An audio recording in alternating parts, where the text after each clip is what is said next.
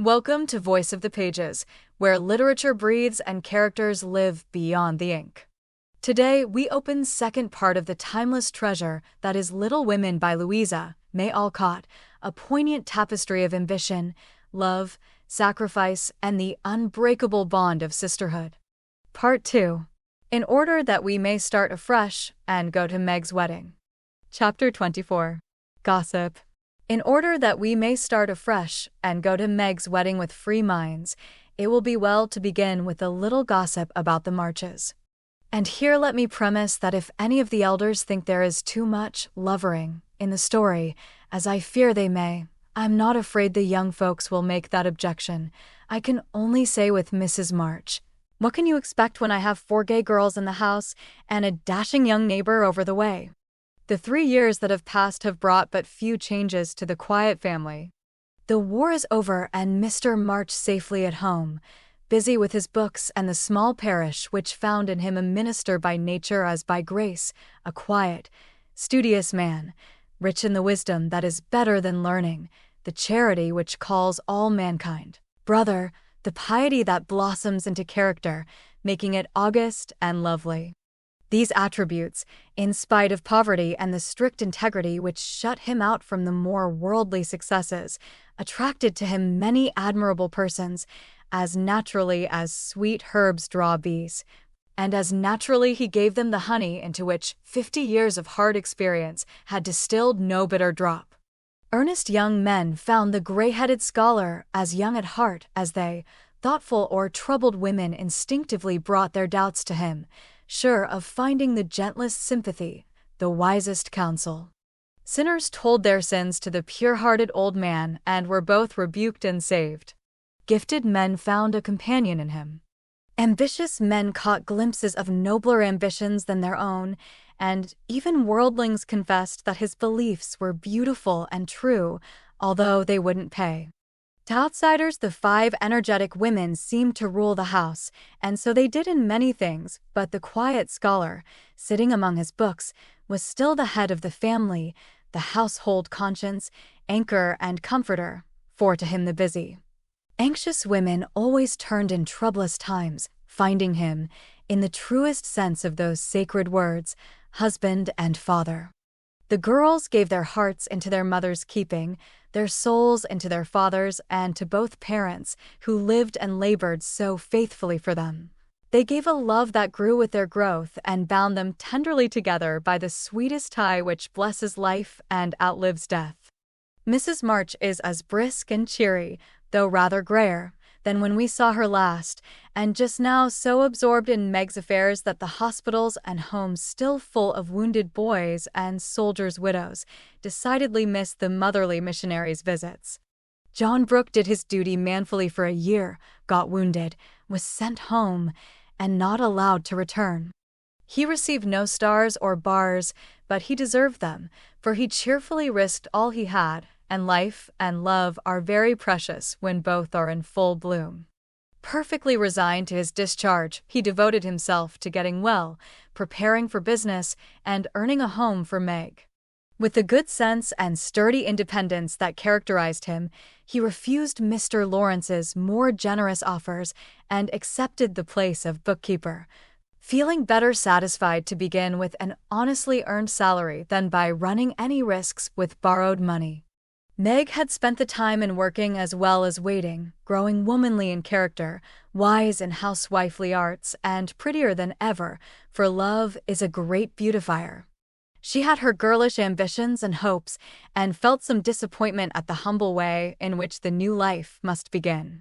Ned Moffat had just married Sally Gardiner, and Meg couldn't help contrasting their fine house and carriage, many gifts, and splendid outfit with her own, and secretly wishing she could have the same. But somehow envy and discontent soon vanished when she thought of all the patient love and labor John had put into the little home awaiting her, and when they sat together in the twilight, talking over their small plans. The future always grew so beautiful and bright that she forgot Sally's splendor and felt herself the richest, happiest girl in Christendom. Jo never went back to Aunt March, for the old lady took such a fancy to Amy that she bribed her with the offer of drawing lessons from one of the best teachers going, and for the sake of this advantage, Amy would have served a far harder mistress. So she gave her mornings to duty, her afternoons to pleasure, and prospered finely. Jo meantime devoted herself to literature and Beth, who remained delicate long after the fever was a thing of the past. Not an invalid exactly, but never again the rosy, healthy creature she had been, yet always hopeful, happy and serene, and busy with the quiet duties she loved, everyone's friend and an angel in the house, long before those who loved her most had learned to know it. As long as the Spread Eagle paid her $1 a column for her rubbish, as she called it, Jo felt herself a woman of means and spun her little romances diligently.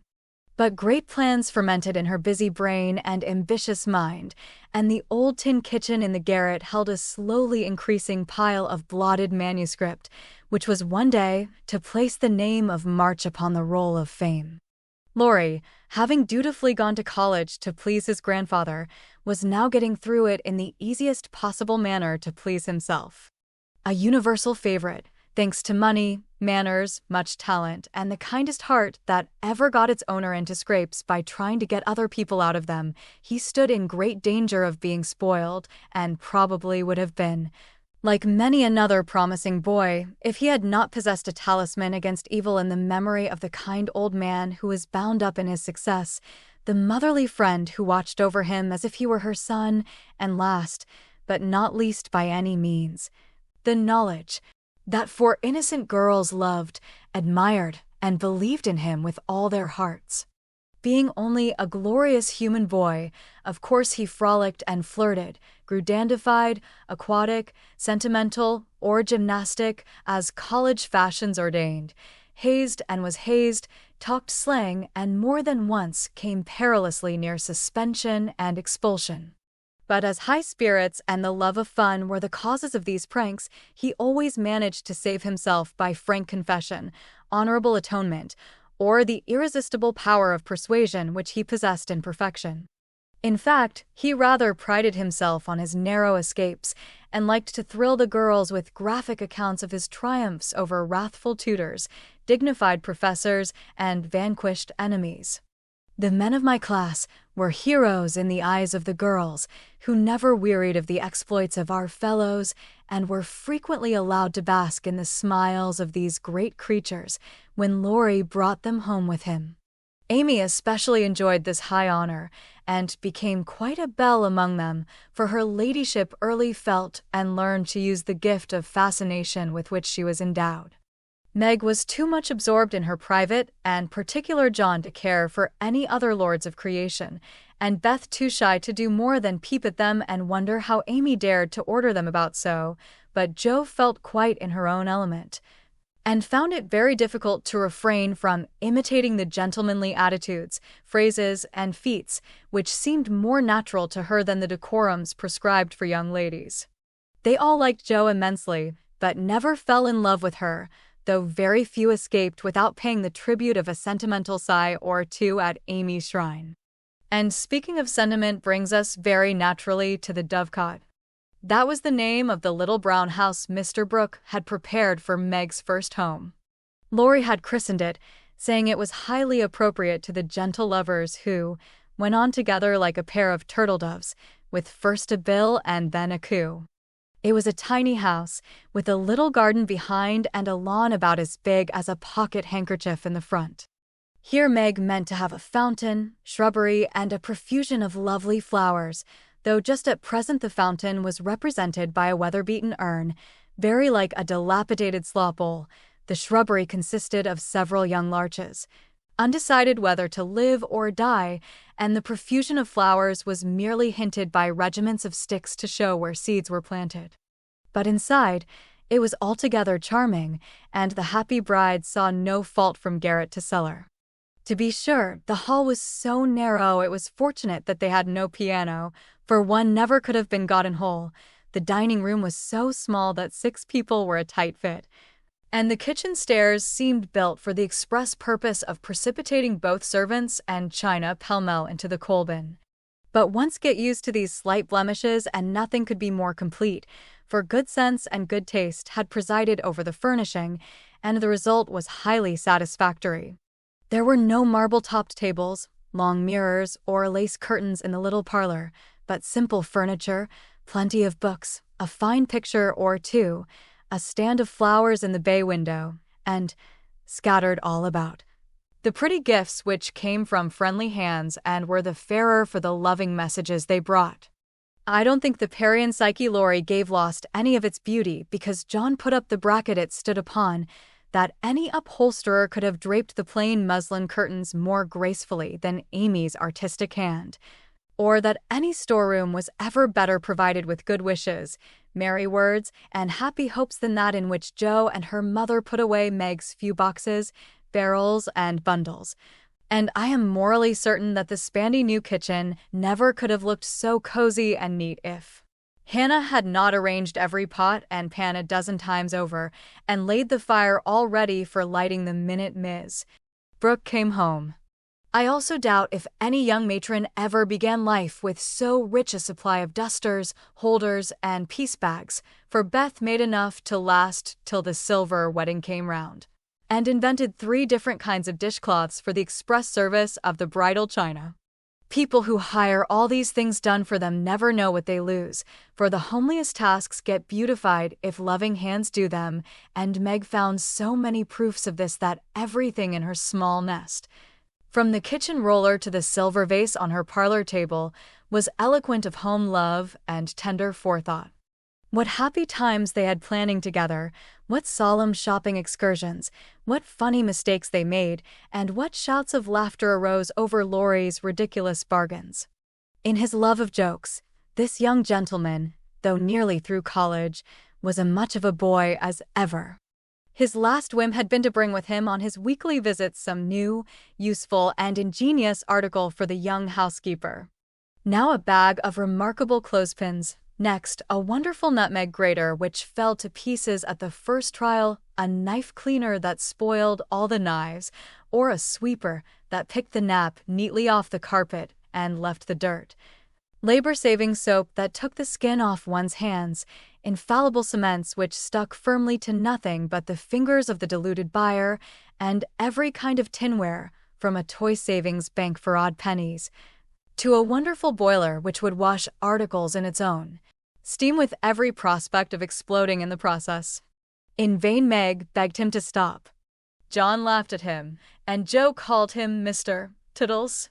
He was possessed with a mania for patronizing Yankee ingenuity and seeing his friends fitly furnished forth. So each week beheld some fresh absurdity. Everything was done at last, even to Amy's arranging different colored soaps to match the different colored rooms, and Beth's setting the table for the first meal. Are you satisfied? Does it seem like home, and do you feel as if you should be happy here? Asked Mrs. March, as she and her daughter went through the new kingdom arm in arm, for just then they seemed to cling together more tenderly than ever. Yes, Mother, perfectly satisfied, thanks to you all, and so happy that I can't talk about it, with a look that was far better than words. If she only had a servant or 2 it would be all right, said Amy, coming out of the parlor, where she had been trying to decide whether the bronze Mercury looked best on the whatnot or the mantelpiece. Mother and I have talked that over, and I have made up my mind to try her way first. There will be so little to do that with Lottie to run my errands and help me here and there, I shall only have enough work to keep me from getting lazy or homesick, answered Meg tranquilly. Sally Moffat has 4, began Amy. If Meg had 4, the house wouldn't hold them, and Master and Mrs. would have to camp in the garden, broke in Jo, who, enveloped in a big blue pinafore, was giving the last polish to the door handles. Sally isn't a poor man's wife, and many maids are in keeping with her fine establishment. Meg and John begin humbly, but I have a feeling that there will be quite as much happiness in the little house as in the big one. It's a great mistake for young girls like Meg to leave themselves nothing to do but dress, give orders, and gossip. When I was first married, I used to long for my new clothes to wear out or get torn so that I might have the pleasure of mending them, for I got heartily sick of doing fancy work and tending my pocket handkerchief. Why didn't you go into the kitchen and make messes, as Sally says she does to amuse herself, though they never turn out well and the servants laugh at her, said Meg. I did after a while, not to mess, but to learn of Hannah how things should be done, that my servants need not laugh at me. It was play then, but there came a time when I was truly grateful that I not only possessed the will but the power to cook wholesome food for my little girls and help myself when I could no longer afford to hire help. You begin at the other end, Meg, dear, but the lessons you learn now will be of use to you by and by when John is a richer man, for the mistress of a house, however splendid, should know how work ought to be done if she wishes to be well and honestly served. Yes, mother, I'm sure of that, said Meg, listening respectfully to the little lecture, for the best of women will hold forth upon the all-absorbing subject of housekeeping. Do you know I like this room most of all in my baby house, added Meg, a minute after as they went upstairs and she looked into her well-stored linen closet. Beth was there, laying the snowy piles smoothly on the shelves and exulting over the goodly array. All three laughed as Meg spoke, for that linen closet was a joke. You see, having said that if Meg married that Brooke, she shouldn't have a cent of her money, Aunt March was rather in a quandary when time had appeased her wrath and made her repent her vow. She never broke her word, and was much exercised in her mind how to get round it, and at last devised a plan whereby she could satisfy herself. Mrs. Carroll, Florence's mamma, was ordered to buy, have made, and marked a generous supply of house and table linen, and send it as her present, all of which was faithfully done, but the secret leaked out and was greatly enjoyed by the family.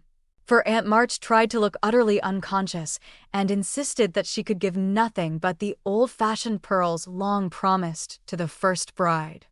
That's a housewifely taste which I am glad to see. I had a young friend who set up housekeeping with 6 sheets, but she had finger bowls for company and that satisfied her, said Mrs. March, patting the damask tablecloths with a truly feminine appreciation of their fineness. I haven't a single finger bowl, but this is a set-out that will last me all my days, Hannah says. And Meg looked quite contented, as well she might. A tall, broad-shouldered young fellow, with a cropped head, a felt basin of a hat, and a flyaway coat, came tramping down the road at a great pace, walked over the low fence without stopping to open the gate, straight up to Mrs. March, with both hands out and a hearty, "Here I am, mother. Yes, it's all right." The last words were in answer to the look the elder lady gave him, a kindly questioning look which the handsome eyes met so frankly that the little ceremony closed, as usual, with a motherly kiss. For Mrs. John Brooke, with the maker's congratulations and compliments. "Bless you, Beth. What a refreshing spectacle you are, Joe. Amy, you are getting altogether too handsome for a single lady." As Laurie spoke, he delivered a brown paper parcel to Meg, pulled Beth's hair ribbon, stared at Joe's big pinafore, and fell into an attitude of mock rapture before Amy, then shook hands all round, and everyone began to talk. "Where is John?" asked Meg anxiously. "Stop to get the license for tomorrow, ma'am." "Which side won the last match, Teddy?" inquired Joe, who persisted in feeling an interest in manly sports despite her 19 years. "Ours, of course. Wish you'd been there to see." "How is the lovely Miss Randall?" asked Amy with a significant smile. "More cruel than ever. Don't you see how I'm pining away?" And Laurie gave his broad chest a sounding slap and heaved a melodramatic sigh. "What's the last joke?" "Undo the bundle and see, Meg," said Beth, eyeing the knobby parcel with curiosity. "It's a useful thing to have in the house in case of fire or thieves," observed Laurie, as a watchman's rattle appeared, amid the laughter of the girls. "Any time when John is away and you get frightened, Mrs. Meg, just swing that out of the front window, and it will rouse the neighborhood in a jiffy. Nice thing, isn't it?" And Laurie gave them a sample of its powers that made them cover up their ears. "There's gratitude for you. And speaking of gratitude reminds me to mention that you may thank Hannah for saving your wedding cake from destruction. I saw it going into your house as I came by, and if she hadn't defended it manfully I'd have had a pick at it, for it looked like a remarkably plummy one. "I wonder if you will ever grow up," Laurie said Meg in a matronly tone. "I'm doing my best, ma'am, but can't get much higher, I'm afraid, as 6 feet is about all men can do in these degenerate days," responded the young gentleman, whose head was about level with the little chandelier. "I suppose it would be profanation to eat anything in this spick-and-span bower, so as I'm tremendously hungry, I propose an adjournment," he added presently. "Mother and I are going to wait for John." "There are some last things to settle," said Meg, bustling away. "Beth and I are going over to Kitty Bryant's to get more flowers for tomorrow," added Amy, tying a picturesque hat over her picturesque curls and enjoying the effect as much as anybody. "Come, Joe. Don't desert a fellow. I'm in such a state of exhaustion I can't get home without help. Don't take off your apron, whatever you do. It's peculiarly becoming," said Laurie, as Joe bestowed his especial aversion in her capacious pocket and offered her arm to support his feeble steps. "Now, Teddy, I want to talk seriously to you about tomorrow," began Joe as they strolled away together. "You must promise to behave well and not cut up any pranks and spoil our plans." "Not a prank. And don't say funny things when we ought to be sober." "I never do. You are the one for that. And I implore you not to look at me during the ceremony." "I shall certainly laugh if you do." "You won't see me. You'll be crying so hard that the thick fog round you will obscure the prospect." "I never cry unless for some great affliction." "Such as fellows going to college, hey?" cut in Laurie, with suggestive laugh. "Don't be a peacock." "I only moaned a trifle to keep the girls company." "Exactly. I say, Joe, how is Grandpa this week?" "Pretty amiable." "Very." "Why, have you got into a scrape, and want to know how he'll take it?" asked Joe rather sharply. "Now, Joe, do you think I'd look your mother in the face and say, 'all right,' if it wasn't?" And Laurie stopped short, with an injured air. "No, I don't." "Then don't go and be suspicious." "I only want some money," said Laurie, walking on again, appeased by her hearty tone. "You spend a great deal, Teddy." "Bless you, I don't spend it, it spends itself somehow and is gone before I know it." "You are so generous and kind-hearted that you let people borrow and can't say no to anyone. We heard about Henshaw and all you did for him."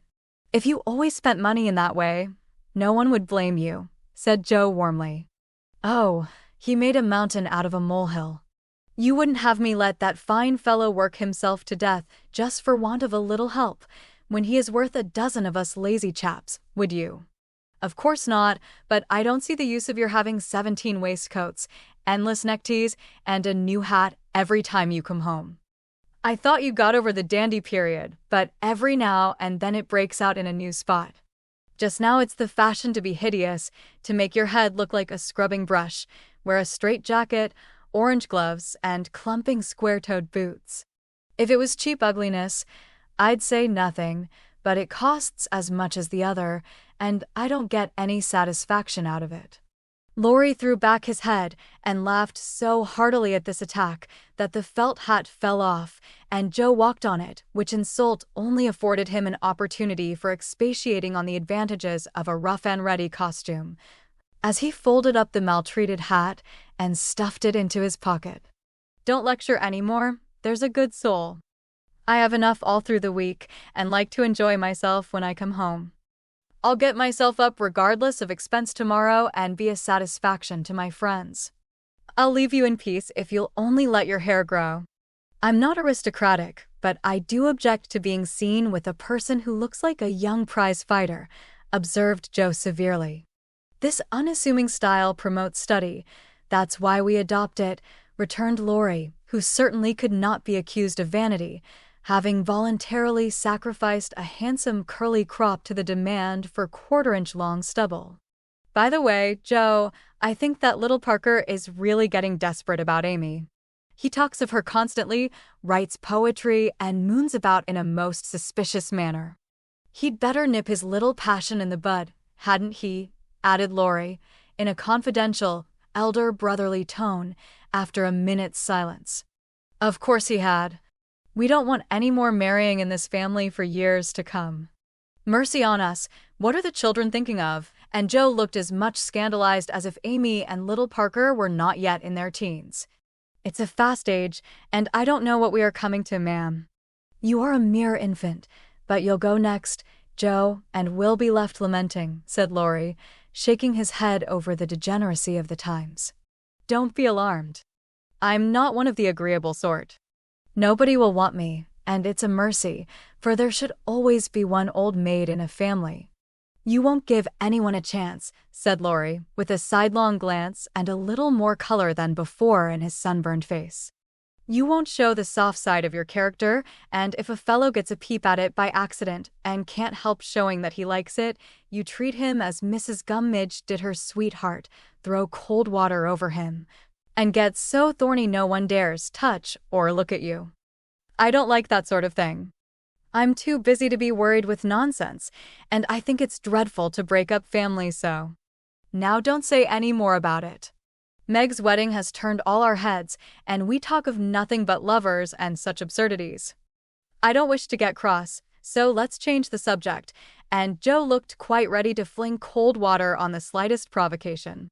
Whatever his feelings might have been, Laurie found a vent for them in a long, low whistle and the fearful prediction as they parted at the gate, "Mark my words, Joe, you'll go next."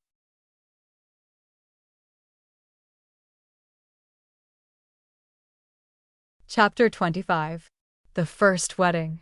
The June roses over the porch were awake bright and early on that morning, rejoicing with all their hearts in the cloudless sunshine, like friendly little neighbors as they were.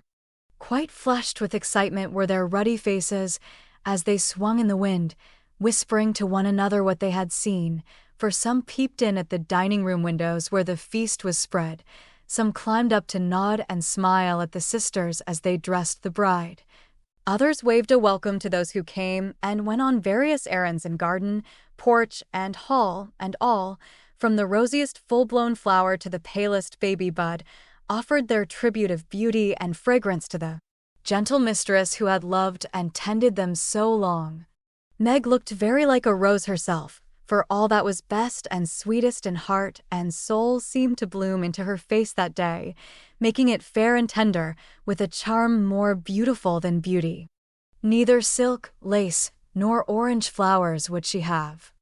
I don't want a fashionable wedding, but only those about me whom I love, and to them I wish to look and be my familiar self. So she made her wedding gown herself, sewing into it the tender hopes and innocent romances of a girlish heart. Her sisters braided up her pretty hair, and the only ornaments she wore were the lilies of the valley, which her John liked best of all the flowers that grew. You do look just like our own dear Meg, only so very sweet and lovely that I should hug you if it wouldn't crumple your dress, cried Amy, surveying her with delight when all was done. Then I am satisfied. But please hug and kiss me, everyone, and don't mind my dress.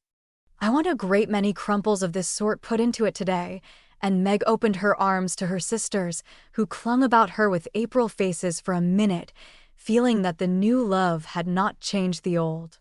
Now I'm going to tie John's cravat for him, and then to stay a few minutes with Father quietly in the study, and Meg ran down to perform these little ceremonies, and then to follow her mother wherever she went, conscious that in spite of the smiles on the motherly face, there was a secret sorrow hid in the motherly heart at the flight of the first bird from the nest.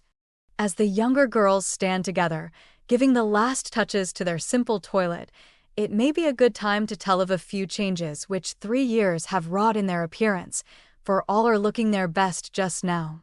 Jo's angles are much softened. She has learned to carry herself with ease, if not grace. The curly crop has lengthened into a thick coil, more becoming to the small head atop of the tall figure. There is a fresh color in her brown cheeks, a soft shine in her eyes, and only gentle words fall from her sharp tongue today. Beth has grown slender, pale, and more quiet than ever. The beautiful, kind eyes are larger, and in them lies an expression that saddens one, although it is not sad itself. It is the shadow of pain which touches the young face with such pathetic patience, but Beth seldom complains and always speaks hopefully of being better soon.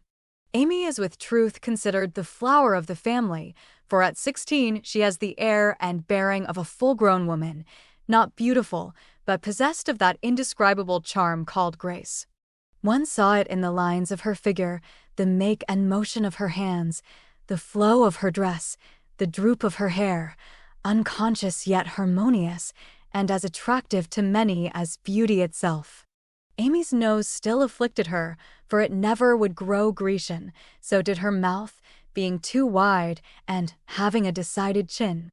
These offending features gave character to her whole face, but she never could see it and consoled herself with her wonderfully fair complexion, keen blue eyes, and curls more golden and abundant than ever.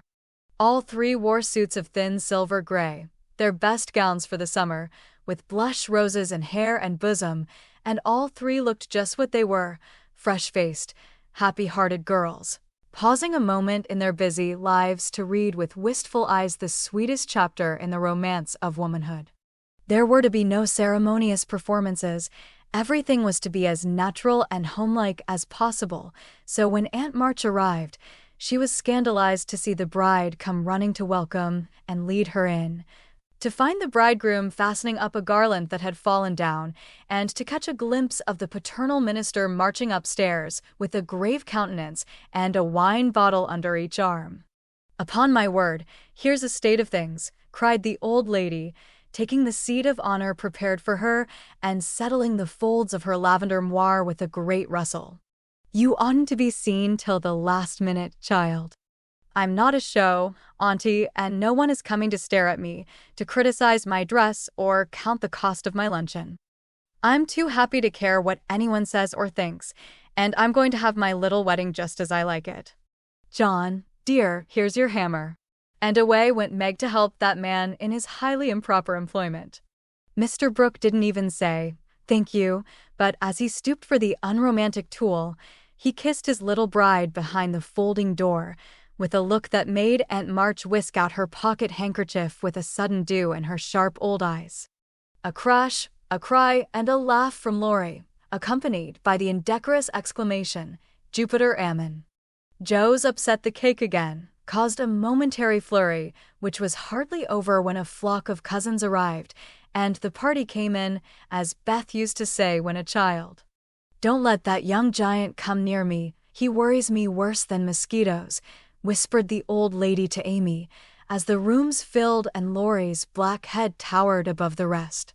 "He has promised to be very good today, and he can be perfectly elegant if he likes," returned Amy, and gliding away to warn Hercules to beware of the dragon, which warning caused him to haunt the old lady with a devotion that nearly distracted her. There was no bridal procession, but a sudden silence fell upon the room as Mr. March and the young couple took their places under the green arch. Mother and sisters gathered close, as if loath to give Meg up. The fatherly voice broke more than once, which only seemed to make the service more beautiful and solemn. The bridegroom's hand trembled visibly, and no one heard his replies. But Meg looked straight up in her husband's eyes, and said, "I will," with such tender trust in her own face and voice that her mother's heart rejoiced, and Aunt March sniffed audibly. Joe did not cry, though she was very near at once, and was only saved from a demonstration by the consciousness that Laurie was staring fixedly at her, with a comical mixture of merriment and emotion in his wicked black eyes. Beth kept her face hidden on her mother's shoulder, but Amy stood like a graceful statue, with a most becoming ray of sunshine touching her white forehead and the flower in her hair. It wasn't at all the thing, I'm afraid, but the minute she was fairly married, Meg cried, the first kiss for Marmee, and, turning, gave it with her heart on her lips. During the next 15 minutes, she looked more like a rose than ever, for everyone availed themselves of their privileges to the fullest extent, from Mr. Laurence to old Hannah, who, adorned with a headdress fearfully and wonderfully made, fell upon her in the hall, crying with a sob and a chuckle, "Bless you, dearie, 100 times. The cake ain't hurt a mite, and everything looks lovely." Everybody cleared up after that and said something brilliant, or tried to, which did just as well, for laughter is ready when hearts are light. There was no display of gifts, for they were already in the little house, nor was there an elaborate breakfast, but a plentiful lunch of cake and fruit, dressed with flowers. Mr. Laurence and Aunt March shrugged and smiled at one another when water, lemonade, and coffee were found to be to only sorts of nectar which the three Hebes carried round. No one said anything till Laurie, who insisted on serving the bride, appeared before her, with a loaded salver in his hand and a puzzled expression on his face. "Has Joe smashed all the bottles by accident?" he whispered, "or am I merely laboring under a delusion that I saw some lying about loose this morning? No, your grandfather kindly offered us his best, and Aunt March actually sent some, but Father put away a little for Beth and dispatched the rest to the soldiers' home. You know he thinks that wine should be used only in illness, and Mother says that neither she nor her daughters will ever offer it to any young man under her roof." Meg spoke seriously and expected to see Laurie frown or laugh, but he did neither, for after a quick look at her, he said, in his impetuous way, "I like that. For I've seen enough harm done to wish other women would think as you do. You are not made wise by experience, I hope," and there was an anxious accent in Meg's voice. "No. I give you my word for it. Don't think too well of me, either. This is not one of my temptations.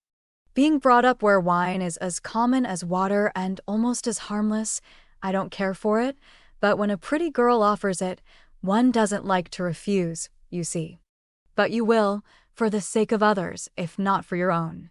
Come, Laurie, promise, and give me one more reason to call this the happiest day of my life." A demand so sudden and so serious made the young man hesitate a moment, for ridicule is often harder to bear than self-denial. Meg knew that if he gave the promise he would keep it at all costs, and feeling her power, used it as a woman may for her friend's good. She did not speak, but she looked up at him with a face made very eloquent by happiness, and a smile which said, "No one can refuse me anything today." Laurie certainly could not, and with an answering smile, he gave her his hand, saying heartily, "I promise, Mrs. Brooke." "I thank you very, very much. And I drink long life to your resolution, Teddy," cried Joe, baptizing him with a splash of lemonade, as she waved her glass and beamed approvingly upon him. So the toast was drunk, the pledge made and loyally kept in spite of many temptations, for with instinctive wisdom, the girls seized a happy moment to do their friend a service, for which he thanked them all his life. After lunch, people strolled about, by twos and threes, through the house and garden, enjoying the sunshine without and within. Meg and John happened to be standing together in the middle of the grass plot, when Laurie was seized with an inspiration which put the finishing touch to this unfashionable wedding. All the married people take hands and dance round the new-made husband and wife, as the Germans do, while we bachelors and spinsters prance in couples outside, cried Laurie, promenading down the path with Amy, with such infectious spirit and skill that everyone else followed their example without a murmur.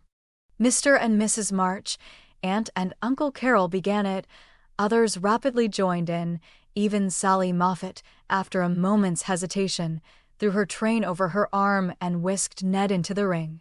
But the crowning joke was Mr. Laurence and Aunt March, for when the stately old gentleman chassed solemnly up to the old lady, she just tucked her cane under her arm and hopped briskly away to join hands with the rest and dance about the bridal pair, while the young folks pervaded the garden like butterflies on a midsummer day.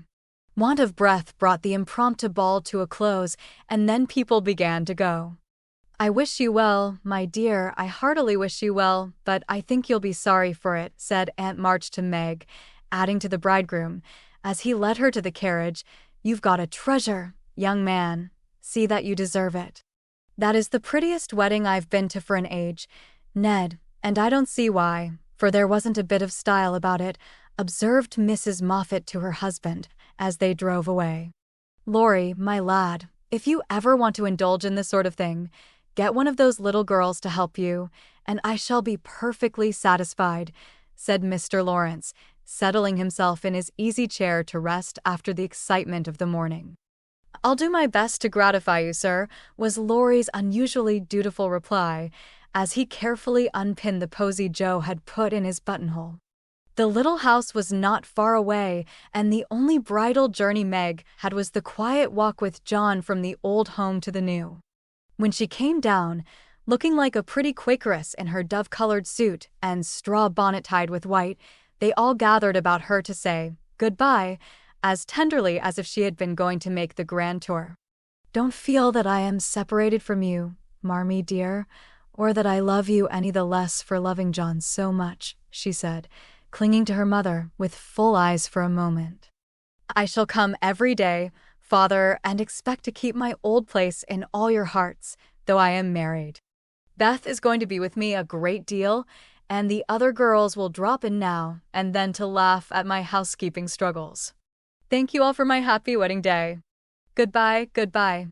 They stood watching her, with faces full of love and hope and tender pride as she walked away, leaning on her husband's arm, with her hands full of flowers and the June sunshine brightening her happy face, and so Meg's married life began.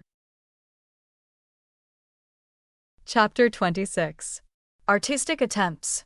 It takes people a long time to learn the difference between talent and genius, especially ambitious young men and women. Amy was learning this distinction through much tribulation, for mistaking enthusiasm for inspiration. She attempted every branch of art with youthful audacity. For a long time there was a lull in the mud pie business, and she devoted herself to the finest pen and ink drawing, in which she showed such taste and skill that her graceful handiwork proved both pleasant and profitable. But overstrained eyes caused pen and ink to be laid aside for a bold attempt at poker sketching. While this attack lasted, the family lived in constant fear of a conflagration, for the odor of burning would pervade the house at all hours, smoke issued from attic and shed with alarming frequency, red-hot pokers lay about promiscuously, and Hannah never went to bed without a pail of water and the dinner bell at her door in case of fire. Raphael's face was found boldly executed on the underside of the molding board, and Bacchus on the head of a beer barrel. A chanting cherub adorned the cover of the sugar bucket, and attempts to portray Romeo and Juliet supplied kindling for some time. From fire to oil was a natural transition for burned fingers, and Amy fell to painting with undiminished ardor. An artist friend fitted her out with his cast-off palettes, brushes, and colors, and she daubed away, producing pastoral and marine views such as were never seen on land or sea. Her monstrosities in the way of cattle would have taken prizes at an agricultural fair, and the perilous pitching of her vessels would have produced seasickness in the most nautical observer, if the utter disregard to all known rules of shipbuilding and rigging had not convulsed him with laughter at the first glance. Swarthy boys and dark-eyed Madonnas, staring at you from one corner of the studio, suggested Murillo. Oily brown shadows of faces with a lurid streak in the wrong place meant Rembrandt. Buxom ladies and drapiscal infants, Rubens. And Turner appeared in tempests of blue thunder, orange lightning, brown rain, and purple clouds, with a tomato-colored splash in the middle, which might be the sun or a bowie, a sailor's shirt or a king's robe, as the spectator pleased. Charcoal portraits came next, and the entire family hung in a row, looking as wild and crocky as if just evoked from a coal bin. Softened into crayon sketches, they did better, for the likenesses were good, and Amy's hair, Joe's nose, Meg's mouth, and Laurie's eyes were pronounced wonderfully fine. A return to clay and plaster followed, and ghostly casts of her acquaintances haunted corners of the house, or tumbled off closet shelves onto people's heads. Her efforts in this line, however, were brought to an abrupt close by an untoward accident, which quenched her ardor. Other models failing her for a time, she undertook to cast her own pretty foot, and the family were one day alarmed by an unearthly bumping and screaming, and running to the rescue, found the young enthusiast hopping wildly about the shed with her foot held fast in a pan full of plaster, which had hardened with unexpected rapidity. With much difficulty and some danger she was dug out, for Jo was so overcome with laughter while she excavated that her knife went too far, cut the poor foot, and left a lasting memorial of one artistic attempt, at least. After this Amy subsided, till a mania for sketching from nature set her to haunting river, field, and wood, for picturesque studies, and sighing for ruins to copy. She caught endless colds sitting on damp grass to book, a delicious bit, composed of a stone, a stump, one mushroom, and a broken mullein stalk, or a heavenly mass of clouds that looked like a choice display of featherbeds when done. She sacrificed her complexion floating on the river in the midsummer sun to study light and shade, and got a wrinkle over her nose trying after points of sight, or whatever the squint-answering performance is called. If genius is eternal patience, as Michelangelo affirms, Amy had some claim to the divine attribute, for she persevered in spite of all obstacles, failures, and discouragements, firmly believing that in time she should do something worthy to be called high art. She was learning, doing, and enjoying other things meanwhile, for she had resolved to be an attractive and accomplished woman, even if she never became a great artist.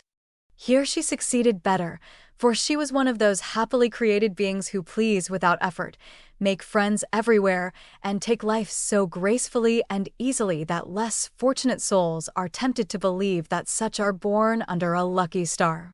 Everybody liked her, for among her good gifts was tact. She had an instinctive sense of what was pleasing and proper, always said the right thing to the right person, did just what suited the time and place, and was so self-possessed that her sisters used to say, if Amy went to court without any rehearsal beforehand, she'd know exactly what to do. One of her weaknesses was a desire to move in our best society without being quite sure what the best really was. Money, position, fashionable accomplishments, and elegant manners were most desirable things in her eyes, and she liked to associate with those who possessed them, often mistaking the false for the true, and admiring what was not admirable. Never forgetting that by birth she was a gentlewoman, she cultivated her aristocratic tastes and feelings, so that when the opportunity came she might be ready to take the place from which poverty now excluded her. My lady, as her friends called her, sincerely desired to be a genuine lady, and was so at heart, but had yet to learn that money cannot buy refinement of nature, that rank does not always confer nobility, and that true breeding makes itself felt in spite of external drawbacks. "I want to ask a favor of you, Mama," Amy said, coming in with an important air one day. "Well, little girl, what is it?" replied her mother, in whose eyes the stately young lady still remained the baby. "Our drawing class breaks up next week, and before the girls separate for the summer, I want to ask them out here for a day. They are wild to see the river, sketch the broken bridge, and copy some of the things they admire in my book. They have been very kind to me in many ways, and I am grateful, for they are all rich, and I know I am poor, yet they never made any difference. Why should they?" And Mrs. March put the question with what the girls called her Maria Theresa air. "You know as well as I that it does make a difference with nearly everyone, so don't ruffle up like a dear motherly hen when your chickens get pecked by smarter birds. The ugly duckling turned out a swan, you know," and Amy smiled without bitterness, for she possessed a happy temper and hopeful spirit. Mrs. March laughed and smoothed down her maternal pride as she asked, "Well, my swan, what is your plan?" "I should like to ask the girls out to lunch next week, to take them for a drive to the places they want to see, a row on the river, perhaps, and make a little artistic fete for them." "That looks feasible. What do you want for lunch?" "Cake, sandwiches, fruit, and coffee will be all that is necessary, I suppose." "Oh, dear no. We must have cold tongue and chicken, French chocolate, and ice cream, besides.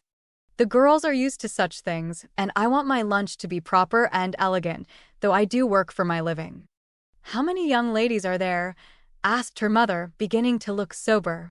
12 or 14 in the class, but I dare say they won't all come." "Bless me, child, you will have to charter an omnibus to carry them about." "Why, mother, how can you think of such a thing?" Not more than 6 or 8 will probably come, so I shall hire a beach wagon and borrow Mr. Lawrence's cherry bounce. Hannah's pronunciation of charabanc. All of this will be expensive, Amy. Not very. I've calculated the cost, and I'll pay for it myself. Don't you think, dear, that as these girls are used to such things and the best we can do will be nothing new, that some simpler plan would be pleasanter to them, as a change if nothing more, and much better for us than buying or borrowing what we don't need, and attempting a style not in keeping with our circumstances? If I can't have it as I like, I don't care to have it at all. I know that I can carry it out perfectly well, if you and the girls will help a little, and I don't see why I can't if I'm willing to pay for it, said Amy, with the decision which opposition was apt to change into obstinacy. Mrs. March knew that experience was an excellent teacher, and when it was possible she left her children to learn alone the lessons which she would gladly have made easier, if they had not objected to taking advice as much as they did Salts and Senna. Very well, Amy, if your heart is set upon it, and you see your way through without too great an outlay of money, time, and temper, I'll say no more. Talk it over with the girls, and whichever way you decide, I'll do my best to help you. Thanks, Mother, you are always so kind, and away went Amy to lay her plan before her sisters. Meg agreed at once, and promised her aid, gladly offering anything she possessed, from her little house itself to her very best salt spoons. But Joe frowned upon the whole project and would have nothing to do with it at first.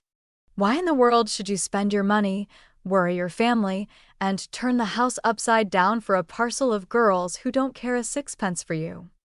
I thought you had too much pride and sense to truckle to any mortal woman just because she wears French boots and rides in a coupe, said Joe, who, being called from the tragic climax of her novel, was not in the best mood for social enterprises. I don't truckle, and I hate being patronized as much as you do, returned Amy indignantly, for the two still jangled when such questions arose. The girls do care for me, and I for them, and there's a great deal of kindness and sense and talent among them, in spite of what you call fashionable nonsense. You don't care to make people like you, to go into good society and cultivate your manners and tastes. I do, and I mean to make the most of every chance that comes. You can go through the world with your elbows out and your nose in the air, and call it independence, if you like. That's not my way. When Amy had wetted her tongue and freed her mind, she usually got the best of it, for she seldom failed to have common sense on her side, while Joe carried her love of liberty and hate of conventionalities to such an unlimited extent that she naturally found herself worsted in an argument. Amy's definition of Joe's idea of independence was such a good hit that both burst out laughing, and the discussion took a more amiable turn.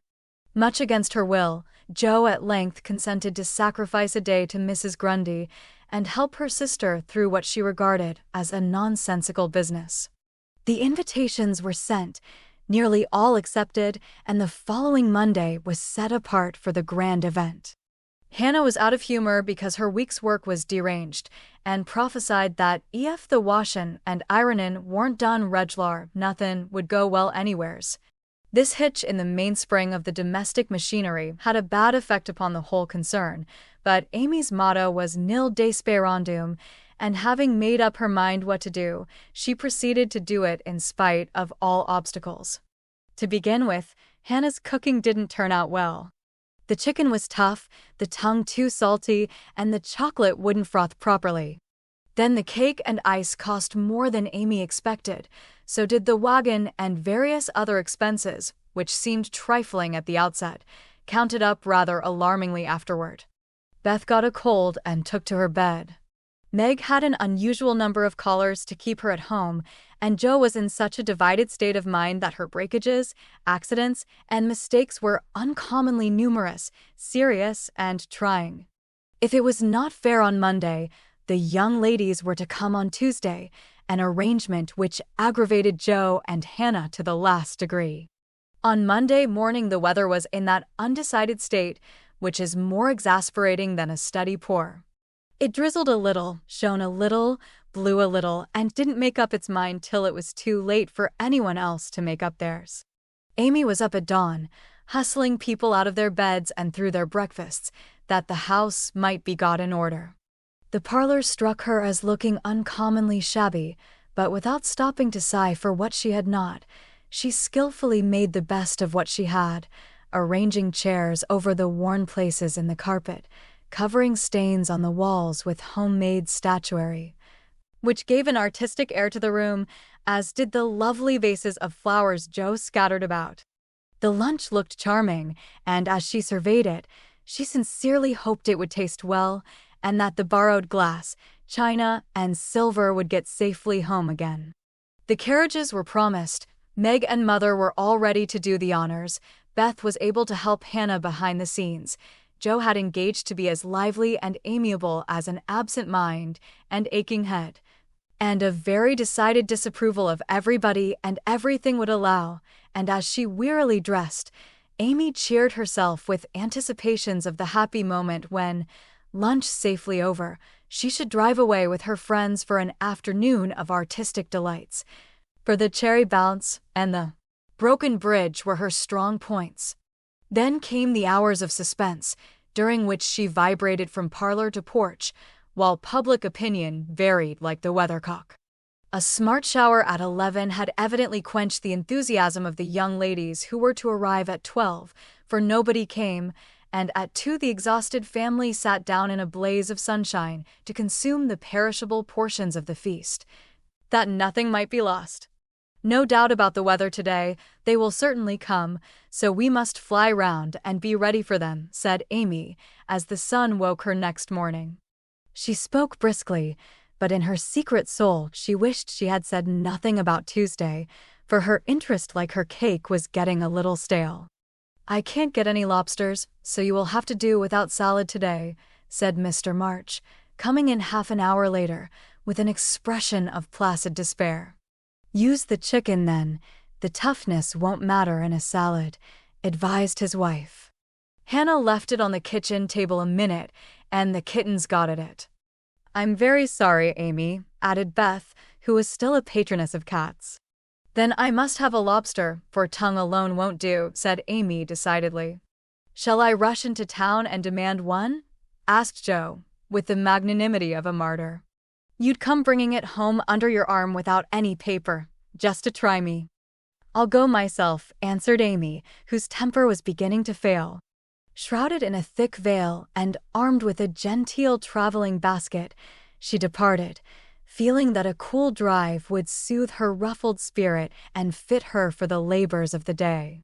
After some delay, the object of her desire was procured, likewise a bottle of dressing to prevent further loss of time at home, and off she drove again, well pleased with her own forethought. As the omnibus contained only one other passenger, a sleepy old lady, Amy pocketed her veil and beguiled the tedium of the way by trying to find out where all her money had gone to. So busy was she with her card full of refractory figures that she did not observe a newcomer, who entered without stopping the vehicle, till a masculine voice said, "Good morning, Miss March," and, looking up, she beheld one of Laurie's most elegant college friends. Fervently hoping that he would get out before she did, Amy utterly ignored the basket at her feet, and, congratulating herself that she had on her new traveling dress, returned the young man's greeting with her usual suavity and spirit. They got on excellently, for Amy's chief care was soon set at rest by learning that the gentleman would leave first, and she was chatting away in a peculiarly lofty strain when the old lady got out. In stumbling to the door, she upset the basket and, oh horror, the lobster, in all its vulgar size and brilliancy, was revealed to the high-born eyes of a tutor. "By Jove, she's forgotten her dinner," cried the unconscious youth, poking the scarlet monster into its place with his cane, and preparing to hand out the basket after the old lady. "Please don't. It's mine," murmured Amy, with a face nearly as red as her fish. "Oh, really, I beg pardon." "It's an uncommonly fine one, isn't it?" said Tudor, with great presence of mind, and an air of sober interest that did credit to his breeding. Amy recovered herself in a breath, set her basket boldly on the seat, and said, laughing, Don't you wish you were to have some of the salad he's going to make, and to see the charming young ladies who are to eat it? Now that was tact, for two of the ruling foibles of the masculine mind were touched. The lobster was instantly surrounded by a halo of pleasing reminiscences, and curiosity about the charming young ladies diverted his mind from the comical mishap. I suppose he'll laugh and joke over it with Laurie, but I shan't see them, that's a comfort, thought Amy, as Tudor bowed and departed. She did not mention this meeting at home, though she discovered that, thanks to the upset, her new dress was much damaged by the rivulets of dressing that meandered down the skirt, but went through with the preparations which now seemed more irksome than before. And at 12 o'clock all was ready again. Feeling that the neighbors were interested in her movements, she wished to efface the memory of yesterday's failure by a grand success today, so she ordered the cherry bounce and drove away in state to meet and escort her guests to the banquet. There's the rumble, they're coming. I'll go on to the porch and meet them. It looks hospitable, and I want the poor child to have a good time after all her trouble, said Mrs. March, suiting the action to the word.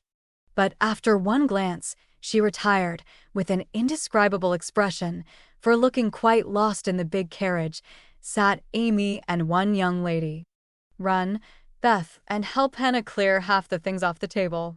It will be too absurd to put a luncheon for 12 before a single girl, cried Joe, hurrying away to the lower regions, too excited to stop even for a laugh.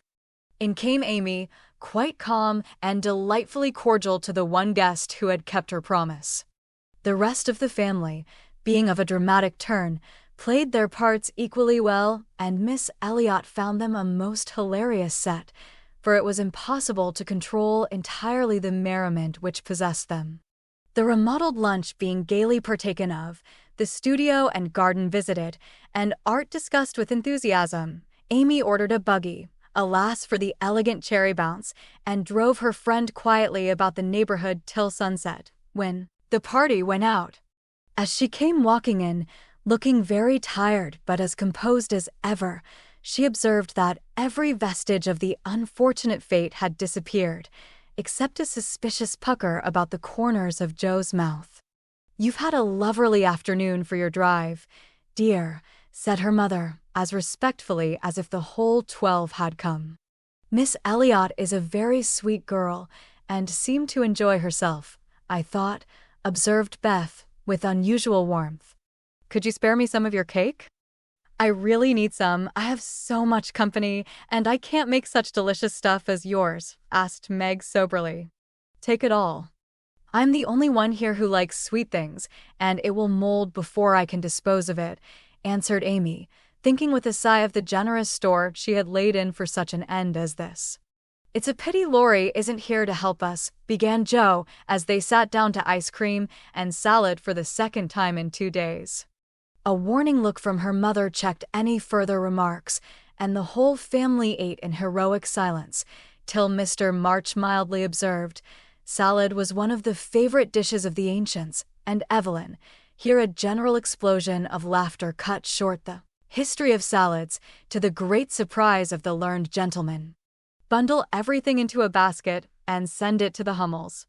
Germans like messes.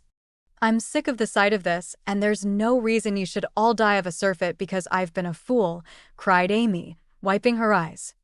"I thought I should have died when I saw you two girls rattling about in the what-you-call-it, like two little kernels in a very big nutshell, and mother waiting in state to receive the throng," sighed Joe, quite spent with laughter. "I'm very sorry you were disappointed, dear, but we all did our best to satisfy you," said Mrs. March, in a tone full of motherly regret. "I am satisfied. I've done what I undertook, and it's not my fault that it failed. I comfort myself with that," said Amy with a little quiver in her voice.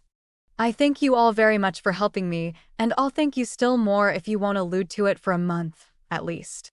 No one did for several months, but the word fate always produced a general smile, and Laurie's birthday gift to Amy was a tiny coral lobster in the shape of a charm for her watchguard. Chapter 27. Literary Lessons. Fortune suddenly smiled upon Jo and dropped a good luck penny in her path. Not a golden penny, exactly, but I doubt if 500,000 would have given more real happiness than did the little sum that came to her in this wise. Every few weeks she would shut herself up in her room, put on her scribbling suit, and fall into a vortex, as she expressed it, writing away at her novel with all her heart and soul, for till that was finished she could find no peace. Her scribbling suit consisted of a black woolen pinafore on which she could wipe her pen at will, and a cap of the same material, adorned with a cheerful red bow, into which she bundled her hair when the decks were cleared for action. This cap was a beacon to the inquiring eyes of her family, who during these periods kept their distance, merely popping in their heads semi-occasionally to ask, with interest, "Does genius burn, Jo?" They did not always venture even to ask this question, but took an observation of the cap and judged accordingly. If this expressive article of dress was drawn low upon the forehead, it was a sign that hard work was going on. In exciting moments it was pushed rakishly askew, and when despair seized the author it was plucked wholly off and cast upon the floor. At such times the intruder silently withdrew, and not until the red bow was seen gaily erect upon the gifted brow did anyone dare address Jo.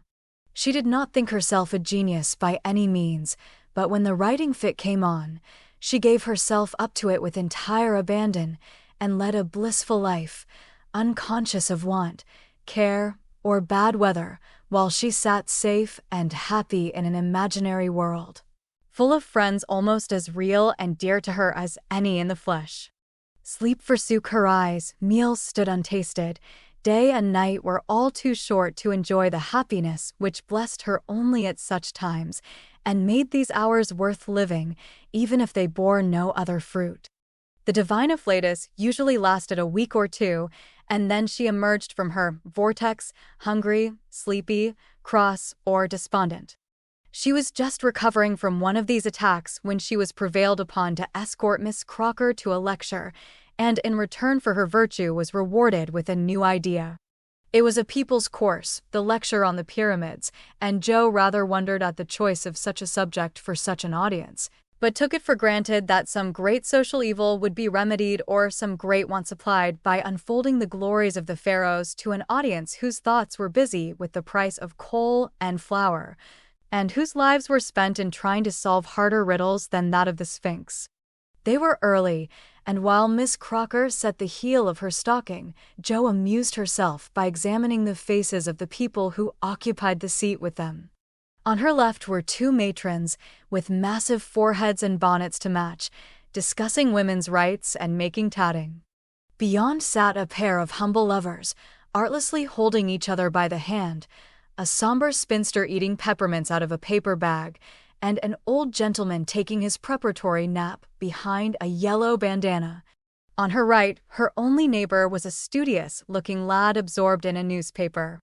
It was a pictorial sheet, and Jo examined the work of art nearest her, idly wondering what fortuitous concatenation of circumstances needed the melodramatic illustration of an Indian in full war costume, tumbling over a precipice with a wolf at his throat, while two infuriated young gentlemen, with unnaturally small feet and big eyes, were stabbing each other close by, and a disheveled female was flying away in the background with her mouth wide open.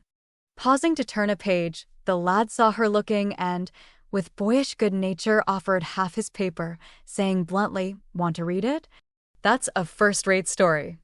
Jo accepted it with a smile, for she had never outgrown her liking for lads, and soon found herself involved in the usual labyrinth of love, mystery, and murder, for the story belonged to that class of light literature in which the passions have a holiday. And when the author's invention fails, a grand catastrophe clears the stage of one half the dramatis personae, leaving the other half to exult over their downfall. "Prime, isn't it?" asked the boy, as her eye went down the last paragraph of her portion. "I think you and I could do as well as that if we tried," returned Jo, amused at his admiration of the trash. "I should think I was a pretty lucky chap if I could."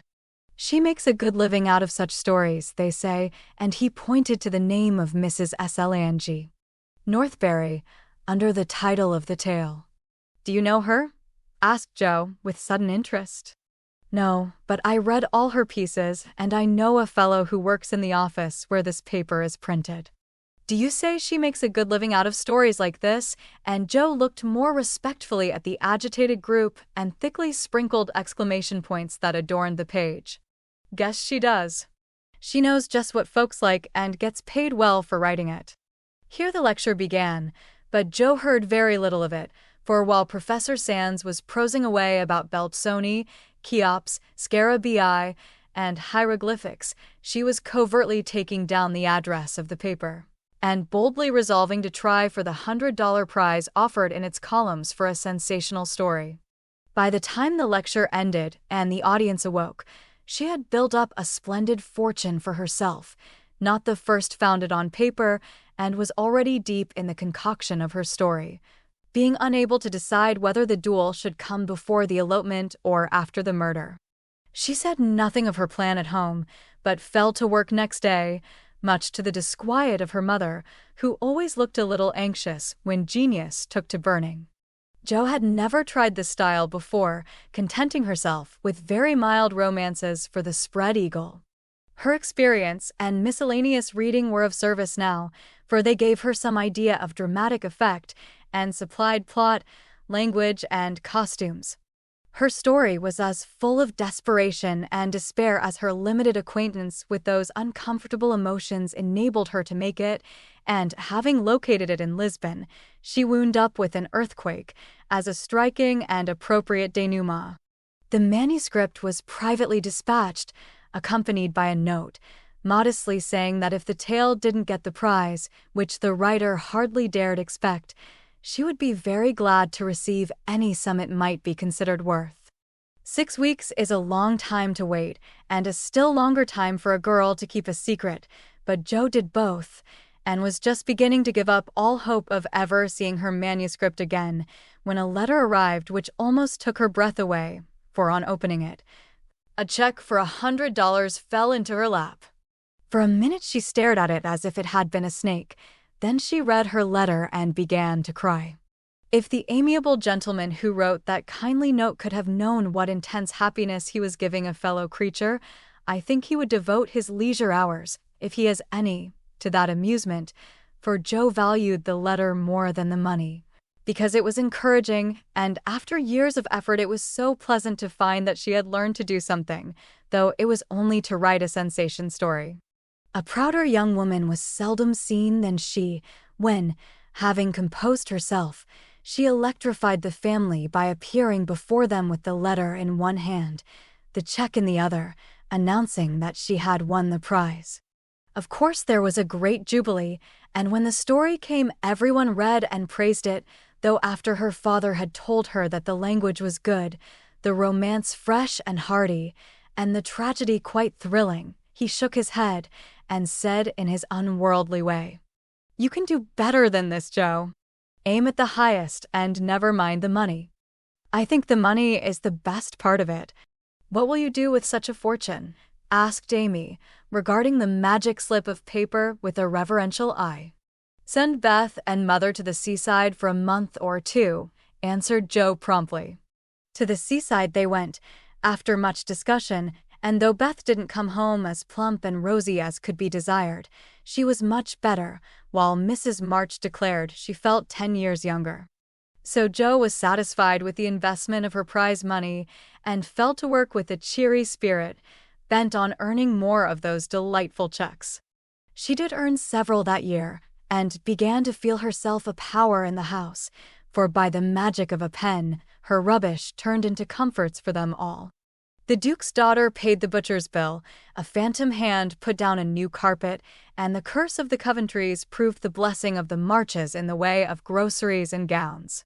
Wealth is certainly a most desirable thing, but poverty has its sunny side, and one of the sweet uses of adversity is the genuine satisfaction which comes from hearty work of head or hand, and to the inspiration of necessity we owe half the wise, beautiful, and useful blessings of the world. Jo enjoyed a taste of this satisfaction and ceased to envy richer girls, taking great comfort in the knowledge that she could supply her own wants and need ask no one for a penny. Little notice was taken of her stories, but they found a market, and encouraged by this fact, she resolved to make a bold stroke for fame and fortune. Having copied her novel for the 4th time, read it to all her confidential friends, and submitted it with fear and trembling to 3 publishers, she at last disposed of it, on condition that she would cut it down 1/3, and omit all the parts which she particularly admired. Now I must either bundle it back into my tin kitchen to mold, pay for printing it myself, or chop it up to suit purchasers and get what I can for it. Fame is a very good thing to have in the house, but cash is more convenient, so I wish to take the sense of the meeting on this important subject, said Jo, calling a family council. Don't spoil your book, my girl, for there is more in it than you know, and the idea is well worked out. Let it wait and ripen, was her father's advice, and he practiced what he preached, having waited patiently 30 years for fruit of his own to ripen, and being in no haste to gather it even now when it was sweet and mellow. It seems to me that Jo will profit more by taking the trial than by waiting, said Mrs. March. Criticism is the best test of such work, for it will show her both unsuspected merits and faults, and help her to do better next time. We are too partial, but the praise and blame of outsiders will prove useful, even if she gets but little money. Yes, said Jo, knitting her brows, that's just it. I've been fussing over the thing so long, I really don't know whether it's good, bad, or indifferent. It will be a great help to have cool, impartial persons take a look at it and tell me what they think of it. I wouldn't leave a word out of it.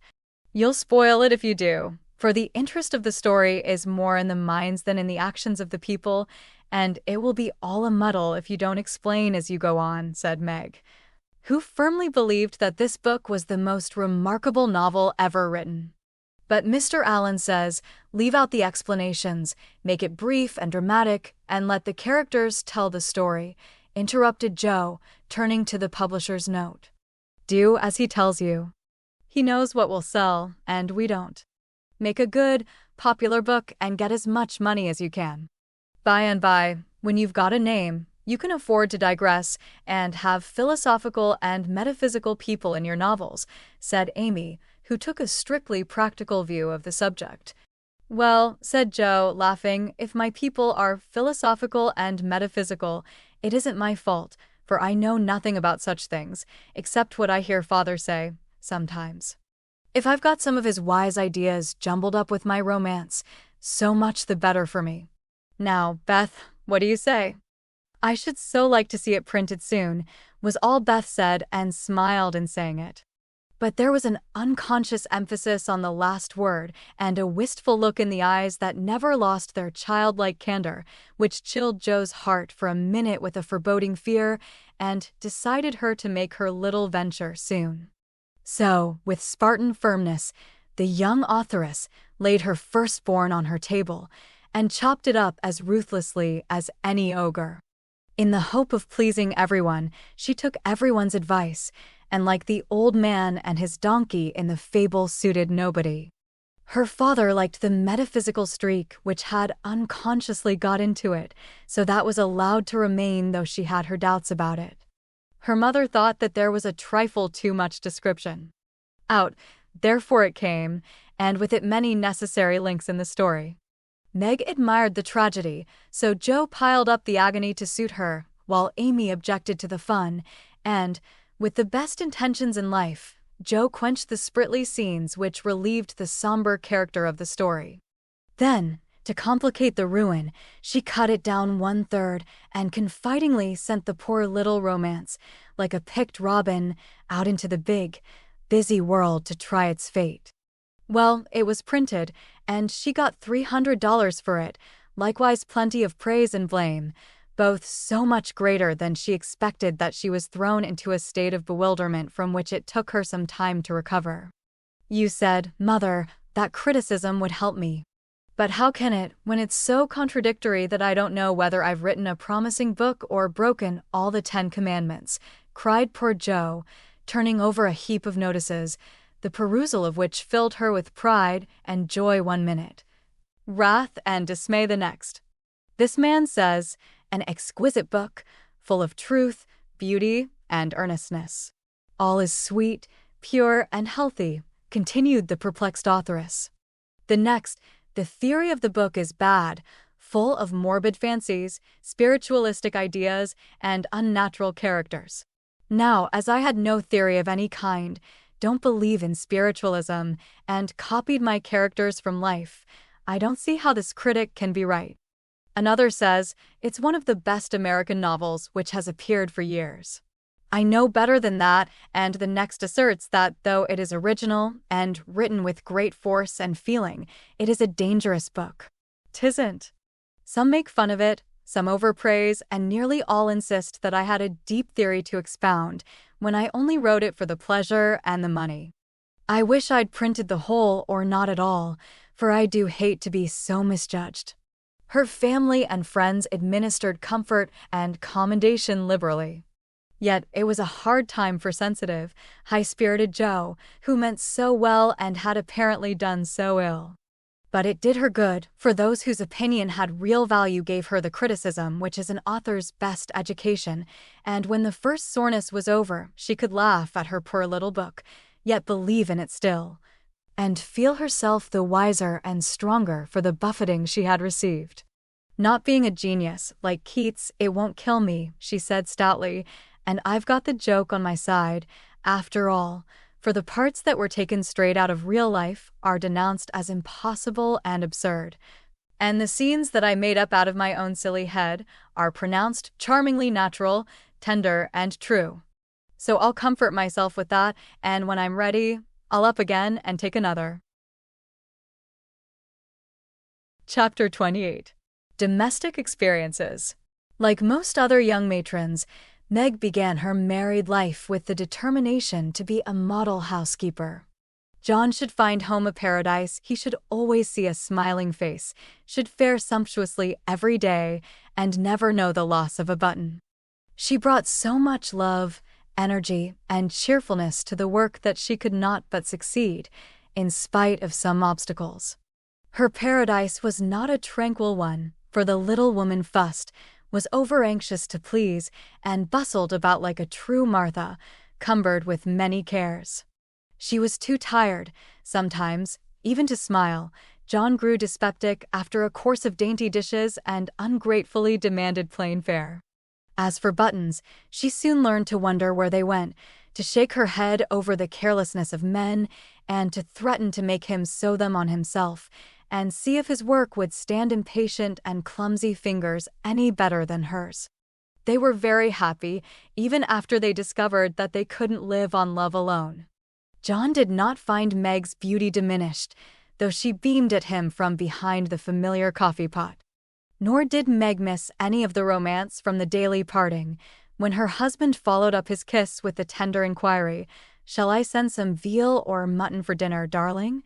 The little house ceased to be a glorified bower, but it became a home, and the young couple soon felt that it was a change for the better. At first they played keep house, and frolicked over it like children. Then John took steadily to business, feeling the cares of the head of a family upon his shoulders, and Meg laid by her cambric wrappers, put on a big apron, and fell to work, as before said, with more energy than discretion. While the cooking mania lasted, she went through Mrs. Cornelius's receipt book as if it were a mathematical exercise, working out the problems with patience and care. Sometimes her family were invited in to help eat up a too bounteous feast of successes, or Lottie would be privately dispatched with a batch of failures, which were to be concealed from all eyes in the convenient stomachs of the little Hummels. An evening with John over the account books usually produced a temporary lull in the culinary enthusiasm, and a frugal fit would ensue, during which the poor man was put through a course of bread pudding, hash, and warmed-over coffee, which tried his soul, although he bore it with praiseworthy fortitude. Before the golden mean was found, however, Meg added to her domestic possessions what young couples seldom get on long without, a family jar. Fired with a housewifely wish to see her storeroom stocked with homemade preserves, she undertook to put up her own currant jelly. John was requested to order home a dozen or so of little pots and an extra quantity of sugar, for their own currants were ripe and were to be attended to at once. As John firmly believed that my wife was equal to anything and took a natural pride in her skill, he resolved that she should be gratified and their only crop of fruit laid by in a most pleasing form for winter use. Home came 4 dozen delightful little pots, half a barrel of sugar, and a small boy to pick the currants for her.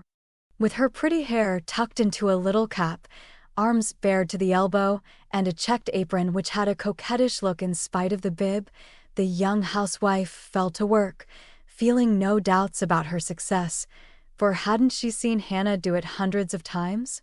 The array of pots rather amazed her at first, but John was so fond of jelly, and the nice little jars would look so well on the top shelf, that Meg resolved to fill them all, and spent a long day picking, boiling, straining, and fussing over her jelly. She did her best. She asked advice of Mrs. Cornelius. She racked her brain to remember what Hannah did that she left undone. She reboiled, resugared, and restrained, but that dreadful stuff wouldn't gel. She longed to run home, bib and all, and ask Mother to lend her a hand, but John and she had agreed that they would never annoy anyone with their private worries, experiments, or quarrels. They had laughed over that last word as if the idea it suggested was a most preposterous one, but they had held to their resolve, and whenever they could get on without help they did so, and no one interfered, for Mrs. March had advised the plan. So Meg wrestled alone with the refractory sweetmeats all that hot summer day, and at 5 o'clock sat down in her topsy-turvy kitchen, wrung her bedaubed hands, lifted up her voice, and wept. Now, in the first flush of the new life, she had often said, "My husband shall always feel free to bring a friend home whenever he likes. I shall always be prepared. There shall be no flurry, no scolding, no discomfort, but a neat house, a cheerful wife, and a good dinner. John, dear, never stop to ask my leave, invite whom you please, and be sure of a welcome from me." How charming that was, to be sure. John quite glowed with pride to hear her say it, and felt what a blessed thing it was to have a superior wife. But although they had had company from time to time, it never happened to be unexpected, and Meg had never had an opportunity to distinguish herself till now. It always happens so in this vale of tears. There is an inevitability about such things which we can only wonder at, deplore, and bear as we best can. If John had not forgotten all about the jelly, it really would have been unpardonable in him to choose that day, of all the days in the year, to bring a friend home to dinner unexpectedly. Congratulating himself that a handsome repast had been ordered that morning, feeling sure that it would be ready to the minute, and indulging in pleasant anticipations of the charming effect it would produce, when his pretty wife came running out to meet him, he escorted his friend to his mansion with the irrepressible satisfaction of a young host and husband. It is a world of disappointments, as John discovered when he reached the dovecot. The front door usually stood hospitably open. Now it was not only shut, but locked, and yesterday's mud still adorned the steps. The parlor windows were closed and curtained, no picture of the pretty wife sewing on the piazza, in white, with a distracting little bow in her hair, or a bright-eyed hostess, smiling a shy welcome as she greeted her guest. Nothing of the sort, for not a soul appeared but a sanguinary-looking boy asleep under the currant bushes. "I'm afraid something has happened. Step into the garden, Scott, while I look up Mrs. Brooke," said John, alarmed at the silence and solitude. Round the house he hurried, led by a pungent smell of burned sugar, and Mr. Scott strolled after him with a queer look on his face. He paused discreetly at a distance when Brooke disappeared, but he could both see and hear, and, being a bachelor, enjoyed the prospect mightily. In the kitchen reigned confusion and despair.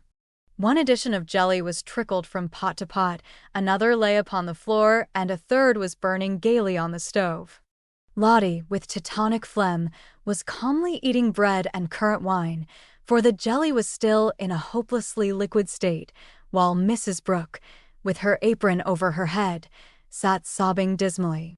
"My dearest girl, what is the matter?" cried John, rushing in with awful visions of scalded hands, sudden news of affliction, and secret consternation at the thought of the guest in the garden. "Oh, John, I am so tired and hot and cross and worried. I've been at it till I'm all worn out. Do come and help me or I shall die." And the exhausted housewife cast herself upon his breast, giving him a sweet welcome in every sense of the word, for her pinafore had been baptized at the same time as the floor. "What worries you, dear? Has anything dreadful happened?" asked the anxious John, tenderly kissing the crown of the little cap, which was all askew. "Yes," sobbed Meg despairingly. "Tell me quick, then. Don't cry. I can bear anything better than that. Out with it, love. The jelly won't gel, and I don't know what to do."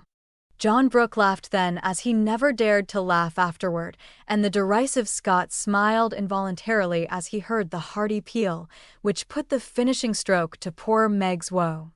"Is that all? Fling it out of the window, and don't bother any more about it. I'll buy you quartz if you want it, but for heaven's sake don't have hysterics, for I've brought Jack Scott home to dinner, and—" John got no further, for Meg cast him off, and clasped her hands with a tragic gesture as she fell into a chair, exclaiming in a tone of mingled indignation, reproach, and dismay, "A man to dinner, and everything in a mess! John Brooke, how could you do such a thing?" "Hush, he's in the garden. I forgot the confounded jelly, but it can't be helped now," said John, surveying the prospect with an anxious eye. "You ought to have sent word or told me this morning, and you ought to have remembered how busy I was," continued Meg petulantly, "for even turtle doves will peck when ruffled. I didn't know it this morning, and there was no time to send word, for I met him on the way out. I never thought of asking leave, when you have always told me to do as I liked. I never tried it before, and hang me if I ever do again," added John with an aggrieved air. "I should hope not. Take him away at once. I can't see him, and there isn't any dinner." "Well, I like that. Where's the beef and vegetables I sent home, and the pudding you promised?" cried John, rushing to the larder. "I hadn't time to cook anything. I meant to dine at Mother's. I'm sorry, but I was so busy," and Meg's tears began again. John was a mild man, but he was human, and after a long day's work to come home tired, hungry, and hopeful, to find a chaotic house, an empty table, and a cross wife was not exactly conducive to repose of mind or manner. He restrained himself, however, and the little squall would have blown over, but for one unlucky word. "It's a scrape, I acknowledge, but if you will lend a hand, we'll pull through and have a good time yet. Don't cry, dear, but just exert yourself a bit and fix us up something to eat. We're both as hungry as hunters, so we shan't mind what it is. Give us the cold meat and bread and cheese. We won't ask for jelly." He meant it to be a good-natured joke, but that one word sealed his fate. Meg thought it was too cruel to hint about her sad failure, and the last atom of patience vanished as he spoke. "You must get yourself out of the scrape as you can. I'm too used up to exert myself for anyone. It's like a man to propose a bone and vulgar bread and cheese for company. I won't have anything of the sort in my house. Take that Scot up to Mother's, and tell him I'm away, sick, dead, anything. I won't see him, and you two can laugh at me and my jelly as much as you like. You won't have anything else here," and having delivered her defiance all on one breath, Meg cast away her pinafore and precipitately left the field to bemoan herself in her own room. What those two creatures did in her absence, she never knew, but Mr. Scott was not taken up to Mother's, and when Meg descended, after they had strolled away together, she found traces of a promiscuous lunch, which filled her with horror. Lottie reported that they had eaten much and greatly laughed, and the master bid her throw away all the sweet stuff and hide the pots. Meg longed to go and tell Mother, but a sense of shame at her own shortcomings, of loyalty to John, who might be cruel, but nobody should know it, restrained her, and after a summary cleaning up, she dressed herself prettily. and sat down to wait for John to come and be forgiven. Unfortunately, John didn't come, not seeing the matter in that light.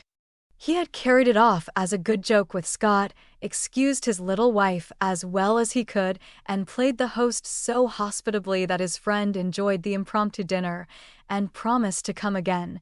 But John was angry, though he did not show it. He felt that Meg had deserted him in his hour of need.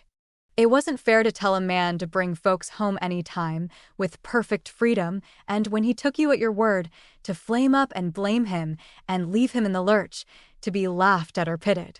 No, by George, it wasn't. And Meg must know it. He had fumed inwardly during the feast, but when the flurry was over and he strolled home after seeing Scott off, a milder mood came over him. Poor little thing. It was hard upon her when she tried so heartily to please me. She was wrong, of course, but then she was young. I must be patient and teach her. He hoped she had not gone home. He hated gossip and interference.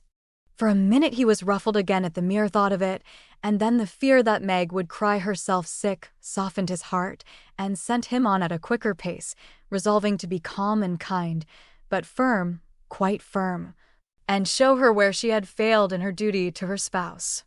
Meg likewise resolved to be calm and kind, but firm, and show him his duty.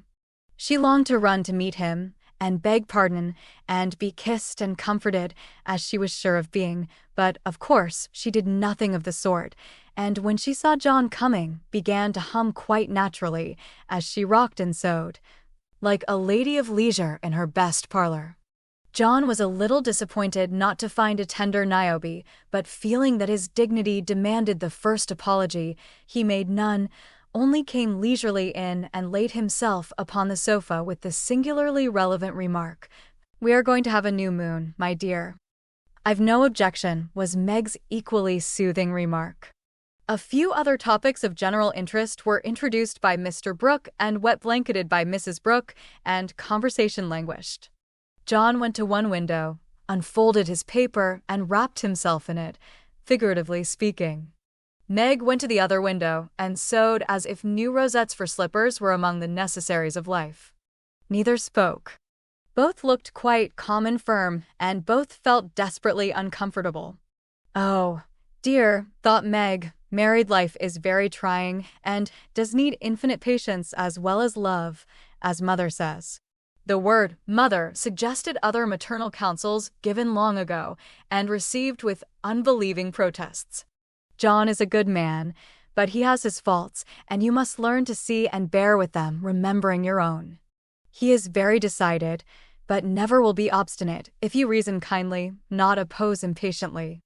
He is very accurate and particular about the truth, a good trait, though you call him fussy. Never deceive him by look or word, Meg, and he will give you the confidence you deserve, the support you need. He has a temper not like ours, one flash, and then all over, but the white, still anger that is seldom stirred, but once kindled is hard to quench. Be careful, be very careful, not to wake his anger against yourself, for peace and happiness depend on keeping his respect.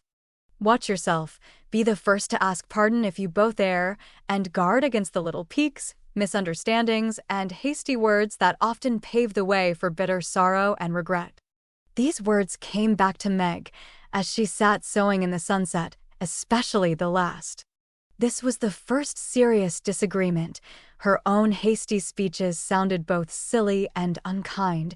As she recalled them, her own anger looked childish now, and thoughts of poor John coming home to such a scene quite melted her heart.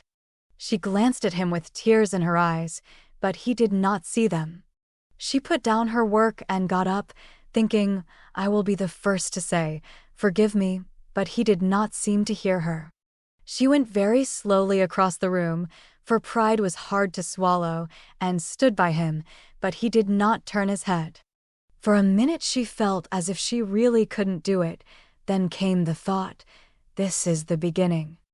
I'll do my part, and have nothing to reproach myself with," and stooping down, she softly kissed her husband on the forehead. Of course that settled it. The penitent kiss was better than a world of words, and John had her on his knee in a minute, saying tenderly, "It was too bad to laugh at the poor little jelly pots. Forgive me, dear. I never will again." But he did, oh bless you, yes, hundreds of times, and so did Meg, both declaring that it was the sweetest jelly they ever made, for family peace was preserved in that little family jar. After this, Meg had Mr. Scott to dinner by special invitation and served him up a pleasant feast without a cooked wife for the first course, on which occasion she was so gay and gracious, and made everything go off so charmingly, that Mr. Scott told John he was a lucky fellow, and shook his head over the hardships of bachelorhood all the way home. In the autumn, new trials and experiences came to Meg. Sally Moffat renewed her friendship, was always running out for a dish of gossip at the little house, or inviting that poor dear to come in and spend the day at the big house. It was pleasant, for in dull weather Meg often felt lonely. All were busy at home, John absent till night, and nothing to do but sew, or read, or potter about. So it naturally fell out that Meg got into the way of gaddying and gossiping with her friend. Seeing Sally's pretty things made her long for such, and pity herself because she had not got them. Sally was very kind, and often offered her the coveted trifles, but Meg declined them, knowing that John wouldn't like it, and then this foolish little woman went and did what John disliked even worse. She knew her husband's income, and she loved to feel that he trusted her, not only with his happiness, but what some men seem to value more, his money. She knew where it was free to take what she liked, and all he asked was that she should keep account of every penny, pay bills once a month, and remember that she was a poor man's wife. Till now she had done well, been prudent and exact, kept her little account books neatly, and showed them to him monthly without fear. But that autumn the serpent got into Meg's paradise, and tempted her like many a modern Eve, not with apples, but with dress. Meg didn't like to be pitied and made to feel poor. It irritated her, but she was ashamed to confess it, and now and then she tried to console herself by buying something pretty, so that Sally needn't think she had to economize.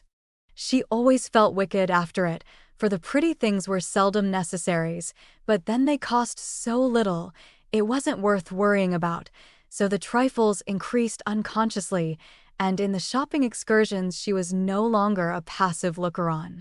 But the trifles cost more than one would imagine, and when she cast up her accounts at the end of the month the sum total rather scared her. John was busy that month and left the bills to her. The next month he was absent, but the third he had a grand quarterly settling up, and Meg never forgot it. A few days before she had done a dreadful thing, and it weighed upon her conscience. Sally had been buying silks, and Meg longed for a new one, just a handsome light one for parties. Her black silk was so common, and thin things for evening wear were only proper for girls. Aunt March usually gave the sisters a present of $25 apiece at New Year's. That was only a month to wait, and here was a lovely violet silk going at a bargain, and she had the money if she only dared to take it. John always said what was his was hers, but would he think it right to spend not only the prospective 5 and 20, but another 5 and 20 out of the household fund? That was the question. Sally had urged her to do it, had offered to lend the money, and with the best intentions in life had tempted Meg beyond her strength. In an evil moment the shopman held up the lovely, shimmering folds and said, "A bargain, I assure you, ma'am." She answered, "I'll take it," and it was cut off and paid for, and Sally had exulted, and she had laughed as if it were a thing of no consequence, and driven away, feeling as if she had stolen something, and the police were after her. When she got home, she tried to assuage the pangs of remorse by spreading forth the lovely silk, but it looked less silvery now, didn't become her, after all, and the words $50 seemed stamped like a pattern down each breadth. She put it away, but it haunted her, not delightfully as a new dress should, but dreadfully like the ghost of a folly that was not easily laid. When John got out his books that night, Meg's heart sank, and for the first time in her married life, She was afraid of her husband.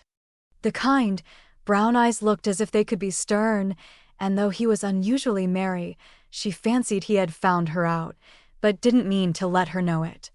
The house bills were all paid, the books all in order. John had praised her and was undoing the old pocketbook which they called the bank when Meg, knowing that it was quite empty, stopped his hand, saying nervously, "You haven't seen my private expense book yet." John never asked to see it, but she always insisted on his doing so and used to enjoy his masculine amazement at the queer things women wanted and made him guess what piping was, demand fiercely the meaning of a hug me tight, or wonder how a little thing composed of 3 rosebuds, a bit of velvet, and a pair of strings could possibly be a bonnet and cost $6. That night he looked as if he would like the fun of quizzing her figures and pretending to be horrified at her extravagance, as he often did, being particularly proud of his prudent wife. The little book was brought slowly out and laid down before him. Meg got behind his chair under pretense of smoothing the wrinkles out of his tired forehead, and standing there, she said, with her panic increasing with every word, "John, dear, I'm ashamed to show you my book, for I've really been dreadfully extravagant lately. I go about so much I must have things, and Sally advised my getting it, so I did, and my New Year's money will partly pay for it, but I was sorry after I had done it, for I knew you'd think it wrong in me." John laughed and drew her round beside him, saying good-humoredly, "Don't go and hide. I won't beat you if you have got a pair of killing boots. I'm rather proud of my wife's feet, and don't mind if she does pay $8 or $9 for her boots, if they are good ones."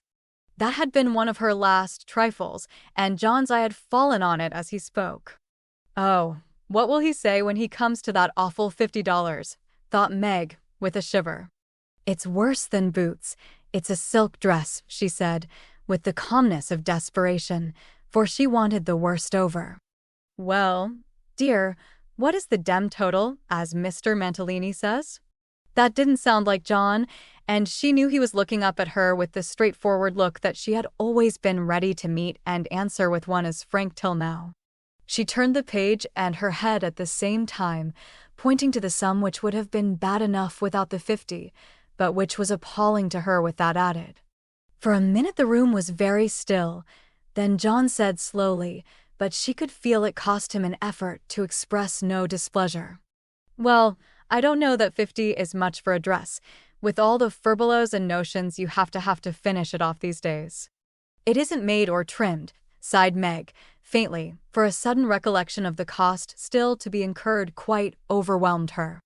25 yards of silk seems a good deal to cover one small woman, but I've no doubt my wife will look as fine as Ned Moffat's when she gets it on," said John dryly. "I know you are angry, John, but I can't help it. I don't mean to waste your money, and I didn't think those little things would count up so. I can't resist them when I see Sally buying all she wants and pitying me because I don't. I try to be contented, but it is hard, and I'm tired of being poor." The last words were spoken so low she thought he did not hear them, but he did, and they wounded him deeply, for he had denied himself many pleasures for Meg's sake. She could have bitten her tongue out the minute she had said it, for John pushed the books away and got up, saying with a little quiver in his voice, "I was afraid of this. I do my best, Meg." If he had scolded her, or even shaken her, it would not have broken her heart like those few words. She ran to him and held him close, crying, with repentant tears, "Oh, John, my dear, kind, hard-working boy. I didn't mean it. It was so wicked, so untrue and ungrateful. How could I say it? Oh, how could I say it?" He was very kind, forgave her readily, and did not utter one reproach, but Meg knew that she had done and said a thing which would not be forgotten soon, although he might never allude to it again. She had promised to love him for better or worse, and then she, his wife, had reproached him with his poverty after spending his earnings recklessly. It was dreadful, and the worst of it was John went on so quietly afterward, just as if nothing had happened, except that he stayed in town later and worked at night when she had gone to cry herself to sleep. A week of remorse nearly made Meg sick, and the discovery that John had countermanded the order for his new greatcoat reduced her to a state of despair, which was pathetic to behold. He had simply said, in answer to her surprised inquiries as to the change, "I can't afford it, my dear." Meg said no more, but a few minutes after he found her in the hall with her face buried in the old greatcoat, crying as if her heart would break. They had a long talk that night, and Meg learned to love her husband better for his poverty because it seemed to have made a man of him, given him the strength and courage to fight his own way, and taught him a tender patience with which to bear and comfort the natural longings and failures of those he loved. Next day she put her pride in her pocket, went to Sally, told the truth, and asked her to buy the silk as a favor. The good-natured Mrs. Moffat willingly did so, and had the delicacy not to make her a present of it immediately afterward. Then Meg ordered home the greatcoat, and when John arrived, she put it on and asked him how he liked her new silk gown. One can imagine what answer he made, how he received his present, and what a blissful state of things ensued. John came home early. Meg gaddied no more, and that greatcoat was put on in the morning by a very happy husband, and taken off at night by a most devoted little wife. So the year rolled round, and at midsummer there came to Meg a new experience, the deepest and tenderest of a woman's life. Laurie came sneaking into the kitchen of the Dovecot one Saturday, with an excited face, and was received with the clash of cymbals, for Hannah clapped her hands with a saucepan in one and the cover in the other. "How's the little mama? Where is everybody? Why didn't you tell me before I came home?" began Laurie in a loud whisper. "Happy as a queen, the dear. Every soul of 'em is upstairs a-worshipin'. We didn't want no hurricanes round. Now you go into the parlor, and I'll send 'em down to you," with which somewhat involved reply Hannah vanished, chuckling ecstatically. Presently Joe appeared, proudly bearing a flannel bundle laid forth upon a large pillow. Joe's face was very sober, but her eyes twinkled, and there was an odd sound in her voice of repressed emotion of some sort. "Shut your eyes and hold out your arms," she said invitingly. Laurie backed precipitately into a corner and put his hands behind him with an imploring gesture. "No, thank you. I'd rather not. I shall drop it or smash it, as sure as fate." "Then you shan't see your nevy," said Joe decidedly, turning as if to go. I will. Only you must be responsible for damages, and obeying orders." Laurie heroically shut his eyes while something was put into his arms.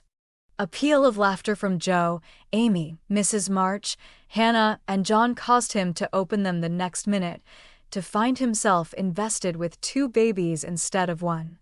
No wonder they laughed, for the expression of his face was droll enough to convulse a Quaker, as he stood and stared wildly from the unconscious innocents to the hilarious spectators with such dismay that Joe sat down on the floor and screamed.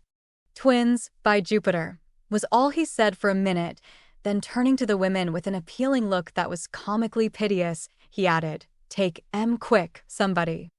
I'm going to laugh, and I shall drop 'em." Joe rescued his babies and marched up and down with one on each arm, as if already initiated into the mysteries of baby tending, while Laurie laughed till the tears ran down his cheeks. "It's the best joke of the season, isn't it?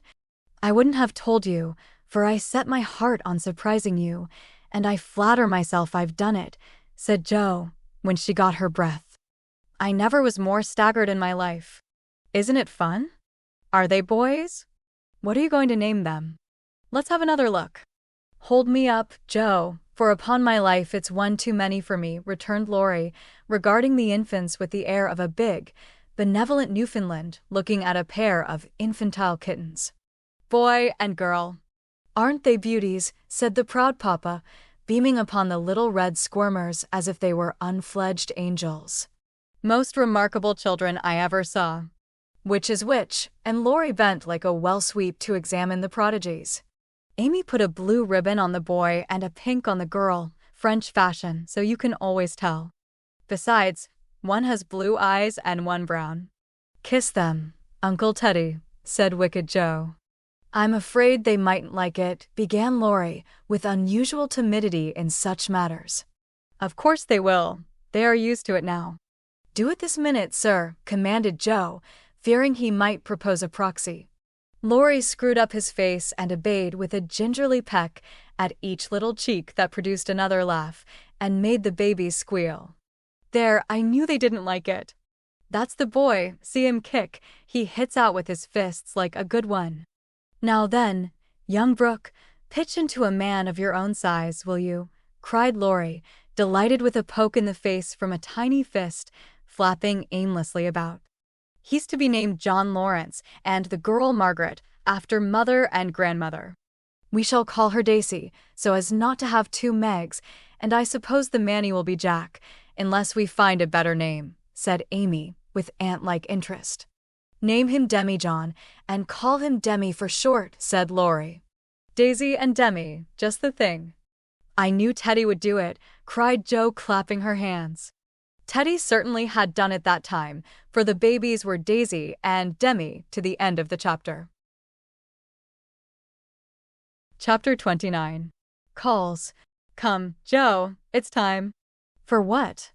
You don't mean to say you have forgotten that you promised to make half a dozen calls with me today?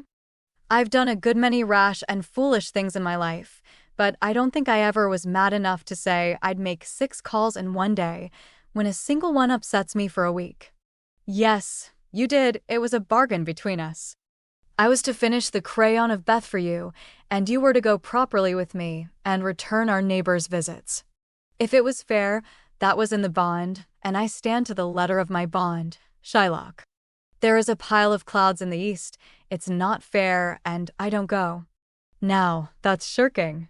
It's a lovely day, no prospect of rain, and you pride yourself on keeping promises, so be honorable, come and do your duty, and then be at peace for another 6 months. At that minute Jo was particularly absorbed in dressmaking, for she was mantua-maker general to the family and took a special credit to herself because she could use a needle as well as a pen. It was very provoking to be arrested in the act of a first trying on and ordered out to make calls in her best array on a warm July day. She hated calls of the formal sort and never made any till Amy compelled her with a bargain, bribe, or promise. In the present instance there was no escape, and having clashed her scissors rebelliously, while protesting that she smelled thunder, she gave in, put away her work, and, taking up her hat and gloves with an air of resignation, told Amy the victim was ready. Jo March, you are perverse enough to provoke a saint. You don't intend to make calls in that state, I hope, cried Amy, surveying her with amazement. Why not? I'm neat and cool and comfortable, quite proper for a dusty walk on a warm day. If people care more for my clothes than they do for me, I don't wish to see them. You can dress for both, and be as elegant as you please. It pays for you to be fine. It doesn't for me, and furbelows only worry me. Oh dear, sighed Amy, now she's in a contrary fit, and will drive me distracted before I can get her properly ready. I'm sure it's no pleasure to me to go today, but it's a debt we owe society, and there's no one to pay it but you and me. I'll do anything for you, Jo, if you'll only dress yourself nicely and come and help me do the civil. You can talk so well, look so aristocratic in your best things, and behave so beautifully, if you try, that I'm proud of you. I'm afraid to go alone. Do come and take care of me. You're an artful little puss to flatter and wheedle your cross old sister in that way. The idea of my being aristocratic and well-bred, and your being afraid to go anywhere alone. I don't know which is the most absurd. Well, I'll go if I must, and do my best. You shall be commander of the expedition, and I'll obey blindly. Will that satisfy you? Said Jo, with a sudden change from perversity to lamb-like submission. You're a perfect cherub. Now put on all your best things, and I'll tell you how to behave at each place, so that you will make a good impression. I want people to like you, and they would if you'd only try to be a little more agreeable. Do your hair the pretty way, and put the pink rose in your bonnet. It's becoming, and you look too sober in your plain suit. Take your light gloves and the embroidered handkerchief. We'll stop at Meg's and borrow her white sunshade, and then you can have my dove-colored one." While Amy dressed, she issued her orders, and Jo obeyed them, not without entering her protest, however, for she sighed as she rustled into her new organ dye, frowned darkly at herself as she tied her bonnet strings in an irreproachable bow, wrestled viciously with pins as she put on her collar, wrinkled up her features generally as she shook out the handkerchief, whose embroidery was as irritating to her nose as the present mission was to her feelings, and when she had squeezed her hands into tight gloves with 3 buttons and a tassel, as the last touch of elegance, she turned to Amy with an imbecile expression of countenance, saying meekly, "I'm perfectly miserable, but if you consider me presentable, I die happy. You're highly satisfactory. Turn slowly round, and let me get a careful view." Jo revolved, and Amy gave a touch here and there, then fell back, with her head on one side, observing graciously, "Yes, you'll do. Your head is all I could ask, for that white bonnet with the rose is quite ravishing. Hold back your shoulders, and carry your hands easily, no matter if your gloves do pinch. There's one thing you can do well, Jo, that is, wear a shawl. I can't, but it's very nice to see you, and I'm so glad Aunt March gave you that lovely one. It's simple, but handsome, and those folds over the arm are really artistic. Is the point of my mantle in the middle, and have I looped my dress evenly? I like to show my boots, for my feet are pretty, though my nose isn't." "You are a thing of beauty and a joy forever," said Jo, looking through her hand with the air of a connoisseur at the blue feather against the golden hair. "Am I to drag my best dress through the dust, or loop it up, please, ma'am? Hold it up when you walk, but drop it in the house. The sweeping style suits you best, and you must learn to trail your skirts gracefully. You haven't half-buttoned one cuff. Do it at once. You'll never look finished if you're not careful about the little details, for they make up the pleasing whole." Jo sighed, and proceeded to burst the buttons off her glove, in doing up her cuff, but at last both were ready, and sailed away, looking as pretty as pictures, Hannah said, as she hung out of the upper window to watch them. "Now, Jo dear, the Chesters consider themselves very elegant people, so I want you to put on your best deportment. Don't make any of your abrupt remarks, or do anything odd, will you? Just be calm, cool, and quiet. That's safe and ladylike, and you can easily do it for 15 minutes, said Amy, as they approached the first place, having borrowed the white parasol and been inspected by Meg, with a baby on each arm. "Let me see. Calm, cool, and quiet, yes, I think I can promise that. I've played the part of a prim young lady on the stage, and I'll try it off. My powers are great, as you shall see, so be easy in your mind, my child." Amy looked relieved, but naughty Jo took her at her word, for during the first call she sat with every limb gracefully composed, every fold correctly draped, calm as a summer sea, cool as a snowbank, and as silent as the Sphinx. In vain Mrs. Chester alluded to her charming novel, and the Mrs. Chester introduced parties, picnics, the opera, and the fashions. Each and all were answered by a smile, a bow, and a demure yes or no with the chill on. In vain Amy telegraphed the word talk, tried to draw her out, and administered covert pokes with her foot. Jo sat as if blandly unconscious of it all, with deportment like Maud's face, icily regular, splendidly null. "What a haughty, uninteresting creature that oldest Miss March is," was the unfortunately audible remark of one of the ladies, as the door closed upon their guests. Jo laughed noiselessly all through the hall, but Amy looked disgusted at the failure of her instructions, and very naturally laid the blame upon Jo. "How could you mistake me so? I merely meant you to be properly dignified and composed, and you made yourself a perfect stock and stone. Try to be sociable at the Lambs. Gossip as other girls do, and be interested in dress and flirtations and whatever nonsense comes up. They move in the best society, are valuable persons for us to know, and I wouldn't fail to make a good impression there for anything. I'll be agreeable. I'll gossip and giggle and have horrors and raptures over any trifle you like. I rather enjoy this, and now I'll imitate what is called a charming girl. I can do it, for I have made Chester as a model, and I'll improve upon her. See if the lambs don't say, "What a lively, nice creature that Jo March is." Amy felt anxious, as well she might, for when Jo turned freakish there was no knowing where she would stop. Amy's face was a study when she saw her sister skim into the next drawing room, kiss all the young ladies with effusion, beam graciously upon the young gentlemen, and join in the chat with a spirit which amazed the beholder. Amy was taken possession of by Mrs. Lamb, with whom she was a favorite, and forced to hear a long account of Lucretia's last attack, while 3 delightful young gentlemen hovered near, waiting for a pause when they might rush in and rescue her. So situated, she was powerless to check Jo, who seemed possessed by a spirit of mischief, and talked away as volubly as the lady.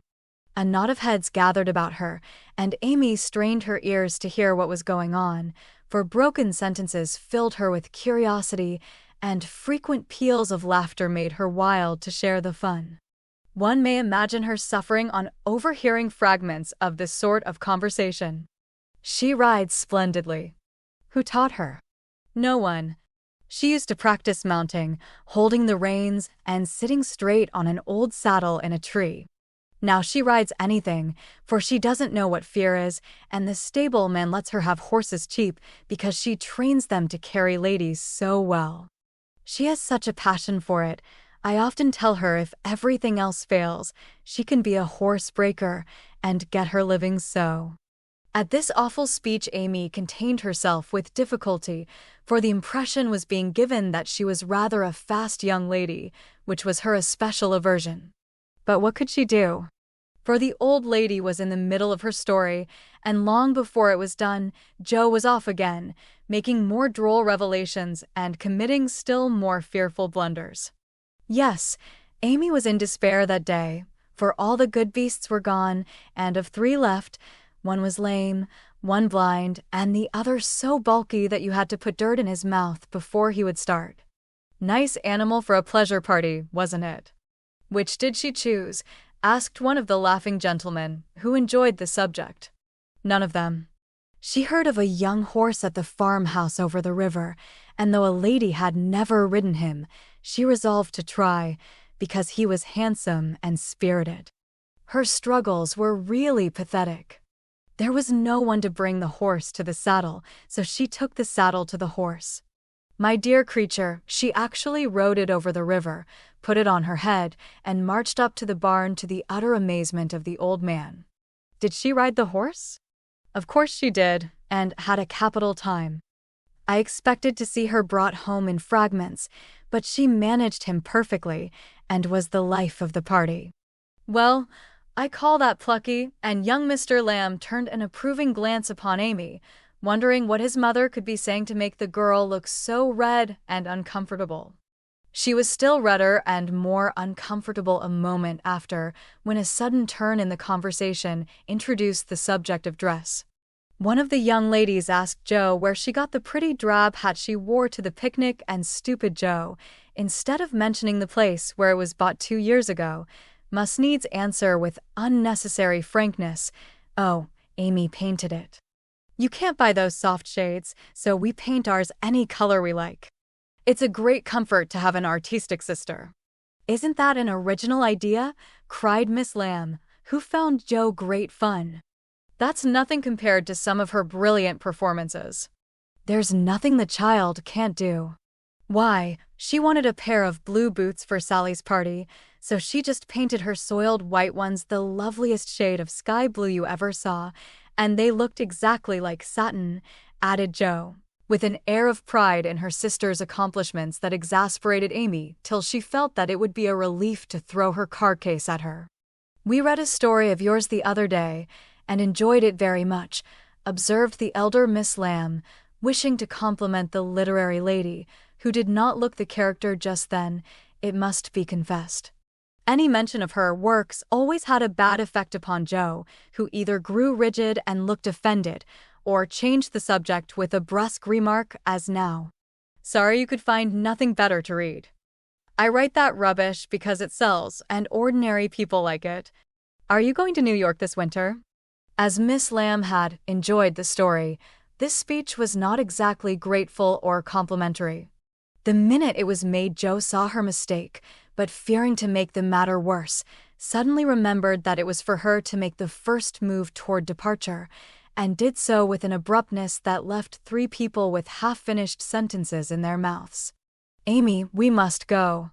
Goodbye, dear. Do come and see us. We are pining for a visit. I don't dare to ask you, Mr. Lamb, but if you should come, I don't think I shall have the heart to send you away.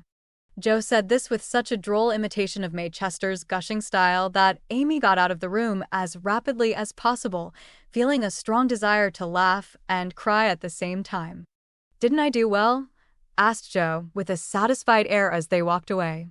Nothing could have been worse, was Amy's crushing reply. What possessed you to tell those stories about my saddle, and the hats and boots, and all the rest of it? Why, it's funny and amuses people. They know we are poor, so it's no use pretending that we have grooms, buy 3 or 4 hats a season, and have things as easy and fine as they do. You needn't go and tell them all our little shifts, and expose our poverty in that perfectly unnecessary way. You haven't a bit of proper pride, and never will learn when to hold your tongue and when to speak, said Amy despairingly. Poor Jo looked abashed, and silently chafed the end of her nose with the stiff handkerchief, as if performing a penance for her misdemeanors. How shall I behave here? She asked, as they approached the third mansion. Just as you please. I wash my hands of you, was Amy's short answer. Then I'll enjoy myself. The boys are at home, and we'll have a comfortable time. Goodness knows I need a little change, for elegance has a bad effect upon my constitution, returned Jo gruffly, being disturbed by her failure to suit. An enthusiastic welcome from 3 big boys and several pretty children speedily soothed her ruffled feelings, and leaving Amy to entertain the hostess and Mr. Tudor, who happened to be calling likewise, Jo devoted herself to the young folks and found the change refreshing. She listened to college stories with deep interest, caressed pointers and poodles without a murmur, agreed heartily that Tom Brown was a brick, regardless of the improper form of praise, and when one lad proposed a visit to his turtle tank, she went with an alacrity which caused Mamma to smile upon her, as that motherly lady settled the cap which was left in a ruinous condition by filial hugs, bear-like but affectionate, and dearer to her than the most faultless coiffure from the hands of an inspired Frenchwoman. Leaving her sister to her own devices, Amy proceeded to enjoy herself to her heart's content. Mr. Tudor's uncle had married an English lady who was third cousin to a living lord, and Amy regarded the whole family with great respect, for in spite of her American birth and breeding, she possessed that reverence for titles which haunts the best of us. That unacknowledged loyalty to the early faith in kings which set the most democratic nation under the sun in ferment at the coming of a royal yellow-haired laddie some years ago, and which still has something to do with the love the young country bears the old, like that of a big son for an imperious little mother who held him while she could, and let him go with a farewell scolding when he rebelled. But even the satisfaction of talking with a distant connection of the British nobility did not render Amy forgetful of time, and when the proper number of minutes had passed, she reluctantly tore herself from this aristocratic society, and looked about for Jo, fervently hoping that her incorrigible sister would not be found in any position which should bring disgrace upon the name of March. It might have been worse, but Amy considered it bad. For Jo sat on the grass, with an encampment of boys about her, and a dirty-footed dog reposing on the skirt of her state and festival dress, as she related one of Laurie's pranks to her admiring audience. One small child was poking turtles with Amy's cherished parasol, a second was eating gingerbread over Jo's best bonnet, and a third playing ball with her gloves, but all were enjoying themselves, and when Jo collected her damaged property to go, her escort accompanied her, begging her to come again. It was such fun to hear about Laurie's larks. Capital boys, aren't they? I feel quite young and brisk again after that, said Jo, strolling along with her hands behind her, partly from habit, partly to conceal the bespattered parasol. Why do you always avoid Mr. Tudor? Asked Amy, wisely refraining from any comment upon Jo's dilapidated appearance. Don't like him, he puts on airs, snubs his sisters, worries his father, and doesn't speak respectfully of his mother. Laurie says he is fast, and I don't consider him a desirable acquaintance, so I let him alone. You might treat him civilly, at least. You gave him a cool nod, and just now you bowed and smiled in the politest way to Tommy Chamberlain, whose father keeps a grocery store. If you had just reversed the nod and the bow, it would have been right, said Amy reprovingly. No, it wouldn't, returned Jo. I neither like, respect, nor admire Tudor, though his grandfather's uncle's nephew's niece was a third cousin to a lord. Tommy is poor and bashful and good and very clever. I think well of him, and like to show that I do, for he is a gentleman in spite of the brown paper parcels. It's no use trying to argue with you, began Amy. Not the least, my dear, interrupted Jo, so let us look amiable and drop a card here, as the Kings are evidently out, for which I'm deeply grateful. The family card case having done its duty, the girls walked on, and Jo uttered another thanksgiving on reaching the fifth house and being told that the young ladies were engaged. Now let us go home, and never mind Aunt March today. We can run down there any time, and it's really a pity to trail through the dust in our best bibs and tuckers when we are tired and cross. Speak for yourself, if you please. Aunt March likes to have us pay her the compliment of coming in style and making a formal call. It's a little thing to do, but it gives her pleasure, and I don't believe it will hurt your things half so much as letting dirty dogs and clumping boys spoil them. Stoop down and let me take the crumbs off of your bonnet. What a good girl you are, Amy, said Jo, with a repentant glance from her own damaged costume to that of her sister, which was fresh and spotless still. I wish it was as easy for me to do little things to please people as it is for you. I think of them, but it takes too much time to do them, so I wait for a chance to confer a great favor and let the small ones slip, but they tell best in the end, I fancy. Amy smiled and was mollified at once, saying with a maternal air, women should learn to be agreeable, particularly poor ones, for they have no other way of repaying the kindnesses they receive. If you'd remember that and practice it, you'd be better liked than I am, because there is more of you. I'm a crotchety old thing, and always shall be, but I'm willing to own that you are right, only it's easier for me to risk my life for a person than to be pleasant to him when I don't feel like it. It's a great misfortune to have such strong likes and dislikes, isn't it? It's a greater not to be able to hide them. I don't mind saying that I don't approve of Tudor any more than you do, but I'm not called upon to tell him so. Neither are you, and there is no use in making yourself disagreeable because he is. But I think girls ought to show when they disapprove of young men, and how can they do it except by their manners? Preaching does not do any good, as I know to my sorrow, since I've had Teddy to manage. But there are many little ways in which I can influence him without a word, and I say we ought to do it to others if we can. Teddy is a remarkable boy, and can't be taken as a sample of other boys, said Amy, in a tone of solemn conviction, which would have convulsed the remarkable boy if he had heard it. If we were belles, or women of wealth and position, we might do something, perhaps, but for us to frown at one set of young gentlemen because we don't approve of them, and smile upon another set because we do, wouldn't have a particle of effect. And we should only be considered odd and puritanical. So we are to countenance things and people which we detest, merely because we are not belles and millionaires, are we? That's a nice sort of morality. I can't argue about it. I only know that it's the way of the world, and people who set themselves against it only get laughed at for their pains. I don't like reformers, and I hope you never try to be one. I do like them, and I shall be one if I can, for in spite of the laughing, the world would never get on without them. We can't agree about that, for you belong to the old set, and I to the new. You will get on the best, but I shall have the liveliest time of it. I should rather enjoy the brickbats and hooting, I think. Well, compose yourself now, and don't worry Aunt with your new ideas.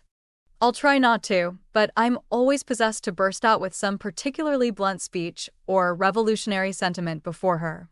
It's my doom, and I can't help it. They found Aunt Carol with the old lady, both absorbed in some very interesting subject, but they dropped it as the girls came in with a conscious look which betrayed that they had been talking about their nieces. Jo was not in a good humor, and the perverse fit returned, but Amy, who had virtuously done her duty, kept her temper and pleased everybody, was in a most angelic frame of mind. This amiable spirit was felt at once, and both aunts "my deared" her affectionately, looking what they afterward said emphatically, "That child improves every day." "Are you going to help about the fair, dear?"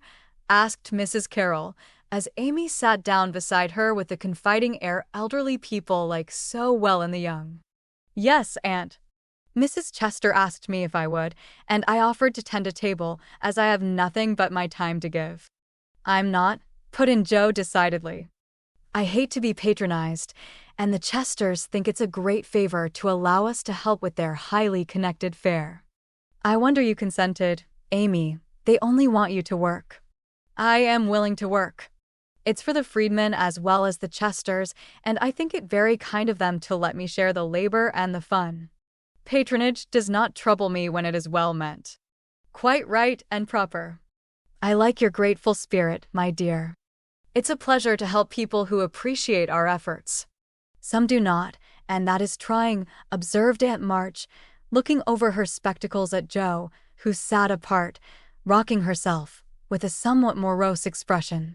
If Jo had only known what a great happiness was wavering in the balance for one of them, she would have turned dove-like in a minute, but unfortunately, we don't have windows in our breasts and cannot see what goes on in the minds of our friends. Better for us that we cannot as a general thing, but now and then it would be such a comfort, such a saving of time and temper.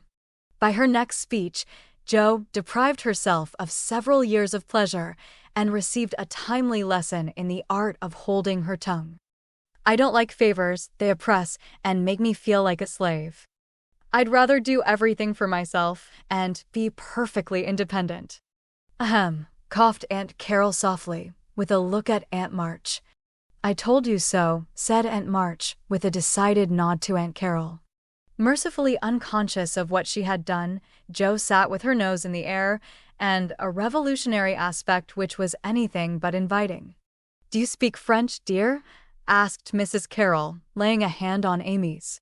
"Pretty well, thanks to Aunt March, who lets Esther talk to me as often as I like," replied Amy, with a grateful look, which caused the old lady to smile affably. "How are you about languages?" asked Mrs. Carroll of Jo. "Don't know a word. I'm very stupid about studying anything, can't bear French. It's such a slippery, silly sort of language," was the brusque reply. Another look passed between the ladies, and Aunt March said to Amy, "You're quite strong and well now, dear, I believe? Eyes don't trouble you any more, do they?" "Not at all, thank you, ma'am. I'm very well, and mean to do great things next winter, so that I may be ready for Rome, whenever that joyful time arrives." "Good girl. You deserve to go, and I'm sure you will some day," said Aunt March, with an approving pat on the head, as Amy picked up her ball for her. "Cross patch, draw the latch. Sit by the fire and spin," squalled Polly, bending down from his perch on the back of her chair to peep into Jo's face, with such a comical air of impertinent inquiry that it was impossible to help laughing. "Most observing bird," said the old lady. "Come and take a walk, my dear," cried Polly, hopping toward the china closet, with a look suggestive of a lump of sugar. "Thank you, I will." "Come, Amy," and Jo brought the visit to an end, feeling more strongly than ever that calls did have a bad effect upon her constitution. She shook hands in a gentlemanly manner, but Amy kissed both the aunts, and the girls departed, leaving behind them the impression of shadow and sunshine, which impression caused Aunt March to say, as they vanished, "You'd better do it, Mary." "I'll supply the money," and Aunt Carol to reply decidedly, "I certainly will, if her father and mother consent." Chapter 30. Consequences. Mrs. Chester's fare was so very elegant and select that it was considered a great honor by the young ladies of the neighborhood to be invited to take a table, and everyone was much interested in the matter. Amy was asked, but Jo was not, which was fortunate for all parties, as her elbows were decidedly akimbo at this period of her life, and it took a good many hard knocks to teach her how to get on easily. The haughty, uninteresting creature was let severely alone, but Amy's talent and taste were duly complimented by the offer of the art table, and she exerted herself to prepare and secure appropriate and valuable contributions to it. Everything went on smoothly till the day before the fair opened. Then there occurred one of the little skirmishes which it is almost impossible to avoid, when some 25 women, old and young, with all their private piques and prejudices, try to work together. May Chester was rather jealous of Amy because the latter was a greater favorite than herself, and just at this time several trifling circumstances occurred to increase the feeling. Amy's dainty pen and ink work entirely eclipsed May's painted vases. That was one thorn. Then the all-conquering tutor had danced 4 times with Amy at a late party and only once with May. That was thorn number 2. But the chief grievance that rankled in her soul, and gave an excuse for her unfriendly conduct, was a rumor which some obliging gossip had whispered to her, that the March girls had made fun of her at the Lambs. All the blame of this should have fallen upon Jo, for her naughty imitation had been too lifelike to escape detection, and the frolicsome Lambs had permitted the joke to escape. No hint of this had reached the culprits, however, and Amy's dismay can be imagined, when, the very evening before the fair, as she was putting the last touches to her pretty table, Mrs. Chester, who, of course, resented the supposed ridicule of her daughter, said, in a bland tone, but with a cold look, "I find, dear, that there is some feeling among the young ladies about my giving this table to anyone but my girls. As this is the most prominent, and some say the most attractive table of all, and they are the chief getters-up of the fair, it is thought best for them to take this place. I'm sorry, but I know you are too sincerely interested in the cause to mind a little personal disappointment, and you shall have another table if you like." Mrs. Chester fancied beforehand that it would be easy to deliver this little speech, but when the time came, she found it rather difficult to utter it naturally, with Amy's unsuspicious eyes looking straight at her full of surprise and trouble. Amy felt that there was something behind this, but could not guess what, and said quietly, feeling hurt, and showing that she did, "Perhaps you had rather I took no table at all? Now, my dear, don't have any ill feeling, I beg. It's merely a matter of expediency. You see, my girls will naturally take the lead, and this table is considered their proper place. I think it very appropriate to you, and feel very grateful for your efforts to make it so pretty, but we must give up our private wishes, of course, and I will see that you have a good place elsewhere. Wouldn't you like the flower table?" The little girls undertook it, but they are discouraged. "You could make a charming thing of it, and the flower table is always attractive, you know. Especially to gentlemen," added May, with a look which enlightened Amy as to one cause of her sudden fall from favor. She colored angrily, but took no other notice of that girlish sarcasm, and answered with unexpected amiability, "It shall be as you please, Mrs. Chester. I'll give up my place here at once, and attend to the flowers, if you like. You can put your own things on your own table, if you prefer," began May, feeling a little conscience-stricken, as she looked at the pretty racks, the painted shells, and quaint illuminations Amy had so carefully made and so gracefully arranged. She meant it kindly, but Amy mistook her meaning, and said quickly, "Oh, certainly, if they are in your way," and sweeping her contributions into her apron, pell-mell, she walked off, feeling that herself and her works of art had been insulted past forgiveness. "Now she's mad." "Oh, dear, I wish I hadn't asked you to speak, Mamma," said May, looking disconsolately at the empty spaces on her table. "Girls' quarrels are soon over," returned her mother, feeling a trifle ashamed of her own part in this one, as well she might. The little girls hailed Amy and her treasures with delight, which cordial reception somewhat soothed her perturbed spirit, and she fell to work, determined to succeed florally if she could not artistically. But everything seemed against her. It was late, and she was tired. Everyone was too busy with their own affairs to help her, and the little girls were only hindrances, for the dears fussed and chattered like so many magpies, making a great deal of confusion in their artless efforts to preserve the most perfect order. The evergreen arch wouldn't stay firm after she got it up, but wiggled and threatened to tumble down on her head when the hanging baskets were filled. Her best tile got a splash of water, which left a sepia tear on the Cupid's cheek. She bruised her hands with hammering and got cold working in a draught, which last affliction filled her with apprehensions for the morrow. Any girl reader who has suffered like afflictions will sympathize with poor Amy and wish her well through her task. There was great indignation at home when she told her story that evening. Her mother said it was a shame, but told her she had done right. Beth declared she wouldn't go to the fair at all, and Joe demanded why she didn't take all her pretty things and leave those mean people to get on without her. Because they're mean is no reason why I should be. I hate such things, and though I think I've a right to be hurt, I don't intend to show it. They will feel that more than angry speeches or huffy actions, won't they, Marmee? That's the right spirit, my dear. A kiss for a blow is always best, though it's not very easy to give it sometimes, said her mother, with the air of one who had learned the difference between preaching and practicing. In spite of various very natural temptations to resent and retaliate, Amy adhered to her resolution all the next day, bent on conquering her enemy by kindness.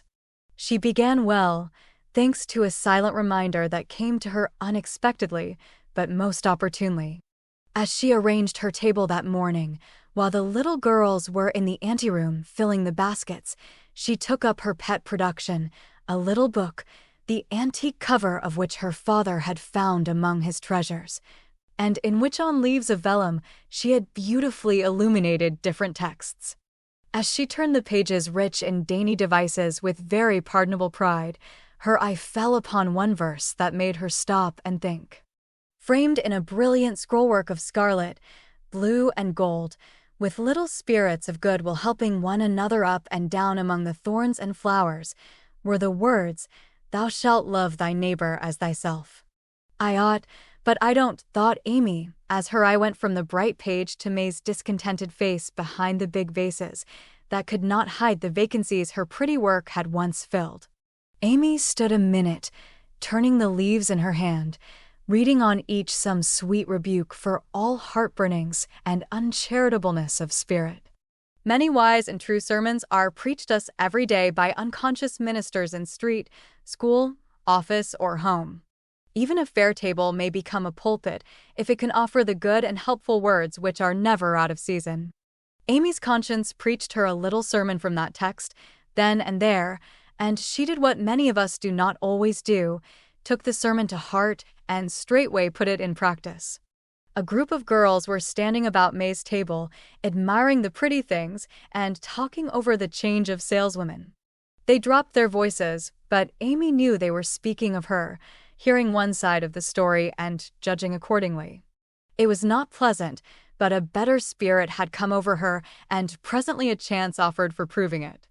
She heard May say sorrowfully, "It's too bad, for there is no time to make other things, and I don't want to fill up with odds and ends." The table was just complete then. Now it's spoiled. "I dare say she'd put them back if you asked her," suggested someone.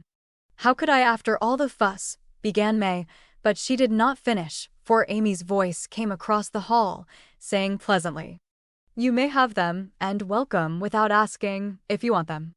I was just thinking I'd offer to put them back, for they belong to your table rather than mine.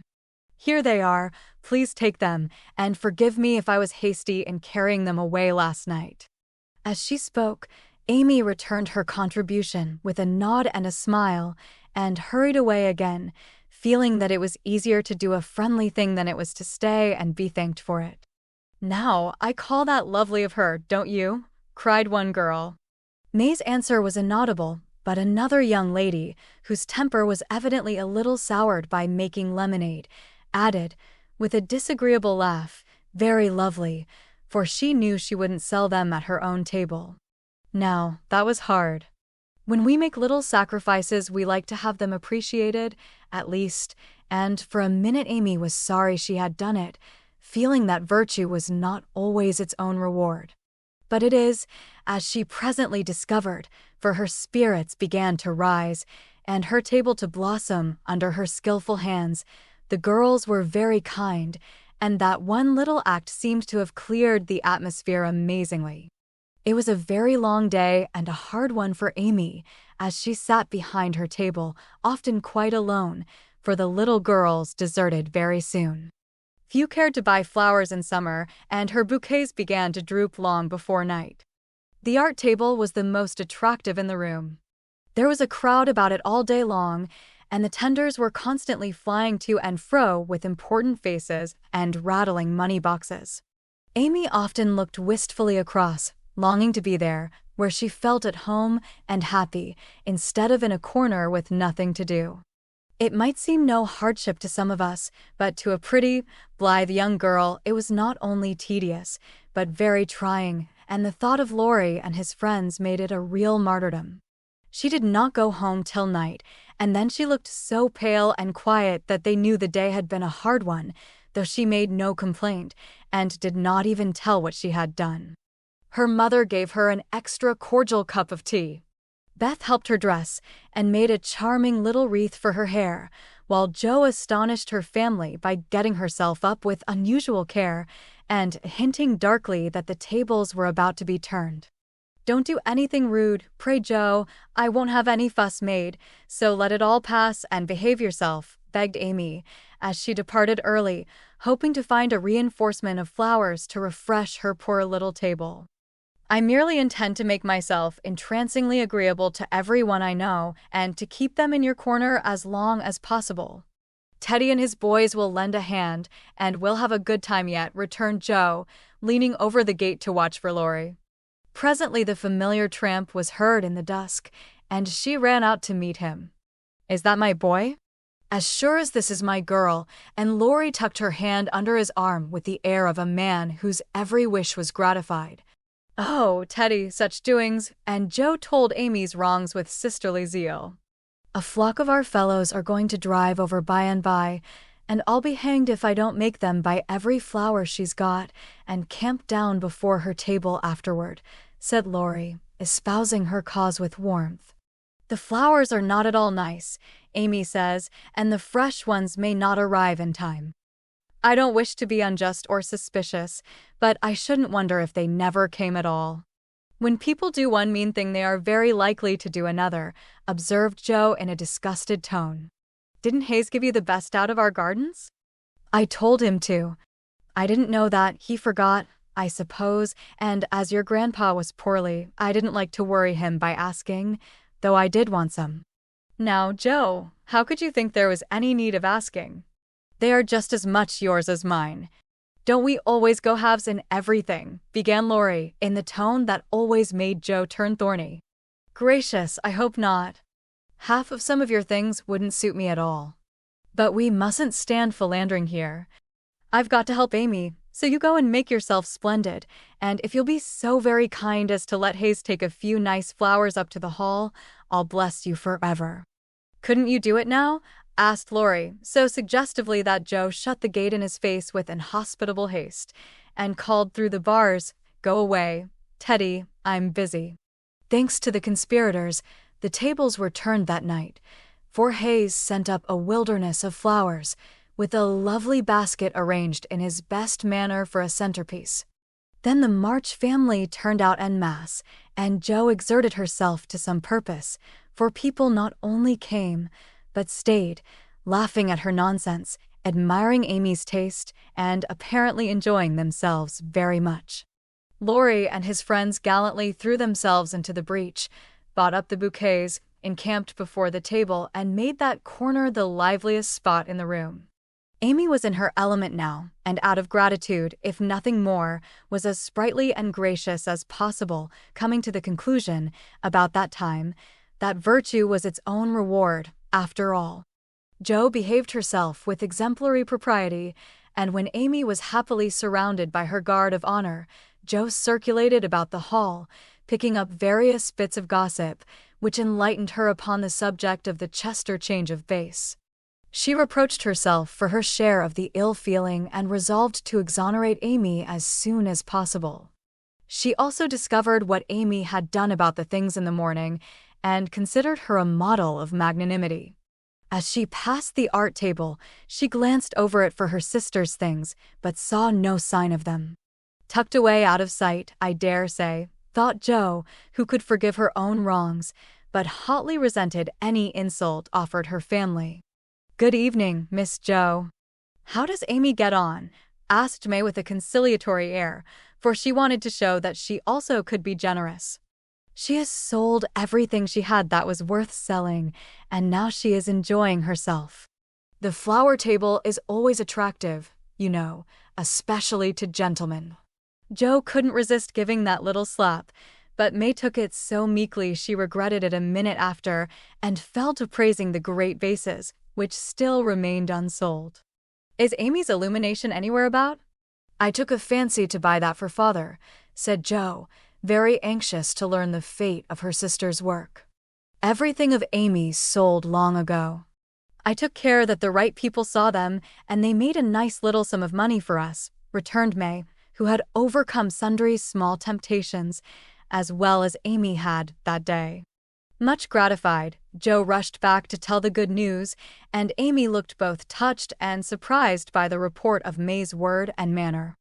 "Now, gentlemen, I want you to go and do your duty by the other tables as generously as you have by mine, especially the art table," she said, ordering out Teddy's own, as the girls called the college friends.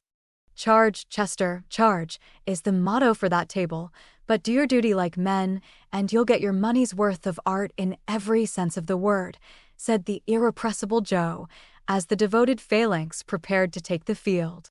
"To hear is to obey, but March is fairer far than May," said little Parker, making a frantic effort to be both witty and tender, and getting promptly quenched by Laurie, who said, "Very well, my son," for a small boy, and walked him off, with a paternal pat on the head.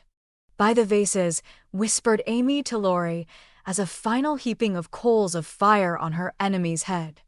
To May's great delight, Mr. Laurence not only bought the vases, but pervaded the hall with one under each arm. The other gentlemen speculated with equal rashness in all sorts of frail trifles, and wandered helplessly about afterward, burdened with wax flowers, painted fans, filigree portfolios, and other useful and appropriate purchases. Aunt Carol was there, heard the story, looked pleased, and said something to Mrs. March in a corner, which made the latter lady beam with satisfaction, and watch Amy with a face full of mingled pride and anxiety, though she did not betray the cause of her pleasure till several days later. The fair was pronounced a success, and when May bade Amy good night, she did not gush as usual, but gave her an affectionate kiss, and a look which said forgive and forget. That satisfied Amy, and when she got home she found the vases paraded on the parlor chimney-piece with a great bouquet in each. The reward of merit for a magnanimous March, as Laurie announced with a flourish. "You've a deal more principle and generosity and nobleness of character than I ever gave you credit for, Amy. You've behaved sweetly, and I respect you with all my heart," said Jo warmly, as they brushed their hair together late that night. "Yes, we all do, and love her for being so ready to forgive. It must have been dreadfully hard, after working so long and setting your heart on selling your own pretty things." "I don't believe I could have done it as kindly as you did," added Beth from her pillow. "Why, girls, you needn't praise me so. I only did as I'd be done by. You laugh at me when I say I want to be a lady, but I mean a true gentlewoman in mind and manners, and I try to do it as far as I know how. I can't explain exactly, but I want to be above the little meannesses and follies and faults that spoil so many women. I'm far from it now, but I do my best and hope in time to be what Mother is." Amy spoke earnestly, and Jo said, with a cordial hug, "I understand now what you mean, and I'll never laugh at you again. You are getting on faster than you think, and I'll take lessons of you in true politeness, for you've learned the secret, I believe. Try away, dearie. You'll get your reward someday, and no one will be more delighted than I shall. A week later, Amy did get her reward, and poor Jo found it hard to be delighted. A letter came from Aunt Carol, and Mrs. March's face was illuminated to such a degree when she read it that Jo and Beth, who were with her, demanded what the glad tidings were. Aunt Carol is going abroad next month and wants me to go with her, burst in Jo, flying out of her chair in an uncontrollable rapture. No, dear, not you. It's Amy. She's too young. It's my turn first. I've wanted it so long. It would do me so much good and be so altogether splendid. I must go. I'm afraid it's impossible, Jo. Aunt says Amy, decidedly, and it is not for us to dictate when she offers such a favor. It's always so. Amy has all the fun and I have all the work. It isn't fair, oh, it isn't fair, cried Jo passionately. I'm afraid it's partly your own fault, dear. When Aunt spoke to me the other day, she regretted your blunt manners and too independent spirit, and here she writes, as if quoting something you had said, I planned at first to ask Jo, but as favors burden her, and she hates French. I think I won't venture to invite her. Amy is more docile, will make a good companion for Flo, and receive gratefully any help the trip may give her. Oh, my tongue, my abominable tongue. Why can't I learn to keep it quiet? Groaned Jo, remembering words which had been her undoing. When she had heard the explanation of the quoted phrases, Mrs. March said sorrowfully, I wish you could have gone, but there is no hope of it this time, so try to bear it cheerfully and don't sadden Amy's pleasure by reproaches or regrets. I'll try, said Jo, winking hard as she knelt down to pick up the basket she had joyfully upset. I'll take a leaf out of her book and try not only to seem glad, but to be so, and not grudge her 1 minute of happiness. But it won't be easy, for it is a dreadful disappointment, and poor Jo bedewed the little fat pincushion she held with several very bitter tears. Jo, dear, I'm very selfish, but I couldn't spare you, and I'm glad you are not going quite yet, whispered Beth, embracing her, basket and all, with such a clinging touch and loving face that Jo felt comforted in spite of the sharp regret that made her want to box her own ears and humbly beg Aunt Carol to burden her with this favor and see how gratefully she would bear it. By the time Amy came in, Jo was able to take her part in the family jubilation, not quite as heartily as usual, perhaps, but without repinings at Amy's good fortune. The young lady herself received the news as tidings of great joy, went about in a solemn sort of rapture, and began to sort her colors and pack her pencils that evening, leaving such trifles as clothes, money, and passports to those less absorbed in visions of art than herself. It isn't a mere pleasure trip to me, girls, she said impressively, as she scraped her best palette. It will decide my career, for if I have any genius, I shall find it out in Rome, and will do something to prove it. Suppose you haven't, said Jo, sewing away, with red eyes, at the new collars which were to be handed over to Amy. Then I shall come home and teach drawing for my living, replied the aspirant for fame, with philosophic composure. But she made a wry face at the prospect, and scratched away at her palette as if bent on vigorous measures before she gave up her hopes. No, you won't. You hate hard work, and you'll marry some rich man and come home to sit in the lap of luxury all your days, said Jo. Your predictions sometimes come to pass, but I don't believe that one will. I'm sure I wish it would, for if I can't be an artist myself, I should like to be able to help those who are, said Amy, smiling, as if the part of Lady Bountiful would suit her better than that of a poor drawing teacher. Said Jo with a sigh. If you wish it, you'll have it, for your wishes are always granted, mine never. Would you like to go? Asked Amy, thoughtfully patting her nose with her knife. Rather. Well, in a year or two I'll send for you, and we'll dig in the forum for relics and carry out all the plans we've made so many times. Thank you. I'll remind you of your promise when that joyful day comes, if it ever does, returned Jo, accepting the vague but magnificent offer as gratefully as she could. There was not much time for preparation, and the house was in a ferment till Amy was off. Jo bore up very well till the last flutter of blue ribbon vanished, when she retired to her refuge, the garret, and cried till she couldn't cry any more. Amy likewise bore up stoutly till the steamer sailed. Then, just as the gangway was about to be withdrawn, it suddenly came over her that a whole ocean was soon to roll between her and those who loved her best, and she clung to Laurie, the last lingerer, saying with a sob, "Oh, take care of them for me, and if anything should happen." "I will, dear, I will, and if anything happens, I'll come and comfort you," whispered Laurie, little dreaming that he would be called upon to keep his word. So Amy sailed away to find the old world, which is always new and beautiful to young eyes, while her father and friend watched her from the shore, fervently hoping that none but gentle fortunes would befall the happy-hearted girl, who waved her hand to them till they could see nothing but the summer sunshine dazzling on the sea. Chapter 31. Our Foreign Correspondent. London. Dearest people, here I really sit at a front window of the Bath Hotel, Piccadilly. It's not a fashionable place, but Uncle stopped here years ago and won't go anywhere else. However, we don't mean to stay long, so it's no great matter. Oh, I can't begin to tell you how I enjoy it all. I never can, so I'll only give you bits out of my notebook, for I've done nothing but sketch and scribble since I started.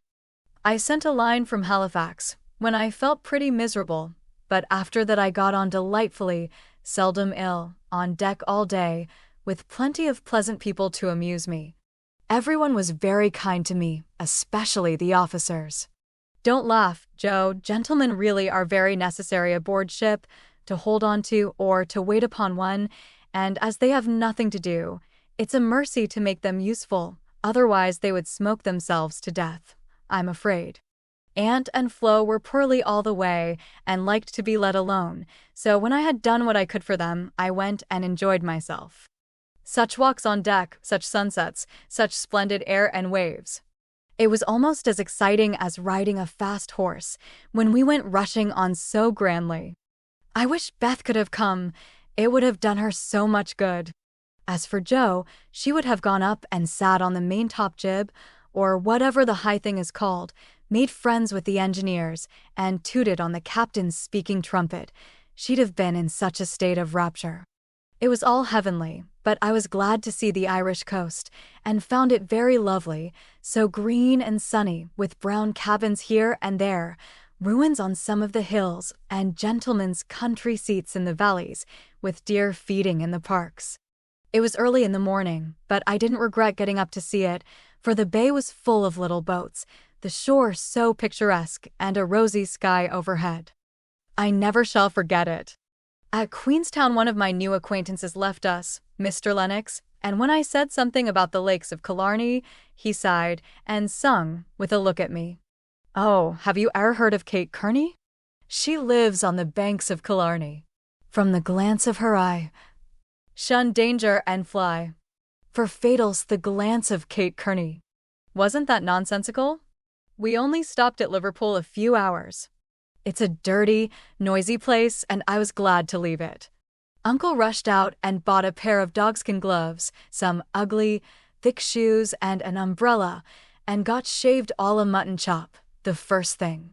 Then he flattered himself that he looked like a true Briton, but the first time he had the mud cleaned off his shoes, the little bootblack knew that an American stood in them, and said, with a grin, "They're your har, sir. I've given 'em the latest Yankee shine." It amused Uncle immensely.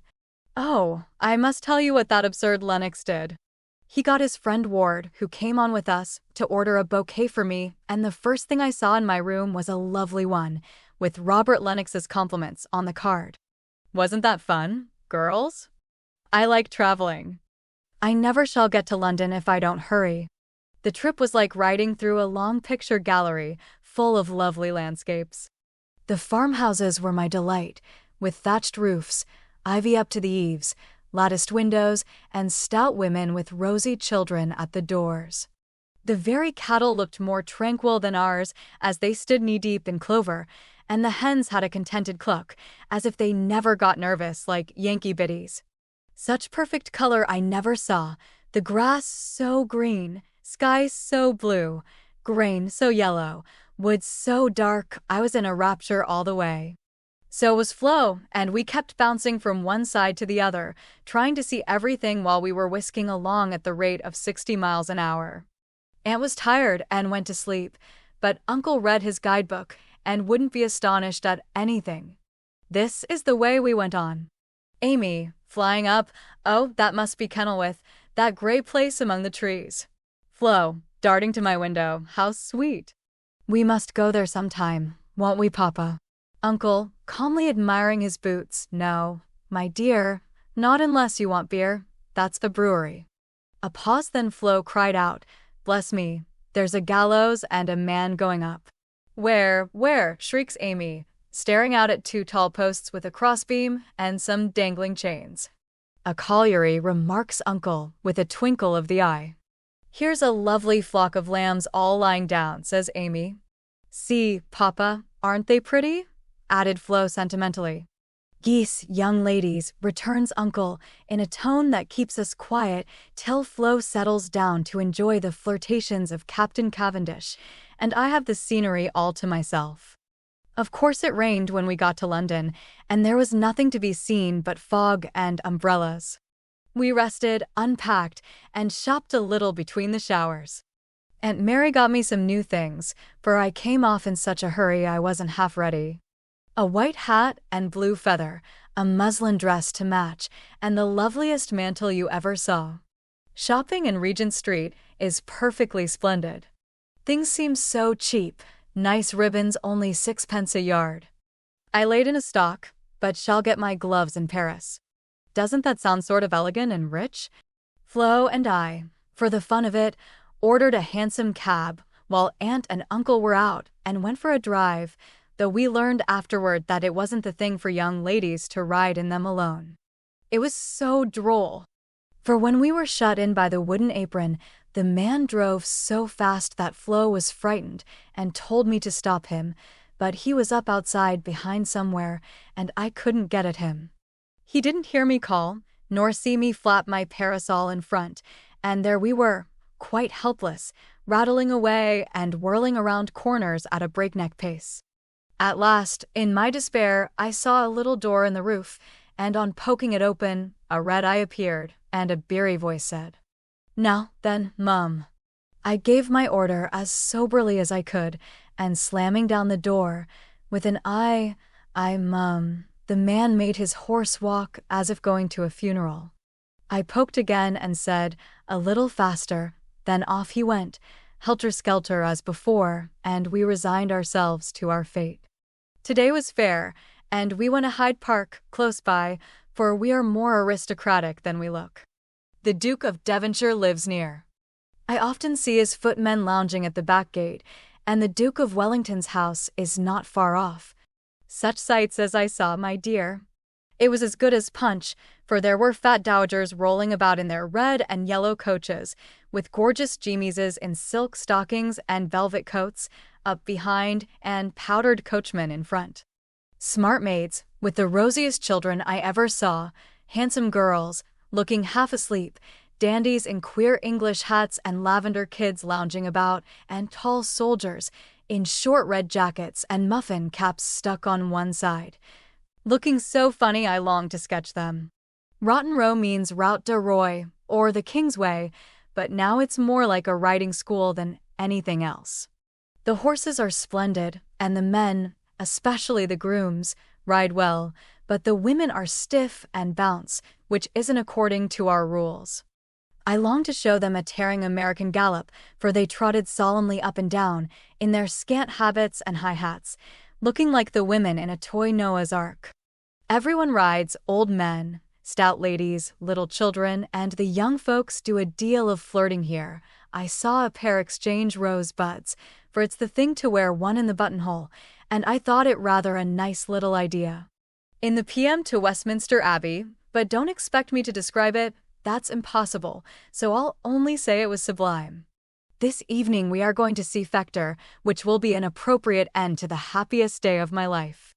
It's very late, but I can't let my letter go in the morning without telling you what happened last evening. Who do you think came in as we were at tea? Laurie's English friends, Fred and Frank Vaughan. I was so surprised, for I shouldn't have known them but for the cards. Both are tall fellows with whiskers, Fred handsome in the English style and Frank much better, for he only limps slightly and uses no crutches. They had heard from Laurie where we were to be and came to ask us to their house, but Uncle won't go, so we shall return the call and see them as we can. They went to the theater with us, and we did have such a good time, for Frank devoted himself to Flo, and Fred and I talked over past, present, and future fun as if we had known each other all our days. Tell Beth Frank asked for her and was sorry to hear of her ill health. Fred laughed when I spoke of Joe and sent his respectful compliments to the big hat. Neither of them had forgotten Camp Laurence or the fun we had there. What ages ago it seems, doesn't it? Aunt is tapping on the wall for the third time, so I must stop.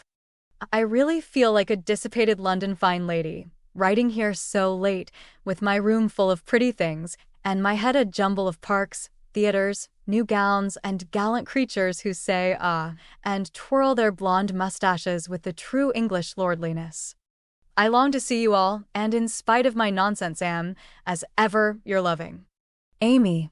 Paris. Dear girls. In my last I told you about our London visit, how kind the Vaughans were, and what pleasant parties they made for us. I enjoyed the trips to Hampton Court and the Kensington Museum more than anything else, for at Hampton I saw Raphael's cartoons, and at the museum, rooms full of pictures by Turner, Laurence, Reynolds, Hogarth, and the other great creatures.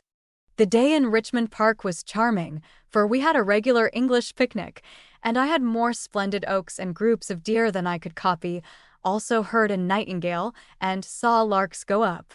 We did London to our heart's content, thanks to Fred and Frank, and were sorry to go away, for though English people are slow to take you in, when they once make up their minds to do it they cannot be outdone in hospitality, I think. The Vaughans hope to meet us in Rome next winter, and I shall be dreadfully disappointed if they don't, for Grace and I are great friends, and the boys very nice fellows, especially Fred. Well, we were hardly settled here, when he turned up again, saying he had come for a holiday and was going to Switzerland. Aunt looked sober at first, but he was so cool about it she couldn't say a word. And now we get on nicely, and are very glad he came, for he speaks French like a native, and I don't know what we should do without him. Uncle doesn't know 10 words and insists on talking English very loud, as if it would make people understand him. Aunt's pronunciation is old-fashioned, and Flo and I, though we flattered ourselves that we knew a good deal, find we don't, and are very grateful to have Fred do the parley-vooing, as Uncle calls it. Such delightful times as we are having. Sightseeing from morning till night, stopping for nice lunches in the gay cafes, and meeting with all sorts of droll adventures. Rainy days I spend in the Louvre, reveling in pictures.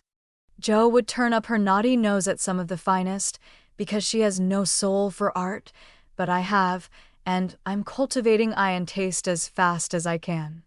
She would like the relics of great people better, for I've seen her Napoleon's cocked hat and gray coat, his baby's cradle and his old toothbrush, also Marie Antoinette's little shoe, the ring of Saint Denis, Charlemagne's sword, and many other interesting things. I'll talk for hours about them when I come, but haven't time to write. The Palais Royal is a heavenly place, so full of bijouterie and lovely things that I'm nearly distracted because I can't buy them. Fred wanted to get me some, but of course I didn't allow it. Then the Bois and Champs-Élysées are très magnifiques. I've seen the imperial family several times, the emperor an ugly, hard-looking man, the empress pale and pretty, but dressed in bad taste. I thought purple dress, green hat, and yellow gloves. Little Nap is a handsome boy who sits chatting to his tutor and kisses his hand to the people as he passes in his 4-horse barouche, with postilions in red satin jackets and a mounted guard before and behind. We often walk in the Tuileries gardens, for they are lovely, though the antique Luxembourg gardens suit me better. Père Lachaise is very curious, for many of the tombs are like small rooms, and looking in, one sees a table with images or pictures of the dead and chairs for the mourners to sit in when they come to lament. That is so Frenchy. Our rooms are on the Rue de Rivoli, and sitting on the balcony, we look up and down the long, brilliant street. It is so pleasant that we spend our evenings talking there when too tired with our day's work to go out. Fred is very entertaining and is altogether the most agreeable young man I ever knew, except Laurie, whose manners are more charming. I wish Fred was dark, for I don't fancy light men. However, the Vaughns are very rich and come of an excellent family, so I won't find fault with their yellow hair, as my own is yellower. Next week we are off to Germany and Switzerland, and as we shall travel fast, I shall only be able to give you hasty letters. I keep my diary and try to remember correctly and describe clearly all that I see and admire, as Father advised. It is good practice for me, and with my sketchbook will give you a better idea of my tour than these scribbles. Adieu, I embrace you tenderly. Votre Amy. Heidelberg. My dear Mama. Having a quiet hour before we leave for Bern, I'll try to tell you what has happened, for some of it is very important, as you will see. The sail up the Rhine was perfect, and I just sat and enjoyed it with all my might. Get Father's old guidebooks and read about it. I haven't words beautiful enough to describe it. At Koblenz we had a lovely time, for some students from Bonn, with whom Fred got acquainted on the boat, gave us a serenade. It was a moonlight night, and about 1 o'clock Flo and I were waked by the most delicious music under our windows.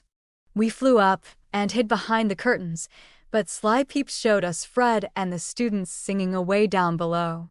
It was the most romantic thing I ever saw, the river, the bridge of boats, the great fortress opposite, moonlight everywhere, and music fit to melt a heart of stone.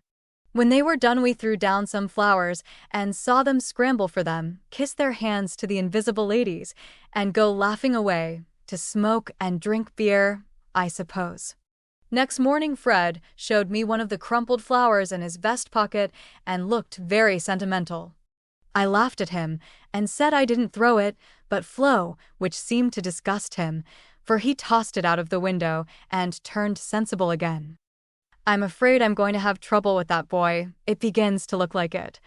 The baths at Nassau were very gay, so was Baden-Baden, where Fred lost some money and I scolded him. He needs someone to look after him when Frank is not with him. Kate said once she hoped he'd marry soon, and I quite agree with her that it would be well for him. Frankfurt was delightful. I saw Goethe's house, Schiller's statue, and Danneker's famous Ariadne. It was very lovely, but I should have enjoyed it more if I had known the story better. I didn't like to ask, as everyone knew it or pretended they did. I wish Joe would tell me all about it. I ought to have read more, for I find I don't know anything and it mortifies me. Now comes the serious part, for it happened here, and Fred has just gone.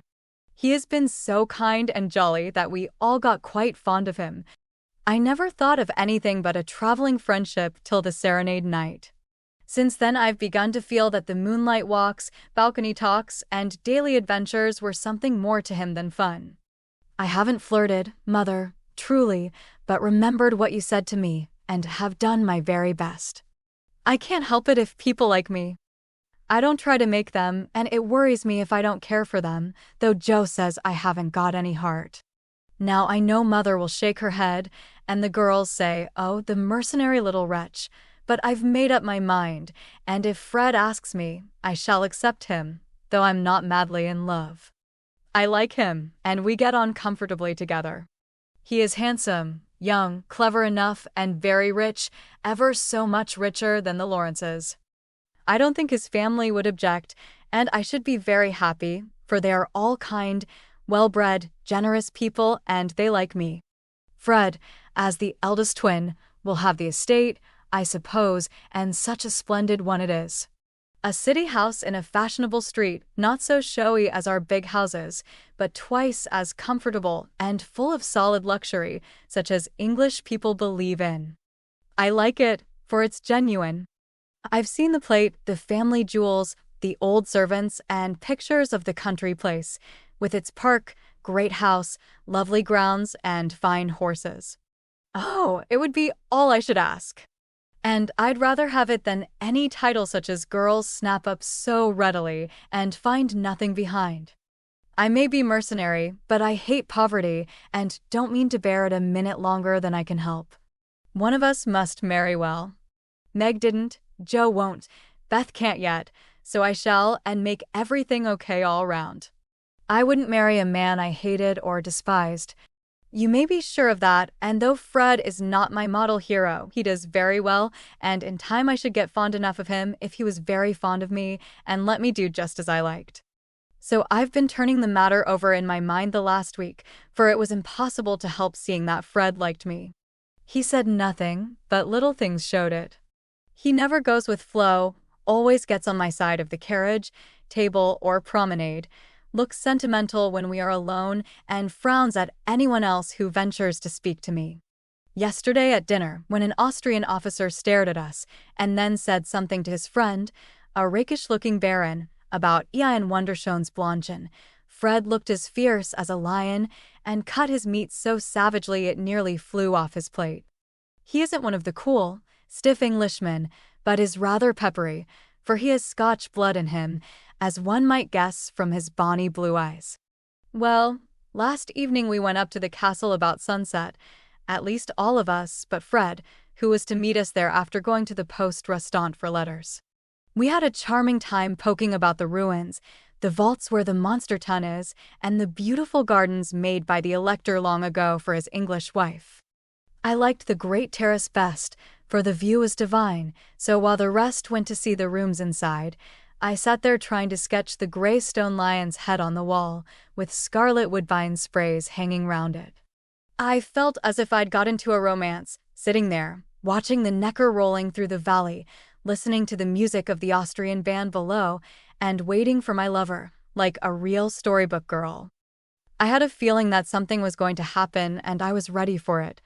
I didn't feel blushy or quaky, but quite cool and only a little excited. By and by I heard Fred's voice, and then he came hurrying through the great arch to find me. He looked so troubled that I forgot all about myself and asked what the matter was. He said he'd just got a letter begging him to come home, for Frank was very ill. So he was going at once on the night train and only had time to say goodbye. I was very sorry for him and disappointed for myself, but only for a minute because he said, as he shook hands, and said it in a way that I could not mistake, "I shall soon come back, you won't forget me, Amy?" I didn't promise, but I looked at him, and he seemed satisfied, and there was no time for anything but messages and goodbyes, for he was off in an hour, and we all miss him very much. I know he wanted to speak, but I think, from something he once hinted, that he had promised his father not to do anything of the sort yet awhile, for he is a rash boy, and the old gentleman dreads a foreign daughter-in-law. We shall soon meet in Rome, and then, if I don't change my mind, I'll say, "Yes, thank you," when he says, "Will you please?" Of course this is all very private, but I wished you to know what was going on. Don't be anxious about me, remember I am your prudent Amy, and be sure I will do nothing rashly. Send me as much advice as you like.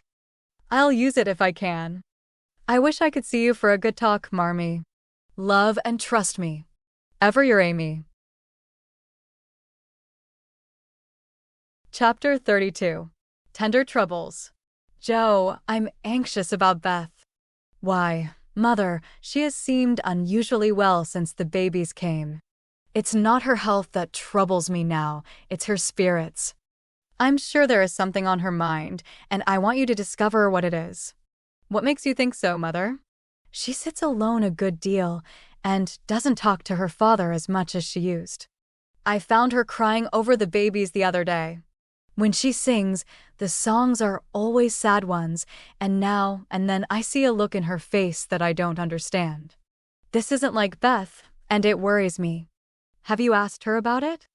I have tried once or twice, but she either evaded my questions or looked so distressed that I stopped. I never force my children's confidence, and I seldom have to wait for long. Mrs. March glanced at Joe as she spoke, but the face opposite seemed quite unconscious of any secret disquietude but Beth's, and after sewing thoughtfully for a minute, Joe said, "I think she is growing up, and so begins to dream dreams, and have hopes and fears and fidgets, without knowing why or being able to explain them. Why, Mother, Beth's 18, but we don't realize it, and treat her like a child, forgetting she's a woman." "So she is. Dear heart, how fast you do grow up," returned her mother with a sigh and a smile. "Can't be helped, Marmee, so you must resign yourself to all sorts of worries and let your birds hop out of the nest, one by one. I promise never to hop very far if that is any comfort to you." "It's a great comfort, Joe. I always feel strong when you are at home. Now Meg is gone. Beth is too feeble and Amy too young to depend upon, but when the tug comes, you are always ready. Why, you know I don't mind hard jobs much, and there must always be one scrub in a family. Amy is splendid in fine works and I'm not, but I feel in my element when all the carpets are to be taken up, or half the family fall sick at once. Amy is distinguishing herself abroad, but if anything is amiss at home, I'm your man. I leave Beth to your hands, then, for she will open her tender little heart to her Joe sooner than to anyone else. Be very kind, and don't let her think anyone watches or talks about her. If she only would get quite strong and cheerful again, I shouldn't have a wish in the world." "Happy woman." "I've got heaps." "My dear, what are they?" "I'll settle Bethy's troubles, and then I'll tell you mine. They are not very wearing, so they'll keep," and Joe stitched away, with a wise nod which set her mother's heart at rest about her for the present at least. While apparently absorbed in her own affairs, Joe watched Beth, and after many conflicting conjectures, finally settled upon one which seemed to explain the change in her. A slight incident gave Joe the clue to the mystery, she thought, and lively fancy, loving heart did the rest. She was affecting to write busily one Saturday afternoon, when she and Beth were alone together. Yet as she scribbled, she kept her eye on her sister, who seemed unusually quiet. Sitting at the window, Beth's work often dropped into her lap, and she leaned her head upon her hand, in a dejected attitude, while her eyes rested on the dull, autumnal landscape. Suddenly someone passed below, whistling like an operatic blackbird, and a voice called out all serene, "Coming in tonight." Beth started, leaned forward, smiled and nodded, watched the passer-by till his quick tramp died away, then said softly as if to herself, "How strong and well and happy that dear boy looks." Said Joe, still intent upon her sister's face, for the bright color faded as quickly as it came, the smile vanished, and presently a tear lay shining on the window ledge. Beth whisked it off, and in her half-averted face read a tender sorrow that made her own eyes fill. Fearing to betray herself, she slipped away, murmuring something about needing more paper. "Mercy on me, Beth loves Laurie," she said, sitting down in her own room, pale with the shock of the discovery which she believed she had just made. "I never dreamed of such a thing. What will Mother say? I wonder if her—" There Joe stopped and turned scarlet with a sudden thought. If he shouldn't love back again, how dreadful it would be. He must. I'll make him, and she shook her head threateningly at the picture of the mischievous-looking boy laughing at her from the wall. "Oh dear, we are growing up with a vengeance. Here's Meg married and a mama, Amy flourishing away at Paris, and Beth in love. I'm the only one that has sense enough to keep out of mischief." Joe thought intently for a minute with her eyes fixed on the picture. Then she smoothed out her wrinkled forehead and said, with a decided nod at the face opposite, "No thank you, sir. You're very charming, but you've no more stability than a weathercock. So you needn't write touching notes and smile in that insinuating way, for it won't do a bit of good, and I won't have it." Then she sighed and fell into a reverie from which she did not wake till the early twilight sent her down to take new observations, which only confirmed her suspicion. Though Laurie flirted with Amy and joked with Joe, his manner to Beth had always been peculiarly kind and gentle, but so was everybody's. Therefore, no one thought of imagining that he cared more for her than for the others. Indeed, a general impression had prevailed in the family of late that our boy was getting fonder than ever of Joe, who, however, wouldn't hear a word upon the subject and scolded violently if anyone dared to suggest it. If they had known the various tender passages which had been nipped in the bud, they would have had the immense satisfaction of saying, "I told you so." But Joe hated philandering and wouldn't allow it, always having a joke or a smile ready at the least sign of impending danger.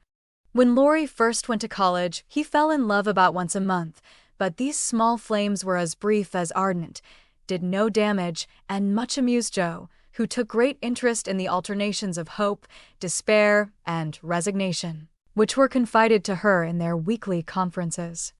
But there came a time when Laurie ceased to worship at many shrines, hinted darkly at one all-absorbing passion, and indulged occasionally in Byronic fits of gloom. Then he avoided the tender subject altogether, wrote philosophical notes to Joe, turned studious, and gave out that he was going to dig, intending to graduate in a blaze of glory. This suited the young lady better than twilight confidences, tender pressures of the hand, and eloquent glances of the eye, for with Joe, brain developed earlier than heart, and she preferred imaginary heroes to real ones because when tired of them, the former could be shut up in the tin kitchen till called for, and the latter were less manageable. Things were in this state when the grand discovery was made, and Joe watched Laurie that night as she had never done before. If she had not got the new idea into her head, she would have seen nothing unusual in the fact that Beth was very quiet and Laurie very kind to her.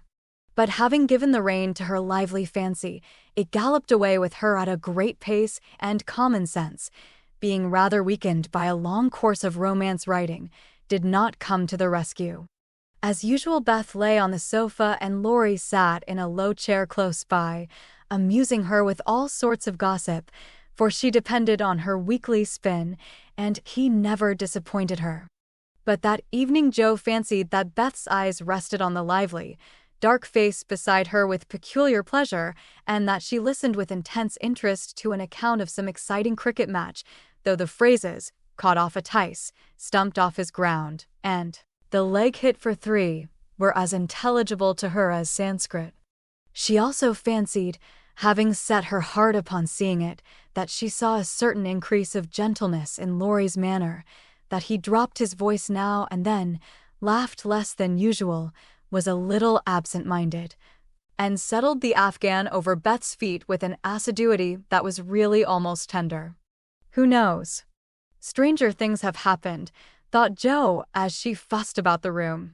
She will make quite an angel of him, and he will make life delightfully easy and pleasant for the dear if they only love each other. I don't see how he can help it, and I do believe he would if the rest of us were out of the way.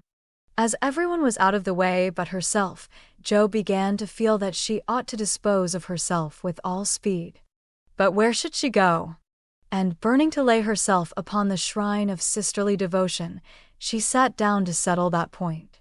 Now, the old sofa was a regular patriarch of a sofa, long, broad, well-cushioned, and low, a trifle shabby, as well it might be, for the girls had slept and sprawled on it as babies, fished over the back, rode on the arms, and had menageries under it as children, and rested tired heads, dreamed dreams, and listened to tender talk on it as young women. They all loved it, for it was a family refuge, and one corner had always been Joe's favorite lounging place. Among the many pillows that adorned the venerable couch was one, hard, round, covered with prickly horsehair, and furnished with a knobby button at each end. This repulsive pillow was her especial property, being used as a weapon of defense, a barricade, or a stern preventive of too much slumber.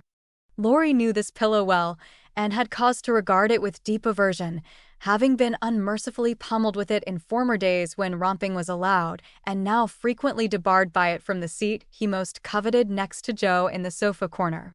If the sausage, as they called it, stood on end, it was a sign that he might approach and repose, but if it lay flat across the sofa, woe to man, woman, or child who dared disturb it. That evening Joe forgot to barricade her corner and had not been in her seat 5 minutes before a massive form appeared beside her, and with both arms spread over the sofa back, both long legs stretched out before him, Laurie exclaimed, with a sigh of satisfaction. "Now, this is filling at the price." "No slang," snapped Joe, slamming down the pillow. But it was too late, there was no room for it, and coasting onto the floor, it disappeared in a most mysterious manner. "Come, Joe, don't be thorny. After studying himself to a skeleton all the week, a fellow deserves petting and ought to get it. Beth will pet you." "I'm busy." "No, she's not to be bothered with me, but you like that sort of thing, unless you've suddenly lost your taste for it. Have you? Do you hate your boy and want to fire pillows at him?" Anything more wheedlesome than that touching appeal was seldom heard, but Joe quenched her boy by turning on him with a stern query. "How many bouquets have you sent Miss Randall this week?" "Not one, upon my word." "She's engaged." "Now then." "I'm glad of it. That's one of your foolish extravagances, sending flowers and things to girls for whom you don't care 2 pins," continued Joe reprovingly. "Sensible girls for whom I do care whole papers of pins won't let me send them flowers and things, so what can I do? My feelings need a vent. Mother doesn't approve of flirting even in fun, and you do flirt desperately, Teddy." "I'd give anything if I could answer, so do you." "As I can't, I'll merely say that I don't see any harm in that pleasant little game, if all parties understand that it's only play." "Well, it does look pleasant, but I can't learn how it's done. I've tried, because one feels awkward in company not to do as everybody else is doing, but I don't seem to get on," said Joe, forgetting to play mentor. "Take lessons of Amy, she has a regular talent for it." "Yes, she does it very prettily and never seems to go too far. I suppose it's natural to some people to please without trying, and others to always say and do the wrong thing in the wrong place. I'm glad you can't flirt. It's really refreshing to see a sensible, straightforward girl who can be jolly and kind without making a fool of herself. Between ourselves, Joe, some of the girls I know really do go on at such a rate I'm ashamed of them. They don't mean any harm, I'm sure, but if they knew how we fellows talked about them afterward, they'd mend their ways, I fancy. They do the same, and as their tongues are the sharpest, you fellows get the worst of it, for you are as silly as they, every bit. If you behaved properly, they would, but knowing you like their nonsense, they keep it up, and then you blame them." "Much you know about it, ma'am," said Laurie in a superior tone. "We don't like romps and flirts, though we may act as if we did sometimes. The pretty, modest girls are never talked about, except respectfully, among gentlemen. Bless your innocent soul. If you could be in my place for a month, you'd see things that would astonish you a trifle. Upon my word, when I see one of those harum-scarum girls, I always want to say with our friend Cock Robin, 'Out upon you, fie upon you.'" Bold-faced jig.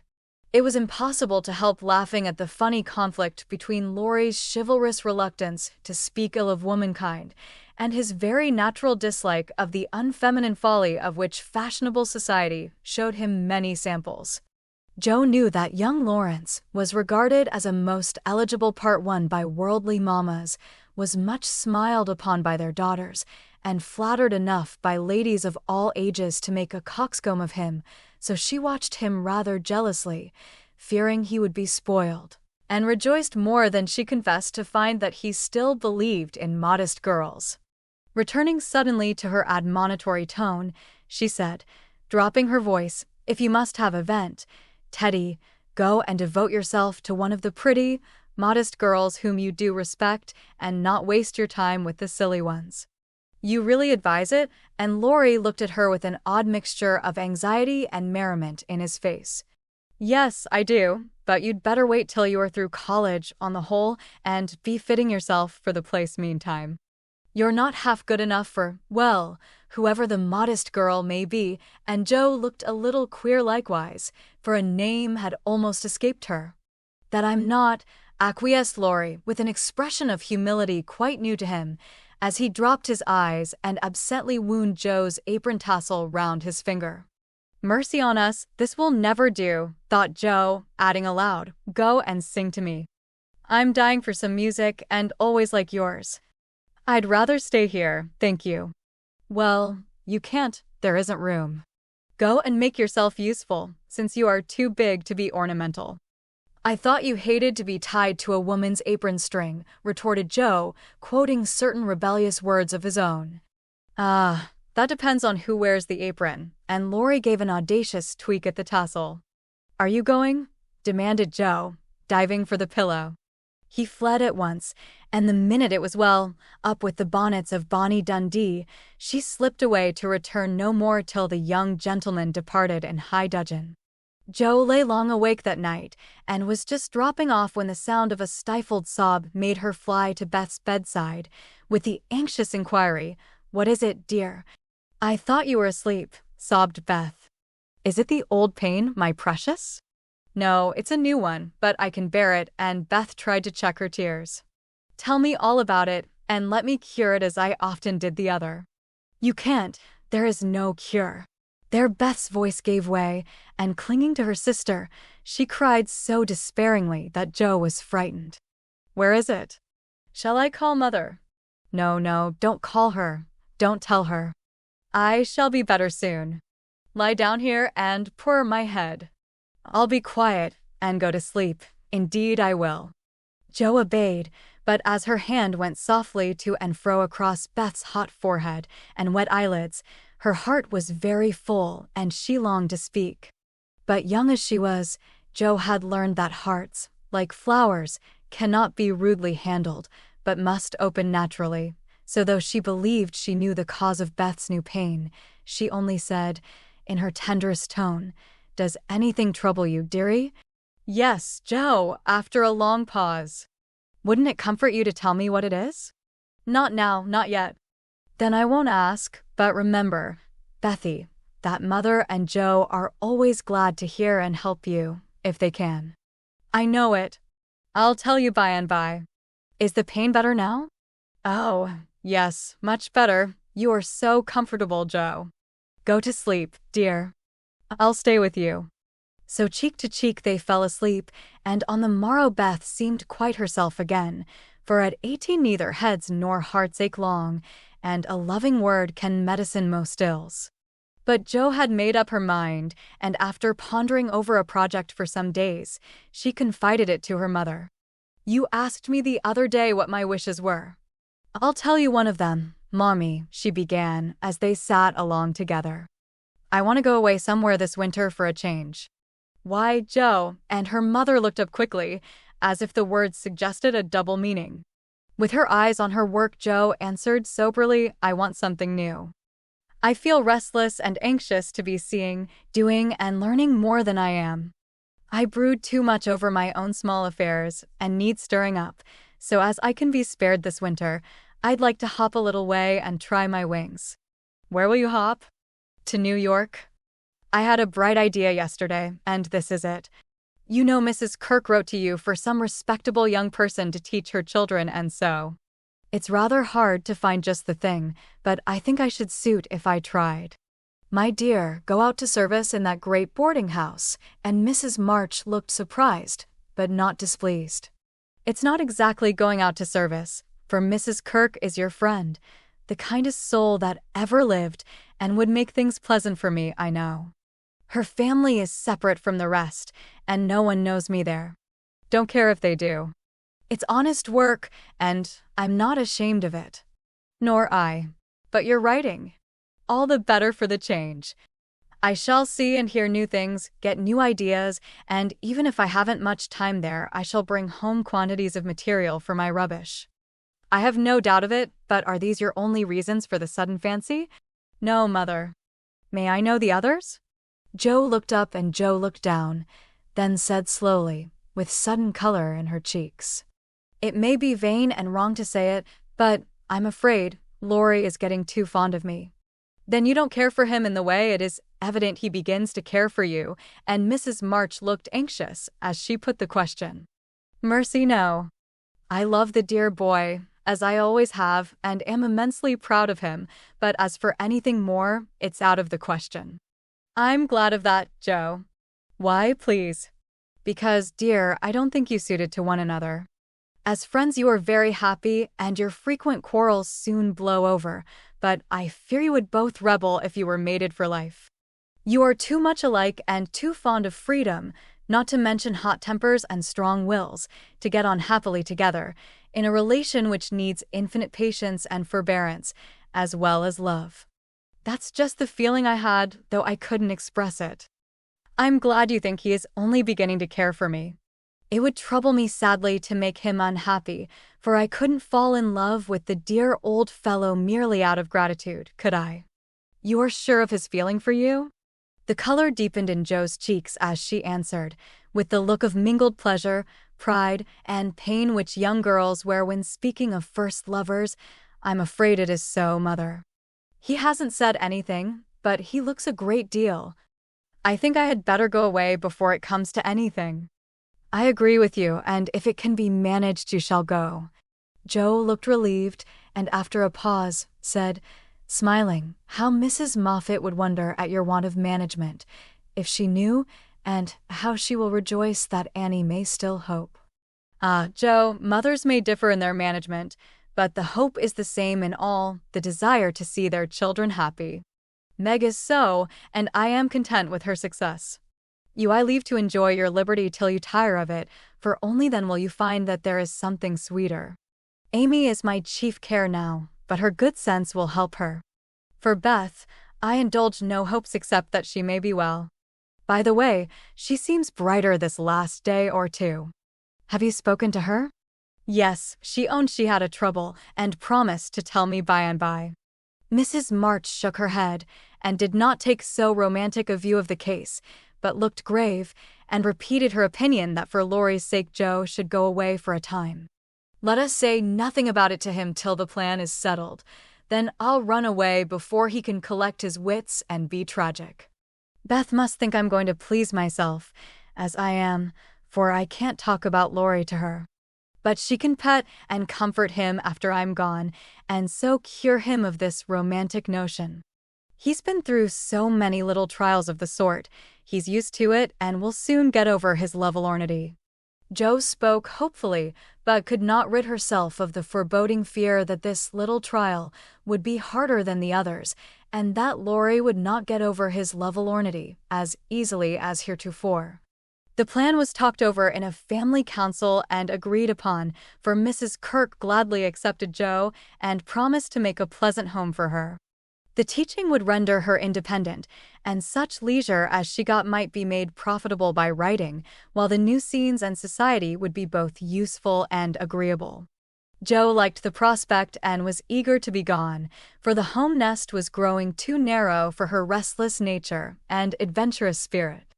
When all was settled, with fear and trembling she told Laurie, but to her surprise he took it very quietly.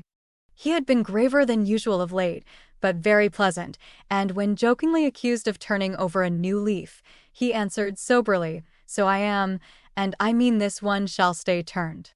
Joe was very much relieved that one of his virtuous fits should come on just then, and made her preparations with a lightened heart, for Beth seemed more cheerful, and hoped she was doing the best for all. One thing I leave in your especial care, she said, the night before she left. You mean your papers? Asked Beth. No, my boy. Be very good to him, won't you? Of course I will, but I can't fill your place, and he'll miss you sadly. It won't hurt him, so remember I leave him in your charge, to plague, pet, and keep in order. I'll do my best, for your sake, promised Beth, wondering why Joe looked at her so queerly. When Laurie said goodbye, he whispered significantly, It won't do a bit of good, Joe. My eye is on you, so mind what you do, or I'll come and bring you home. Chapter 33. Joe's Journal. New York, November. Dear Marmee and Beth, I'm going to write you a regular volume, for I've got heaps to tell, though I'm not a fine young lady traveling on the continent. When I lost sight of Father's dear old face, I felt a trifle blue, and might have shed a briny drop or two, if an Irish lady with 4 small children, all crying more or less, hadn't diverted my mind. For I amused myself by dropping gingerbread nuts over the seat every time they opened their mouths to roar. Soon the sun came out, and taking it as a good omen, I cleared up likewise and enjoyed my journey with all my heart. Mrs. Kirk welcomed me so kindly I felt at home at once, even in that big house full of strangers. She gave me a funny little sky parlor, all she had, but there is a stove in it, and a nice table and a sunny window, so I can sit here and write whenever I like. A fine view and a church tower opposite atone for the many stairs, and I took a fancy to my den on the spot. The nursery, where I am to teach and sew, is a pleasant room next Mrs. Kirk's private parlor, and the 2 little girls are pretty children, rather spoiled, I fancy, but they took to me after telling them the 7 bad pigs, and I've no doubt I shall make a model governess. I am to have my meals with the children if I prefer it to the great table, and for the present I do, for I am bashful, though no one will believe it. Now, my dear, make yourself at home, said Mrs. K, in her motherly way. I'm on the drive from morning to night, as you may suppose with such a family, but a great anxiety will be off my mind if I know the children are safe with you. My rooms are always open to you, and your own shall be as comfortable as I can make it. There are some pleasant people in the house, if you feel sociable, and your evenings are always free. Come to me if anything goes wrong, and be as happy as you can. There's the tea bell. I must run and change my cap. And off she bustled, leaving me to settle myself in my new nest. As I went downstairs soon after, I saw something I liked. The flights are very long in this tall house, and as I stood waiting at the head of the 3rd one for a little servant girl to lumber up, I saw a gentleman come along behind her, take the heavy hod of coal out of her hand, carry it all the way up, put it down at a door nearby, and walk away, saying, with a kind nod and a foreign accent, "It goes better so. The little back is too young to have such heaviness." Wasn't it good of him? I like such things, for as Father says, trifles show character. When I mentioned it to Mrs. K, that evening, she laughed, and said, "That must have been Professor Bear, he's always doing things of that sort." Mrs. K told me he was from Berlin, very learned and good, but poor as a church mouse, and gives lessons to support himself and 2 little orphan nephews whom he is educating here, according to the wishes of his sister, who married an American. Not a very romantic story, but it interested me, and I was glad to hear that Mrs. K lends him her parlor for some of his scholars. There is a glass door between it and the nursery, and I mean to peep at him, and then I'll tell you how he looks. He's almost 40, so it's no harm, Marmee. After tea and a go-to-bed romp with the little girls, I attacked the big work basket and had a quiet evening chatting with my new friend. I shall keep a journal letter and send it once a week, so good night and more tomorrow. Tuesday Eve. Had a lively time in my seminary this morning, for the children acted like Sancho, and at one time I really thought I should shake them all round. Some good angel inspired me to try gymnastics, and I kept it up till they were glad to sit down and keep still. After luncheon, the girl took them out for a walk, and I went to my needlework like little Mabel, with a willing mind. I was thanking my stars that I'd learned to make nice buttonholes, when the parlor door opened and shut, and someone began to hum, "Kennst du das Land," like a big bumblebee. It was dreadfully improper, I know, but I couldn't resist the temptation, and lifting one end of the curtain before the glass door, I peeped in. Professor Bear was there, and while he arranged his books, I took a good look at him. A regular German, rather stout, with brown hair tumbled all over his head, a bushy beard, good nose, the kindest eyes I ever saw, and a splendid big voice that does one's ears good, after our sharp or slipshod American gabble. His clothes were rusty, his hands were large, and he hadn't a really handsome feature in his face, except his beautiful teeth.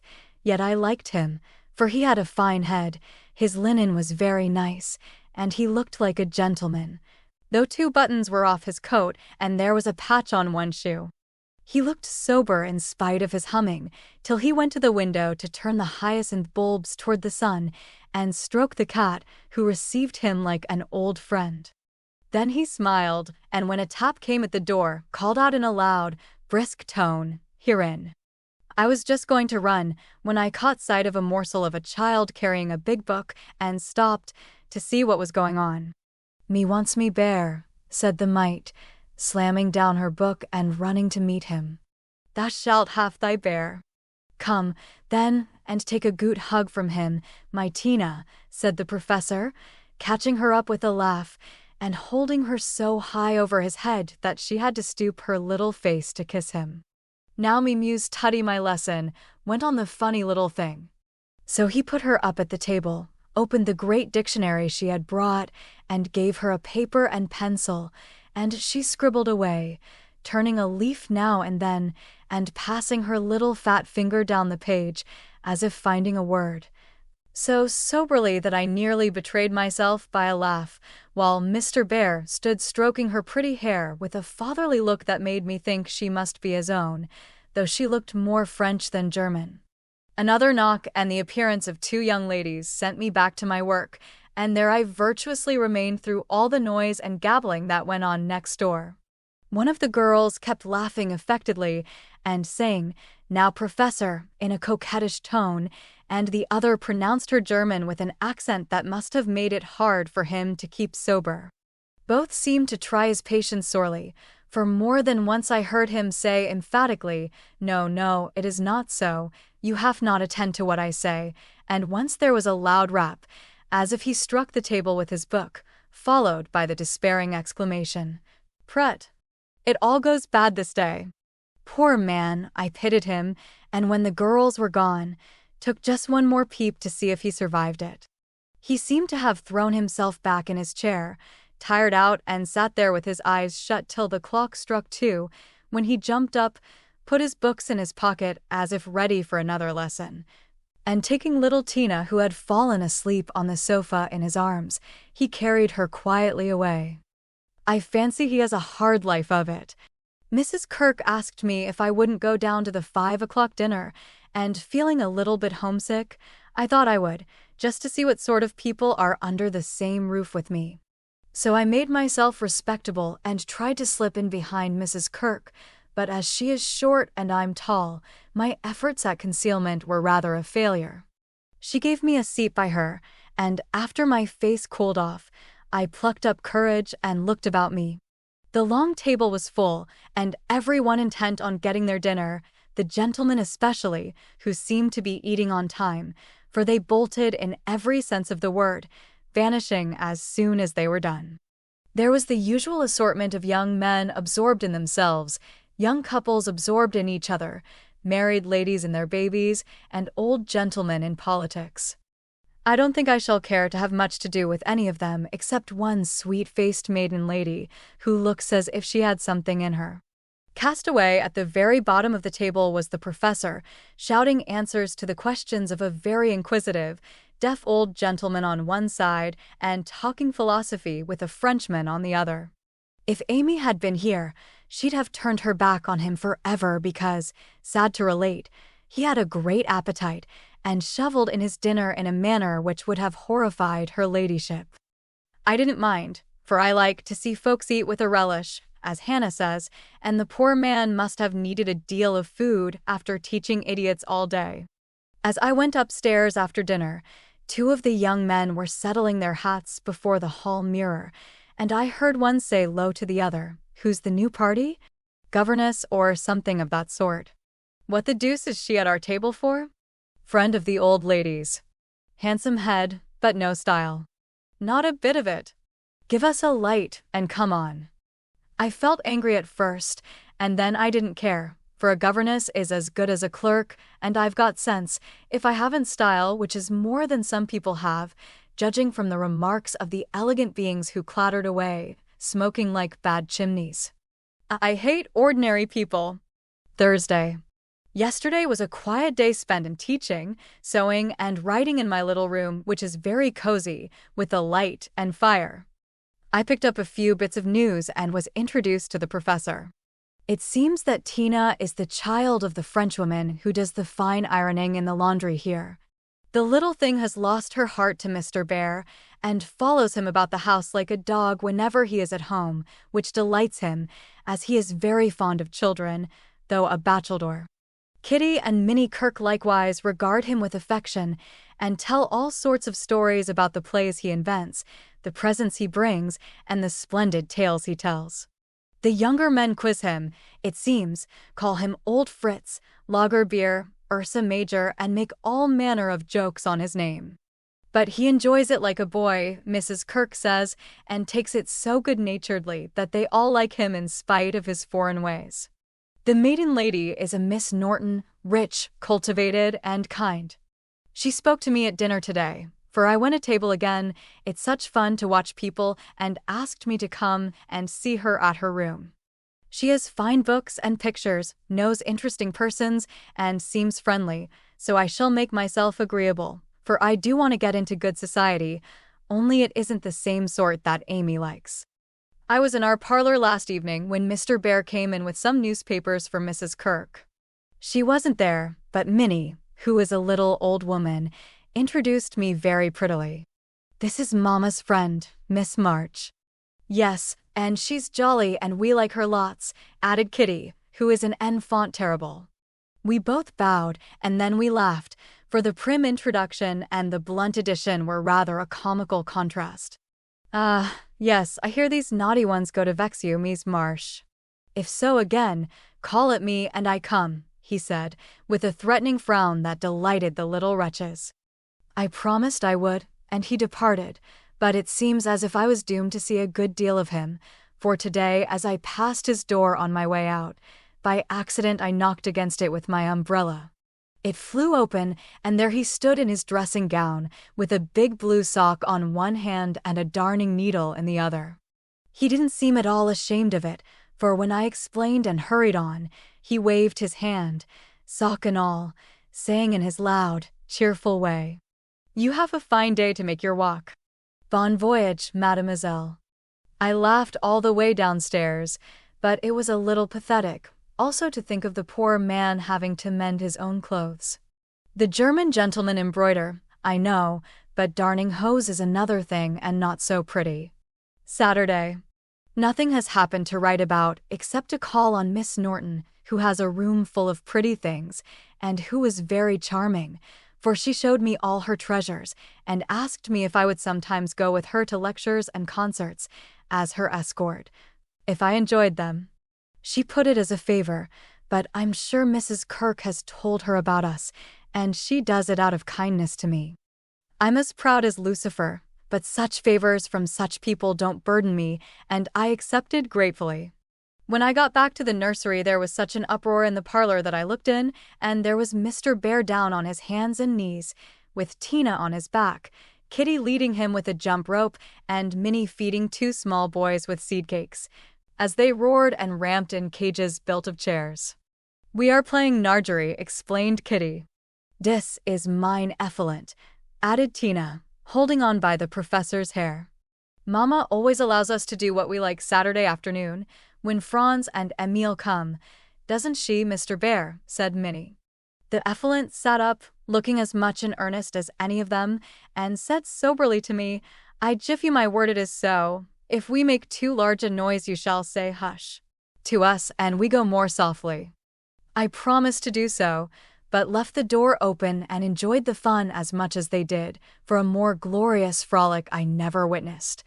They played tag and soldiers, danced and sang, and when it began to grow dark they all piled onto the sofa about the professor, while he told charming fairy stories of the storks on the chimney tops and the little coblets who ride the snowflakes as they fall. I wish Americans were as simple and natural as Germans, don't you? I'm so fond of writing, I should go spinning on forever if motives of economy didn't stop me, for though I've used thin paper and written fine, I tremble to think of the stamps this long letter will need.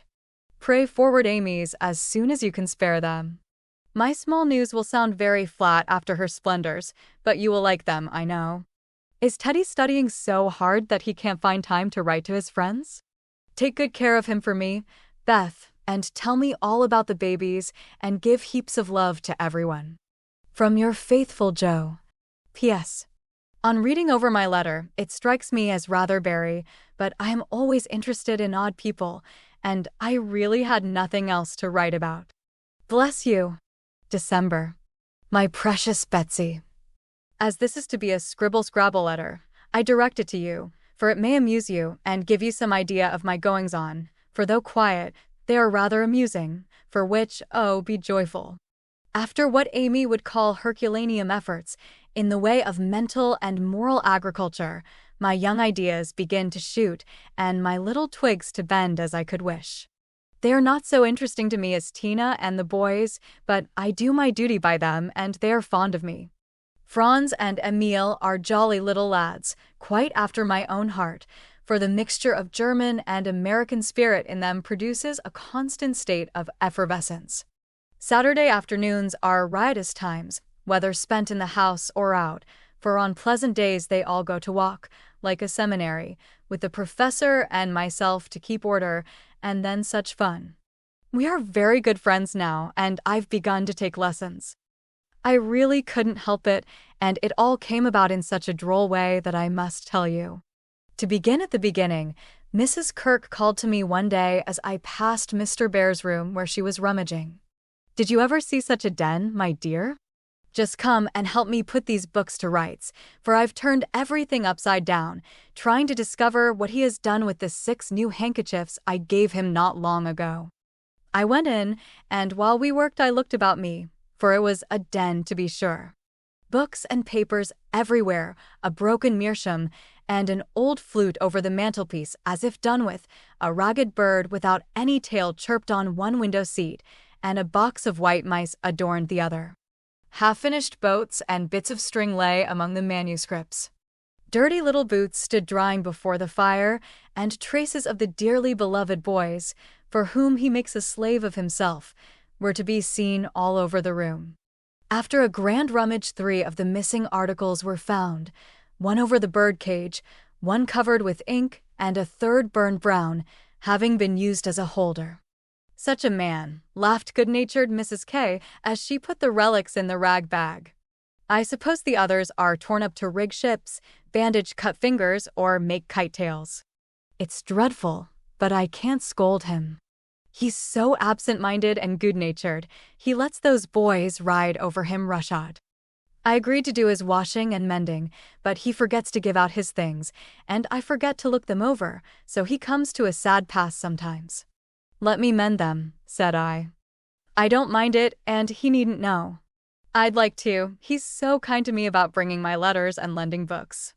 So I've got his things in order, and knit heels into 2 pairs of the socks, for they were boggled out of shape with his queer darns. Nothing was said, and I hoped he wouldn't find it out, but one day last week he caught me at it. Hearing the lessons he gives to others has interested and amused me so much that I took a fancy to learn, for Tina runs in and out, leaving the door open, and I can hear. I had been sitting near this door, finishing off the last sock, and trying to understand what he said to a new scholar who is as stupid as I am.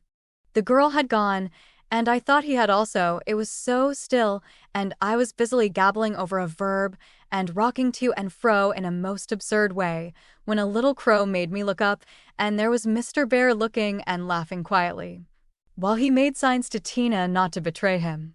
So, he said, as I stopped and stared like a goose, you peep at me, I peep at you, and this is not bad, but see, I am not pleasanting when I say, have you a wish for German? Yes, but you're too busy. I am too stupid to learn, I blundered out, as red as a peony. Prut. We will make the time, and we fail not to find the sense. At evening I shall jiff a little lesson with much gladness, for look you, Mies Marsh, I have this debt to pay. And he pointed to my work. Yes, they say to one another, these so kind ladies, he is a stupid old fellow, He will see not what we do. He will never observe that his sock heels go not in holes anymore. He will think his buttons grow out new when they fall, and believe that strings make theirselves.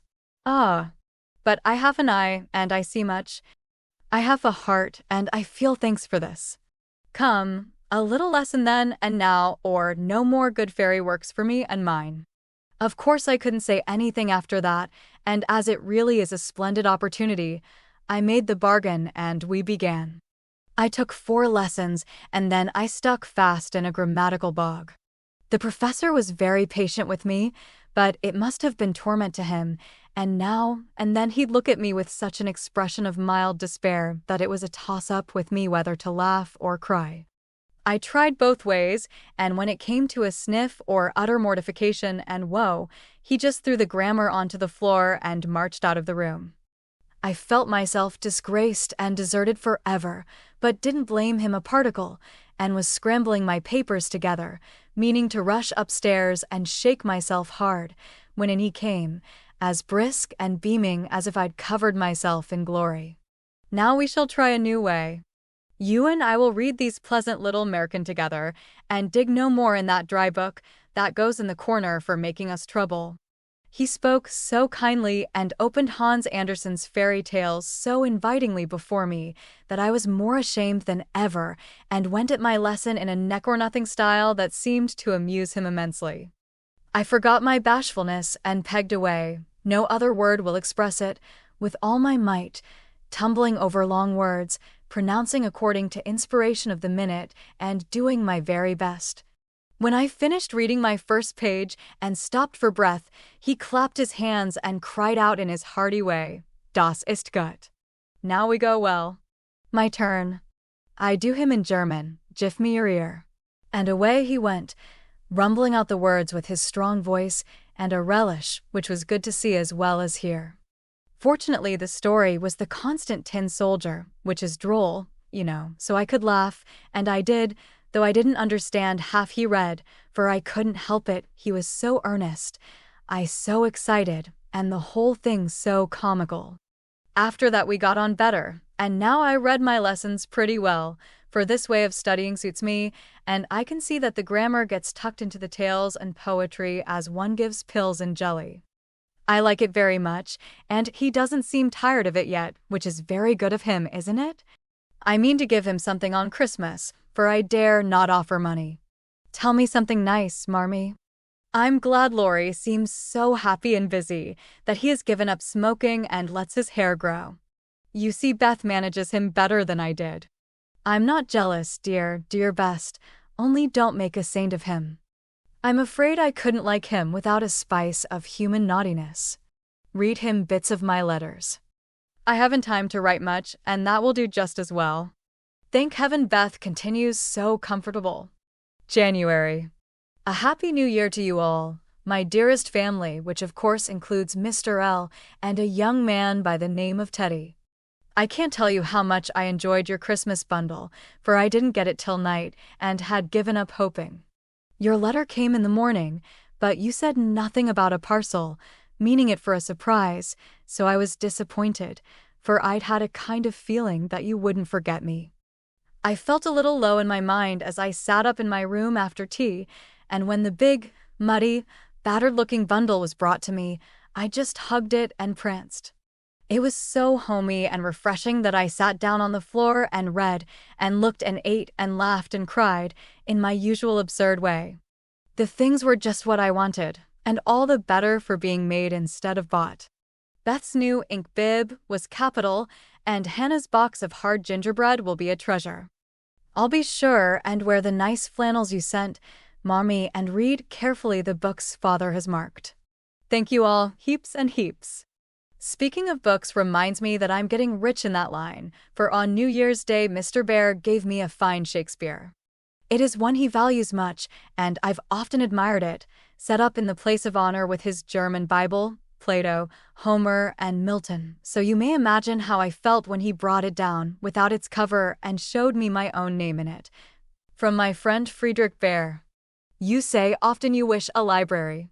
Here I jiff you one, for between these lids, he meant covers, is many books in one. Read him well, and he will help you much, for the study of character in this book will help you to read it in the world and paint it with your pen. I thanked him as well as I could, and talked now about my library as if I had 100 books. I never knew how much there was in Shakespeare before, but then I never had a bear to explain it to me. Now don't laugh at his horrid name. It isn't pronounced either bear or beer, as people will say it, but something between the two, as only Germans can give it. I'm glad you both like what I tell you about him, and hope you will know him someday. Mother would admire his warm heart, father his wise head. I admire both, and feel rich in my new friend Friedrich Bear. Not having much money or knowing what he'd like, I got several little things and put them about the room, where he would find them unexpectedly. They were useful, pretty, or funny. A new standish on his table, a little vase for his flower, he always has one, or a bit of green in a glass, to keep him fresh, he says, and a holder for his blower, so that he needn't burn up what Amy calls much wires. I made it like those Beth invented, a big butterfly with a fat body and black and yellow wings, worsted feelers and bead eyes. It took his fancy immensely, and he put it on his mantelpiece as an article of virtue, so it was rather a failure after all. Poor as he is, he didn't forget a servant or a child in the house, and not a soul here, from the French laundrywoman to Miss Norton, forgot him. I was so glad of that. They got up a masquerade and had a gay time New Year's Eve. I didn't mean to go down, having no dress. But at the last minute, Mrs. Kirk remembered some old brocades, and Miss Norton lent me lace and feathers. So I dressed up as Mrs. Malaprop and sailed in with a mask on. No one knew me, for I disguised my voice, and no one dreamed of the silent, haughty Miss March, for they think I am very stiff and cool, most of them, and so I am to whippersnappers, could dance and dress and burst out into a nice derangement of epitaphs, like an allegory on the banks of the Nile. I enjoyed it very much, and when we unmasked it was fun to see them stare at me. I heard one of the young men tell another that he knew I'd been an actress.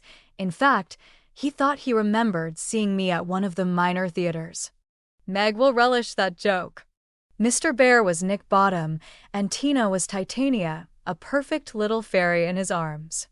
To see them dance was quite a landscape, to use a Teddyism. I had a very happy New Year, after all, and when I thought it over in my room, I felt as if I was getting on a little in spite of my many failures, for I'm cheerful all the time now, work with a will, and take more interest in other people than I used to, which is satisfactory. Bless you all. Ever your loving, Joe. Chapter 34. Friend. Though very happy in the social atmosphere about her, and very busy with the daily work that earned her bread, and made it sweeter for the effort, Jo still found time for literary labors. The purpose which now took possession of her was a natural one to a poor and ambitious girl, but the means she took to gain her end were not the best. She saw that money conferred power, money and power. Therefore, she resolved to have, not to be used for herself alone, but for those whom she loved more than life. The dream of filling home with comforts, giving Beth everything she wanted, from strawberries in winter to an organ in her bedroom, going abroad herself, and always having more than enough, so that she might indulge in the luxury of charity, had been for years Jo's most cherished castle in the air. The prize story experience had seemed to open a way which might, after long traveling and much uphill work, lead to this delightful Chateau en Espagne. But the novel disaster quenched her courage for a time, for public opinion is a giant which has frightened stouter-hearted Jacks on bigger beanstalks than hers. Like that immortal hero, she reposed a while after the first attempt, which resulted in a tumble and the least lovely of the giant's treasures, if I remember rightly. But the up again and take another spirit was as strong in Jo as in Jack, so she scrambled up on the shady side this time and got more booty, but nearly left behind her what was far more precious than the money bags. She took to writing sensation stories, for in those dark ages, even all-perfect America read rubbish. She told no one, but concocted a thrilling tale, and boldly carried it herself to Mr. Dashwood, editor of the weekly Volcano. She had never read Sartor Resartus, but she had a womanly instinct that clothes possess an influence more powerful over many than the worth of character or the magic of manners. So she dressed herself in her best, and, trying to persuade herself that she was neither excited nor nervous, bravely climbed 2 pairs of dark and dirty stairs to find herself in a disorderly room, a cloud of cigar smoke, and the presence of 3 gentlemen, sitting with their heels rather higher than their hats, which articles of dress none of them took the trouble to remove on her appearance. Somewhat daunted by this reception, Jo hesitated on the threshold, murmuring in much embarrassment, "Excuse me, I was looking for the weekly Volcano office. I wish to see Mr. Dashwood." Down went the highest pair of heels, up rose the smokiest gentleman, and, carefully cherishing his cigar between his fingers, he advanced with a nod and a countenance expressive of nothing but sleep. Feeling that she must get through the matter somehow, Jo produced her manuscript and, blushing redder and redder with each sentence, blundered out fragments of the little speech carefully prepared for the occasion. "A friend of mine desired me to offer a story, just as an experiment. Would like your opinion. Be glad to write more if this suits." While she blushed and blundered, Mr. Dashwood had taken the manuscript and was turning over the leaves with a pair of rather dirty fingers and casting critical glances up and down the neat pages. "Not a first attempt, I take it," observing that the pages were numbered, covered only on one side, and not tied up with a ribbon, sure sign of a novice. "No, sir. She has had some experience, and got a prize for a tale in the Blarney Stone Banner." "Oh, did she?" And Mr. Dashwood gave Jo a quick look, which seemed to take note of everything she had on, from the bow in her bonnet to the buttons on her boots. "Well, you can leave it, if you like. We've more of this sort of thing on hand than we know what to do with at present, but I'll run my eye over it and give you an answer next week." Now, Jo did not like to leave it, for Mr. Dashwood didn't suit her at all, but under the circumstances, there was nothing for her to do but bow and walk away, looking particularly tall and dignified, as she was apt to do when nettled or abashed. Just then she was both, for it was perfectly evident from the knowing glances exchanged among the gentlemen that her little fiction of "my friend" was considered a good joke, and a laugh, produced by some inaudible remark of the editor, as he closed the door, completed her discomfiture. Half resolving never to return, she went home and worked off her irritation by stitching pinafores vigorously, and in an hour or 2 was cool enough to laugh over the scene and long for next week. When she went again, Mr. Dashwood was alone, whereat she rejoiced.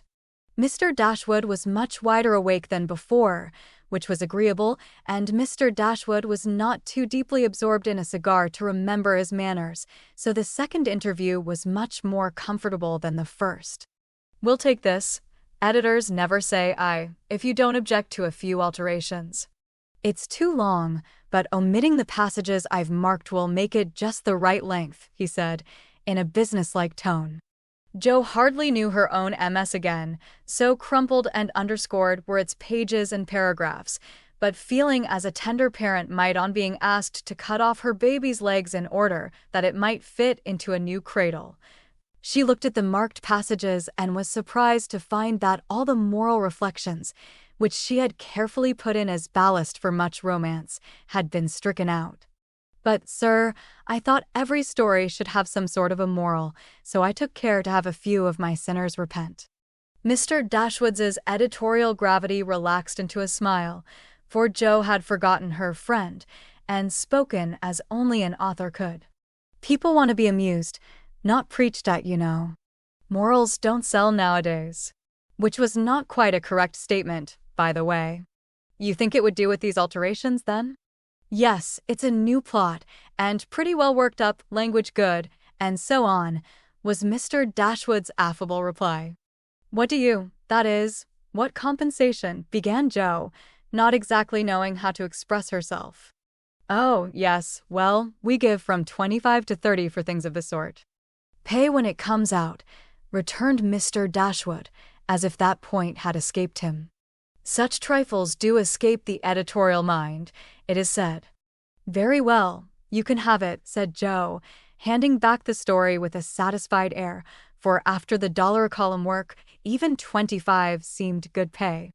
"Shall I tell my friend you will take another if she has one better than this?" asked Joe, unconscious of her little slip of the tongue and emboldened by her success. "Well, we'll look at it. Can't promise to take it. Tell her to make it short and spicy and never mind the moral." "What name would your friend like to put on it?" in a careless tone. "None at all, if you please. She doesn't wish her name to appear and has no nom de plume," said Joe, blushing in spite of herself. "Just as she likes, of course. The tale will be out next week. Will you call for the money, or shall I send it?" asked Mr. Dashwood, who felt a natural desire to know who his new contributor might be. "I'll call. Good morning, sir." As she departed, Mr. Dashwood put up his feet, with the graceful remark, "Poor and proud, as usual, but she'll do." Following Mr. Dashwood's directions and making Mrs. Northberry her model, Joe rashly took a plunge into the frothy sea of sensational literature, but thanks to the life-preserver thrown her by a friend, she came up again not much the worse for her ducking.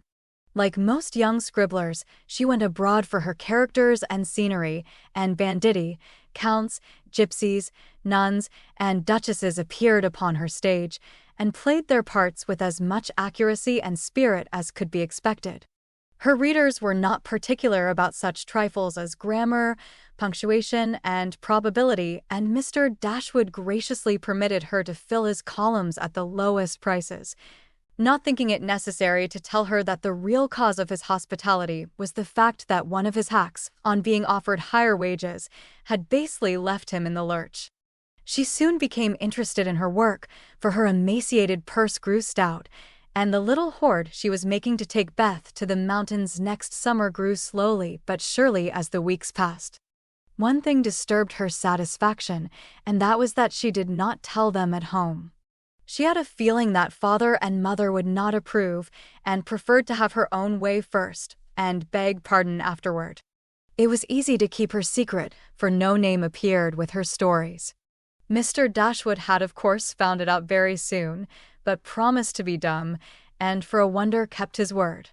She thought it would do her no harm, for she sincerely meant to write nothing of which she would be ashamed, and quieted all pricks of conscience by anticipations of the happy minute when she should show her earnings and laugh over her well-kept secret. But Mr. Dashwood rejected any but thrilling tales, and as thrills could not be produced except by harrowing up the souls of the readers, history and romance, land and sea, science and art, police records and lunatic asylums, had to be ransacked for the purpose. Joe soon found that her innocent experience had given her but few glimpses of the tragic world which underlies society, so regarding it in a business light, she set about supplying her deficiencies with characteristic energy. Eager to find material for stories and bent on making them original in plot, if not masterly in execution, she searched newspapers for accidents, incidents, and crimes. She excited the suspicions of public librarians by asking for works on poisons. She studied faces in the street and characters, good, bad, and indifferent, all about her. She delved in the dust of ancient times for facts or fictions so old that they were as good as new, and introduced herself to folly, sin, and misery, as well as her limited opportunities allowed. She thought she was prospering finely, but unconsciously she was beginning to desecrate some of the womanliest attributes of a woman's character.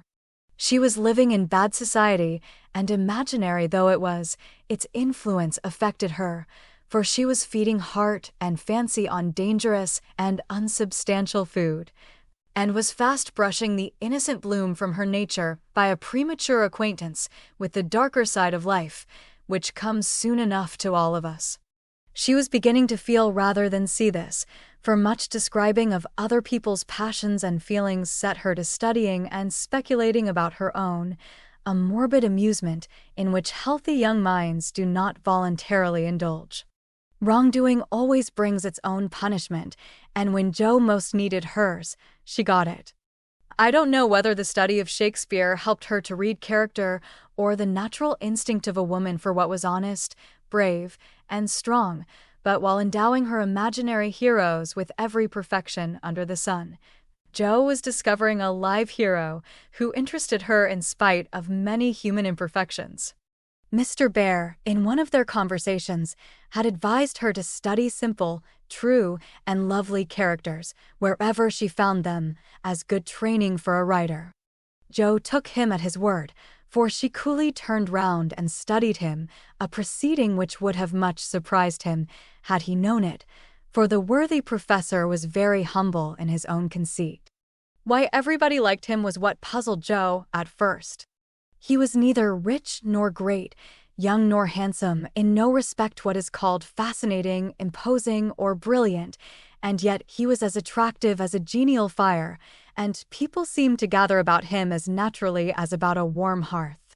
He was poor, yet always appeared to be giving something away, a stranger, yet everyone was his friend, no longer young, but as happy-hearted as a boy, plain and peculiar, yet his face looked beautiful to many, and his oddities were freely forgiven for his sake.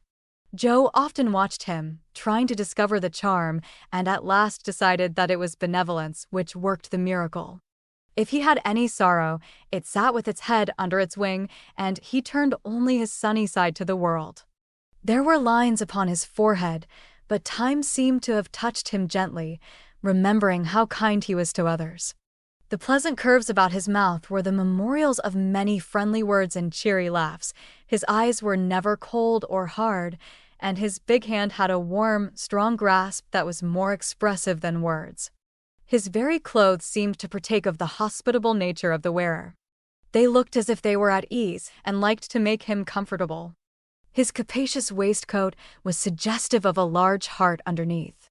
His rusty coat had a social air, and the baggy pockets plainly proved that little hands often went in empty and came out full. His very boots were benevolent, and his collars never stiff and raspy like other people's.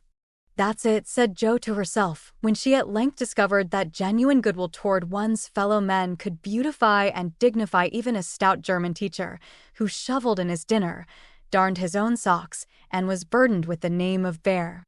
Jo valued goodness highly, but she also possessed a most feminine respect for intellect, and a little discovery which she made about the professor added much to her regard for him.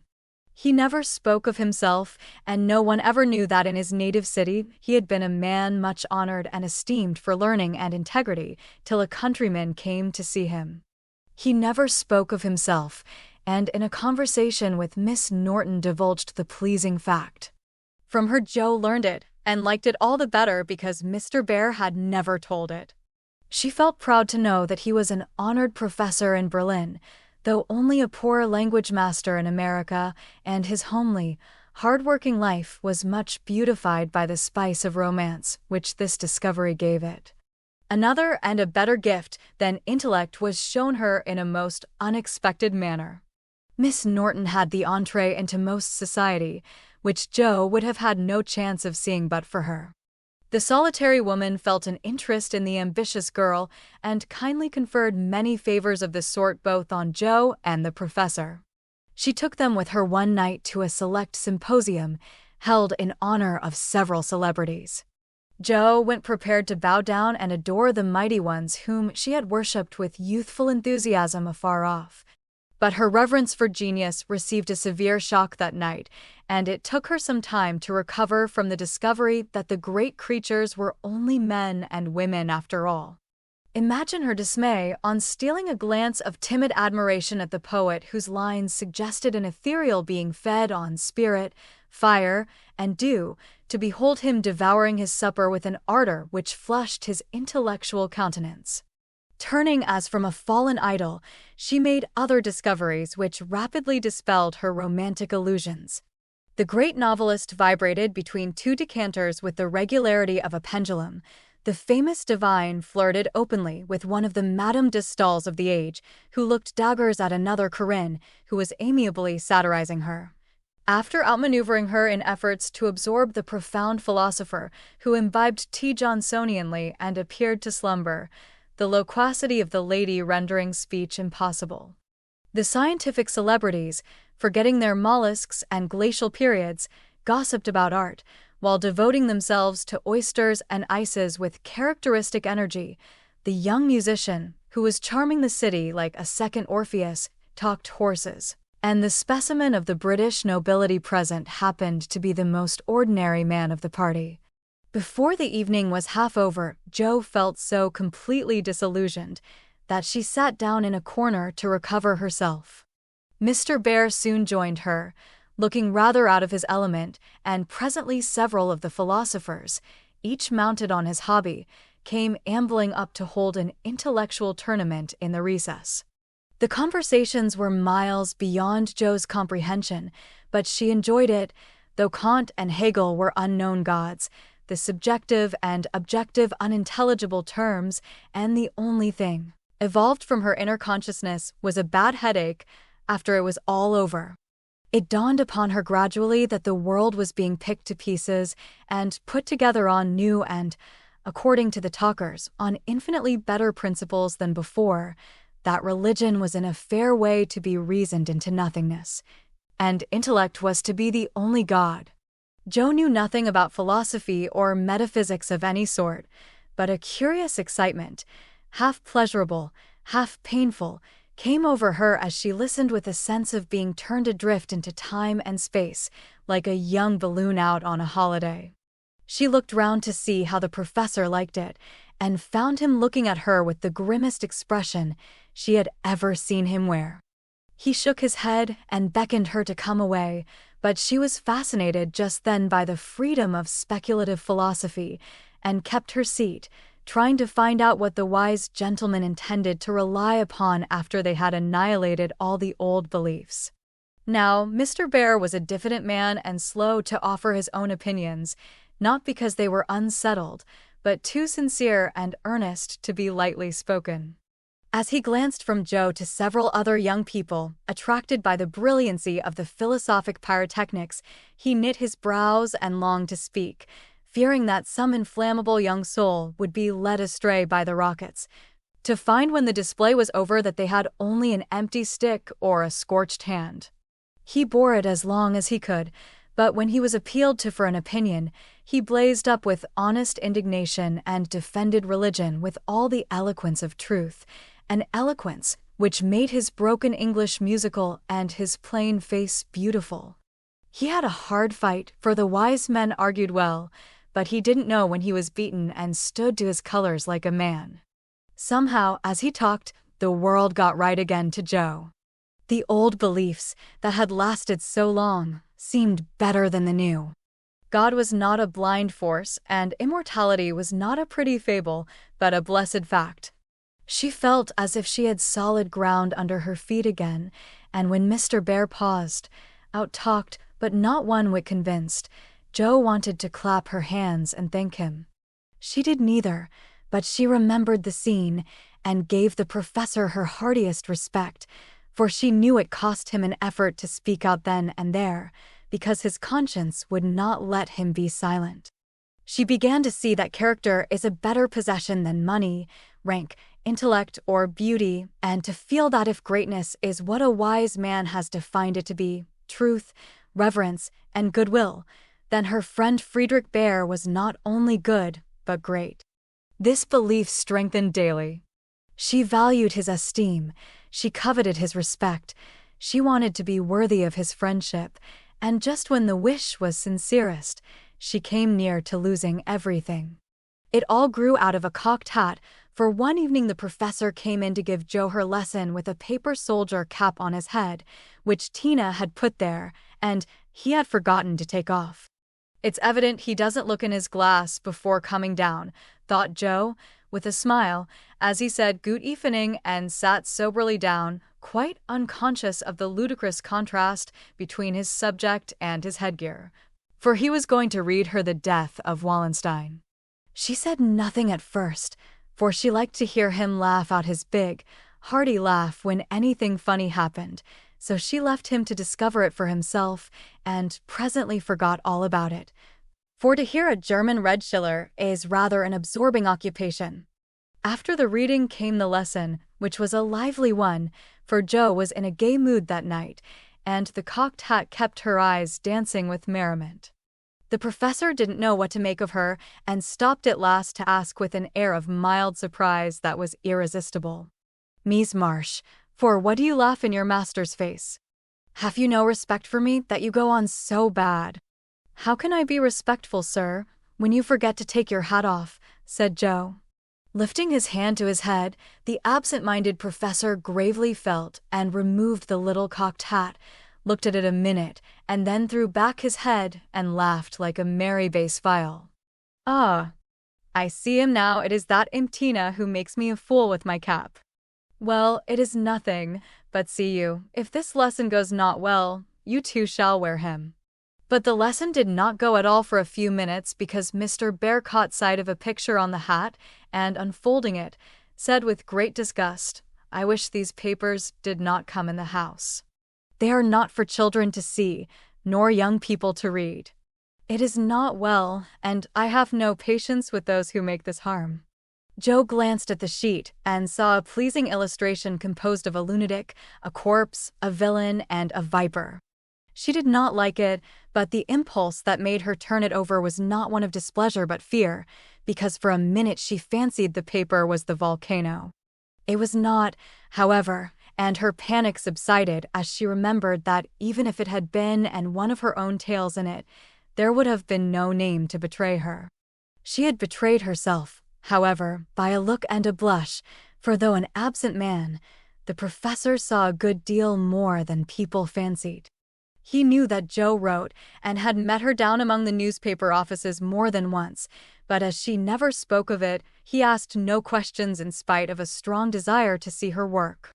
Now it occurred to him that she was doing what she was ashamed to own, and it troubled him.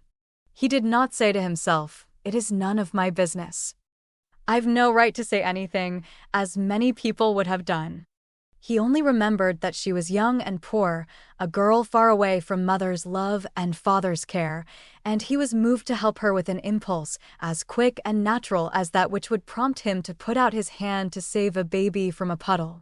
All this flashed through his mind in a minute, but not a trace of it appeared in his face, and by the time the paper was turned, and Jo's needle threaded, he was ready to say quite naturally, but very gravely, "Yes, you are right to put it from you. I do not think that good young girls should see such things. They are made pleasant to some, but I would more rather give my boys gunpowder to play with than this bad trash. All may not be bad, only silly, you know, and if there is a demand for it, I don't see any harm in supplying it. Many very respectable people make an honest living out of what are called sensation stories," said Jo, scratching gathers so energetically that a row of little slits followed her pen. "There is a demand for whiskey, but I think you and I do not care to sell it. If the respectable people knew what harm they did, they would not feel that the living was honest. They have no right to put poison in the sugar plum and let the small ones eat it. No, they should think a little and sweep mud in the street before they do this thing." Mr. Bear spoke warmly and walked to the fire, crumpling the paper in his hands. Jo sat still, looking as if the fire had come to her, for her cheeks burned long after the cocked hat had turned to smoke and gone harmlessly up the chimney. "I should like much to send all the rest after him," muttered the professor, coming back with a relieved air. Jo thought what a blaze her pile of papers upstairs would make, and her hard-earned money lay rather heavily on her conscience at that minute. Then she thought consolingly to herself, "Mine are not like that. They are only silly, never bad, so I won't be worried," and taking up her book, she said, with a studious face, "Shall we go on, sir? I'll be very good and proper now." "I shall hope so," was all he said, but he meant more than she imagined, and the grave, kind look he gave her made her feel as if the words "weekly volcano" were printed in large type on her forehead. As soon as she went to her room, she got out her papers and carefully reread every one of her stories. Being a little short-sighted, Mr. Bear sometimes used eyeglasses, and Jo had tried them once, smiling to see how they magnified the fine print of her book. Now she seemed to have on the professor's mental or moral spectacles also, for the faults of these poor stories glared at her dreadfully and filled her with dismay. They are trash and will soon be worse trash if I go on, for each is more sensational than the last. I've gone blindly on, hurting myself and other people, for the sake of money. I know it's so, for I can't read this stuff in sober earnest without being horribly ashamed of it, and what should I do if they were seen at home, or Mr. Bear got hold of them? Jo turned hot at the bare idea and stuffed the whole bundle into her stove, nearly setting the chimney afire with the blaze. Yes, that's the best place for such inflammable nonsense. I'd better burn the house down, I suppose, than let other people blow themselves up with my gunpowder, she thought as she watched the demon of the Jura whisk away, a little black cinder with fiery eyes. But when nothing remained of all her 3 months' work except a heap of ashes and the money in her lap, Jo looked sober as she sat on the floor, wondering what she ought to do about her wages. I think I haven't done much harm yet, and may keep this to pay for my time, she said, after a long meditation, adding impatiently, I almost wish I hadn't any conscience, it's so inconvenient. If I didn't care about doing right, and didn't feel uncomfortable when doing wrong, I should get on capitally. I can't help wishing sometimes that mother and father hadn't been so particular about such things. Jo, instead of wishing that, thank God that father and mother were particular, and pity from your heart those who have no such guardians to hedge them round with principles which may seem like prison walls to impatient youth, but which will prove sure foundations to build character upon in womanhood. Jo wrote no more sensational stories, deciding that the money did not pay for her share of the sensation, but going to the other extreme, as is the way with people of her stamp, she took a course of Mrs. Sherwood, Miss Edgeworth, and Hannah More, and then produced a tale which might have been more properly called an essay or a sermon, so intensely moral was it. She had her doubts about it from the beginning, for her lively fancy and girlish romance felt as ill at ease in the new style as she would have done masquerading in the stiff and cumbrous costume of the last century. She sent this didactic gem to several markets, but it found no purchaser, and she was inclined to agree with Mr. Dashwood that morals didn't sell.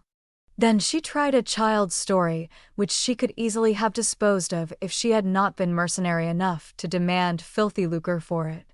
The only person who offered enough to make it worth her while to try juvenile literature was a worthy gentleman who felt it his mission to convert all the world to his particular belief. But much as she liked to write for children, Jo could not consent to depict all her naughty boys as being eaten by bears or tossed by mad bulls, because they did not go to a particular Sabbath school. Nor all the good infants who did go as rewarded by every kind of bliss, from gilded gingerbread to escorts of angels, when they departed this life with psalms or sermons on their lisping tongues. So nothing came of these trials, and Jo corked up her inkstand, and said in a fit of very wholesome humility, I don't know anything. I'll wait until I do before I try again, and meantime, sweep mud in the street, if I can't do better. That's honest, at least. Which decision proved that her second tumble down the beanstalk had done her some good. While these internal revolutions were going on, her external life had been as busy and uneventful as usual, and if she sometimes looked serious or a little sad, no one observed it but Professor Bear. He did it so quietly that Jo never knew he was watching to see if she would accept and profit by his reproof, but she stood the test, and he was satisfied, for though no words passed between them, he knew that she had given up writing. Not only did he guess it by the fact that the second finger of her right hand was no longer inky, but she spent her evenings downstairs now, was met no more among newspaper offices, and studied with a dogged patience, which assured him that she was bent on occupying her mind with something useful, if not pleasant. He helped her in many ways, proving himself a true friend, and Jo was happy, for while her pen lay idle, she was learning other lessons besides German, and laying a foundation for the sensation story of her own life. It was a pleasant winter and a long one, for she did not leave Mrs. Kirk till June. Everyone seemed sorry when the time came.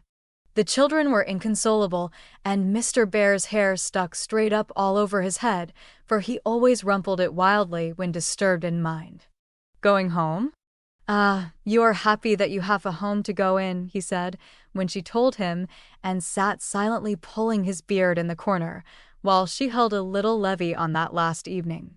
She was going early, so she bade them all goodbye overnight, and when his turn came, she said warmly, "Now, sir, you won't forget to come and see us, if you ever travel our way, will you?" "I'll never forgive you if you do, for I want them all to know my friend." "Do you?" "Shall I come?" he asked, looking down at her with an eager expression which she did not see. "Yes, come next month. Laurie graduates then, and you'd enjoy commencement as something new." "That is your best friend, of whom you speak?" he said in an altered tone. "Yes, my boy Teddy. I'm very proud of him and should like you to see him." Jo looked up then, quite unconscious of anything but her own pleasure in the prospect of showing them to one another. Something in Mr. Bear's face suddenly recalled the fact that she might find Laurie more than a best friend, and simply because she particularly wished not to look as if anything was the matter, she involuntarily began to blush, and the more she tried not to, the redder she grew. If it had not been for Tina on her knee, she didn't know what would have become of her. Fortunately, the child was moved to hug her, so she managed to hide her face an instant, hoping the professor did not see it. But he did, and his own changed again from that momentary anxiety to its usual expression, as he said cordially, "I fear I shall not make the time for that, but I wish the friend much success, and you all happiness. God bless you." And with that, he shook hands warmly, shouldered Tina, and went away. But after the boys were abed, he sat long before his fire with the tired look on his face and the heimweh, or homesickness, lying heavy at his heart. Once, when he remembered Jo as she sat with the little child in her lap and that new softness in her face, he leaned his head on his hands a minute and then roamed about the room, as if in search of something that he could not find. "It is not for me. I must not hope it now," he said to himself, with a sigh that was almost a groan. Then, as if reproaching himself for the longing that he could not repress, he went and kissed the two tousled heads upon the pillow, took down his seldom-used meerschaum, and opened his Play-Doh. He did his best, and did it manfully, but I don't think he found that a pair of rampant boys, a pipe, or even the divine Play-Doh, were very satisfactory substitutes for wife and child at home. Early as it was, he was at the station next morning to see Jo off, and thanks to him, she began her solitary journey with the pleasant memory of a familiar face smiling its farewell, a bunch of violets to keep her company, and best of all, the happy thought, well, the winter's gone, and I've written no books, earned no fortune, but I've made a friend worth having, and I'll try to keep him all my life. Chapter 35. Heartache. Whatever his motive might have been, Laurie studied to some purpose that year, for he graduated with honor, and gave the Latin oration with the grace of a Phillips and the eloquence of a Demosthenes, so his friends said. They were all there, his grandfather, oh, so proud, Mr. and Mrs. March, John and Meg, Jo and Beth, and all exulted over him with the sincere admiration which boys make light of at the time, but fail to win from the world by any after triumphs. "I've got to stay for this confounded supper, but I shall be home early tomorrow. You'll come and meet me as usual, girls?" Laurie said, as he put the sisters into the carriage after the joys of the day were over. He said girls, but he meant Jo, for she was the only one who kept up the old custom. She had not the heart to refuse her splendid, successful boy anything, and answered warmly, "I'll come, Teddy, rain or shine, and march before you, playing Hail the Conquering Hero comes on a Jew's harp." Laurie thanked her with a look that made her think in a sudden panic, oh dearie me. I know he'll say something, and then what shall I do? Evening meditation and morning work somewhat allayed her fears, and having decided that she wouldn't be vain enough to think people were going to propose when she had given them every reason to know what her answer would be, she set forth at the appointed time. hoping Teddy wouldn't do anything to make her hurt his poor feelings. A call at Meg's, and a refreshing sniff and sip at the Daisy and Demijohn still further fortified her for the tete-a-tete, but when she saw a stalwart figure looming in the distance, she had a strong desire to turn about and run away. "Where's the Jew's harp, Joe?" cried Laurie as soon as he was within speaking distance. "I forgot it." And Joe took heart again, for that salutation could not be called lover-like. She always used to take his arm on these occasions. Now she did not, and he made no complaint, which was a bad sign, but talked on rapidly about all sorts of faraway subjects, till they turned from the road into the little path that led homeward through the grove. Then he walked more slowly, suddenly lost his fine flow of language, and now and then a dreadful pause occurred. To rescue the conversation from one of the wells of silence into which it kept falling, Joe said hastily, "Now you must have a good long holiday." "I intend to." Something in his resolute tone made Joe look up quickly to find him looking down at her with an expression that assured her the dreaded moment had come, and made her put out her hand with an imploring, "No, Teddy. Please don't." "I will, and you must hear me." "It's no use, Joe. We've got to have it out, and the sooner the better for both of us," he answered, getting flushed and excited all at once. "Say what you like then." "I'll listen," said Joe, with a desperate sort of patience. Laurie was a young lover, but he was in earnest and meant to have it out if he died in the attempt, so he plunged into the subject with characteristic impetuosity, saying in a voice that would get choky now and then, in spite of manful efforts to keep it steady. "I've loved you ever since I've known you, Joe. Couldn't help it. You've been so good to me. I've tried to show it, but you wouldn't let me. Now I'm going to make you hear, and give me an answer, for I can't go on so any longer. I wanted to save you this." "I thought you'd understand," began Joe, finding it a great deal harder than she expected.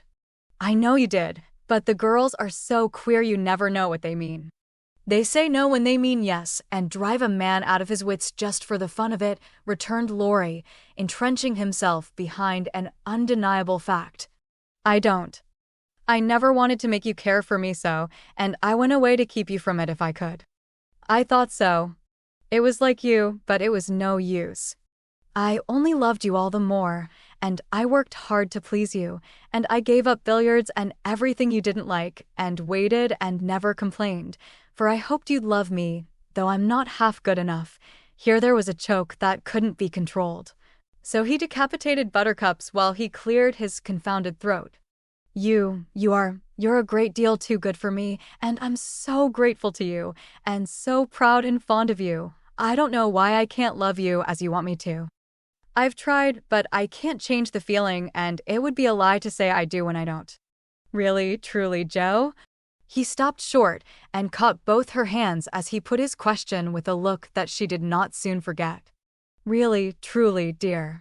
They were in the grove now, close by the stile, and when the last words fell reluctantly from Joe's lips, Laurie dropped her hands and turned as if to go on, but for once in his life the fence was too much for him. So he just laid his head down on the mossy post and stood so still that Joe was frightened. "Oh, Teddy, I'm sorry, so desperately sorry. I could kill myself if it would do any good. I wish you wouldn't take it so hard. I can't help it.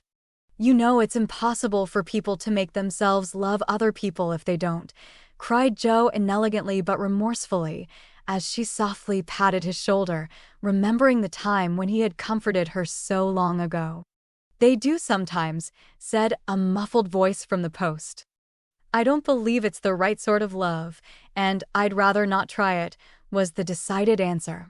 There was a long pause, while a blackbird sung blithely on the willow by the river, and the tall grass rustled in the wind. Presently Joe said very soberly, as she sat down on the step of the stile, "Laurie, I want to tell you something." He started as if he had been shot, threw up his head, and cried out in a fierce tone, "Don't tell me that, Joe. I can't bear it now." "Tell what?" she asked, wondering at his violence. "That you love that old man." "What old man?" demanded Joe, thinking he must mean his grandfather. "That devilish professor you were always writing about." If you say you love him, I know I shall do something desperate," and he looked as if he would keep his word, as he clenched his hands with a wrathful spark in his eyes. Jo wanted to laugh, but restrained herself and said warmly, for she too was getting excited with all this, "Don't swear, Teddy. He isn't old, nor anything bad, but good and kind, and the best friend I've got, next to you. Pray, don't fly into a passion. I want to be kind, but I know I shall get angry if you abuse my professor. I haven't the least idea of loving him or anybody else. But you will after a while, and then what will become of me? You'll love someone else too, like a sensible boy, and forget all this trouble. I can't love anyone else, and I'll never forget you, Jo, never." Never, with a stamp to emphasize his passionate words.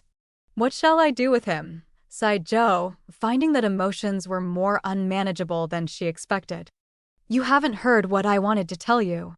Sit down and listen, for indeed I want to do right and make you happy," she said, hoping to soothe him with a little reason, which proved that she knew nothing about love. Seeing a ray of hope in that last speech, Laurie threw himself down on the grass at her feet, leaned his arm on the lower step of the stile, and looked up at her with an expectant face. Now that arrangement was not conducive to calm speech or clear thought on Jo's part, for how could she say hard things to her boy while he watched her with eyes full of love and longing, and lashes still wet with the bitter drop or two her hardness of heart had wrung from him?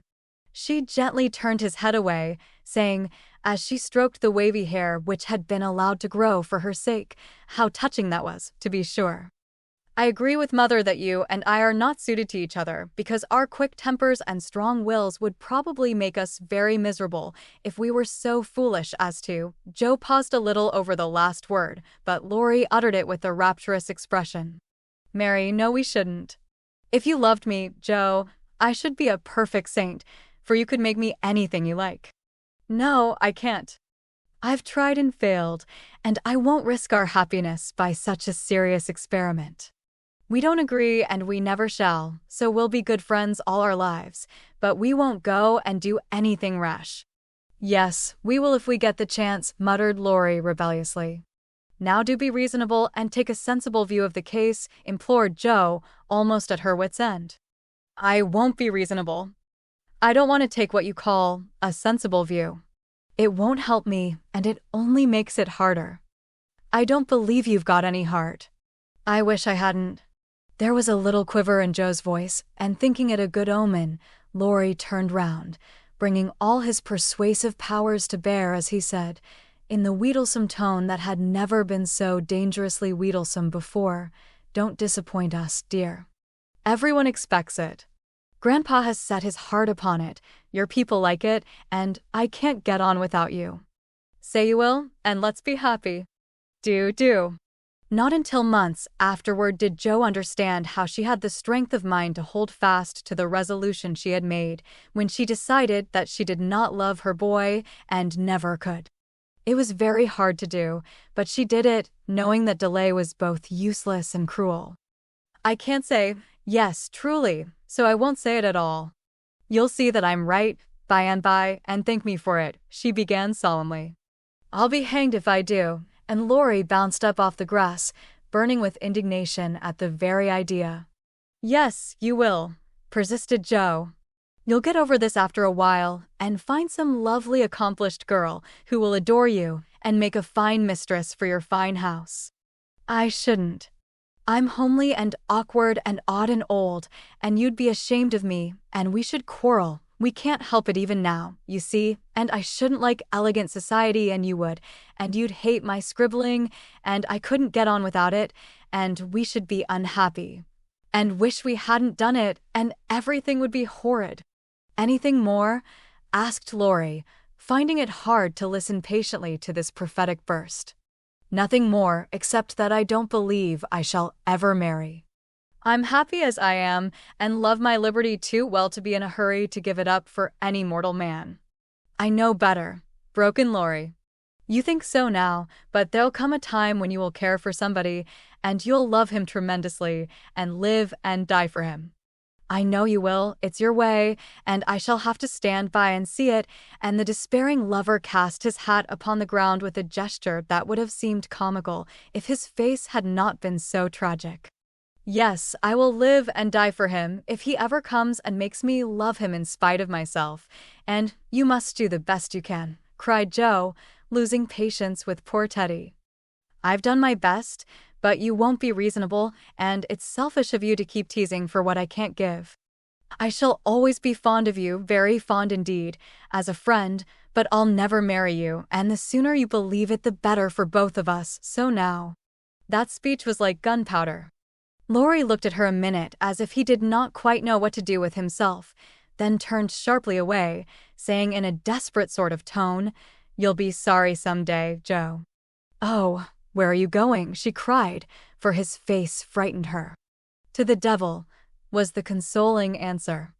For a minute Joe's heart stood still, as he swung himself down the bank toward the river, but it takes much folly, sin or misery to send a young man to a violent death, and Laurie was not one of the weak sort who are conquered by a single failure. He had no thought of a melodramatic plunge, but some blind instinct led him to fling hat and coat into his boat and row away with all his might, making better time up the river than he had done in any race. Joe drew a long breath and unclasped her hands as she watched the poor fellow trying to outstrip the trouble which he carried in his heart. That will do him good, and he'll come home in such a tender, penitent state of mind that I shan't dare to see him, she said, adding as she went slowly home, feeling as if she had murdered some innocent thing and buried it under the leaves. Now I must go and prepare Mr. Laurence to be very kind to my poor boy. I wish he'd love Beth, perhaps he may in time, but I begin to think I was mistaken about her. Oh dear! How can girls like to have lovers and refuse them? I think it's dreadful. Being sure that no one could do it so well as herself, she went straight to Mr. Laurence, told the hard story bravely through, and then broke down, crying so dismally over her own insensibility that the kind old gentleman, though sorely disappointed, did not utter a reproach. He found it difficult to understand how any girl could help loving Laurie, and hoped she would change her mind, but he knew even better than Joe that love cannot be forced, so he shook his head sadly and resolved to carry his boy out of harm's way. For young impetuosity's parting words to Joe disturbed him more than he would confess. When Laurie came home, dead tired but quite composed, his grandfather met him as if he knew nothing, and kept up the delusion very successfully for an hour or two. But when they sat together in the twilight, the time they used to enjoy so much, it was hard work for the old man to ramble on as usual, and harder still for the young one to listen to praises of the last year's success, which to him now seemed like love's labor lost. He bore it as long as he could, then went to his piano and began to play. The windows were open, and Joe, walking in the garden with Beth, for once understood music better than her sister, for he played the Sonata Pathétique, and played it as he never did before. That's very fine, I dare say, but it's sad enough to make one cry. Give us something gayer, lad, said Mr. Laurence, whose kind old heart was full of sympathy, which he longed to show but knew not how. Laurie dashed into a livelier strain, played stormily for several minutes, and would have got through bravely, if in a momentary lull Mrs. March's voice had not been heard calling, "Joe, dear, come in. I want you." Just what Laurie longed to say, with a different meaning. As he listened, he lost his place, the music ended with a broken chord, and the musician sat silent in the dark. "I can't stand this," muttered the old gentleman. Up he got, groped his way to the piano, laid a kind hand on either of the broad shoulders, and said, as gently as a woman, "I know, my boy, I know." No answer for an instant, then Laurie asked sharply, "Who told you?" "Joe herself." "Then there's an end of it." And he shook off his grandfather's hands with an impatient motion, for though grateful for the sympathy, his man's pride could not bear a man's pity. "Not quite. I want to say one thing, and then there shall be an end of it," returned Mr. Laurence with unusual mildness. "You won't care to stay at home now, perhaps?" I don't intend to run away from a girl. Joe can't prevent my seeing her, and I shall stay and do it as long as I like," interrupted Laurie in a defiant tone. "Not if you are the gentleman I think you." "I'm disappointed, but the girl can't help it, and the only thing left for you to do is to go away for a time." "Where will you go?" "Anywhere. I don't care what becomes of me," and Laurie got up with a reckless laugh that grated on his grandfather's ear. "Take it like a man, and don't do anything rash, for God's sake. Why not go abroad, as you planned, and forget it?" "I can't." "But you've been wild to go, and I promised you should when you got through college." "Ah, but I didn't mean to go alone," and Laurie walked fast through the room with an expression which it was well his grandfather did not see. "I don't ask you to go alone. There's someone ready and glad to go with you, anywhere in the world." "Who, sir?" stopping to listen. "Myself." Laurie came back as quickly as he went and put out his hand, saying huskily, "I'm a selfish brute, but you know, grandfather." "Lord help me, yes, I do know, for I've been through it all before, once in my own young days and then with your father. Now, my dear boy, just sit quietly down and hear my plan." "It's all settled and can be carried out at once," said Mr. Laurence, keeping hold of the young man, as if fearful that he would break away as his father had done before him. "Well, sir, what is it?" and Laurie sat down, without a sign of interest in face or voice. "There is business in London that needs looking after. I meant you should attend to it, but I can do it better myself, and things here will get on very well with Brooke to manage them. My partners do almost everything. I'm merely holding on until you take my place and can be off at any time." "But you hate traveling, sir." "I can't ask it of you at your age," began Laurie, who was grateful for the sacrifice, but much preferred to go alone, if he went at all. The old gentleman knew that perfectly well, and particularly desired to prevent it, for the mood in which he found his grandson assured him that it would not be wise to leave him to his own devices. So, stifling a natural regret at the thought of the home comforts he would leave behind him, he said stoutly, "Bless your soul, I'm not superannuated yet. I quite enjoy the idea. It will do me good, and my old bones won't suffer, for traveling nowadays is almost as easy as sitting in a chair." A restless movement from Laurie suggested that his chair was not easy, or that he did not like the plan, and made the old man add hastily, "I don't mean to be a marplot or a burden. I go because I think you'd feel happier than if I was left behind.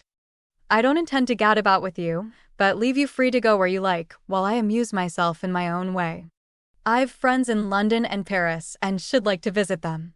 Meantime you can go to Italy, Germany, Switzerland, where you will, and enjoy pictures, music, scenery, and adventures to your heart's content."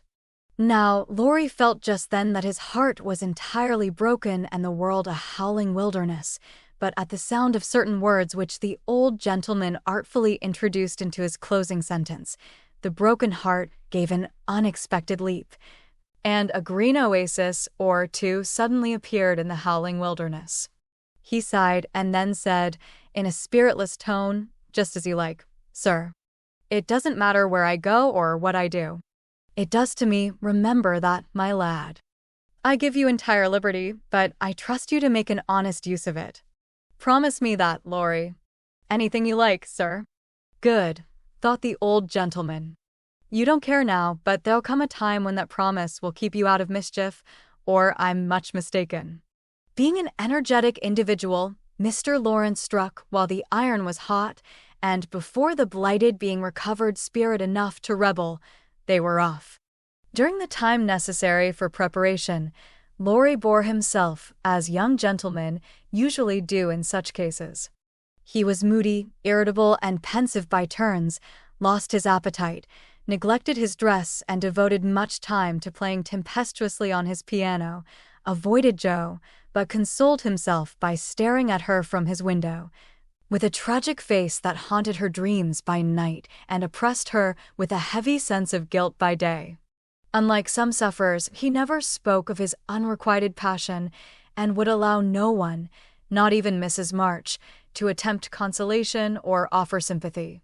On some accounts, this was a relief to his friends, but the weeks before his departure were very uncomfortable, and everyone rejoiced that the poor, dear fellow was going away to forget his trouble and come home happy. Of course, he smiled darkly at their delusion, but passed it by with the sad superiority of one who knew that his fidelity, like his love, was unalterable. When the parting came, he affected high spirits, to conceal certain inconvenient emotions which seemed inclined to assert themselves. This gaiety did not impose upon anybody, but they tried to look as if it did for his sake, and he got on very well till Mrs. March kissed him, with a whisper full of motherly solicitude. Then, feeling that he was going very fast, he hastily embraced them all round, not forgetting the afflicted Hannah, and ran downstairs as if for his life. Jo followed a minute after to wave her hand to him if he looked round. He did look round, came back, put his arms about her as she stood on the step above him, and looked up at her with a face that made his short appeal eloquent and pathetic. "Oh, Jo, can't you?" "Teddy, dear, I wish I could." That was all, except a little pause. Then Laurie straightened himself up, said, "It's all right, never mind," and went away without another word. But it wasn't all right, and Jo did mind, for while the curly head lay on her arm a minute after her hard answer, she felt as if she had stabbed her dearest friend, and when he left her without a look behind him, she knew that the boy Laurie never would come again. Chapter 36. Beth's Secret. When Jo came home that spring, she had been struck with the change in Beth. No one spoke of it or seemed aware of it, for it had come too gradually to startle those who saw her daily, but to eyes sharpened by absence, it was very plain, and a heavy weight fell on Jo's heart as she saw her sister's face. It was no paler and but littler thinner than in the autumn, yet there was a strange, transparent look about it, as if the mortal was being slowly refined away and the immortal shining through the frail flesh with an indescribably pathetic beauty. Jo saw and felt it, but said nothing at the time, and soon the first impression lost much of its power, for Beth seemed happy. No one appeared to doubt that she was better, and presently in other cares Jo for a time forgot her fear. But when Laurie was gone and peace prevailed again, the vague anxiety returned and haunted her. She had confessed her sins and been forgiven, but when she showed her savings and proposed a mountain trip, Beth had thanked her heartily, but begged not to go so far away from home. Another little visit to the seashore would suit her better, and as Grandma could not be prevailed upon to leave the babies, Jo took Beth down to the quiet place, where she could live much in the open air, and let the fresh sea breezes blow a little color into her pale cheeks. It was not a fashionable place, but even among the pleasant people there, the girls made few friends, preferring to live for one another. Beth was too shy to enjoy society, and Jo too wrapped up in her to care for anyone else. So they were all in all to each other, and came and went, quite unconscious of the interest they excited in those about them, who watched with sympathetic eyes the strong sister and the feeble one, always together, as if they felt instinctively that a long separation was not far away. They did feel it, yet neither spoke of it, for often between ourselves and those nearest and dearest to us there exists a reserve which it is very hard to overcome. Jo felt as if a veil had fallen between her heart and Beth's, but when she put out her hand to lift it up, there seemed something sacred in the silence, and she waited for Beth to speak. She wondered, and was thankful also, that her parents did not seem to see what she saw, and during the quiet weeks when the shadows grew so plain to her, she said nothing of it to those at home, believing that it would tell itself when Beth came back no better. She wondered still more if her sister really guessed the hard truth, and what thoughts were passing through her mind during the long hours when she lay on the warm rocks with her head in Jo's lap, while the winds blew healthfully over her and the sea made music at her feet. One day Beth told her. Jo thought she was asleep. She lay so still, and putting down her book, sat looking at her with wistful eyes, trying to see signs of hope in the faint color on Beth's cheeks. But she could not find enough to satisfy her, for the cheeks were very thin, and the hands seemed too feeble to hold even the rosy little shells they had been collecting. It came to her then more bitterly than ever that Beth was slowly drifting away from her, and her arms instinctively tightened their hold upon the dearest treasure she possessed. For a minute her eyes were too dim for seeing, and when they cleared, Beth was looking up at her so tenderly that there was hardly any need for her to say, "Joe, dear, I'm glad you know it. I've tried to tell you, but I couldn't." There was no answer except her sister's cheek against her own, not even tears, for when most deeply moved, Joe did not cry. She was the weaker then, and Beth tried to comfort and sustain her, with her arms about her and the soothing words she whispered in her ear. "I've known it for a good while, dear, and now I'm used to it. It isn't hard to think of or to bear. Try to see it so, and don't be troubled about me, because it's best. Indeed it is." Is this what made you so unhappy in the autumn, Beth? You did not feel it then, and keep it to yourself so long, did you? Asked Joe, refusing to see or say that it was best, but glad to know that Laurie had no part in Beth's trouble. "Yes, I gave up hoping then, but I didn't like to own it. I tried to think it was a sick fancy, and would not let it trouble anyone. But when I saw you all so well and strong and full of happy plans, it was hard to feel that I could never be like you, and then I was miserable, Joe." "Oh, Beth, and you didn't tell me, didn't let me comfort and help you? How could you shut me out, bear it all alone?"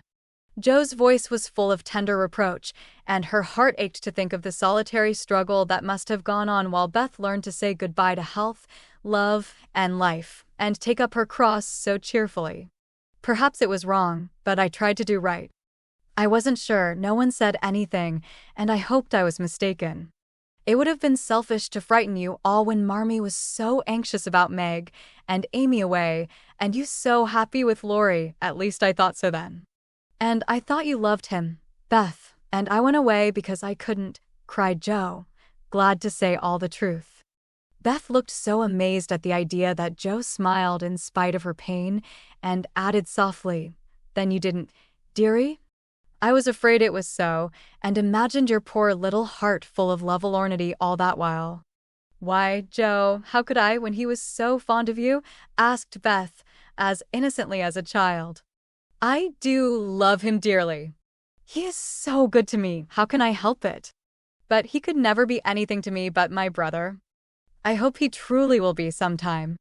"Not through me," said Joe decidedly. "Amy is left for him, and they would suit excellently, but I have no heart for such things now. I don't care what becomes of anybody but you, Beth. You must get well. I want to, oh, so much. I try, but every day I lose a little and feel more sure that I shall never gain it back. It's like the tide, Joe. When it turns, it goes slowly, but it can't be stopped." "It shall be stopped. Your tide must not turn so soon. 19 is too young, Beth. I can't let you go. I'll work and pray and fight against it. I'll keep you in spite of everything. There must be ways, it can't be too late. God won't be so cruel as to take you from me," cried poor Joe rebelliously, for her spirit was far less piously submissive than Beth's. Simple, sincere people seldom speak much of their piety. It shows itself in acts rather than in words, and has more influence than homilies or protestations. Beth could not reason upon or explain the faith that gave her courage and patience to give up life and cheerfully wait for death. Like a confiding child, she asked no questions, but left everything to God and nature, Father and Mother of us all, feeling sure that they, and they only, could teach and strengthen heart and spirit for this life and the life to come. She did not rebuke Joe with saintly speeches, only loved her better for her passionate affection and clung more closely to the dear human love from which our Father never means us to be weaned, but through which he draws us closer to himself. She could not say, "I'm glad to go," for life was very sweet for her. She could only sob out, "I try to be willing," while she held fast to Joe, as the first bitter wave of this great sorrow broke over them together. By and by Beth said, with recovered serenity, "You'll tell them this when we go home?" I think they will see it without words, sighed Jo, for now it seemed to her that Beth changed every day. Perhaps not. I've heard that the people who love best are often blindest to such things. If they don't see it, you will tell them for me. I don't want any secrets, and it's kinder to prepare them. Meg has John and the babies to comfort her, but you must stand by father and mother, won't you, Jo? If I can. But Beth, I don't give up yet. I'm going to believe that it is a sick fancy, and not let you think it's true, said Jo, trying to speak cheerfully. Beth lay a minute thinking, and then said in her quiet way, I don't know how to express myself, and shouldn't try to anyone but you, because I can't speak out except to my Jo. I only mean to say that I have a feeling that it never was intended I should live long. I'm not like the rest of you. I never made any plans about what I'd do when I grew up. I never thought of being married, as you all did. I couldn't seem to imagine myself anything but stupid little Beth, trotting about at home, of no use anywhere but there. I never wanted to go away, and the hard part now is the leaving you all. I'm not afraid, but it seems as if I should be homesick for you even in heaven. Jo could not speak, and for several minutes there was no sound but the sigh of the wind and the lapping of the tide. A white-winged gull flew by, with the flash of sunshine on its silvery breast. Beth watched it till it vanished, and her eyes were full of sadness. A little gray-coated sand bird came tripping over the beach, peeping softly to itself, as if enjoying the sun and sea. It came quite close to Beth, and looked at her with a friendly eye and sat upon a warm stone, dressing its wet feathers, quite at home.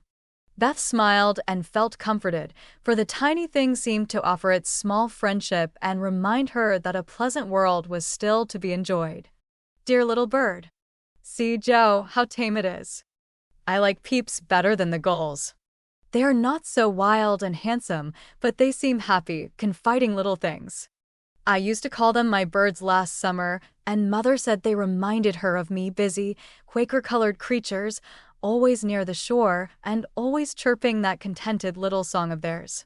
You are the gull, Jo, strong and wild, fond of the storm and the wind, flying far out to sea and happy all alone. Meg is the turtle dove, and Amy is like the lark she writes about, trying to get up among the clouds, but always dropping down into its nest again. Dear little girl. She's so ambitious, but her heart is good and tender, and no matter how high she flies, she never will forget home. I hope I shall see her again, but she seems so far away. She is coming in the spring, and I mean that you shall be all ready to see and enjoy her.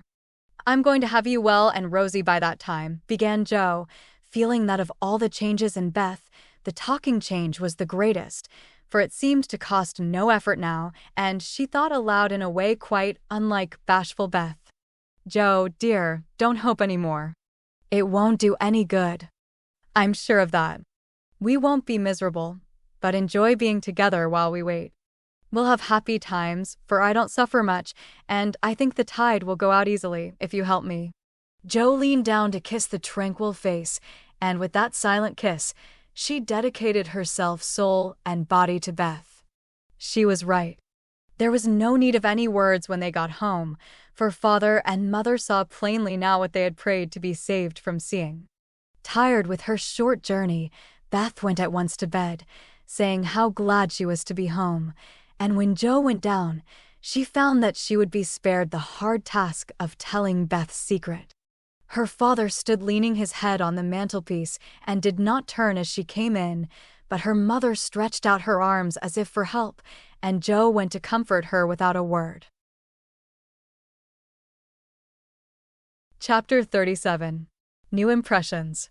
At 3 o'clock in the afternoon, all the fashionable world at Nice may be seen on the Promenade d'Anglais, a charming place, for the wide walk, bordered with palms, flowers, and tropical shrubs, is bounded on one side by the sea, on the other by the Grand Drive, lined with hotels and villas, while beyond lie orange orchards and the hills.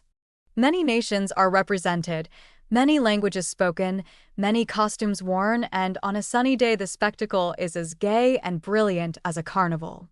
Haughty English, lively French, Sober Germans, handsome Spaniards, ugly Russians, meek Jews, free and easy Americans, all drive, sit, or saunter here, chatting over the news and criticizing the latest celebrity who has arrived, Ristori or Dickens, Victor Emmanuel or the Queen of the Sandwich Islands.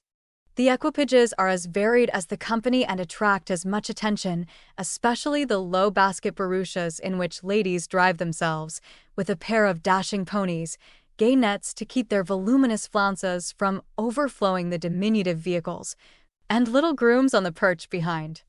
Along this walk, on Christmas Day, a tall young man walked slowly, with his hands behind him, and a somewhat absent expression of countenance.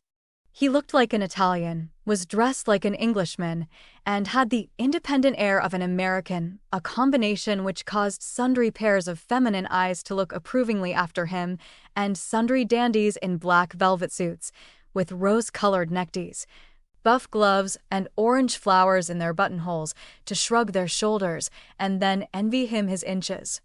There were plenty of pretty faces to admire, but the young man took little notice of them, except to glance now and then at some blonde girl in blue. Presently he strolled out of the promenade and stood a moment at the crossing, as if undecided whether to go and listen to the band in the Jardin Public or to wander along the beach toward Castle Hill. The quick trot of ponies' feet made him look up, as one of the little carriages, containing a single young lady, came rapidly down the street. The lady was young, blonde, and dressed in blue. He stared a minute, then his whole face woke up, and, waving his hat like a boy, he hurried forward to meet her. "Oh, Laurie, is it really you? I thought you'd never come," cried Amy, dropping the reins and holding out both hands, to the great scandalization of a French mamma who hastened her daughter's steps, lest she should be demoralized by beholding the free manners of these mad English. "I was detained by the way, but I promised to spend Christmas with you, and here I am. How is your grandfather? When did you come? Where are you staying?"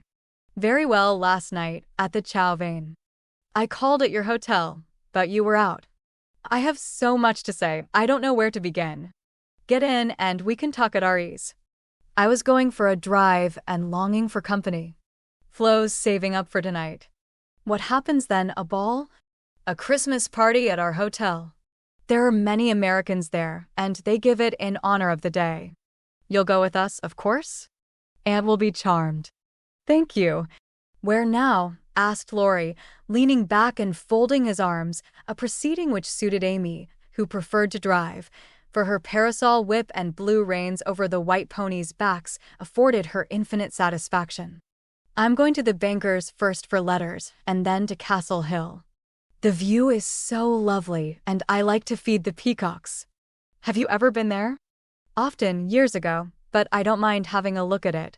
Now tell me all about yourself. The last I heard of you, your grandfather wrote that he expected you from Berlin." "Yes, I spent a month there, and then joined him in Paris, where he is settled for the winter. He has friends there and finds plenty to amuse him, so I go and come and we get on capitally." "That's a sociable arrangement," said Amy, missing something in Laurie's manner, though she couldn't tell what. "Why, you see, he hates to travel, and I hate to keep still, so we each suit ourselves, and there is no trouble. I am often with him, and he enjoys my adventures, while I like to feel that someone is glad to see me when I get back from my wanderings. Dirty old hole, isn't it?" he added, with a look of disgust as they drove along the boulevard to the Place Napoleon in the old city. "The dirt is picturesque, so I don't mind. The river and the hills are delicious, and these glimpses of the narrow cross streets are my delight. Now we shall have to wait for that procession to pass. It's going to the Church of St. John." While Laurie listlessly watched the procession of priests under their canopies, white-veiled nuns bearing lighted tapers, and some brotherhood in blue chanting as they walked, Amy watched him, and felt a new sort of shyness steal over her, for he was changed, and she could not find the merry-faced boy she left in the moody-looking man beside her. He was handsomer than ever and greatly improved, she thought, but now that the flush of pleasure at meeting her was over, he looked tired and spiritless, not sick, nor exactly unhappy. But older and graver than a year or two of prosperous life should have made him. She couldn't understand it and did not venture to ask questions, so she shook her head and touched up her ponies as the procession wound away across the arches of the Paglioni Bridge and vanished in the church. "Que pensez-vous?" she said, airing her French, which had improved in quantity, if not in quality, since she came abroad. "That mademoiselle has made good use of her time, and the result is charming," replied Laurie, bowing with his hand on his heart and an admiring look. She blushed with pleasure, but somehow the compliment did not satisfy her like the blunt praises he used to give her at home when he promenaded round her on festival occasions and told her she was altogether jolly. With a hearty smile and an approving pat on the head. She didn't like the new tone, for though not blasé, it sounded indifferent in spite of the look. "If that's the way he's going to grow up, I wish he'd stay a boy," she thought, with a curious sense of disappointment and discomfort, trying meantime to seem quite easy and gay. At Avigdor's she found the precious home letters and, giving the reins to Laurie, read them luxuriously as they wound up the shady road between green hedges, where tea roses bloomed as freshly as in June. "Beth is very poorly, mother says. I often think I ought to go home, but they all say stay. So I do, for I shall never have another chance like this," said Amy, looking sober over one page. "I think you are right there. You could do nothing at home, and it is a great comfort to them to know that you are well and happy and enjoying so much, my dear." He drew a little nearer and looked more like his old self as he said that, and the fear that sometimes weighed on Amy's heart was lightened, for the look, the act, the brotherly "my dear" seemed to assure her that if any trouble did come, she would not be alone in a strange land. Presently she laughed and showed him a small sketch of Jo in her scribbling suit, with the bow rampantly erect upon her cap, and issuing from her mouth the words, "Genius burns." Laurie smiled, took it, put it in his vest pocket to keep it from blowing away, and listened with interest to the lively letter Amy read him. "This will be a regularly Merry Christmas to me, with presents in the morning, you and letters in the afternoon, and a party at night," said Amy, as they alighted among the ruins of the old fort and a flock of splendid peacocks came trooping about them, tamely waiting to be fed. While Amy stood laughing on the bank above him as she scattered crumbs to the brilliant birds, Laurie looked at her as she had looked at him, with a natural curiosity to see what changes time and absence had wrought. He found nothing to perplex or disappoint, much to admire and approve, for overlooking a few little affectations of speech and manner, she was as sprightly and graceful as ever, with the addition of that indescribable something in dress and bearing which we call elegance. Always mature for her age, she had gained a certain aplomb in both carriage and conversation, which made her seem more of a woman of the world than she was, but her old petulance now and then showed itself, her strong will still held its own, and her native frankness was unspoiled by foreign polish. Laurie did not read all this while he watched her feed the peacocks, but he saw enough to satisfy and interest him, and carried away a pretty little picture of a bright-faced girl standing in the sunshine, which brought out the soft hue of her dress, the fresh color of her cheeks, the golden gloss of her hair, and made her a prominent figure in the pleasant scene. As they came up onto the stone plateau that crowns the hill, Amy waved her hand as if welcoming him to her favorite haunt, and said, pointing here and there, "Do you remember the cathedral and the Corso, the fishermen dragging their nets in the bay, and the lovely road to Villa Franca, Schubert's tower, just below, and best of all, that speck far out to sea which they say is Corsica?" "I remember. It's not much changed," he answered without enthusiasm. "What Jo would give for a sight of that famous speck," said Amy, feeling in good spirits and anxious to see him so also. "Yes," was all he said, but he turned and strained his eyes to see the island which a greater usurper than even Napoleon now made interesting in his sight. "Take a good look at it for her sake, and then come and tell me what you have been doing with yourself all this while," said Amy, seating herself, ready for a good talk. But she did not get it, For though he joined her and answered all her questions freely, she could only learn that he had roved about the continent and been to Greece. So, after idling away an hour, they drove home again, and having paid his respects to Mrs. Carroll, Laurie left them, promising to return in the evening. It must be recorded of Amy that she deliberately prinked that night. Time and absence had done its work on both the young people.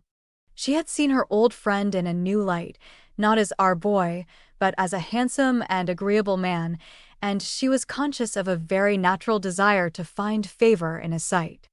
Amy knew her good points and made the most of them with the taste and skill which is a fortune to a poor and pretty woman. Tarlatan and tulle were cheap at nice, so she enveloped herself in them on such occasions, and following the sensible English fashion of simple dress for young girls, got up charming little toilettes with fresh flowers, a few trinkets, and all manner of dainty devices, which were both inexpensive and effective. It must be confessed that the artist sometimes got possession of the woman and indulged in antique coiffures, statuesque attitudes, and classic draperies.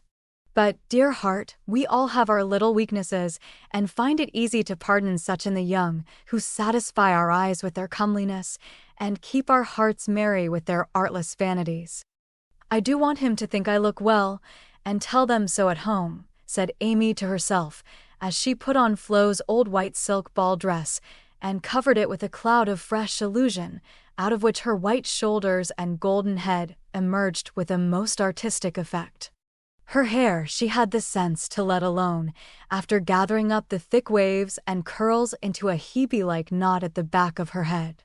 It's not the fashion, but it's becoming, and I can't afford to make a fright of myself, she used to say, when advised to frizzle, puff, or braid, as the latest style commanded. Having no ornaments fine enough for this important occasion, Amy looped her fleecy skirts with rosy clusters of azalea, and framed the white shoulders in delicate green vines.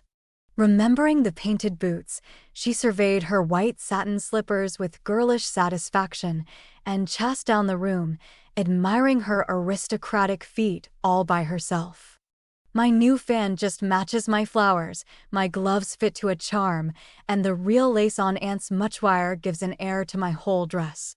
If I only had a classical nose and mouth I should be perfectly happy, she said, surveying herself with a critical eye and a candle in each hand. In spite of this affliction, she looked unusually gay and graceful as she glided away. She seldom ran, it did not suit her style, she thought, for being tall, the stately and Juno-esque was more appropriate than the sportive or piquante. She walked up and down the long saloon while waiting for Laurie, and once arranged herself under the chandelier, which had a good effect upon her hair. Then she thought better of it, and went away to the other end of the room, as if ashamed of the girlish desire to have the first view a propitious one. It so happened that she could not have done a better thing, for Laurie came in so quietly she did not hear him, and as she stood at the distant window, with her head half turned and one hand gathering up her dress, the slender, white figure against the red curtains was as effective as a well-placed statue. "Good evening, Diana," said Laurie, with the look of satisfaction she liked to see in his eyes when they rested on her. "Good evening, Apollo," she answered, smiling back at him, for he too looked unusually debonair, and the thought of entering the ballroom on the arm of such a personable man caused Amy to pity the foreplain Mrs. Davis from the bottom of her heart. "Here are your flowers. I arranged them myself, remembering that you didn't like what Hannah calls a sot bouquet," said Laurie, handing her a delicate nosegay, in a holder that she had long coveted as she daily passed it in Cardiglia's window. "How kind you are!" she exclaimed gratefully. "If I'd known you were coming I'd have had something ready for you today, though not as pretty as this, I'm afraid." "Thank you. It isn't what it should be, but you have improved it," he added, as she snapped the silver bracelet on her wrist. "Please don't. I thought you liked that sort of thing." "Not from you. It doesn't sound natural, and I like your old bluntness better." "I'm glad of it," he answered, with a look of relief, then buttoned her gloves for her, and asked if his tie was straight, just as he used to do when they went to parties together at home. The company assembled in the long salle a manger. That evening was such as one sees nowhere but on the continent. The hospitable Americans had invited every acquaintance they had in Nice, and having no prejudice against titles, secured a few to add luster to their Christmas ball. A Russian prince condescended to sit in a corner for an hour and talk with a massive lady, dressed like Hamlet's mother in black velvet, with a pearl bridle under her chin. A Polish count, aged 18, devoted himself to the ladies, who pronounced him a fascinating dear, and a German serene something, having come to supper alone, roamed vaguely about, seeking what he might devour. Baron Rothschild's private secretary, a large-nosed Jew in tight boots, affably beamed upon the world, as if his master's name crowned him with a golden halo. A stout Frenchman, who knew the emperor, came to indulge his mania for dancing, and Lady de Jones, a British matron, adorned the scene with her little family of 8. Of course, there were many light-footed, shrill-voiced American girls, handsome, lifeless-looking English ditto, and a few plain but piquante French demoiselles, likewise the usual set of traveling young gentlemen who disported themselves gaily, while mammas of all nations lined the walls and smiled upon them benignly when they danced with their daughters. Any young girl can imagine Amy's state of mind when she took the stage that night, leaning on Laurie's arm. She knew she looked well, she loved to dance, she felt that her foot was on her native heath in a ballroom, and enjoyed the delightful sense of power which comes when young girls first discover the new and lovely kingdom they are born to rule by virtue of beauty, youth, and womanhood. She did pity the Davis girls, who were awkward, plain, and destitute of escort, except a grim papa and 3 grimmer maiden aunts, and she bowed to them in her friendliest manner as she passed, which was good of her, as it permitted them to see her dress, and burn with curiosity to know who her distinguished-looking friend might be. With the first burst of the band, Amy's color rose, her eyes began to sparkle, and her feet to tap the floor impatiently, for she danced well and wanted Laurie to know it. Therefore the shock she received can better be imagined than described, when he said in a perfectly tranquil tone, "Do you care to dance?" One usually does at a ball. Her amazed look and quick answer caused Laurie to repair his error as fast as possible. "I meant the first dance. May I have the honor?" "I can give you one if I put off the count. He dances divinely, but he will excuse me, as you are an old friend," said Amy, hoping that the name would have a good effect, and show Laurie that she was not to be trifled with. Nice little boy, but rather a short pole to support. A daughter of the gods, divinely tall and most divinely fair, was all the satisfaction she got, however. The set in which they found themselves was composed of English, and Amy was compelled to walk decorously through a cotillion, feeling all the while as if she could dance the tarantella with relish. Laurie resigned her to the nice little boy, and went to do his duty to Flo, without securing Amy for the joys to come, which reprehensible want of forethought was properly punished, for she immediately engaged herself till supper, meaning to relent if he then gave any signs penitence. She showed him her ball book with demure satisfaction when he strolled instead of rushed up to claim her for the next, a glorious polka redowa. But his polite regrets didn't impose upon her, and when she galloped away with the Count, she saw Laurie sit down by her aunt with an actual expression of relief. That was unpardonable, and Amy took no more notice of him for a long while, except a word now and then when she came to her chaperone between the dances for a necessary pin or a moment's rest. Her anger had a good effect, however, for she hid it under a smiling face and seemed unusually blithe and brilliant. Laurie's eyes followed her with pleasure, for she neither romped nor sauntered, but danced with spirit and grace, making the delightsome pastime what it should be. He very naturally fell to studying her from this new point of view, and before the evening was half over, had decided that little Amy was going to make a very charming woman. It was a lively scene, for soon the spirit of the social season took possession of everyone, and Christmas merriment made all faces shine, hearts happy, and heels light. The musicians fiddled, tooted, and banged as if they enjoyed it. Everybody danced who could, and those who couldn't admired their neighbors with uncommon warmth. The air was dark with devices, and many Joneses gamboled like a flock of young giraffes. The golden secretary darted through the room like a meteor with a dashing Frenchwoman who carpeted the floor with her pink satin train. The serene Teuton found the supper table and was happy, eating steadily through the bill of fare, and dismayed the garçons by the ravages he committed. But the emperor's friend covered himself with glory, for he danced everything, whether he knew it or not, and introduced impromptu pirouettes when the figures bewildered him. The boyish abandon of that stout man was charming to behold, for though he carried weight, he danced like an india-rubber ball. He ran, he flew, he pranced, his face glowed, his bald head shone, his coat-tails waved wildly, his pumps actually twinkled in the air, and when the music stopped, he wiped the drops from his brow, and beamed upon his fellow men like a French Pickwick without glasses. Amy and her pole distinguished themselves by equal enthusiasm but more graceful agility, and Laurie found himself involuntarily keeping time to the rhythmic rise and fall of the white slippers as they flew by as indefatigably as if winged. When little Vladimir finally relinquished her, with assurances that he was desolated to leave so early, she was ready to rest, and see how her recreant knight had borne his punishment. It had been successful, for at 23, blighted affections find a balm in friendly society, and young nerves will thrill, young blood dance, and healthy young spirits rise, when subjected to the enchantment of beauty, light, music, and motion. Laurie had a waked-up look as he rose to give her his seat, and when he hurried away to bring her some supper, she said to herself, with a satisfied smile, "Ah, I thought that would do him good."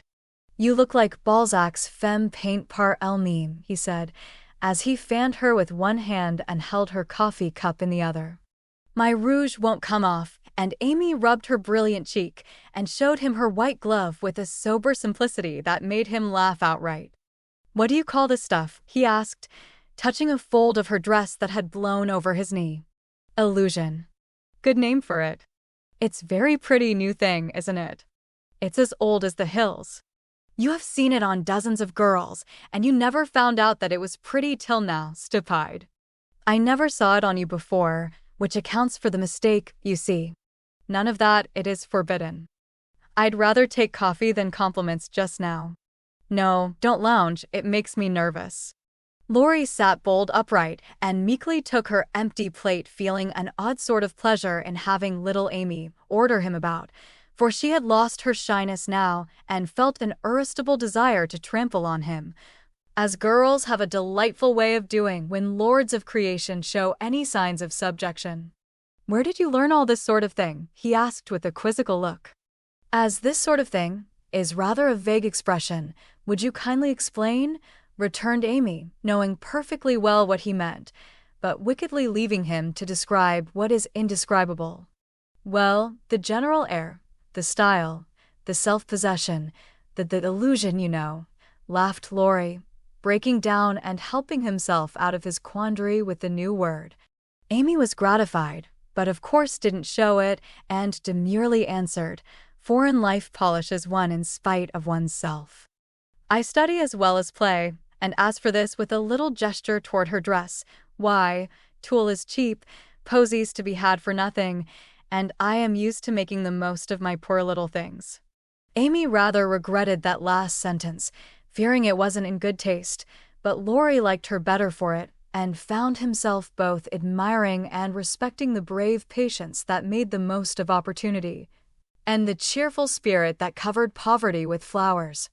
Amy did not know why he looked at her so kindly, nor why he filled up her book with his own name, and devoted himself to her for the rest of the evening in the most delightful manner.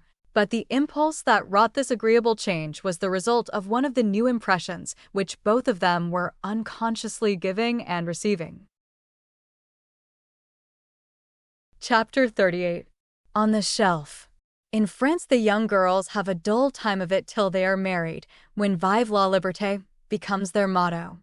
In America, as everyone knows, girls early sign the Declaration of Independence and enjoy their freedom with Republican zest. But the young matrons usually abdicate with the first heir to the throne and go into a seclusion almost as close as a French nunnery, though by no means as quiet. Whether they like it or not, they are virtually put upon the shelf as soon as the wedding excitement is over, and most of them might exclaim, as did a very pretty woman the other day, "I'm as handsome as ever. But no one takes any notice of me because I'm married."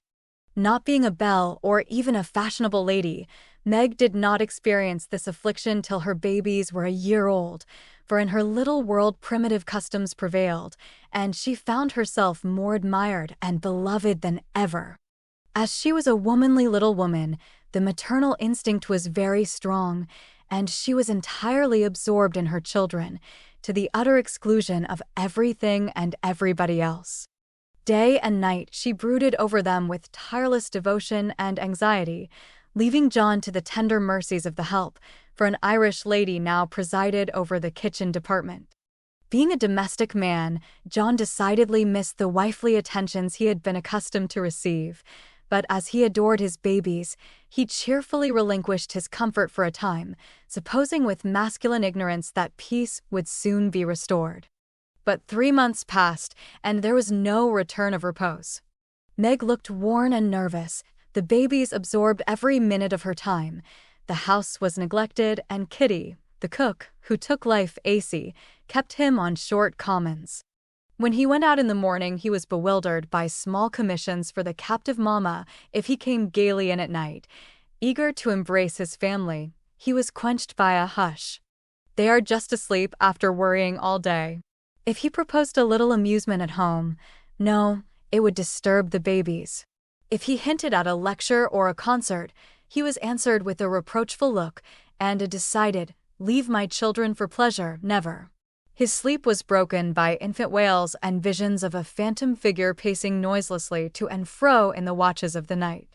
His meals were interrupted by the frequent flight of the presiding genius, who deserted him, half-helped, if a muffled chirp sounded from the nest above. And when he read his paper of an evening, Demi's colic got into the shipping list and Daisy's fall affected the price of stocks, for Mrs. Brooke was only interested in domestic news. The poor man was very uncomfortable, for the children had bereft him of his wife. Home was merely a nursery, and the perpetual hushing made him feel like a brutal intruder whenever he entered the sacred precincts of Babyland. He bore it very patiently for 6 months, and when no signs of amendment appeared, he did what other paternal exiles do, tried to get a little comfort elsewhere.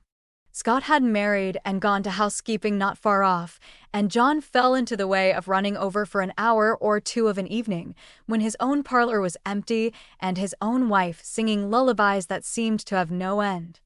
Mrs. Scott was a lively, pretty girl, with nothing to do but be agreeable, and she performed her mission most successfully.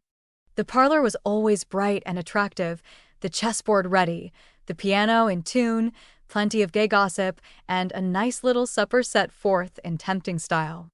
John would have preferred his own fireside if it had not been so lonely, but as it was he gratefully took the next best thing and enjoyed his neighbor's society.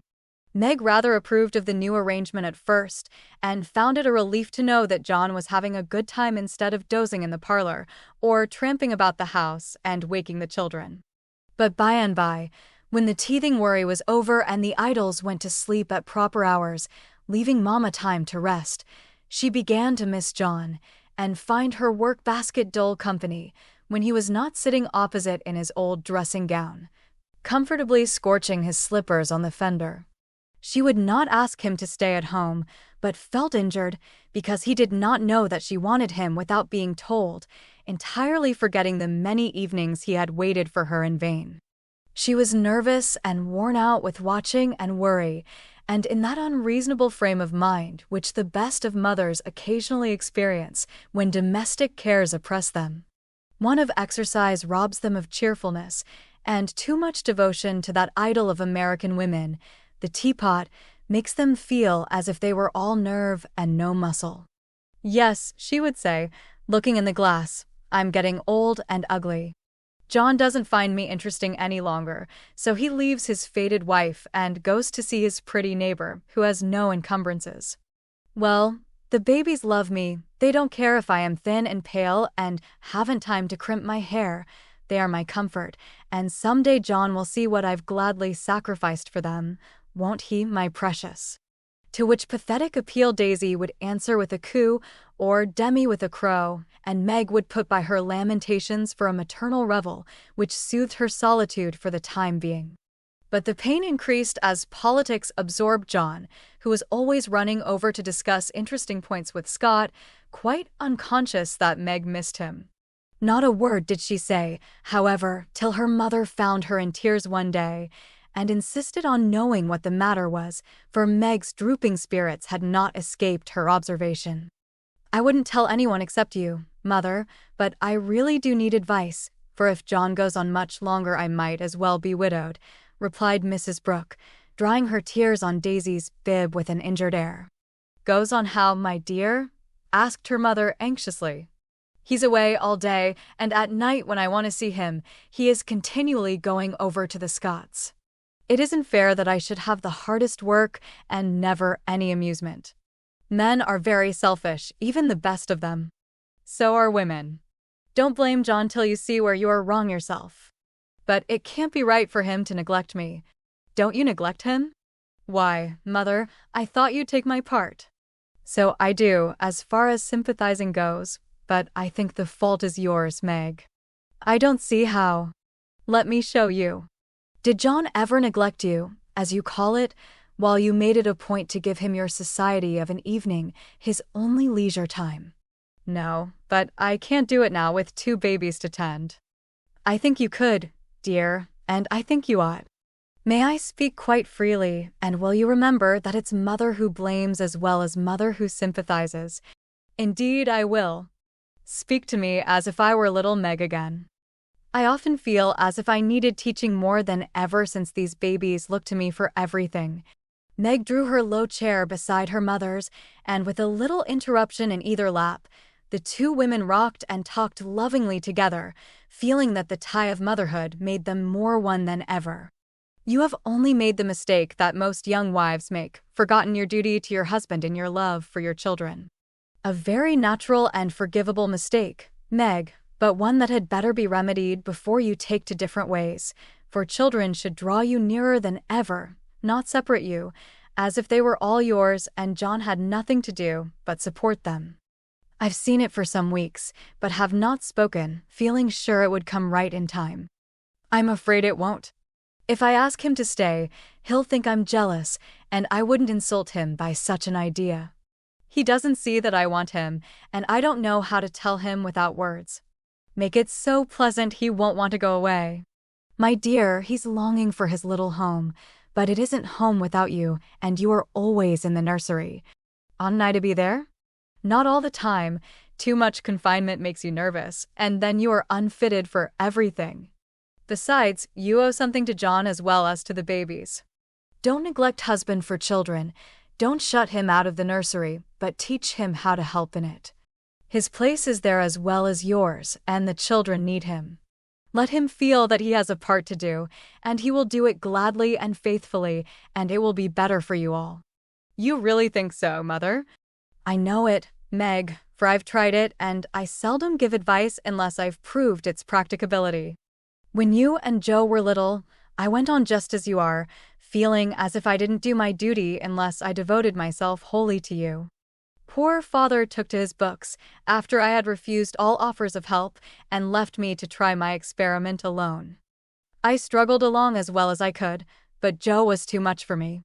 I nearly spoiled her by indulgence. You were poorly, and I worried about you till I fell sick myself. Then father came to the rescue, quietly managed everything, and made himself so helpful that I saw my mistake, and never have been able to get on without him since. That is the secret of our home happiness. He does not let business wean him from the little cares and duties that affect us all, and I try not to let domestic worries destroy my interest in his pursuits. Each do our part alone in many things, but at home we work together, always. It is so, mother, and my great wish is to be to my husband and children what you have been to yours. Show me how, I'll do anything you say. You always were my docile daughter. Well, dear, if I were you, I'd let John have more to do with the management of Demi, for the boy needs training, and it's none too soon to begin. Then I'd do what I have often proposed, let Hannah come and help you. She is a capital nurse, and you may trust the precious babies to her while you do more housework. You need the exercise, Hannah would enjoy the rest, and John would find his wife again. Go out more, keep cheerful as well as busy, for you are the sunshine maker of the family, and if you get dismal there is no fair weather.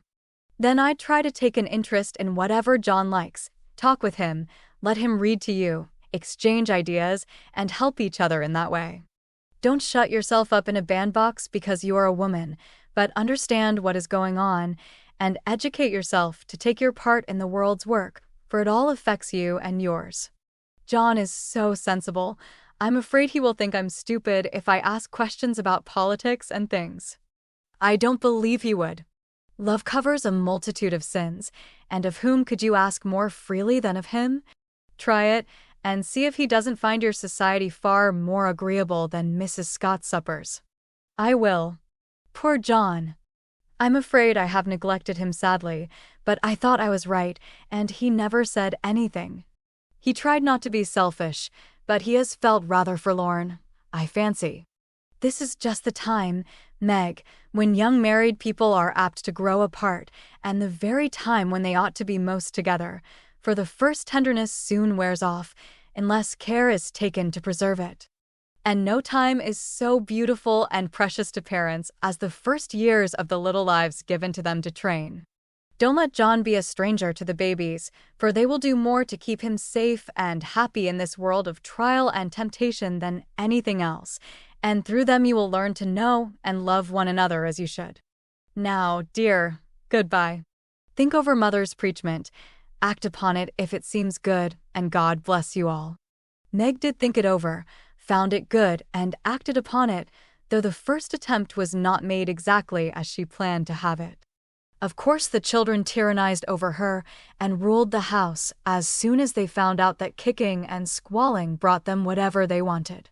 Mama was an abject slave to their caprices, but Papa was not so easily subjugated and occasionally afflicted his tender spouse by an attempt at paternal discipline with his obstreperous son. For Demi inherited a trifle of his sire's firmness of character, we won't call it obstinacy, and when he made up his little mind to have or to do anything, all the king's horses and all the king's men could not change that pertinacious little mind. Mama thought the dear too young to be taught to conquer his prejudices, but Papa believed that it never was too soon to learn obedience. So Master Demi early discovered that when he undertook to wrestle with Parpar, he always got the worst of it, yet like the Englishman, Baby respected the man who conquered him, and loved the father whose grave, was more impressive than all Mama's love pats. A few days after the talk with her mother, Meg resolved to try a social evening with John, so she ordered a nice supper, set the parlor in order, dressed herself prettily, and put the children to bed early, that nothing should interfere with her experiment. But unfortunately Demi's most unconquerable prejudice was against going to bed, and that night he decided to go on a rampage. So poor Meg sang and rocked, told stories, and tried every sleep-provoking while she could devise, but all in vain. The big eyes wouldn't shut, and long after Daisy had gone to Bilo, like the chubby little bunch of good nature she was, naughty Demi lay staring at the light, with the most discouragingly wide-awake expression of countenance. Will Demi lie still like a good boy, while Mama runs down and gives poor Papa his tea? Asked Meg, as the hall door softly closed, and the well-known step went tiptoeing into the dining room. Me has tea, said Demi, preparing to join in the revel. No, but I'll save you some little cakeys for breakfast if you'll go bye-bye like Daisy. Will you, lovey? ISS, and Demi shut his eyes tight, as if to catch sleep and hurry the desired day. Taking advantage of the propitious moment, Meg slipped away and ran down to greet her husband with a smiling face and the little blue bow in her hair, which was his especial admiration. He saw it at once and said with pleased surprise, "Why, little mother, how gay we are tonight. Do you expect company?" "Only you, dear." "Is it a birthday, anniversary, or anything?" "No, I'm tired of being dowdy, so I dressed up as a change." "You always make yourself nice for table, no matter how tired you are, so why shouldn't I when I have the time?" "I do it out of respect for you, my dear," said old-fashioned John. "Ditto, ditto, Mr. Brooke," laughed Meg, looking young and pretty again as she nodded to him over the teapot. "Well, it's altogether delightful and like old times. This tastes right." "I drink your health, dear," and John sipped his tea with an air of reposeful rapture, which was of very short duration, however, for as he put down his cup, the door handle rattled mysteriously, and a little voice was heard, saying impatiently, "Opie doy. Me's tummin'. It's that naughty boy. I told him to go to sleep alone, and here he is, downstairs, getting his death a cold pattering over that canvas," said Meg, answering the call. "Mornin' now," announced Demi in joyful tone as he entered, with his long nightgown gracefully festooned over his arm and every curl bobbing gaily as he pranced about the table, eyeing the cakeys with loving glances. "No, it isn't morning yet. You must go to bed and not trouble poor Mama. Then you can have the little cake with sugar on it." "Me loves parpar," said the artful one, preparing to climb the paternal knee and revel in forbidden joys. But John shook his head and said to Meg, "If you told him to stay up there and go to sleep alone, make him do it, or he will never learn to mind you." "Yes, of course." "Come." Demi and Meg led her son away, feeling a strong desire to spank the little marplot who hopped beside her, laboring under the delusion that the bribe was to be administered as soon as they reached the nursery. Nor was he disappointed, for that short-sighted woman actually gave him a lump of sugar, tucked him into his bed, and forbade any more promenades till morning. "ISS," said Demi the perjured, blissfully sucking his sugar, and regarding his first attempt as eminently successful. Meg returned to her place, and supper was progressing pleasantly when the little ghost walked again and exposed the maternal delinquencies by boldly demanding, "More Sudar, Marmar." "Now this won't do," said John, hardening his heart against the engaging little sinner. "We shall never know any peace till that child learns to go to bed properly. You have made a slave of yourself long enough. Give him one lesson, and then there will be an end of it. Put him in his bed and leave him, Meg. He won't stay there. He never does unless I sit by him. I'll manage him. Demi, go upstairs and get into your bed, as Mama bids you." "Sant," replied the young rebel, helping himself to the coveted cakey and beginning to eat the same with calm audacity. "You must never say that to Papa. I shall carry you if you don't go yourself." "Go way, me don't love parpar," and Demi retired to his mother's skirts for protection. But even that refuge proved unavailing, for he was delivered over to the enemy, with a "be gentle with him, John," which struck the culprit with dismay, for when Mama deserted him, then the judgment day was at hand. Bereft of his cake, defrauded of his frolic, and borne away by a strong hand to that detested bed, poor Demi could not restrain his wrath, but openly defied Papa, and kicked and screamed lustily all the way upstairs. The minute he was put into bed on one side, he rolled out on the other, and made for the door, only to be ignominiously caught up by the tail of his little toga and put back again, which lively performance was kept up till the young man's strength gave out, when he devoted himself to roaring at the top of his voice. This vocal exercise usually conquered Meg, but John sat as unmoved as the post which is popularly believed to be deaf. No coaxing, no sugar, no lullaby, no story. Even the light was put out, and only the red glow of the fire enlivened the big dark, which Demi regarded with curiosity rather than fear. This new order of things disgusted him, and he howled dismally for Marmar as his angry passions subsided and recollections of his tender bondwoman returned to the captive autocrat. The plaintive wail which succeeded the passionate roar went to Meg's heart, and she ran up to say beseechingly, "Let me stay with him. He'll be good now, John." "No, my dear. I've told him he must go to sleep, as you bid him, and he must, if I stay here all night." "But he'll cry himself sick," pleaded Meg, reproaching herself for deserting her boy. "No, he won't. He's so tired he will soon drop off, and then the matter is settled, for he will understand that he has got to mind. Don't interfere, I'll manage him. He's my child, and I can't have his spirit broken by harshness. He's my child, and I won't have his temper spoiled by indulgence. Go down, my dear, and leave the boy to me." When John spoke in that masterful tone, Meg always obeyed and never regretted her docility. "Please let me kiss him once, John." "Certainly. Demi, say good night to Mama, and let her go and rest, for she is very tired with taking care of you all day." Meg always insisted upon it that the kiss won the victory, for after it was given, Demi sobbed more quietly, and lay quite still at the bottom of the bed, whither he had wriggled in his anguish of mind. "Poor little man, he's worn out with sleep and crying. I'll cover him up, and then go and set Meg's heart at rest," thought John, creeping to the bedside, hoping to find his rebellious heir asleep. But he wasn't, for the moment his father peeped at him, Demi's eyes opened, his little chin began to quiver, and he put up his arms, saying with a penitent hiccup, "Me's dude, now." Sitting on the stairs outside, Meg wondered at the long silence which followed the uproar, and after imagining all sorts of impossible accidents, she slipped into the room to set her fears at rest.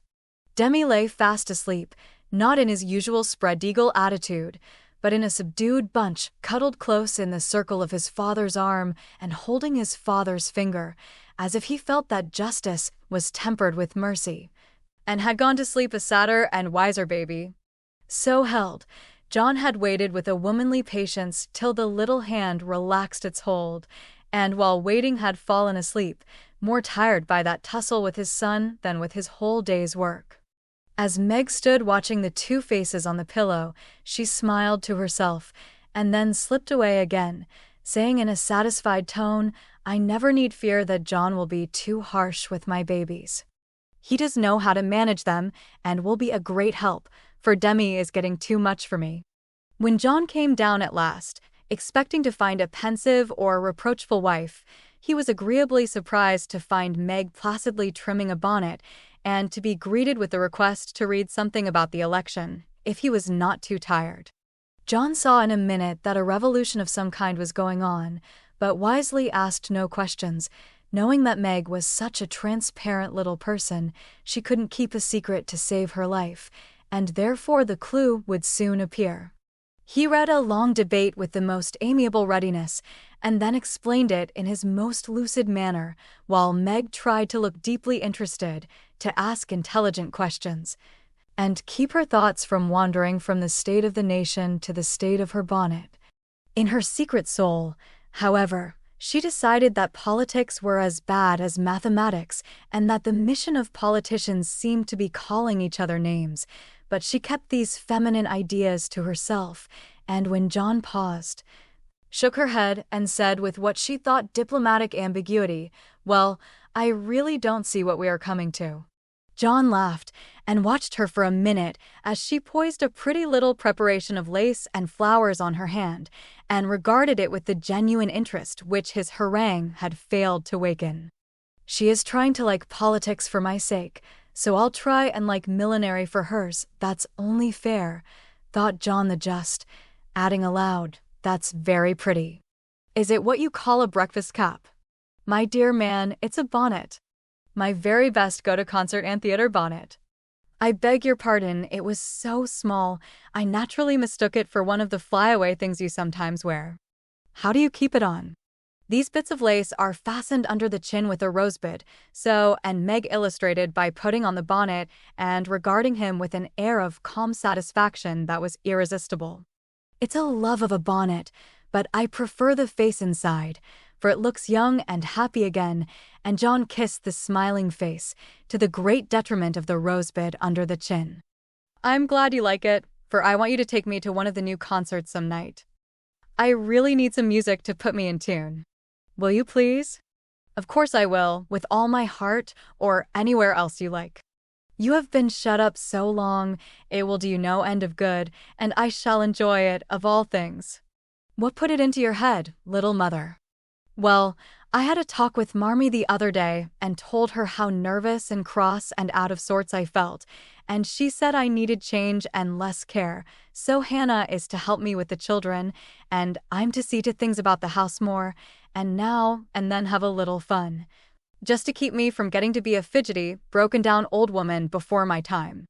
It's only an experiment, John, and I want to try it for your sake as much as for mine, because I've neglected you shamefully lately, and I'm going to make home what it used to be, if I can. You don't object, I hope. Never mind what John said, or what a very narrow escape the little bonnet had from utter ruin. All that we have any business to know is that John did not appear to object, judging from the changes which gradually took place in the house and its inmates. It was not all paradise by any means, but everyone was better for the division of labor system. The children throve under the paternal rule, for accurate, steadfast John brought order and obedience into babydom, while Meg recovered her spirits and composed her nerves by plenty of wholesome exercise, a little pleasure, and much confidential conversation with her sensible husband. Home grew homelike again, and John had no wish to leave it unless he took Meg with him. The Scotts came to the Brooks now, and everyone found the little house a cheerful place, full of happiness, content, and family love. Even Sally Moffat liked to go there. It is always so quiet and pleasant here, it does me good, Meg, she used to say, looking about her with wistful eyes, as if trying to discover the charm, that she might use it in her great house, full of splendid loneliness, for there were no riotous, sunny-faced babies there, and Ned lived in a world of his own, where there was no place for her. This household happiness did not come all at once, but John and Meg had found the key to it, and each year of married life taught them how to use it, unlocking the treasuries of real home love and mutual helpfulness, which the poorest may possess, and the richest cannot buy. This is the sort of shelf on which young wives and mothers may consent to be laid, safe from the restless fret and fever of the world, finding loyal lovers in the little sons and daughters who cling to them, undaunted by sorrow, poverty, or age, walking side by side, through fair and stormy weather with a faithful friend who is, in the true sense of the good old Saxon word, the house band, and learning, as Meg learned, that a woman's happiest kingdom is home, her highest honor the art of ruling it not as a queen, but as a wise wife and mother. Chapter 39. Lazy Laurence. Laurie went to Nice intending to stay a week and remained a month. He was tired of wandering about alone, and Amy's familiar presence seemed to give a homelike charm to the foreign scenes in which she bore a part. He rather missed the petting he used to receive, and enjoyed a taste of it again, for no attentions, however flattering, from strangers were half so pleasant as the sisterly adoration of the girls at home. Amy never would pet him like the others, but she was very glad to see him now, and quite clung to him, feeling that he was the representative of the dear family for whom she longed more than she would confess. They naturally took comfort in each other's society and were much together, riding, walking, dancing, or dawdling, for at Nice no one can be very industrious during the gay season. But while apparently amusing themselves in the most careless fashion, they were half-consciously making discoveries and forming opinions about each other. Amy rose daily in the estimation of her friend, but he sank in hers, and each felt the truth before a word was spoken. Amy tried to please, and succeeded, for she was grateful for the many pleasures he gave her, and repaid him with the little services to which womanly women know how to lend an indescribable charm. Laurie made no effort of any kind, but just let himself drift along as comfortably as possible, trying to forget, and feeling that all women owed him a kind word because one had been cold to him. It cost him no effort to be generous, and he would have given Amy all the trinkets and nice if she would have taken them, but at the same time he felt that he could not change the opinion she was forming of him. And he rather dreaded the keen blue eyes that seemed to watch him with such half-sorrowful, half-scornful surprise. All the rest have gone to Monaco for the day. I prefer to stay at home and write letters. They are done now, and I am going to Valrosa to sketch. Will you come? Said Amy, as she joined Laurie one lovely day when he lounged in as usual about noon. Well, yes, but isn't it rather warm for such a long walk? He answered slowly, for the shaded salon looked inviting after the glare without. I'm going to have the little carriage and Baptiste can drive, so you'll have nothing to do but hold your umbrella and keep your gloves nice, returned Amy, with a sarcastic glance at the immaculate kids, which were a weak point with Laurie. Then I'll go with pleasure, and he put out his hand for her sketchbook. But she tucked it under her arm with a sharp, "Don't trouble yourself. It's no exertion to me, but you don't look equal to it." Laurie lifted his eyebrows and followed at a leisurely pace as she ran downstairs, but when they got into the carriage he took the reins himself and left little Baptiste nothing to do but fold his arms and fall asleep on his perch. The two never quarreled. Amy was too well-bred, and just now Laurie was too lazy, so in a minute he peeped under her hat brim with an inquiring air. She answered him with a smile, and they went on together in the most amicable manner. It was a lovely drive, along winding roads rich in the picturesque scenes that delight beauty-loving eyes. Here an ancient monastery, whence the solemn chanting of the monks came down to them. There a bare-legged shepherd, in wooden shoes, pointed hat and rough jacket over one shoulder, sat piping on a stone while his goats skipped among the rocks or lay at his feet. Meek, mouse-colored donkeys, laden with panniers of freshly cut grass passed by, with a pretty girl in a capeline sitting between the green piles, or an old woman spinning with a distaff as she went. Brown, soft-eyed children ran out from the quaint stone hovels to offer nosegays, or bunches of oranges still on the bough.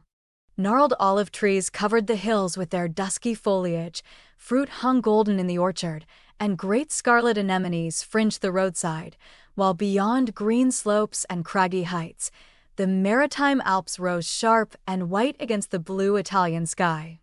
Valrosa well deserved its name, for in that climate of perpetual summer roses blossomed everywhere. They overhung the archway, thrust themselves between the bars of the great gate with a sweet welcome to passers-by, and lined the avenue, winding through lemon trees and feathery palms up to the villa on the hill. Every shadowy nook, where seats invited one to stop and rest, was a mass of bloom. Every cool grotto had its marble nymph smiling from a veil of flowers, and every fountain reflected crimson, white, or pale pink roses, leaning down to smile at their own beauty. Roses covered the walls of the house, draped the cornices, climbed the pillars, and ran riot over the balustrade of the wide terrace, whence one looked down on the sunny Mediterranean and the white-walled city on its shore. This is a regular honeymoon paradise, isn't it? Did you ever see such roses? Asked Amy, pausing on the terrace to enjoy the view and a luxurious whiff of perfume that came wandering by. No, nor felt such thorns, returned Laurie, with his thumb in his mouth, after a vain attempt to capture a solitary scarlet flower that grew just beyond his reach. Try lower down and pick those that have no thorns, said Amy, gathering 3 of the tiny cream-colored ones that starred the wall behind her. She put them in his buttonhole as a peace offering, and he stood a minute looking down at them with a curious expression, for in the Italian part of his nature there was a touch of superstition, and he was just then in that state of half-sweet, half-bitter melancholy, when imaginative young men find significance in trifles and food for romance everywhere. He had thought of Jo in reaching after the thorny red rose, for vivid flowers became her, and she had often worn ones like that from the greenhouse at home. The pale roses Amy gave him were the sort that the Italians lay in dead hands, never in bridal wreaths, and for a moment he wondered if the omen was for Jo or for himself. But the next instant his American common sense got the better of sentimentality, and he laughed a heartier laugh than Amy had heard since he came. It's good advice, "You'd better take it and save your fingers," she said, thinking her speech amused him. "Thank you, I will," he answered in jest, and a few months later he did it in earnest. "Laurie, when are you going to your grandfather?" she asked presently, as she settled herself on a rustic seat. "Very soon. You have said that a dozen times within the last 3 weeks." "I dare say. Short answers save trouble." "He expects you, and you really ought to go." "Hospitable creature." "I know it." "Then why don't you do it?" "Natural depravity, I suppose." "Natural indolence, you mean." "It's really dreadful," and Amy looked severe. "Not so bad as it seems, for I should only plague him if I went, so I might as well stay and plague you a little longer. You can bear it better. In fact, I think it agrees with you excellently." And Laurie composed himself for a lounge on the broad ledge of the balustrade. Amy shook her head and opened her sketchbook with an air of resignation, but she had made up her mind to lecture that boy, and in a minute she began again. "What are you doing just now?" "Watching lizards." No. I mean, what do you intend and wish to do?" "Smoke a cigarette, if you'll allow me." "How provoking you are." "I don't approve of cigars, and I will only allow it on condition that you let me put you into my sketch." "I need a figure." "With all the pleasure in life." "How will you have me, full length or 3/4, on my head or my heels?" "I should respectfully suggest a recumbent posture. Then put yourself in also and call it dolce far niente. Stay as you are and go to sleep if you like." "I intend to work hard," said Amy in her most energetic tone. What delightful enthusiasm! And he leaned against a tall urn with an air of entire satisfaction. "What would Jo say if she saw you now?" asked Amy impatiently, hoping to stir him up by the mention of her still more energetic sister's name. "As usual, go away, Teddy." "I'm busy." He laughed as he spoke, but the laugh was not natural, and a shade passed over his face, for the utterance of the familiar name touched the wound that was not healed yet.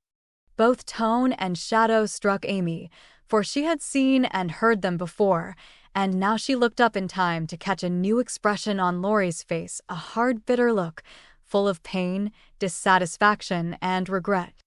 It was gone before she could study it, and the listless expression back again.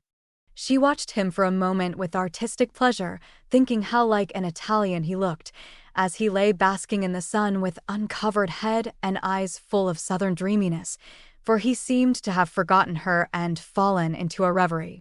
"You look like the effigy of a young knight asleep on his tomb," she said, carefully tracing the well-cut profile defined against the dark stone. "Wish I was." "That's a foolish wish, unless you have spoiled your life." "You are so changed. I sometimes think," there Amy stopped, with a half-timid, half-wistful look, more significant than her unfinished speech. Laurie saw and understood the affectionate anxiety which she hesitated to express, and looking straight into her eyes, said, just as he used to say it to her mother, "It's all right, ma'am." That satisfied her and set at rest the doubts that had begun to worry her lately. It also touched her, and she showed that it did, by the cordial tone in which she said, "I'm glad of that. I didn't think you'd been a very bad boy, but I fancied you might have wasted money at that wicked Baden-Baden, lost your heart to some charming Frenchwoman with a husband, or got into some of the scrapes that young men seem to consider a necessary part of a foreign tour. Don't stay out there in the sun. Come and lie on the grass here and let us be friendly, as Joe used to say when we got in the sofa corner and told secrets." Laurie obediently threw himself down on the turf and began to amuse himself by sticking daisies into the ribbons of Amy's hat that lay there. "I'm all ready for the secrets," and he glanced up with a decided expression of interest in his eyes. "I've none to tell." "You may begin." "I thought perhaps you'd had some news from home. You have heard all that has come lately. Don't you hear often?" "I fancied Jo would send you volumes." "She's very busy." "I'm roving about so. It's impossible to be regular, you know." "When do you begin your great work of art, Raphaella?" he asked, changing the subject abruptly after another pause, in which he had been wondering if Amy knew his secret and wanted to talk about it. Never, she answered, with a despondent but decided air. Rome took all the vanity out of me, for after seeing the wonders there, I felt too insignificant to live and gave up all my foolish hopes in despair. Why should you, with so much energy and talent? That's just why, because talent isn't genius, and no amount of energy can make it so. I want to be great or nothing. I won't be a commonplace dauber, so I don't intend to try anymore. And what are you going to do with yourself now, if I may ask? Polish up my other talents and be an ornament to society, if I get the chance. It was a characteristic speech and sounded daring, but audacity becomes young people, and Amy's ambition had a good foundation. Laurie smiled, but he liked the spirit with which she took up a new purpose when a long-cherished one died, and spent no time lamenting. Good. And here is where Fred Vaughn comes in, I fancy. Amy preserved a discreet silence, but there was a conscious look in her downcast face that made Laurie sit up and say gravely, "Now I'm going to play brother and ask questions." "May I?" "I don't promise to answer." "Your face will, if your tongue won't. You aren't woman of the world enough yet to hide your feelings, my dear. I heard rumors about Fred and you last year, and it's my private opinion that if he had not been called home so suddenly and detained so long, something would have come of it, hey?" "That's not for me to say," was Amy's grim reply, but her lips would smile, and there was a traitorous sparkle of the eye which betrayed that she knew her power and enjoyed the knowledge. "You're not engaged, I hope," and Laurie looked very elder-brotherly and grave all of a sudden. "No.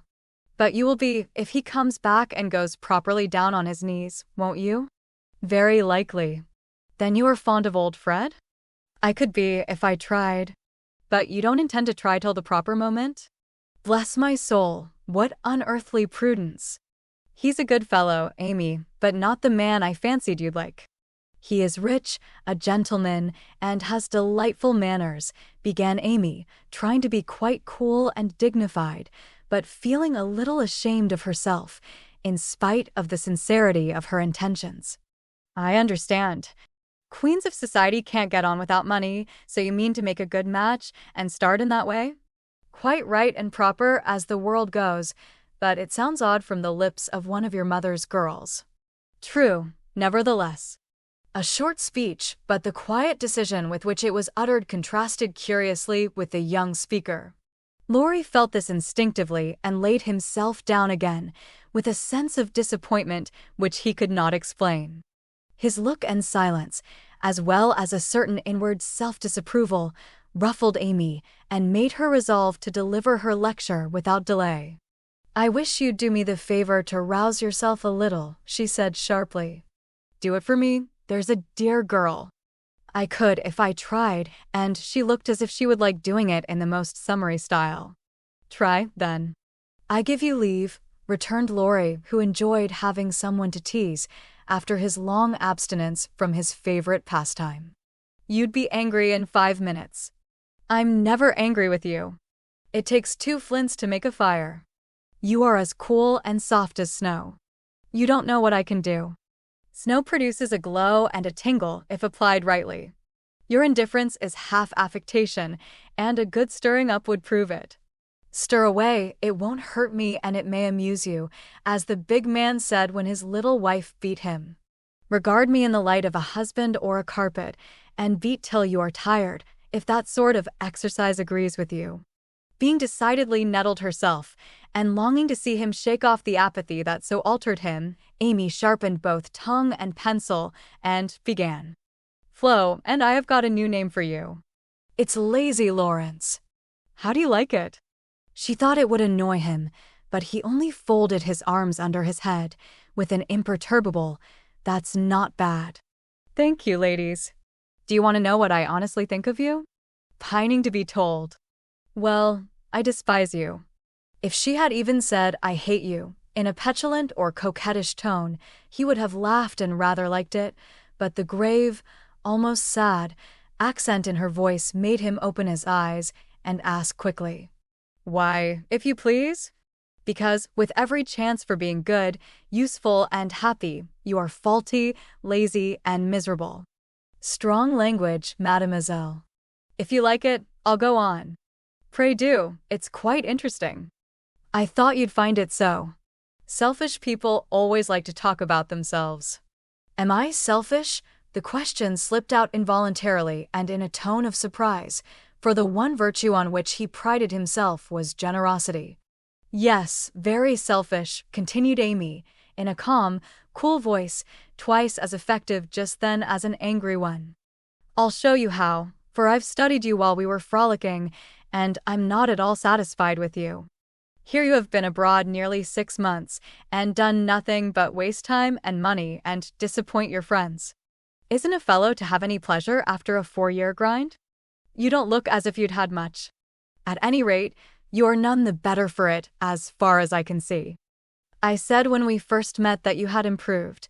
Now I take it all back, for I don't think you half so nice as when I left you at home.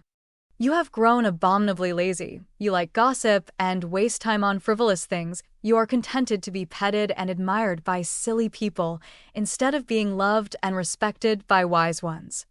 With money, talent, position, health, and beauty, you like that old vanity. But it's the truth, so I can't help saying it, with all these splendid things to use and enjoy, you can find nothing to do but dawdle, and instead of being the man you ought to be, you are only— There she stopped, with a look that had both pain and pity in it. St. Laurence on a gridiron, added Laurie, blandly finishing the sentence. But the lecture began to take effect, for there was a wide-awake sparkle in his eyes now, and a half-angry, half-injured expression replaced the former indifference. I supposed you'd take it so. You men tell us we are angels, and say we can make you what we will, but the instant we honestly try to do good, you laugh at us and won't listen, which proves how much your flattery is worth. Amy spoke bitterly and turned her back on the exasperating martyr at her feet. In a minute a hand came down over the page so that she could not draw, and Laurie's voice said, with a droll imitation of a penitent child, I will be good. Oh, I will be good.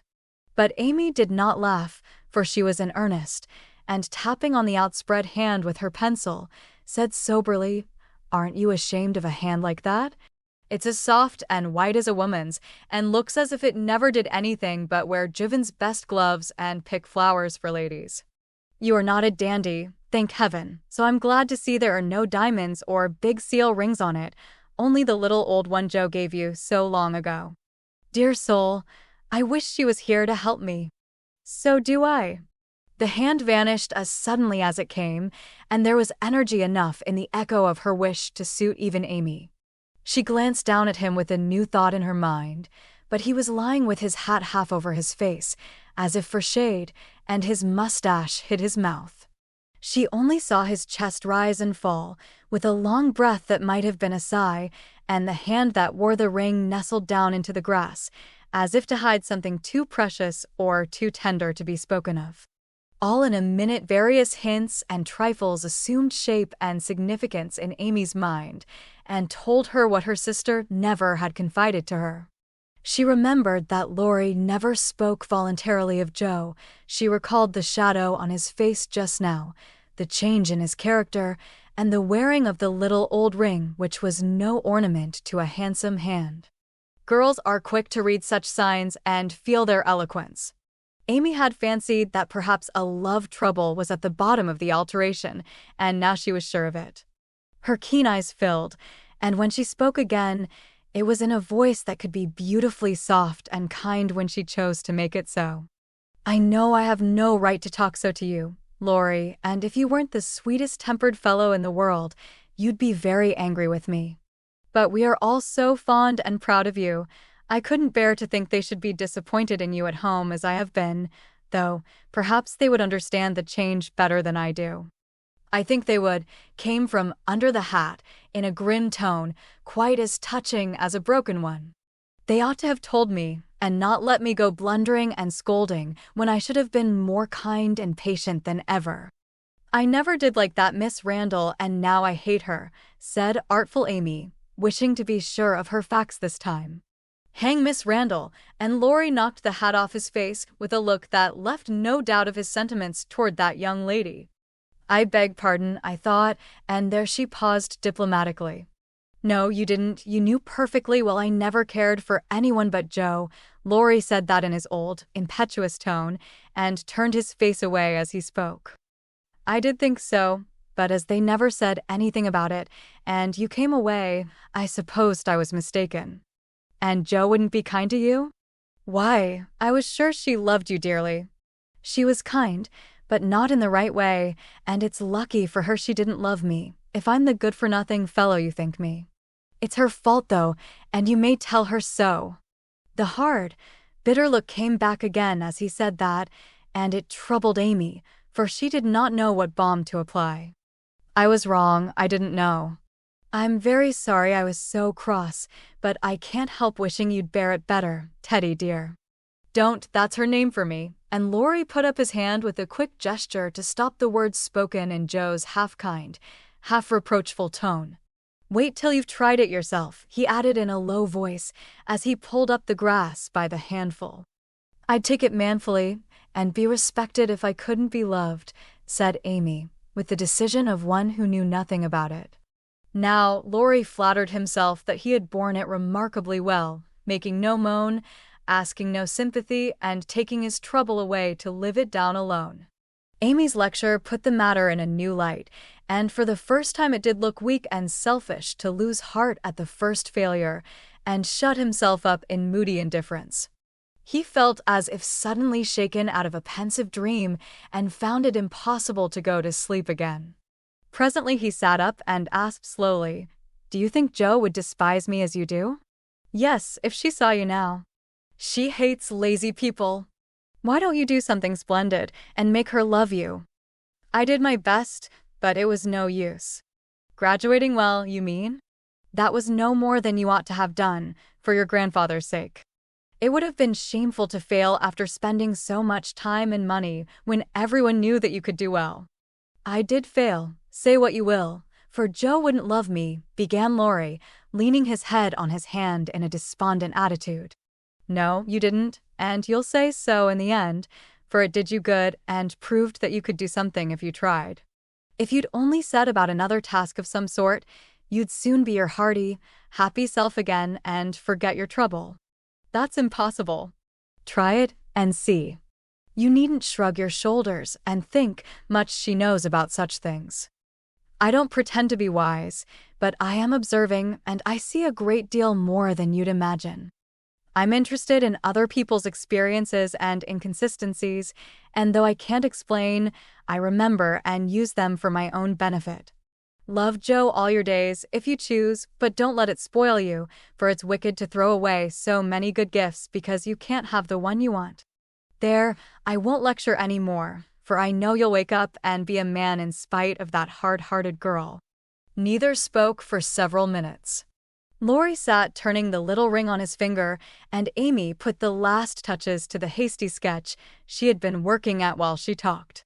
Presently she put it on his knee, merely saying, How do you like that? He looked and then he smiled, as he could not well help doing, for it was capitally done, the long, lazy figure on the grass, with listless face, half-shut eyes, and one hand holding a cigar, from which came the little wreath of smoke that encircled the dreamer's head.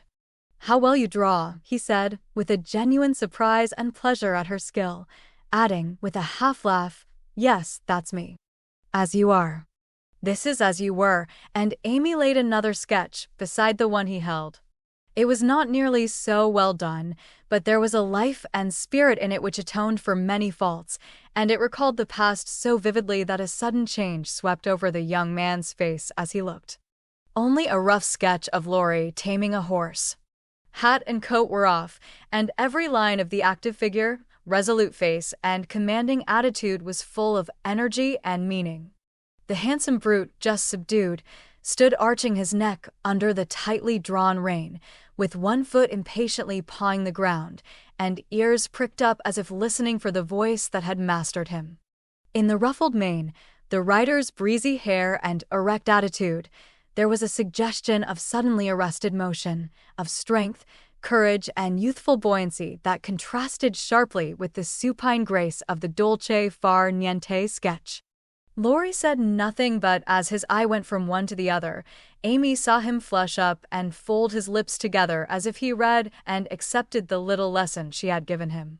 That satisfied her, and without waiting for him to speak, she said, in her sprightly way, "Don't you remember the day you played Rari with Puck, and we all looked on? Meg and Beth were frightened, but Joe clapped and pranced, and I sat on the fence and drew you. I found that sketch in my portfolio the other day, touched it up, and kept it to show you. Much obliged. You've improved immensely since then, and I congratulate you. May I venture to suggest in a honeymoon paradise that 5 o'clock is the dinner hour at your hotel?" Laurie rose as he spoke, returned the pictures with a smile and a bow, and looked at his watch, as if to remind her that even moral lectures should have an end. He tried to resume his former easy, indifferent air, but it was an affectation now, for the rousing had been more efficacious than he would confess. Amy felt the shade of coldness in his manner, and said to herself, "Now I've offended him. Well, if it does him good, I'm glad. If it makes him hate me, I'm sorry, but it's true, and I can't take back a word of it."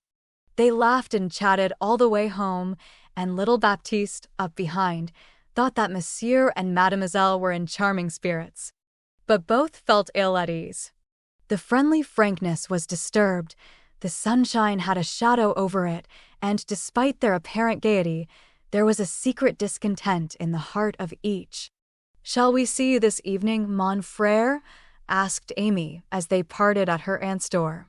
"Unfortunately, I have an engagement." "Au revoir, mademoiselle," and Laurie bent as if to kiss her hand, in the foreign fashion which became him better than many men.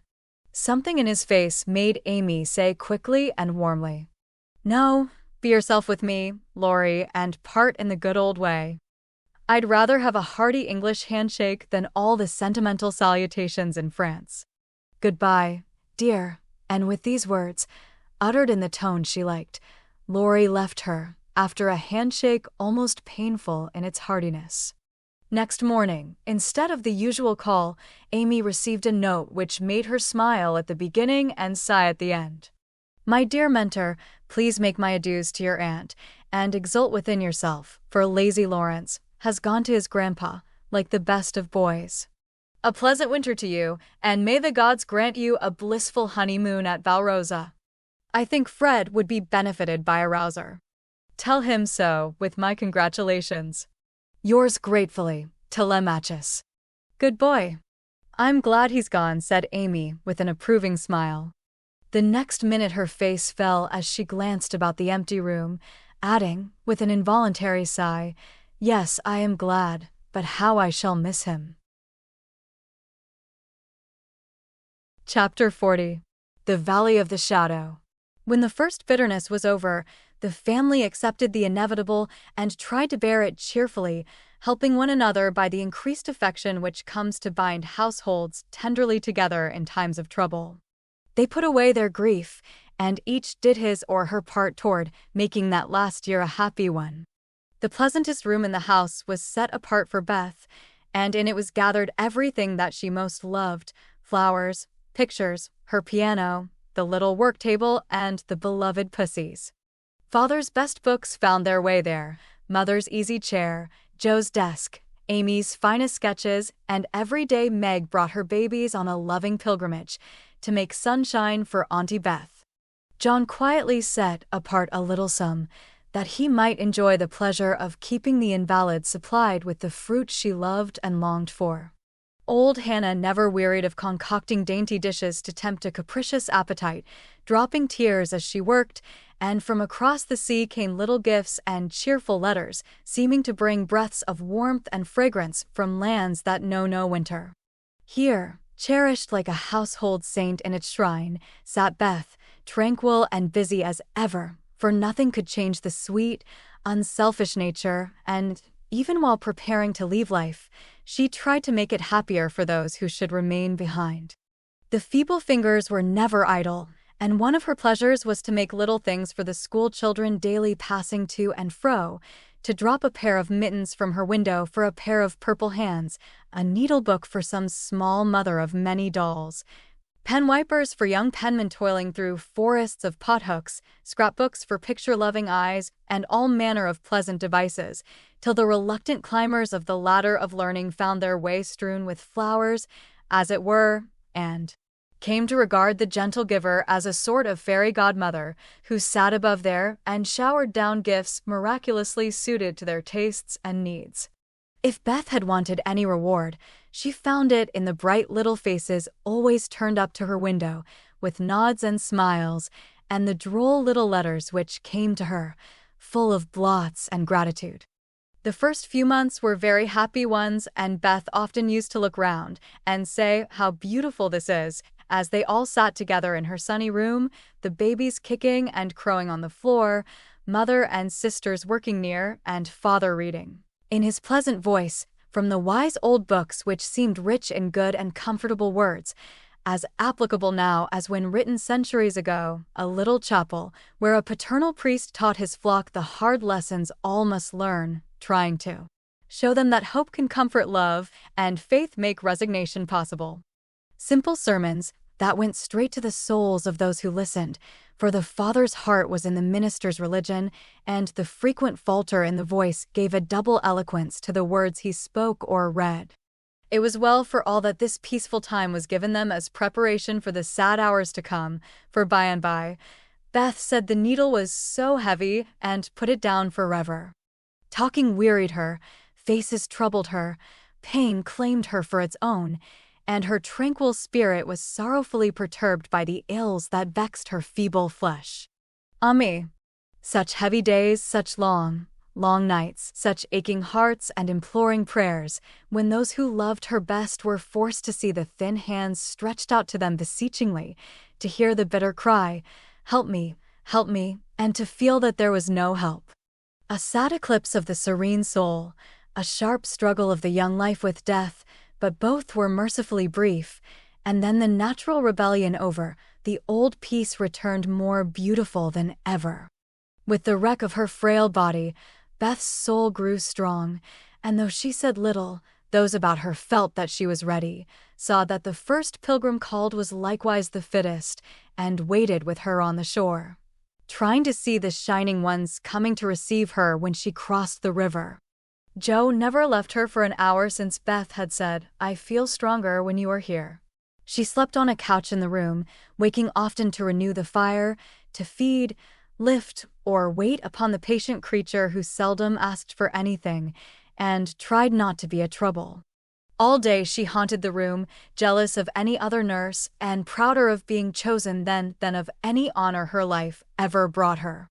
Precious and helpful hours to Joe, for now her heart received the teaching that it needed. Lessons in patience were so sweetly taught her that she could not fail to learn them. Charity for all, the lovely spirit that can forgive and truly forget unkindness, the loyalty to duty that makes the hardest easy, and the sincere faith that fears nothing, but trusts undoubtingly. Often when she woke, Joe found Beth reading in her well-worn little book, heard her singing softly, to beguile the sleepless night, or saw her lean her face upon her hands, while slow tears dropped through the transparent fingers, and Joe would lie watching her with thoughts too deep for tears, feeling that Beth, in her simple, unselfish way, was trying to wean herself from the dear old life and fit herself for the life to come, by sacred words of comfort, quiet prayers, and the music she loved so well. Seeing this did more for Joe than the wisest sermons, the saintliest hymns, the most fervent prayers that any voice could utter. For with eyes made clear by many tears, and a heart softened by the tenderest sorrow, she recognized the beauty of her sister's life, uneventful, unambitious, yet full of the genuine virtues which smell sweet and blossom in the dust. The self-forgetfulness that makes the humblest on earth remembered soonest in heaven, the true success which is possible to all. One night, when Beth looked among the books upon her table, to find something to make her forget the mortal weariness that was almost as hard to bear as pain, as she turned the leaves of her old favorite, Pilgrim's Progress, she found a little paper, scribbled over in Joe's hand. The name caught her eye, and the blurred look of the lines made her sure that tears had fallen on it. Poor Jo. She's fast asleep, so I won't wake her to ask leave. She shows me all her things, and I don't think she'll mind if I look at this, thought Beth, with a glance at her sister, who lay on the rug, with the tongs beside her, ready to wake up the minute the log fell apart. My Beth, sitting patient in the shadow, till the blessed light shall come. A serene and saintly presence sanctifies our troubled home. Earthly joys and hopes and sorrows break like ripples on the strand of the deep and solemn river, where her willing feet now stand. O my sister, passing from me, out of human care and strife, leave me, as a gift, those virtues which have beautified your life. Dear, bequeath me that great patience which has power to sustain a cheerful, uncomplaining spirit in its prison house of pain. Give me, for I need it sorely, of that courage, wise and sweet, which has made the path of duty green beneath your willing feet. Give me that unselfish nature, that with charity divine can pardon wrong for love's dear sake. Meek heart, forgive me mine. Thus our parting daily losseth something of its bitter pain, and while learning this hard lesson, my great loss becomes my gain. For the touch of grief will render my wild nature more serene.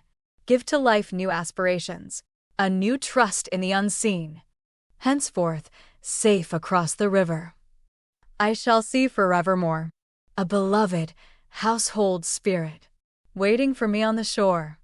Hope and faith, born of my sorrow, guardian angels shall become, and the sister gone before me, by their hands shall lead me home. Blurred and blotted, faulty and feeble as the lines were, they brought a look of inexpressible comfort to Beth's face, for her one regret had been that she had done so little, and this seemed to assure her that her life had not been useless, that her death would not bring the despair she feared. As she sat with the paper folded between her hands, the charred log fell asunder. Jo started up, revived the blaze, and crept to the bedside, hoping Beth slept. Not asleep, but so happy, dear. See, I found this and read it. I knew you wouldn't care. Have I been all that to you, Jo? She asked, with wistful, humble earnestness. Oh, Beth, so much, and Jo's head went down upon the pillow beside her sister's. Then I don't feel as if I'd wasted my life. I'm not so good as you make me, but I have tried to do right. And now, when it's too late to begin even to do better, it's such a comfort to know that someone loves me so much and feels as if I'd help them. More than anyone in the world, Beth. I used to think I couldn't let you go, but I'm learning to feel that I don't lose you, that you'll be more to me than ever, and death can't part us, though it seems to. I know it cannot, and I don't fear it any longer, for I'm sure I shall be your best still, to love and help you more than ever. You must take my place, Jo, and be everything to father and mother when I'm gone. They will turn to you, don't fail them, and if it's hard to work alone, remember that I don't forget you, and that you'll be happier in doing that than writing splendid books or seeing all the world, for love is the only thing that we can carry with us when we go. And it makes the end so easy. I'll try, Beth, and there Jo renounced her old ambition, pledged herself to a new and better one, acknowledging the poverty of other desires, and feeling the blessed solace of a belief in the immortality of love. So the spring days came and went, the sky grew clearer, the earth greener, the flowers were up fairly early, and the birds came back in time to say goodbye to Beth, who, like a tired but trustful child, clung to the hands that had led her all her life, as father and mother guided her tenderly through the valley of the shadow and gave her up to God. Seldom except in books do the dying utter memorable words, see visions, or depart with beatified countenances, and those who have sped many parting souls know that to most the end comes as naturally and simply as sleep. As Beth had hoped, the tide went out easily, and in the dark hour before dawn, on the bosom where she had drawn her first breath, she quietly drew her last, with no farewell but one loving look, one little sigh. With tears and prayers and tender hands, mother and sisters made her ready for the long sleep that pain would never mar again, seeing with grateful eyes the beautiful serenity that soon replaced the pathetic patience that had wrung their hearts so long, and feeling with reverent joy that to their darling Death was a benignant angel, not a phantom full of dread. When morning came, for the first time in many months the fire was out, Joe's place was empty, and the room was very still. But a bird sang blithely on a budding bough, close by, the snowdrops blossomed freshly at the window, and the spring sunshine streamed in like a benediction over the placid face upon the pillow. A face so full of painless peace that those who loved it best smiled through their tears, and thanked God that Beth was well at last. Chapter 41. Learning to Forget. Amy's lecture did Laurie good, though, of course, he did not own it till long afterward. Men seldom do, for when women are the advisers, the lords of creation don't take the advice till they have persuaded themselves that it is just what they intended to do. Then they act upon it, and, if it succeeds, they give the weaker vessel half the credit of it. If it fails, they generously give her the whole. Laurie went back to his grandfather and was so dutifully devoted for several weeks that the old gentleman declared the climate of Nice had improved him wonderfully, and he had better try it again. There was nothing the young gentleman would have liked better, but elephants could not have dragged him back after the scolding he had received. Pride forbid, and whenever the longing grew very strong, he fortified his resolution by repeating the words that had made the deepest impression: "I despise you. Go and do something splendid that will make her love you." Laurie turned the matter over in his mind so often that he soon brought himself to confess that he had been selfish and lazy, but then when a man has a great sorrow, he should be indulged in all sorts of vagaries till he has lived it down. He felt that his blighted affections were quite dead now, and though he should never cease to be a faithful mourner, there was no occasion to wear his weeds ostentatiously.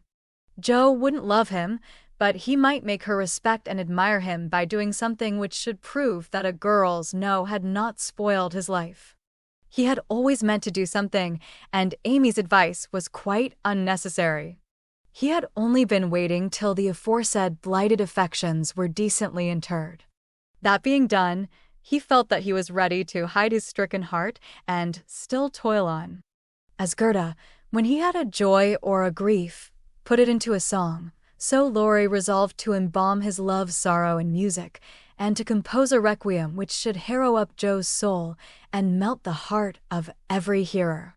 Therefore, the next time the old gentleman found him getting restless and moody and ordered him off, he went to Vienna, where he had musical friends, and fell to work with the firm determination to distinguish himself.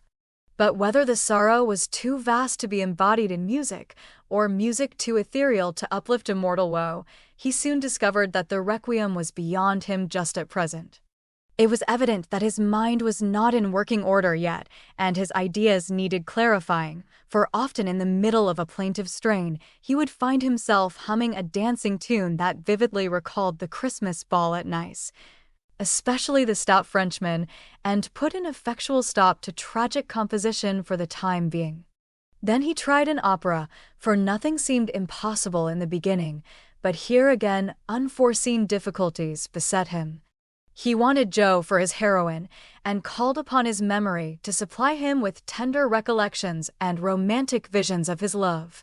But memory turned traitor, and as if possessed by the perverse spirit of the girl, would only recall Joe's oddities, faults, and freaks, would only show her in the most unsentimental aspects, beating mats with her head tied up in a bandana, barricading herself with the sofa pillow, or throwing cold water over his passion a la gummidge, and an irresistible laugh spoiled the pensive picture he was endeavoring to paint.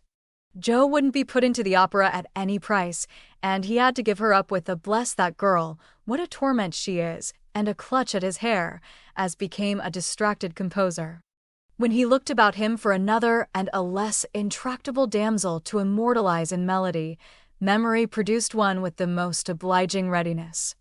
This phantom wore many faces, but it always had golden hair, was enveloped in a diaphanous cloud, and floated airily before his mind's eye in a pleasing chaos of roses, peacocks, white ponies, and blue ribbons.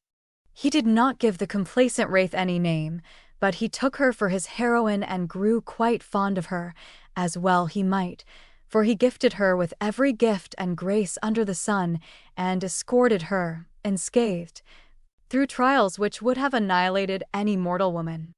Thanks to this inspiration, he got on swimmingly for a time, but gradually the work lost its charm, and he forgot to compose, while he sat musing, pen in hand, or roamed about the gay city to get some new ideas and refresh his mind, which seemed to be in a somewhat unsettled state that winter.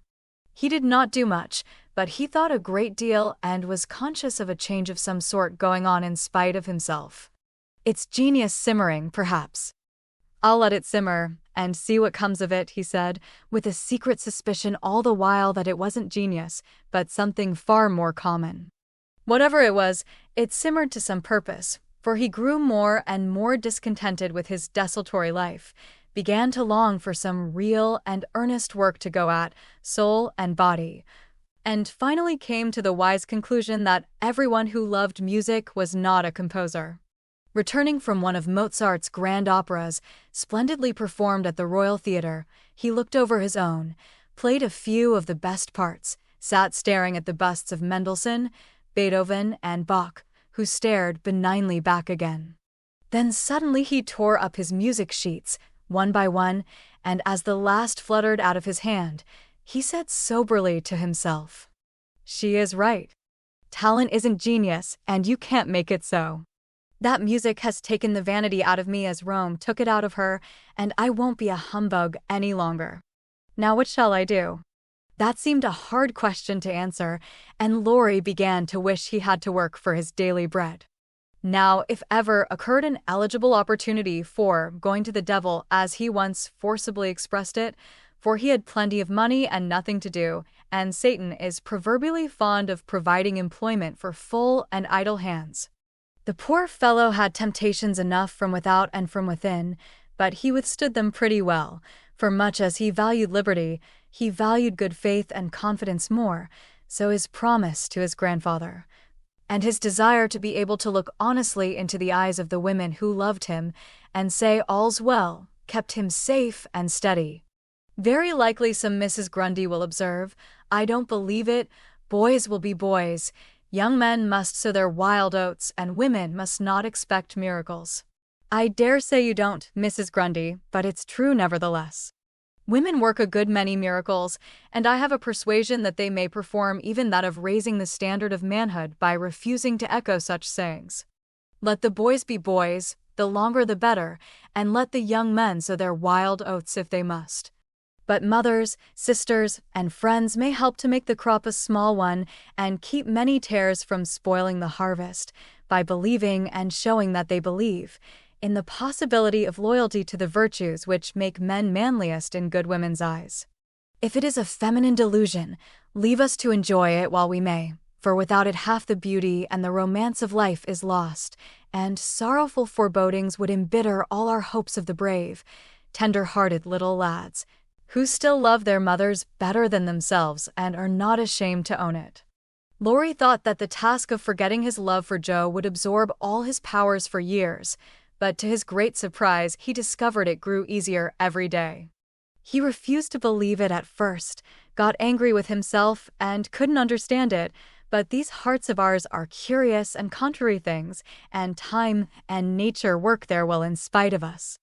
Laurie's heart wouldn't ache. The wound persisted in healing with a rapidity that astonished him, and instead of trying to forget, he found himself trying to remember. He had not foreseen this turn of affairs, and was not prepared for it.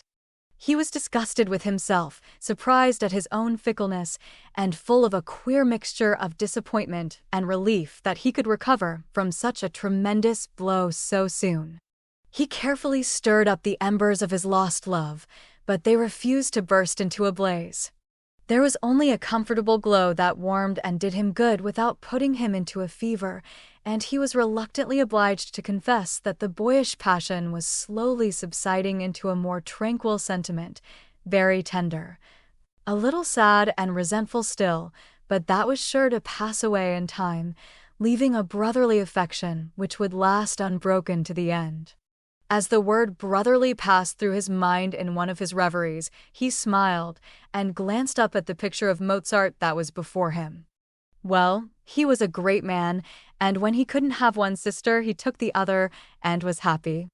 Laurie did not utter the words, but he thought them, and the next instant kissed the little old ring, saying to himself, "No, I won't. I haven't forgotten, I never can. I'll try again, and if that fails, why then?" Leaving his sentence unfinished, he seized pen and paper and wrote to Jo, telling her that he could not settle to anything while there was the least hope of her changing her mind. Wouldn't she, and let him come home and be happy? While waiting for an answer, he did nothing, but he did it energetically, for he was in a fever of impatience. It came at last, and settled his mind effectually on one point, for Jo decidedly couldn't and wouldn't. She was wrapped up in Beth, and never wished to hear the word love again. Then she begged him to be happy with somebody else, but always keep a little corner of his heart for his loving sister Jo. In a postscript, she desired him not to tell Amy that Beth was worse. She was coming home in the spring, and there was no need of saddening the remainder of her stay. That would be time enough, please God, but Laurie must write to her often, and not let her feel lonely, homesick, or anxious. So I will, at once. Poor little girl, it will be a sad going home for her, I'm afraid, and Laurie opened his desk, as if writing to Amy had been the proper conclusion of the sentence, left unfinished some weeks before. But he did not write the letter that day, for as he rummaged out his best paper, he came across something which changed his purpose. Tumbling about in one part of the desk among bills, passports, and business documents of various kinds were several of Jo's letters, and in another compartment were 3 notes from Amy, carefully tied up with one of her blue ribbons and sweetly suggestive of the little dead roses put away inside.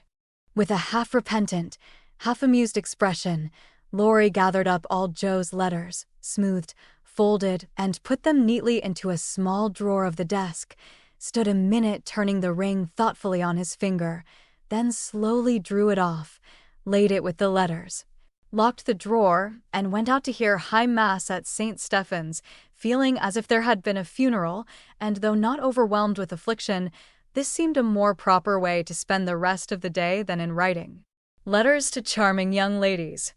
The letter went very soon, however, and was promptly answered, for Amy was homesick, and confessed it in the most delightfully confiding manner. The correspondence flourished famously, and letters flew to and fro with unfailing regularity all through the early spring. Laurie sold his busts, made allumettes of his opera, and went back to Paris, hoping somebody would arrive before long. He wanted desperately to go to Nice, but would not till he was asked, and Amy would not ask him, for just then she was having little experiences of her own, which made her rather wish to avoid the quizzical eyes of our boy. Fred Vaughn had returned, and put the question to which she had once decided to answer, "Yes, thank you," but now she said, "No, thank you," kindly but steadily, for when the time came, her courage failed her. And she found that something more than money and position was needed to satisfy the new longing that filled her heart so full of tender hopes and fears. The words, "Fred is a good fellow, but not at all the man I fancied you would ever like," and Laurie's face when he uttered them, kept returning to her as pertinaciously as her own did when she said in look, if not in words, "I shall marry for money." It troubled her to remember that now she wished she could take it back. It sounded so unwomanly. She didn't want Laurie to think her a heartless, worldly creature. She didn't care to be a queen of society now half so much as she did to be a lovable woman. She was so glad he didn't hate her for the dreadful things she said, but took them so beautifully and was kinder than ever. His letters were such a comfort, for the home letters were very irregular and not half so satisfactory as his when they did come. It was not only a pleasure, but a duty to answer them, for the poor fellow was forlorn and needed petting, since Joe persisted in being stony-hearted. She ought to have made an effort and tried to love him. It couldn't be very hard. Many people would be proud and glad to have such a dear boy care for them. But Joe never would act like other girls, so there was nothing to do but be very kind and treat him like a brother. If all brothers were treated as well as Laurie was at this period, they would be a much happier race of beings than they are. Amy never lectured now. She asked his opinion on all subjects, she was interested in everything he did, made charming little presents for him, and sent him 2 letters a week, full of lively gossip, sisterly confidences, and captivating sketches of the lovely scenes about her.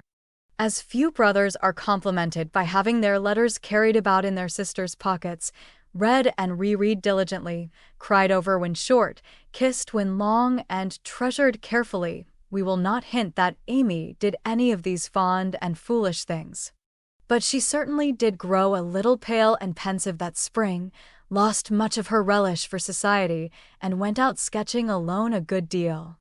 She never had much to show when she came home, but was studying nature, I dare say, while she sat for hours, with her hands folded, on the terrace at Valrosa, or absently sketched any fancy that occurred to her, a stalwart knight carved on a tomb, a young man asleep in the grass, with his hat over his eyes, or a curly-haired girl in gorgeous array, promenading down a ballroom on the arm of a tall gentleman, both faces being left a blur according to the last fashion in art, which was safe, but not altogether satisfactory. Her aunt thought that she regretted her answer to Fred, and finding denials useless and explanations impossible, Amy left her to think what she liked, taking care that Laurie should know that Fred had gone to Egypt. That was all, but he understood it and looked relieved, as he said to himself, with a venerable air, I was sure she would think better of it. Poor old fellow. I've been through it all, and I can sympathize. With that he heaved a great sigh, and then, as if he had discharged his duty to the past, put his feet up on the sofa and enjoyed Amy's letter luxuriously. While these changes were going on abroad, trouble had come at home. But the letter telling that Beth was failing never reached Amy, and when the next found her the grass was green above her sister. The sad news met her at Vevey, for the heat had driven them from Nice in May, and they had traveled slowly to Switzerland, by way of Genoa and the Italian lakes. She bore it very well, and quietly submitted to the family decree that she should not shorten her visit, for since it was too late to say goodbye to Beth, she had better stay and let absence soften her sorrow. But her heart was very heavy, she longed to be at home, and every day looked wistfully across the lake, waiting for Laurie to come and comfort her. He did come very soon, for the same mail brought letters to them both, but he was in Germany, and it took some days to reach him. The moment he read it, he packed his knapsack, bade adieu to his fellow pedestrians, and was off to keep his promise, with a heart full of joy and sorrow, hope and suspense. He knew Vevey well, and as soon as the boat touched the little quay, he hurried along the shore to La Tour, where the Carrolls were living en pension. The garçon was in despair that the whole family had gone to take a promenade on the lake, but no, the blonde mademoiselle might be in the chateau garden. If Monsieur would give himself the pain of sitting down, a flash of time should present her. But Monsieur could not wait even a flash of time, and in the middle of the speech departed to find Mademoiselle himself. A pleasant old garden on the borders of the lovely lake, with chestnuts rustling overhead, ivy climbing everywhere, and the black shadow of the tower falling far across the sunny water. At one corner of the wide, low wall was a seat, and here Amy often came to read or work or console herself with the beauty all about her. She was sitting here that day, leaning her head on her hand, with a homesick heart and heavy eyes, thinking of Beth and wondering why Laurie did not come. She did not hear him cross the courtyard beyond, nor see him pause in the archway that led from the subterranean path into the garden. He stood a minute looking at her with new eyes, seeing what no one had ever seen before, the tender side of Amy's character. Everything about her mutely suggested love and sorrow, the blotted letters in her lap, the black ribbon that tied up her hair, the womanly pain and patience in her face. Even the little ebony cross at her throat seemed pathetic to Laurie. For he had given it to her, and she wore it as her only ornament. If he had any doubts about the reception she would give him, they were set at rest the minute she looked up and saw him, for dropping everything, she ran to him, exclaiming in a tone of unmistakable love and longing. "Oh, Laurie, I knew you'd come to me." I think everything was said and settled then, for as they stood together quite silent for a moment, with the dark head bent down protectingly over the light one, Amy felt that no one could comfort and sustain her so well as Laurie. And Laurie decided that Amy was the only woman in the world who could fill Joe's place and make him happy. He did not tell her so, but she was not disappointed, for both felt the truth, were satisfied, and gladly left the rest to silence. In a minute Amy went back to her place, and while she dried her tears, Laurie gathered up the scattered papers, finding in the sight of sundry well-worn letters and suggestive sketches good omens for the future. As he sat down beside her, Amy felt shy again and turned rosy red at the recollection of her impulsive greeting. "I couldn't help it. I felt so lonely and sad, and was so very glad to see you. It was such a surprise to look up and find you, just as I was beginning to fear you wouldn't come," she said, trying in vain to speak quite naturally. "I came the minute I heard. I wish I could say something to comfort you for the loss of dear little Beth, but I can only feel," and he could not get any further, for he too turned bashful all of a sudden, and did not quite know what to say. He longed to lay Amy's head down on his shoulder and tell her to have a good cry, but he did not dare, so took her hand instead and gave it a sympathetic squeeze that was better than words. "You needn't say anything. This comforts me," she said softly. "Beth is well and happy, and I mustn't wish her back, but I dread the going home, much as I long to see them all. We won't talk about it now, for it makes me cry, and I want to enjoy you while you stay. You needn't go right back, need you?" "Not if you want me, dear." "I do so much. Aunt and Flo are very kind, but you seem like one of the family, and it would be so comfortable to have you for a little while." Amy spoke and looked so like a homesick child whose heart was full that Laurie forgot his bashfulness all at once, and gave her just what she wanted, the petting she was used to and the cheerful conversation she needed. "Poor little soul, you look as if you'd grieved yourself half sick. I'm going to take care of you, so don't cry any more, but come and walk about with me. The wind is too chilly for you to sit still," he said, in the half-caressing, half-commanding way that Amy liked, as he tied on her hat, drew her arm through his, and began to pace up and down the sunny walk under the new-leaved chestnuts. He felt more at ease upon his legs, and Amy found it pleasant to have a strong arm to lean upon, a familiar face to smile at her, and a kind voice to talk delightfully for her alone. The quaint old garden had sheltered many pairs of lovers, and seemed expressly made for them, so sunny and secluded was it, with nothing but the tower to overlook them, and the wide lake to carry away the echo of their words, as it rippled by below. For an hour this new pair walked and talked, or rested on the wall, enjoying the sweet influences which gave such a charm to time and place, and when an unromantic dinner bell warned them away, Amy felt as if she left her burden of loneliness and sorrow behind her in the chateau garden. The moment Mrs. Carroll saw the girl's altered face, she was illuminated with a new idea, and exclaimed to herself, "Now I understand it all. The child has been pining for young Laurence. Bless my heart, I never thought of such a thing." With praiseworthy discretion, the good lady said nothing and betrayed no sign of enlightenment, but cordially urged Laurie to stay and begged Amy to enjoy his society, for it would do her more good than so much solitude. Amy was a model of docility, and as her aunt was a good deal occupied with Flo, she was left to entertain her friend, and did it with more than her usual success. At Nice, Laurie had lounged and Amy had scolded. At Vevey, Laurie was never idle, but always walking, writing, boating, or studying in the most energetic manner, while Amy admired everything he did and followed his example as far and as fast as she could. He said the change was owing to the climate, and she did not contradict him, being glad of a like excuse for her own recovered health and spirits. The invigorating air did them both good, and much exercise worked wholesome changes in minds as well as bodies. They seemed to get clearer views of life and duty up there among the everlasting hills.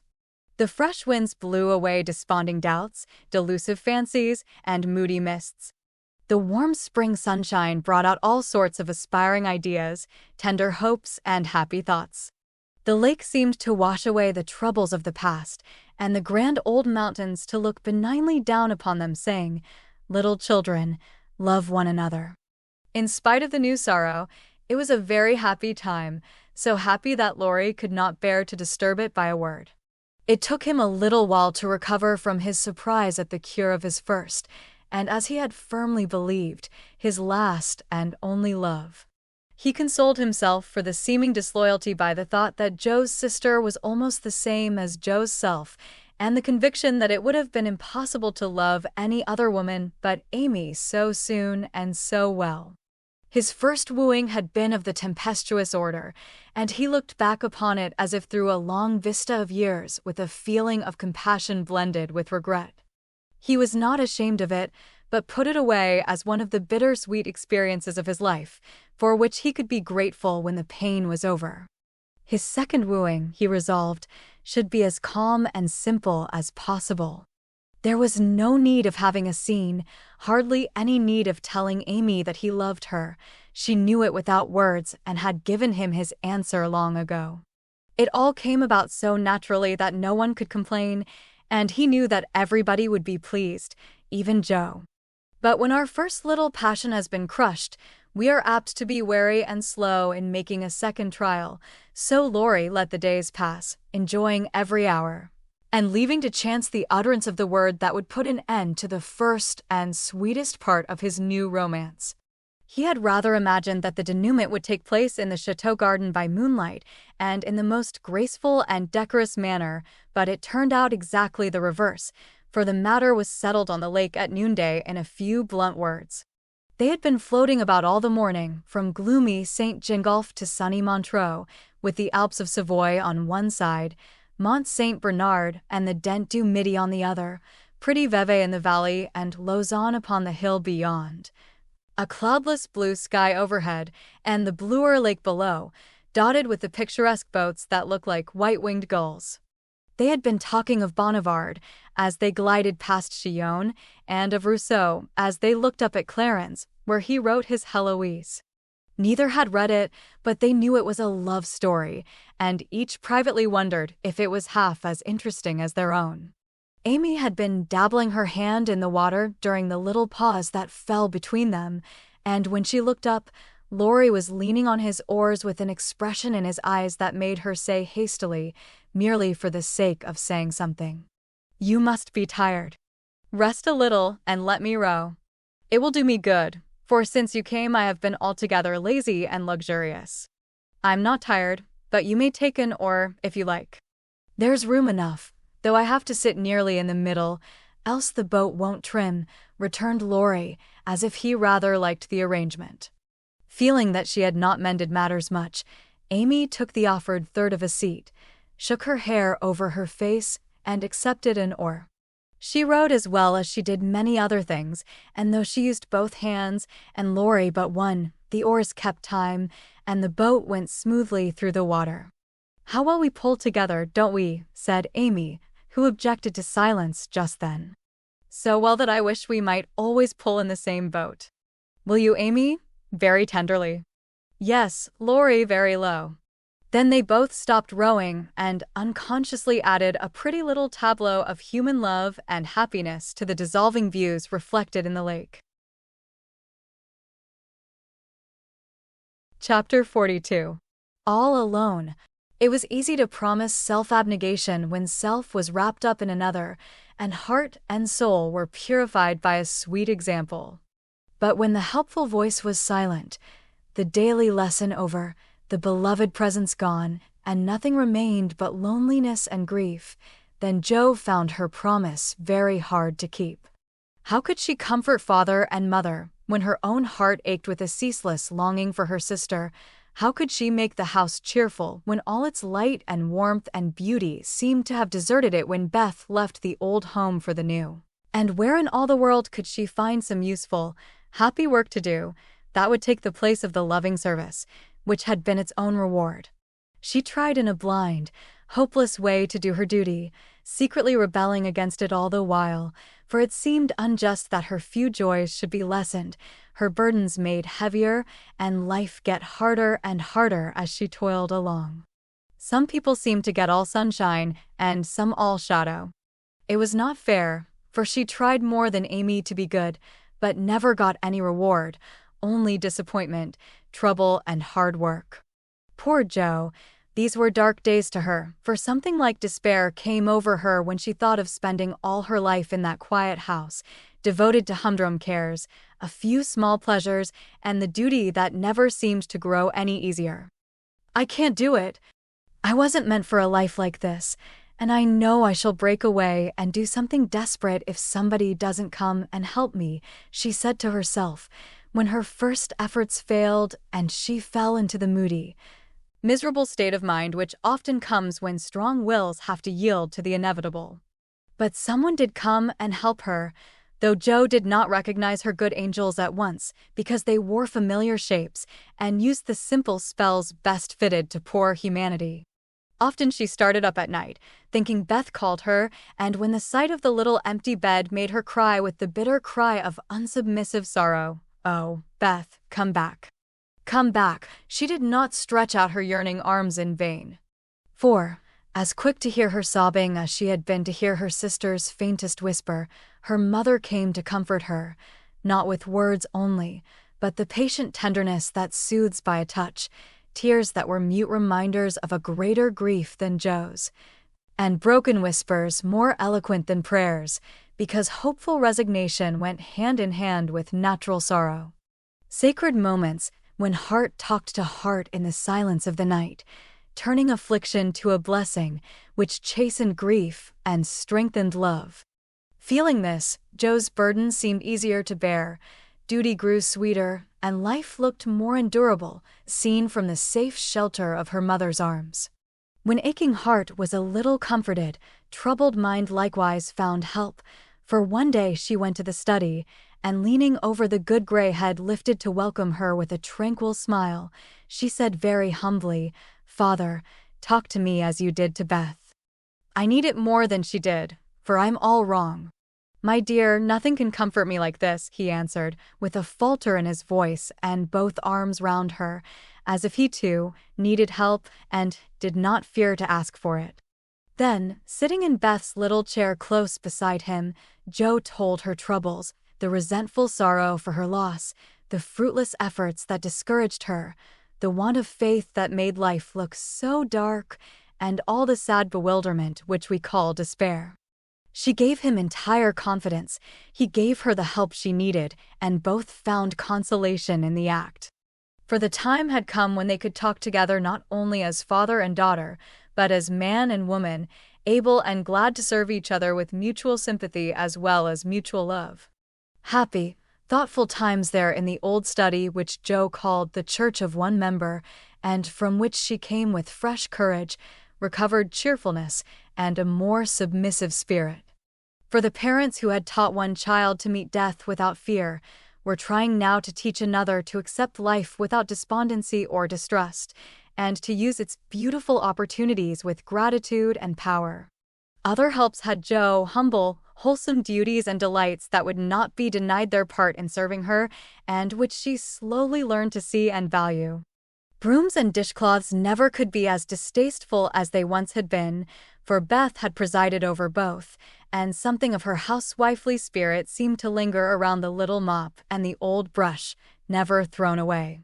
As she used them, Jo found herself humming the songs Beth used to hum, imitating Beth's orderly ways, and giving the little touches here and there that kept everything fresh and cozy, which was the first step toward making home happy. Though she didn't know it till Hannah said with an approving squeeze of the hand, "You thoughtful creeter, you're determined we shan't miss that dear lamb if you can help it. We don't say much, but we see it, and the Lord will bless you for it. See if he don't." As they sat sewing together, Jo discovered how much improved her sister Meg was, how well she could talk, how much she knew about good, womanly impulses, thoughts, and feelings, how happy she was in husband and children, and how much they were all doing for each other. Marriage is an excellent thing, after all. I wonder if I should blossom out half as well as you have, if I tried it, always per wizen I could, said Jo as she constructed a kite for Demi in the topsy-turvy nursery. It's just what you need to bring out the tender, womanly half of your nature, Jo. You are like a chestnut burr, prickly outside, but silky soft within, and a sweet kernel if one can only get at it. Love will make you show your heart one day, and then the rough burr will fall off. Frost opens chestnut burrs, ma'am, and it takes a good shake to bring them down. Boys go nutting, and I don't care to be bagged by them, returned Jo, pasting away at the kite which no wind that blows would ever carry up, for Daisy had tied herself on as a bob. Meg laughed, for she was glad to see a glimmer of Jo's old spirit, but she felt it her duty to enforce her opinion by every argument in her power, and the sisterly chats were not wasted, especially as two of Meg's most effective arguments were the babies, whom Jo loved tenderly. Grief is the best opener of some hearts, and Jo's was nearly ready for the bag. A little more sunshine to ripen the nut, then, not a boy's impatient shake, but a man's hand reached up to pick it gently from the burr and find the kernel sound and sweet. If she suspected this, she would have shut up tight and been more prickly than ever. Fortunately, she wasn't thinking about herself, so when the time came, down she dropped. Now, if she had been the heroine of a moral storybook, she ought at this period of her life to have become quite saintly, renounced the world, and gone about doing good in a mortified bonnet, with tracts in her pocket. But you see, Jo wasn't a heroine, she was only a struggling human girl like hundreds of others, and she just acted out her nature, being sad, cross, listless, or energetic as the mood suggested. It's highly virtuous to say we'll be good, but we can't do it all at once, and it takes a long pull, a strong pull, and a pull all together before some of us even get our feet set in the right way. Jo had got so far, she was learning to do her duty, and to feel unhappy if she did not, but to do it cheerfully, that was another thing. She had often said she wanted to do something splendid, no matter how hard, and now she had her wish, for what could be more beautiful than to devote her life to father and mother, trying to make home as happy to them as they had to her?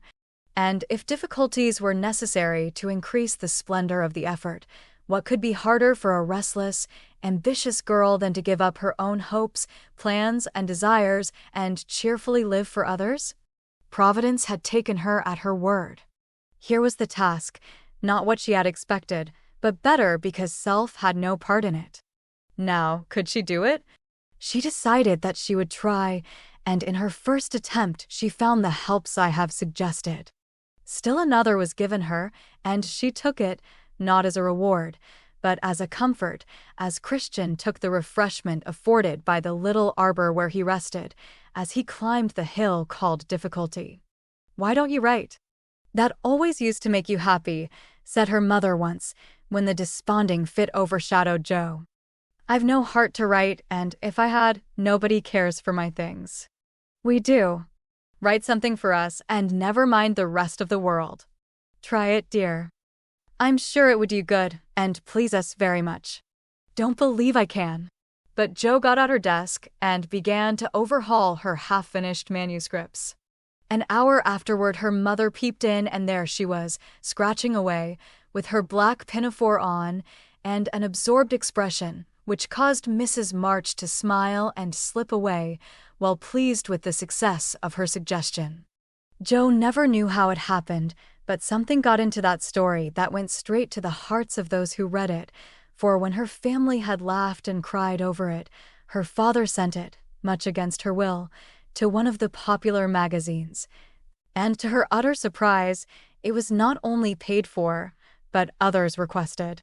Letters from several persons whose praise was honor followed the appearance of the little story, newspapers copied it, and strangers as well as friends admired it. For a small thing it was a great success, and Joe was more astonished than when her novel was commended and condemned all at once. "I don't understand it. What can there be in a simple little story like that to make people praise it so?" she said, quite bewildered. "There is truth in it, Joe. That's the secret. Humor and pathos make it alive, and you have found your style at last. You wrote with no thoughts of fame and money and put your heart into it, my daughter. You have had the bitter, now comes the sweet. Do your best and grow as happy as we are in your success.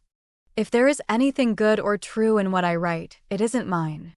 I owe it all to you and Mother and Beth," said Joe, more touched by her father's words than by any amount of praise from the world.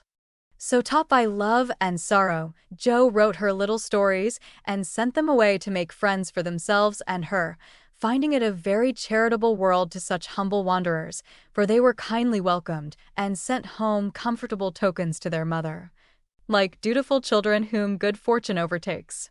When Amy and Laurie wrote of their engagement, Mrs. March feared that Joe would find it difficult to rejoice over it, but her fears were soon set at rest, for though Joe looked grave at first, she took it very quietly and was full of hopes and plans for the children. Before she read the letter twice. It was a sort of written duet, wherein each glorified the other in lover-like fashion, very pleasant to read and satisfactory to think of, for no one had any objection to make. "You like it, Mother," said Joe, as they laid down the closely written sheets and looked at one another. "Yes, I hoped it would be so, ever since Amy wrote that she had refused Fred. I felt sure then that something better than what you call the mercenary spirit had come over her, and a hint here and there in her letters made me suspect that love and Laurie would win the day. How sharp you are, Marmee, and how silent. You never said a word to me. Mothers have need of sharp eyes and discreet tongues when they have girls to manage.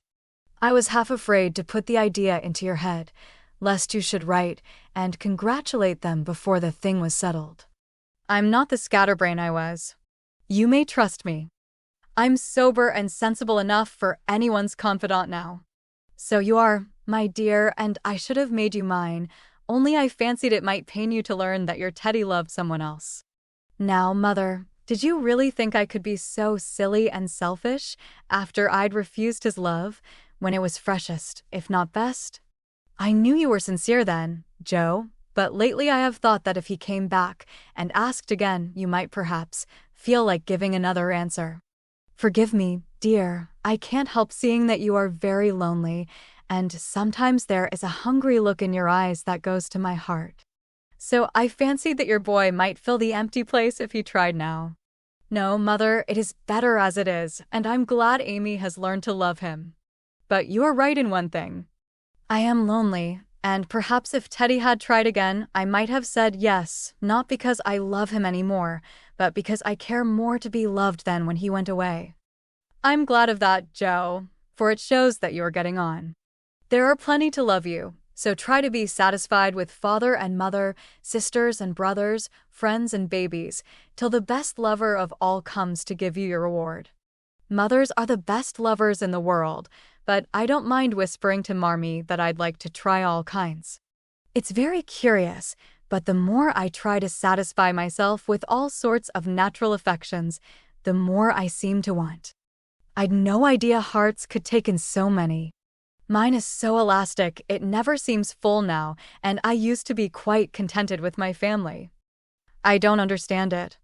I do, and Mrs. March smiled her wise smile, as Joe turned back the leaves to read what Amy said of Laurie. It is so beautiful to be loved as Laurie loves me. He isn't sentimental, doesn't say much about it, but I see and feel it in all he says and does, and it makes me so happy and so humble that I don't seem to be the same girl I was.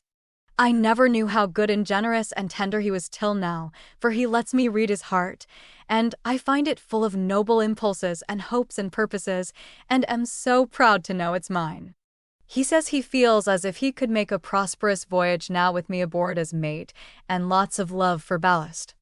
I pray he may, and try to be all he believes me, for I love my gallant captain with all my heart and soul and might, and never will desert him, while God lets us be together. Oh, mother, I never knew how much like heaven this world could be, when two people love and live for one another. And that's our cool, reserved, and worldly Amy. Truly, love does work miracles. How very, very happy they must be, and Joe laid the rustling sheets together with a careful hand, as one might shut the covers of a lovely romance, which holds the reader fast till the end comes, and he finds himself alone in the workaday world again. By and by Joe roamed away upstairs, for it was rainy and she could not walk. A restless spirit possessed her, and the old feeling came again, not bitter as it once was, but a sorrowfully patient wonder why one sister should have all she asked, the other nothing. It was not true, she knew that, and tried to put it away, but the natural craving for affection was strong, and Amy's happiness woke the hungry longing for someone to love with heart and soul, and cling to while God let them be together. Up in the garret, where Joe's unquiet wanderings ended, stood 4 little wooden chests in a row, each marked with its owner's name, and each filled with relics of the childhood and girlhood ended now for all. Joe glanced into them, and when she came to her own, leaned her chin on the edge, and stared absently at the chaotic collection, till a bundle of old exercise books caught her eye. She drew them out, turned them over, and relived that pleasant winter at kind Mrs. Kirk's. She had smiled at first, then she looked thoughtful, next sad, and when she came to a little message written in the professor's hand, her lips began to tremble, the books slid out of her lap, and she sat looking at the friendly words as they took a new meaning, and touched a tender spot in her heart. Wait for me, my friend. I may be a little late, but I shall surely come. Oh, if he only would. So kind, so good, so patient with me always, my dear old Fritz.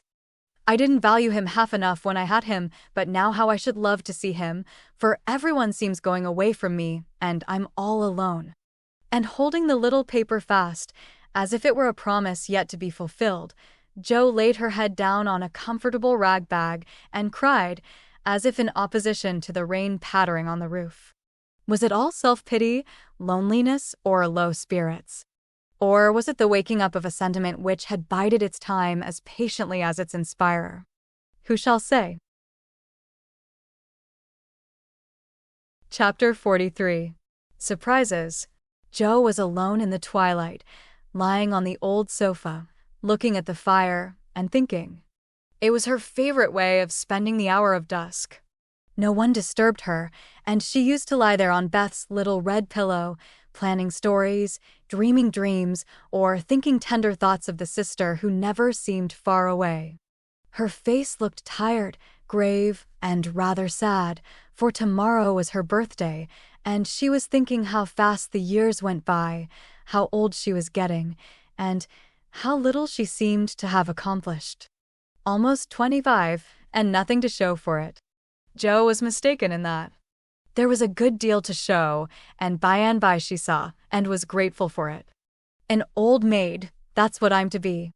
A literary spinster with a pen for a spouse, a family of stories for children, and 20 years hence a morsel of fame, perhaps, when, like poor Johnson, I'm old and can't enjoy it, solitary and can't share it, independent and don't need it.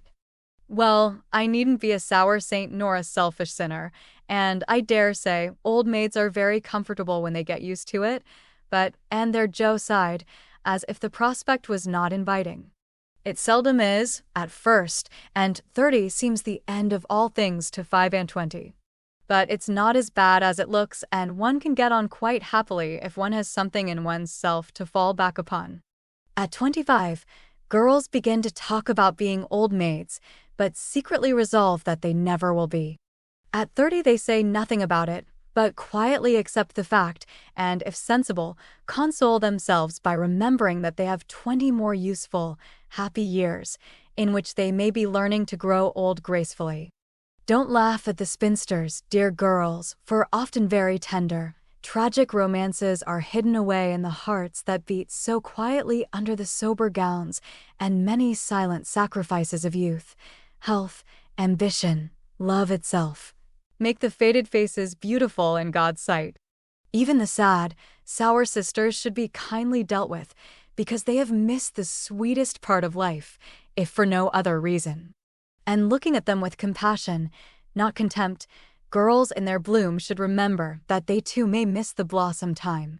That rosy cheeks don't last forever, that silver threads will come in the bonny brown hair, and that, by and by, kindness and respect will be as sweet as love and admiration now. Gentlemen, which means boys, be courteous to the old maids, no matter how poor and plain and prim, for the only chivalry worth having is that which is the readiest to pay deference to the old, protect the feeble, and serve womankind, regardless of rank, age, or color.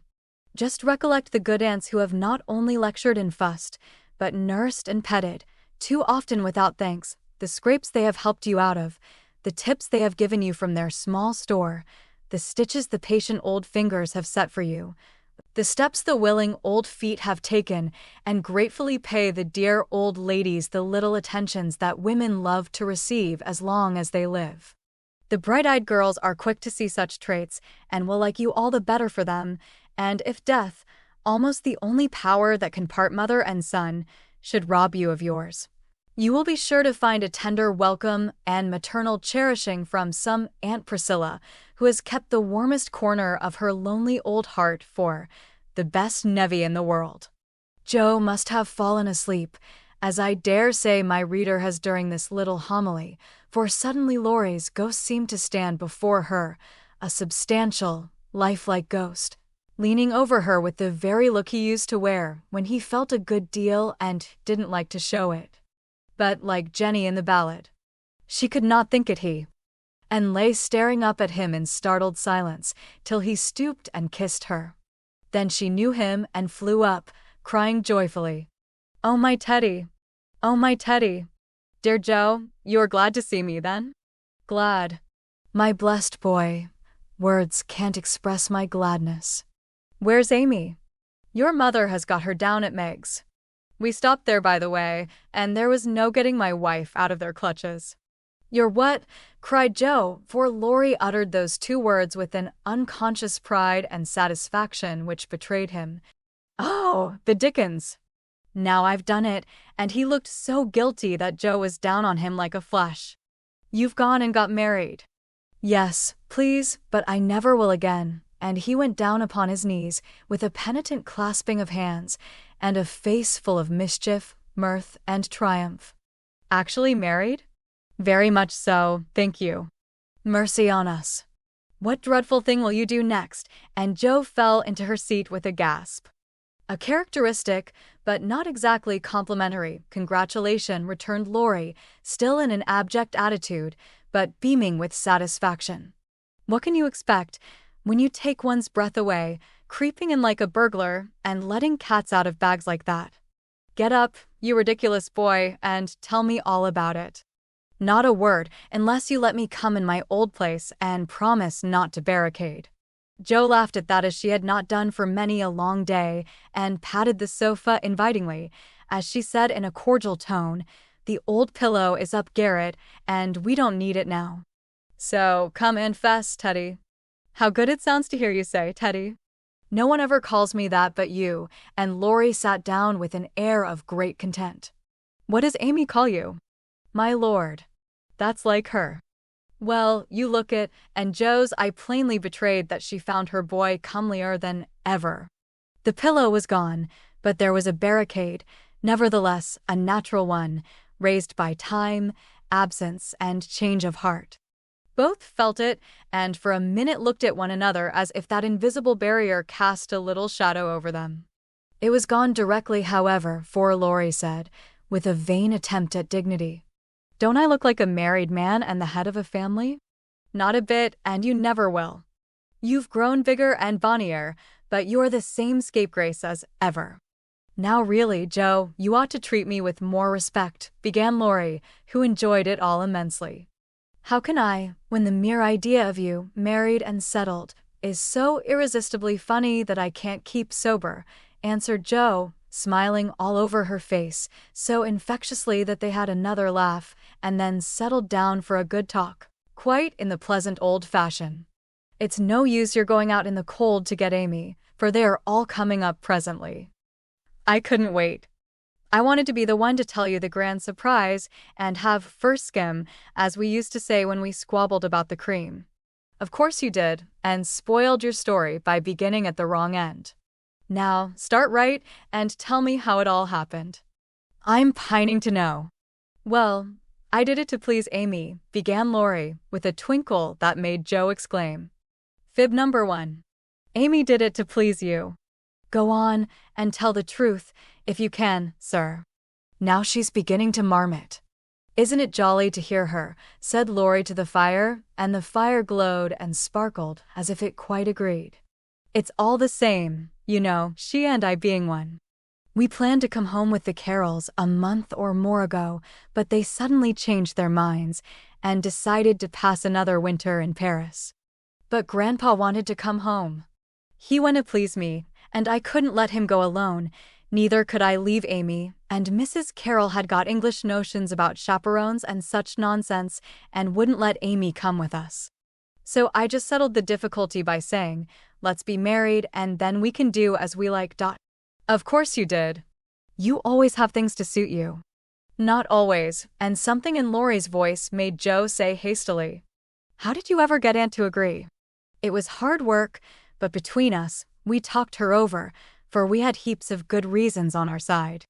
There wasn't time to write and ask leave, but you all liked it, had consented to it by and by, and it was only taking time by the fetlock, as my wife says. Aren't we proud of those 2 words, and don't we like to say them? Interrupted Joe, addressing the fire in her turn, and watching with delight the happy light it seemed to kindle in the eyes that had been so tragically gloomy when she saw them last. A trifle, perhaps. She's such a captivating little woman, I can't help being proud of her. Well, then Uncle and Aunt were there to play propriety. We were so absorbed in one another we were of no mortal use apart, and that charming arrangement would make everything easy all round, so we did it. When, where, how? Asked Joe in a fever of feminine interest and curiosity, for she could not realize it a particle. 6 weeks ago, at the American consul's, in Paris, a very quiet wedding of course, for even in our happiness we didn't forget dear little Beth. Joe put her hand in his as he said that, and Laurie gently smoothed the little red pillow, which he remembered well. Why didn't you let us know afterward? Asked Joe, in a quieter tone, when they had sat quite still a minute. We wanted to surprise you. We thought we were coming directly home, at first, but the dear old gentleman, as soon as we were married, found he couldn't be ready under a month, at least, and sent us off to spend our honeymoon wherever we liked. Amy had once called Valrosa a regular honeymoon home, so we went there and were as happy as people are but once in their lives. My faith! Wasn't it love among the roses? Laurie seemed to forget Joe for a minute, and Joe was glad of it, for the fact that he told her these things so freely and so naturally assured her that he had quite forgiven and forgotten. She tried to draw away her hand, but as if he guessed the thought that prompted the half-involuntary impulse, Laurie held it fast and said, with a manly gravity she had never seen in him before, Joe, dear, I want to say one thing and then we'll put it by forever. As I told you in my letter when I wrote that Amy had been so kind to me, I never shall stop loving you, but the love is altered, and I have learned to see that it is better as it is. Amy and you changed places in my heart, that's all. I think it was meant to be so, and would have come about naturally if I had waited, as you tried to make me, but I never could be patient, and so I got a heartache. I was a boy then, headstrong and violent, and it took a hard lesson to show me my mistake. For it was one, Joe, as you said, and I found it out after making a fool of myself. Upon my word, I was so tumbled up in my mind at one time that I didn't know which I loved best, you or Amy, and tried to love you both alike. But I couldn't, and when I saw her in Switzerland, everything seemed to clear up all at once. You both got into your right places, and I felt sure that it was well off with the old love before I was on with the new, that I could honestly share my heart between Sister Jo and wife Amy and love them dearly. Will you believe it, and go back to the happy old times when we first knew one another? I'll believe it with all my heart, but Teddy, we never can be boy and girl again. The happy old times can't come back, and we mustn't expect it. We are man and woman now, with sober work to do, for playtime is over and we must give up frolicking. I'm sure you feel this. I see the change in you and you'll find it in me. I shall miss my boy, but I shall love the man as much and admire him more, because he means to be what I hoped he would. We can't be little playmates any longer, but we will be brother and sister, to love and help one another all our lives, won't we, Laurie? He did not say a word, but took the hand she offered him and laid his face down on it for a minute, feeling that out of the grave of a boyish passion, there had risen a beautiful, strong friendship to bless them both. Presently Jo said cheerfully, for she didn't want the coming home to be a sad one, I can't make it true that you children are really married and going to set up housekeeping. Why, it seems only yesterday that I was buttoning Amy's pinafore and pulling your hair when you teased. Mercy me, how time does fly. As one of the children is older than yourself, you needn't talk so like a grandma. I flatter myself I'm a gentleman growed, as Peggotty said of David, and when you see Amy, you'll find her rather a precocious infant, said Laurie, looking amused at her maternal air. You may be a little older in years, but I'm ever so much older in feeling, Teddy. Women always are, and this last year has been such a hard one that I feel 40. Poor Jo. We left you to bear it alone while we went pleasuring. You are older. Here's a line, and there's another. Unless you smile, your eyes look sad, and when I touched the cushion just now I found a tear on it. You've had a great deal to bear and had to bear it all alone. What a selfish beast I've been, and Laurie pulled his own hair with a remorseful look. But Jo only turned over the traitorous pillow and answered, in a tone which she tried to make more cheerful, no, I had father and mother to help me, and the dear babies to comfort me, and the thought that you and Amy were safe and happy, to make the troubles here easier to bear. I am lonely sometimes, but I dare say it's good for me, and you never shall be again, broke in Laurie, putting his arm about her as if to fence out every human ill. Amy and I can't get on without you, so you must come and teach the children to keep house and go halves in everything, just as we used to do, and let us pet you and all be blissfully happy and friendly together. If I shouldn't be in the way, it would be very pleasant. I begin to feel quite young already, for somehow all my troubles seemed to fly away when you came. You always were a comfort, Teddy, and Jo leaned her head on his shoulder, just as she did years ago when Beth lay ill and Laurie told her to hold on to him. He looked down at her, wondering if she remembered the time, but Jo was smiling to herself, as if in truth her troubles had all vanished at his coming. You are the same Jo still, dropping tears about 1 minute and laughing the next. You look a little wicked now. What is it, Grandma? I was wondering how you and Amy get on together. Like angels. Yes, of course, but which rules? I don't mind telling you that she does now, at least I let her think so, it pleases her, you know.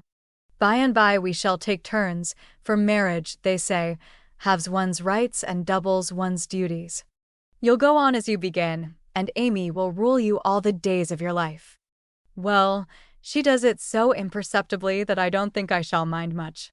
She is the sort of woman who knows how to rule well. In fact, I rather like it, for she winds one round her finger as softly and prettily as a skein of silk, and makes you feel as if she was doing you a favor all the while. That ever I should live to see you a henpecked husband and enjoying it, cried Jo with uplifted hands. It was good to see Laurie square his shoulders and smile with masculine scorn at that insinuation, as he replied, with his high and mighty air, "Amy is too well-bred for that, and I am not the sort of man to submit to it. My wife and I respect ourselves and one another too much ever to tyrannize or quarrel." Joe liked that and thought the new dignity very becoming, but the boy seemed changing very fast into the man, and regret mingled with her pleasure. "I am sure of that. Amy and you never did quarrel as we used to. She is the sun and I the wind, in the fable, and the sun managed the man best, you remember. She can blow him up as well as shine on him," laughed Laurie. "Such a lecture as I got at Nice. I give you my word it was a deal worse than any of your scoldings, a regular rouser. I'll tell you all about it sometime. She never will, because after telling me that she despised and was ashamed of me, she lost her heart to the despicable party and married the good-for-nothing." "What baseness!" "Well, if she abuses you, come to me, and I'll defend you." "I look as if I needed it, don't I?" said Laurie, getting up and striking an attitude which suddenly changed from the imposing to the rapturous, as Amy's voice was heard calling, "Where is she? Where's my dear old Joe?"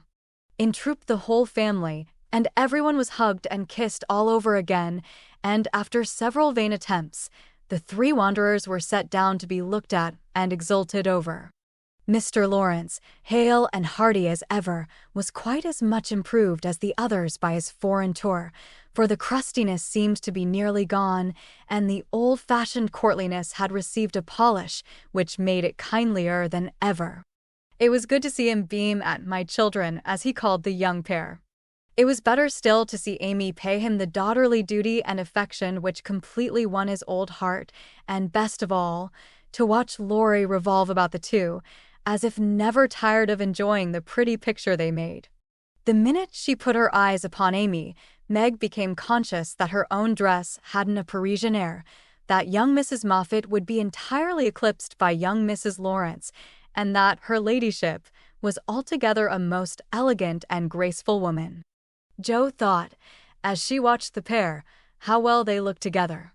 "I was right, and Laurie has found the beautiful, accomplished girl who will become his home better than clumsy old Joe, and be a pride, not a torment to him." Mrs. March and her husband smiled and nodded at each other with happy faces, for they saw that their youngest had done well, not only in worldly things, but the better wealth of love, confidence, and happiness. For Amy's face was full of the soft brightness which betokens a peaceful heart. Her voice had a new tenderness in it, and the cool, prim carriage was changed to a gentle dignity, both womanly and winning. No little affectations marred it, and the cordial sweetness of her manner was more charming than the new beauty or the old grace, for it stamped her at once with the unmistakable sign of the true gentlewoman she had hoped to become. "Love has done much for our little girl," said her mother softly. "She has had a good example before her all her life, my dear," Mr. March whispered back, with a loving look at the worn face and gray head beside him. Daisy found it impossible to keep her eyes off her pitty auntie, but attached herself like a lap dog to the wonderful chatelaine full of delightful charms. Demi paused to consider the new relationship before he compromised himself by the rash acceptance of a bribe, which took the tempting form of a family of wooden bears from Bern. A flank movement produced an unconditional surrender, however, for Laurie knew where to have him. "Young man, when I first had the honor of making your acquaintance, you hit me in the face. Now I demand the satisfaction of a gentleman," and with that the tall uncle proceeded to toss and touzle the small nephew in a way that damaged his philosophical dignity as much as it delighted his boyish soul. "Blessed if she ain't in silk from head to foot. Ain't it a relishin' sight to see her settin' there as fine as a fiddle, and hear folks calling little Amy Miss Laurence," muttered old Hannah, who could not resist frequent peeks through the slide as she set the table in a most decidedly promiscuous manner. Mercy on us, how they did talk! First one, then the other, then all burst out together, trying to tell the history of 3 years in half an hour. It was fortunate that tea was at hand, to produce a lull and provide refreshment, for they would have been hoarse and faint if they had gone on much longer. Such a happy procession as filed away into the little dining room. Mr. March proudly escorted Mrs. Laurence. Mrs. March as proudly leaned on the arm of my son. The old gentleman took Joe, with a whispered, "You must be my girl now," and a glance at the empty corner by the fire. That made Joe whisper back, "I'll try to fill her place, sir." The twins pranced behind, feeling that the millennium was at hand, for everyone was so busy with the newcomers that they were left to revel at their own sweet will, and you may be sure they made the most of the opportunity. Didn't they steal sips of tea, stuff gingerbread ad libitum, get a hot biscuit apiece, and as a crowning trespass, didn't they each whisk a captivating little tart into their tiny pockets, there to stick and crumble treacherously, teaching them that both human nature and a pastry are frail? Burdened with the guilty consciousness of the sequestered tarts, and fearing that Dodo's sharp eyes would pierce the thin disguise of cambric and merino which hid their booty, the little sinners attached themselves to Dranpa, who hadn't his spectacles on. Amy, who was handed about like refreshments, returned to the parlor on Father Lawrence's arm. The others paired off as before, and this arrangement left Joe companionless. She did not mind it at the minute, for she lingered to answer Hannah's eager inquiry. "Will Miss Amy ride in her coupe, and use all them lovely silver dishes that's stored away over yonder? Shouldn't wonder if she drove 6 white horses, ate off gold plate, and wore diamonds and point lace every day." "Teddy thinks nothing too good for her," returned Joe with infinite satisfaction. "No more there is." "Will you have hash or fish balls for breakfast?" asked Hannah, who wisely mingled poetry and prose. "I don't care," and Joe shut the door, feeling that food was an uncongenial topic just then.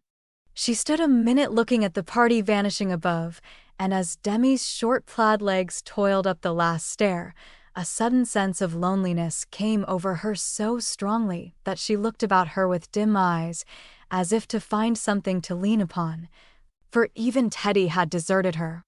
If she had known what birthday gift was coming every minute nearer and nearer, she would not have said to herself, "I'll weep a little weep when I go to bed. It won't do to be dismal now." Then she drew her hand over her eyes, for one of her boyish habits was never to know where her handkerchief was, and had just managed to call up a smile when there came a knock at the porch door. She opened with hospitable haste, and started as if another ghost had come to surprise her, for there stood a tall bearded gentleman, beaming on her from the darkness like a midnight sun. "Oh, Mr. Bear, I am so glad to see you," cried Joe, with a clutch, as if she feared the night would swallow him up before she could get him in. "And I to see Miss Marsh, but no, you have a party," and the professor paused as the sound of voices and the tap of dancing feet came down to them. "No, we haven't, only the family. My sister and friends have just come home, and we are all very happy. Come in and make one of us." Though a very social man, I think Mr. Bear would have gone decorously away and come again another day, but how could he, when Joe shut the door behind him and bereft him of his hat? Perhaps her face had something to do with it, for she forgot to hide her joy at seeing him, and showed it with a frankness that proved irresistible to the solitary man, whose welcome far exceeded his boldest hopes. "If I shall not be Monsieur de Trop, I will so gladly see them all. You have been ill, my friend?" He put the question abruptly, for, as Joe hung up his coat, the light fell on her face, and he saw a change in it. "Not ill, but tired and sorrowful. We have had trouble since I saw you last." Yes, I know. My heart was sore for you when I heard that," and he shook hands again, with such a sympathetic face that Joe felt as if no comfort could equal the look of the kind eyes, the grasp of the big, warm hand.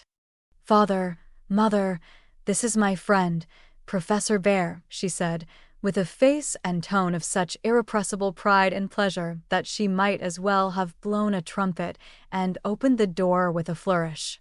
If the stranger had any doubts about his reception, they were set at rest in a minute by the cordial welcome he received. Everyone greeted him kindly, for Joe's sake at first, but very soon they liked him for his own. They could not help it, for he carried the talisman that opens all hearts, and these simple people warmed to him at once, feeling even the more friendly because he was poor.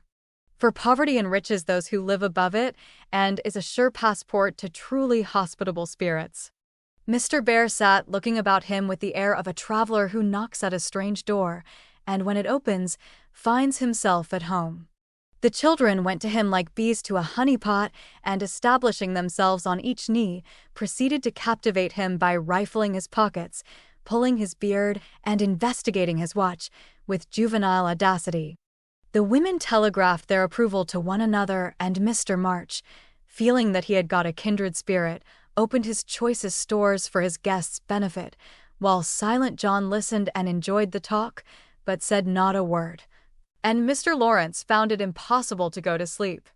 If Joe had not been otherwise engaged, Laurie's behavior would have amused her, for a faint twinge, not of jealousy, but something like suspicion, caused that gentleman to stand aloof at first, and observe the newcomer with brotherly circumspection. But it did not last long. He got interested in spite of himself, and, before he knew it, was drawn into the circle. For Mr. Bear talked well in this genial atmosphere, and did himself justice. He seldom spoke to Laurie, but he looked at him often, and a shadow would pass across his face, as if regretting his own lost youth, as he watched the young man in his prime. Then his eyes would turn to Joe so wistfully that she would have surely answered the mute inquiry if she had seen it. But Joe had her own eyes to take care of, and feeling that they could not be trusted, she prudently kept them on the little sock she was knitting, like a model maiden aunt. A stealthy glance now and then refreshed her like sips of fresh water after a dusty walk, for the sidelong peeps showed her several propitious omens. Mr. Bear's face had lost the absent-minded expression, and looked all alive with interest in the present moment.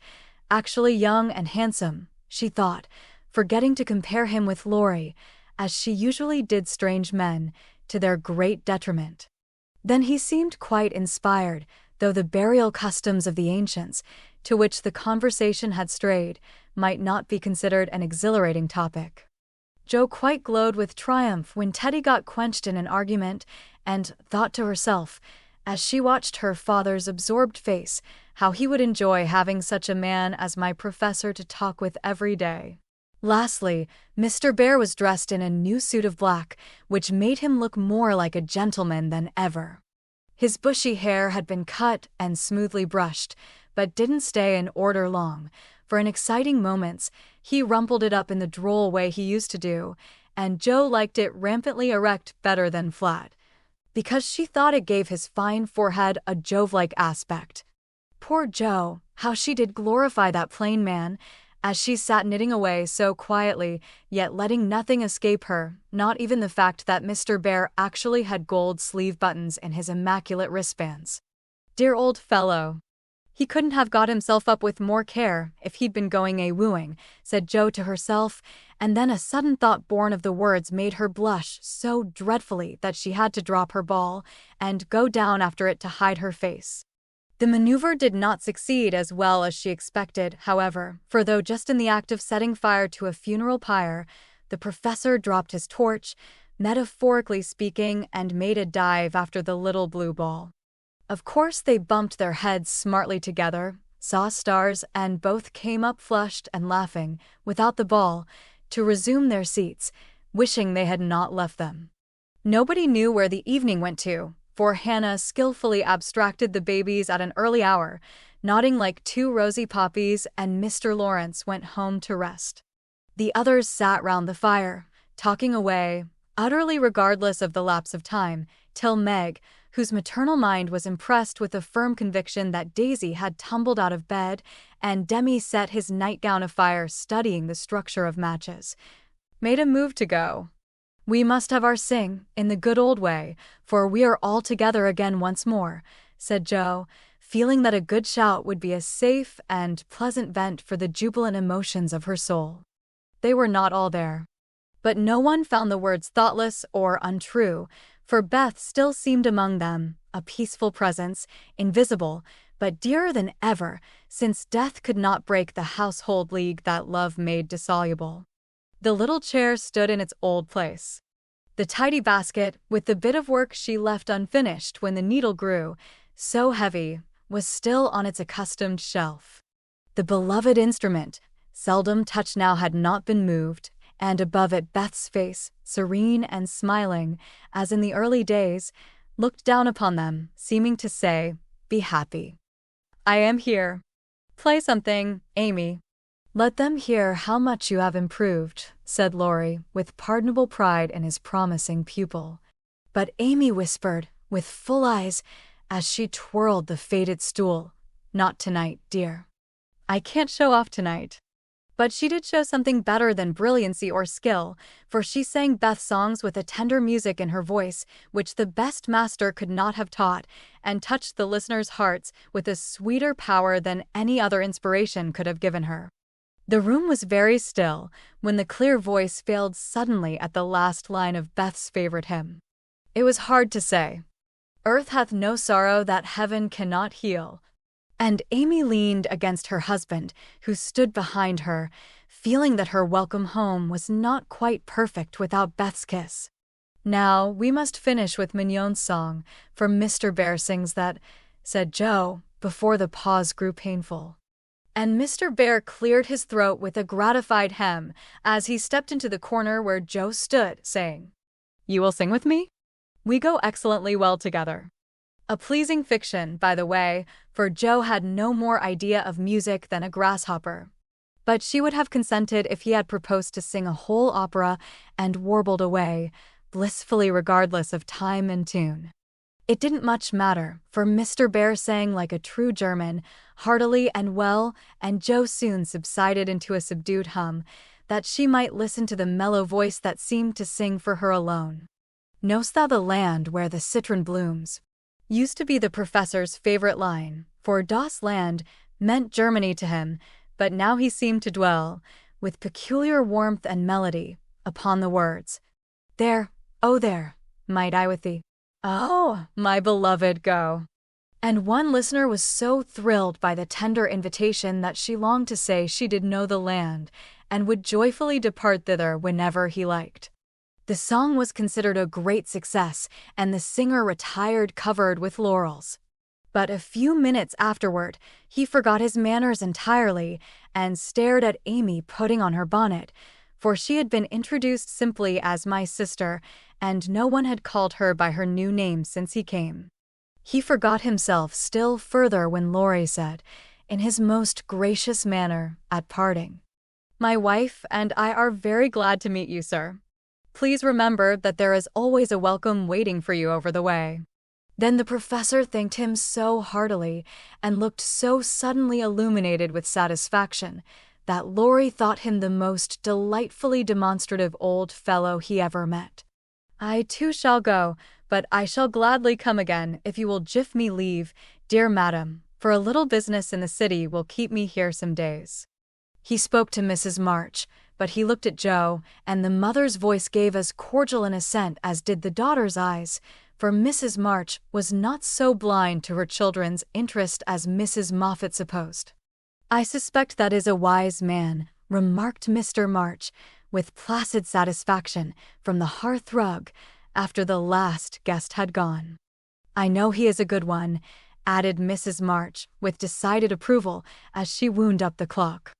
"I thought you'd like him," was all Joe said, as she slipped away to her bed. She wondered what the business was that brought Mr. Bear to the city, and finally decided that he had been appointed to some great honor, somewhere, but had been too modest to mention the fact. If she had seen his face when, safe in his own room, he looked at the picture of a severe and rigid young lady, with a good deal of hair, who appeared to be gazing darkly into futurity, it might have thrown some light upon the subject, especially when he turned off the gas and kissed the picture in the dark. Chapter 44. My lord and lady. "Please, Madam Mother, could you lend me my wife for half an hour?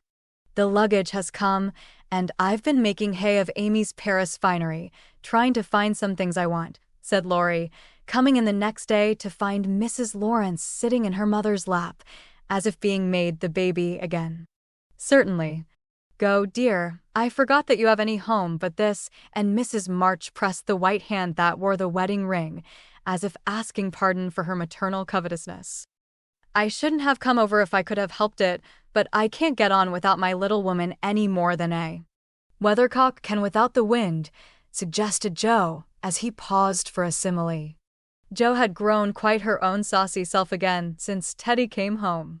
"Exactly, for Amy keeps me pointing due west most of the time, with only an occasional whiffle round to the south, and I haven't had an easterly spell since I was married.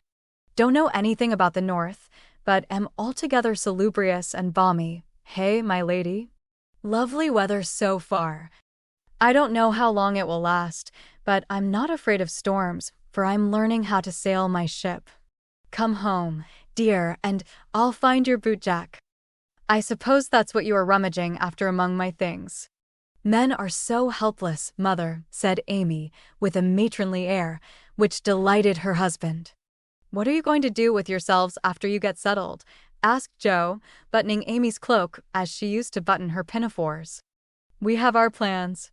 We don't mean to say much about them yet, because we are such very new brooms, but we don't intend to be idle. I'm going into business with a devotion that shall delight grandfather and prove to him that I'm not spoiled. I need something of the sort to keep me steady. I'm tired of dawdling and mean to work like a man." "And Amy, what is she going to do?" asked Mrs. March, well pleased at Laurie's decision and the energy with which he spoke. "After doing the civil all round, and airing our best bonnet, we shall astonish you by the elegant hospitalities of our mansion, the brilliant society we shall draw about us, and the beneficial influence we shall exert over the world at large." "That's about it, isn't it, Madame Recamier?" asked Laurie with a quizzical look at Amy. "Time will show." "Come away, impertinence, and don't shock my family by calling me names before their faces," answered Amy, resolving that there should be a home with a good wife in it before she set up a salon as a queen of society. "How happy those children seem together," observed Mr. March, finding it difficult to become absorbed in his Aristotle after the young couple had gone. "Yes, and I think it will last," added Mrs. March, with the restful expression of a pilot who has brought a ship safely into port. "I know it will." Happy Amy, and Joe sighed, then smiled brightly as Professor Bear opened the gate with an impatient push. Later in the evening, when his mind had been set at rest about the bootjack, Laurie said suddenly to his wife, Mrs. Laurence, "My lord, that man intends to marry our Joe." "I hope so, don't you, dear?" "Well, my love, I consider him a trump, in the fullest sense of that expressive word, but I do wish he was a little younger and a good deal richer." "Now, Laurie, don't be too fastidious and worldly-minded. If they love one another, it doesn't matter a particle how old they are nor how poor. Women never should marry for money."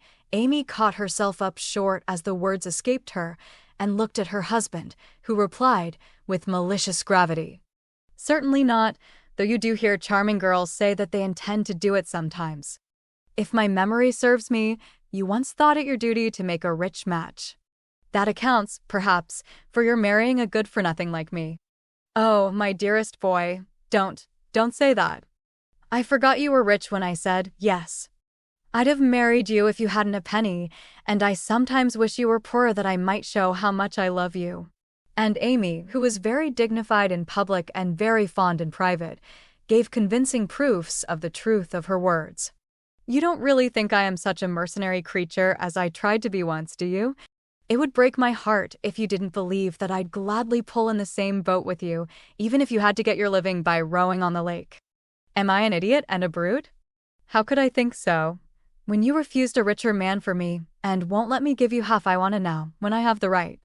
Girls do it every day, poor things, and are taught to think it is their only salvation, but you had better lessons, and though I trembled for you at one time, I was not disappointed, for the daughter was true to the mother's teaching. I told Mama so yesterday, and she looked as glad and grateful as if I'd given her a check for $1 million, to be spent in charity. You are not listening to my moral remarks, Mrs. Laurence, and Laurie paused, for Amy's eyes had an absent look, though fixed upon his face. Yes, I am, and admiring the mole in your chin at the same time. I don't wish to make you vain, but I must confess that I'm prouder of my handsome husband than of all his money. Don't laugh, but your nose is such a comfort to me, and Amy softly caressed the well-cut feature with artistic satisfaction. Laurie had received many compliments in his life, but never one that suited him better, as he plainly showed, though he did laugh at his wife's peculiar taste, while she said slowly, "May I ask you a question, dear?" "Of course you may." "Shall you care if Joe does marry Mr. Bear?" "Oh, that's the trouble, is it?" "I thought there was something in the dimple that didn't quite suit you." "Not being a dog in the manger, but the happiest fellow alive, I assure you I can dance at Joe's wedding with a heart as light as my heels." "Do you doubt it, my darling?" Amy looked up at him, and was satisfied. Her little jealous fear vanished forever, and she thanked him with a face full of love and confidence. "I wish we could do something for that capital old professor. Couldn't we invent a rich relation who shall obligingly die out there in Germany and leave him a tidy little fortune?" said Laurie, when they began to pace up and down the long drawing room, arm in arm, as they were fond of doing, in memory of the chateau garden. "Joe would find us out and spoil it all. She is very proud of him, just as he is, and said yesterday that she thought poverty was a beautiful thing. Bless her dear heart! She won't think so when she has a literary husband and a dozen little professors and professorins to support. We won't interfere now, but watch our chance and do them a good turn in spite of themselves. I owe Joe for a part of my education, and she believes in people's paying their honest debts, so I'll get round her in that way. How delightful it is to be able to help others, isn't it? That was always one of my dreams, to have the power of giving freely, and thanks to you, the dream has come true. We'll do quantities of good, won't we? There's one sort of poverty that I particularly like to help. Out-and-out beggars get taken care of, but poor gentlefolks fare badly, because they won't ask, and people don't dare to offer charity. Yet there are 1,000 ways of helping them if one only knows how to do it so delicately that it does not offend. I must say, I like to serve a decayed gentleman better than a blarneying beggar. I suppose it's wrong, but I do, though it is harder. Because it takes a gentleman to do it, added the other member of the Domestic Admiration Society. Thank you, I'm afraid I don't deserve that pretty compliment. But I was going to say that while I was dawdling about abroad, I saw a good many talented young fellows making all sorts of sacrifices and enduring real hardships that they might realize their dreams. Splendid fellows, some of them, working like heroes, poor and friendless, but so full of courage, patience, and ambition that I was ashamed of myself, and longed to give them a right good lift. Those are people whom it's a satisfaction to help, for if they've got genius, it's an honor to be allowed to serve them, and not let it be lost or delayed for want of fuel to keep the pot boiling. If they haven't, it's a pleasure to comfort the poor souls, and keep them from despair when they find it out. Yes, indeed, and there's another class who can ask, and who suffer in silence. I know something of it, for I belonged to it before you made a princess of me, as the king does the beggar maid in the old story. Ambitious girls have a hard time, Laurie, and often have to see youth, health, and precious opportunities go by, just for want of a little help at the right minute. People have been very kind to me, and whenever I see girls struggling along, as we used to do, I want to put out my hand and help them as I was helped. And so you shall, like an angel as you are, cried Laurie, resolving, with a glow of philanthropic zeal, to found and endow an institution for the express benefit of young women with artistic tendencies. Rich people have no right to sit down and enjoy themselves, or let their money accumulate for others to waste. It's not half so sensible to leave legacies when one dies as it is to use the money wisely while alive, and enjoy making one's fellow creatures happy with it. We'll have a good time ourselves, and add an extra relish to our own pleasure by giving other people a generous taste. Will you be a little Dorcas, going about emptying a big basket of comforts, and filling it up with good deeds? With all my heart, if you will be a brave Saint Martin, stopping as you ride gallantly through the world to share your cloak with the beggar. It's a bargain, and we shall get the best of it." So the young pair shook hands upon it and then paced happily on again, feeling that their pleasant home was more homelike because they hoped to brighten other homes, believing that their own feet would walk more uprightly along the flowery path before them, if they smoothed rough ways for other feet, and feeling that their hearts were more closely knit together by a love which could tenderly remember those less blessed than they. Chapter 45. Daisy and Demi. I cannot feel that I have done my duty as humble historian of the March family without devoting at least one chapter to the two most precious and important members of it. Daisy and Demi had now arrived at years of discretion, for in this fast age babies of 3 or 4 assert their rights, and get them, too, which is more than many of their elders do. If there ever were a pair of twins in danger of being utterly spoiled by adoration, it was these prattling brooks. Of course, they were the most remarkable children ever born, as will be shown when I mention that they walked at 8 months, talked fluently at 12 months, and at 2 years they took their places at table, and behaved with a propriety which charmed all beholders.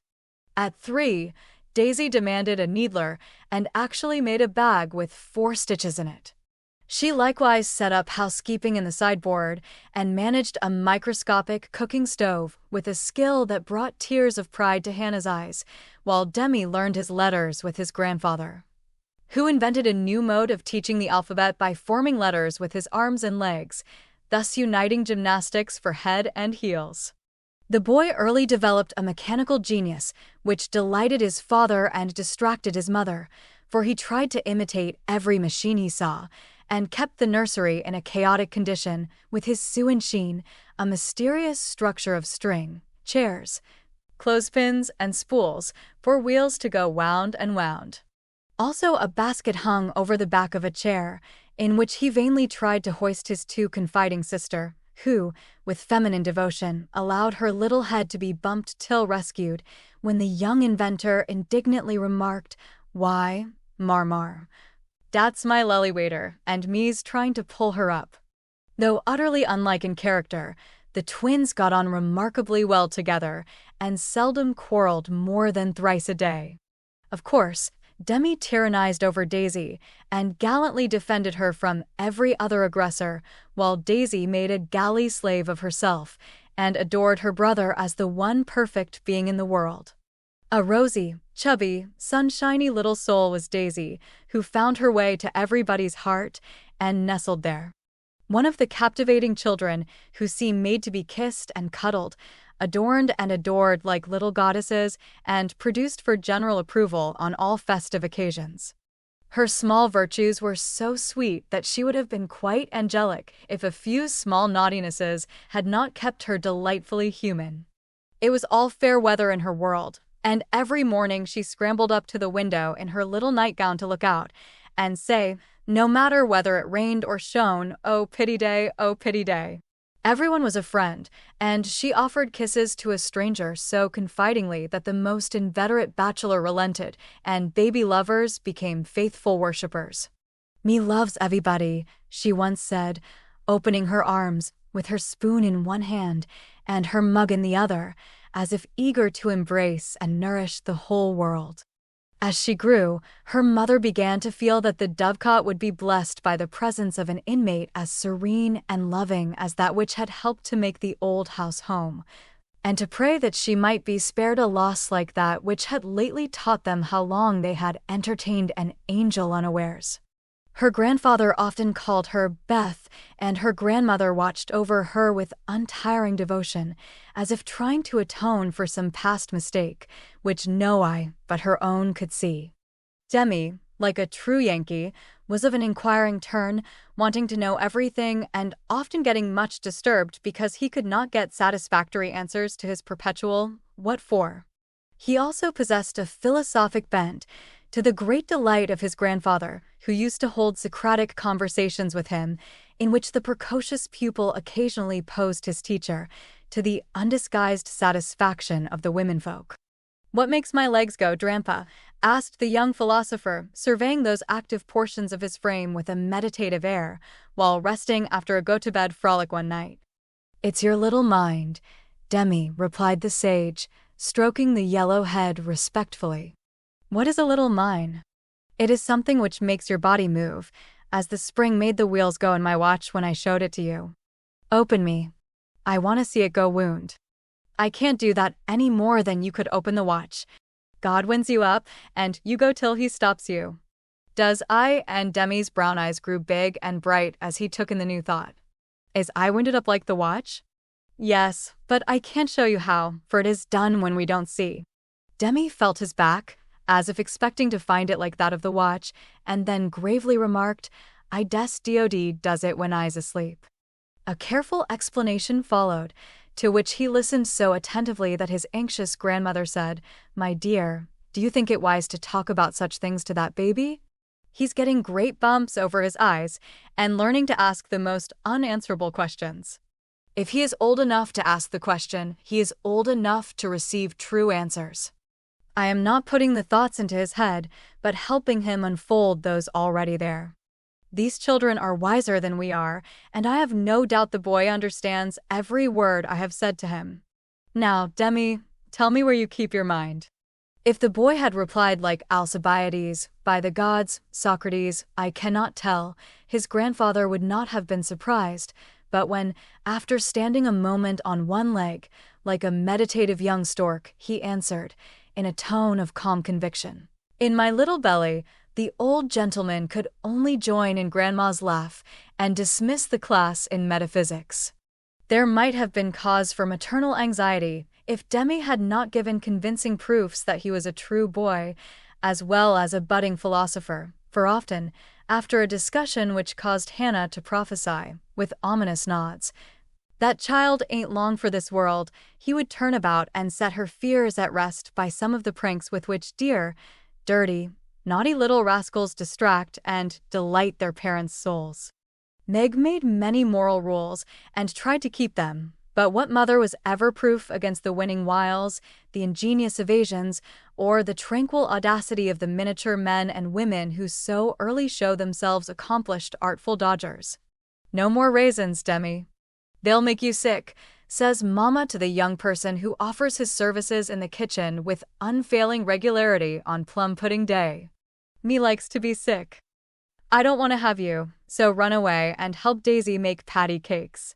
He reluctantly departs, but his wrongs weigh upon his spirit, and by, when an opportunity comes to redress them, he outwits Mama by a shrewd bargain. "Now you have been good children, and I'll play anything you like," says Meg, as she leads her assistant cooks upstairs, when the pudding is safely bouncing in the pot. "Truly, Marmar?" asks Demi, with a brilliant idea in his well-powdered head. "Yes, truly." "Anything you say," replies the short-sighted parent, preparing herself to sing "The Three Little Kittens" half a dozen times over, or to take her family to buy a penny bun, regardless of wind or limb. But Demi corners her by the cool reply, "Then we'll go and eat up all the raisins." Aunt Dodo was chief playmate and confidant of both children, and the trio turned the little house topsy-turvy. Aunt Amy was as yet only a name to them. Aunt Beth soon faded into a pleasantly vague memory, but Aunt Dodo was a living reality, and they made the most of her, for which compliment she was deeply grateful. But when Mr. Bear came, Joe neglected her playfellows, and dismay and desolation fell upon their little souls. Daisy, who was fond of going about peddling kisses, lost her best customer and became bankrupt. Demi, with infantile penetration, soon discovered that Dodo liked to play with the bear man better than she did him, but though hurt, he concealed his anguish, for he hadn't the heart to insult a rival who kept a mine of chocolate drops in his waistcoat pocket, and a watch that could be taken out of its case and freely shaken by ardent admirers. Some persons might have considered these pleasing liberties as bribes, but Demi didn't see it in that light, and continued to patronize the bear man with pensive affability, while Daisy bestowed her small affections upon him at the third call, and considered his shoulder her throne, his arm her refuge, his gifts treasures surpassing worth. Gentlemen are sometimes seized with sudden fits of admiration for the young relatives of ladies whom they honor with their regard, but this counterfeit philoprogenitiveness sits uneasily upon them, and does not deceive anybody a particle. Mr. Bear's devotion was sincere, however likewise effective, for honesty is the best policy in love as in law. He was one of the men who are at home with children, and looked particularly well when little faces made a pleasant contrast with his manly one. His business, whatever it was, detained him from day to day, but evening seldom failed to bring him out to see. Well, he always asked for Mr. March, so I suppose he was the attraction.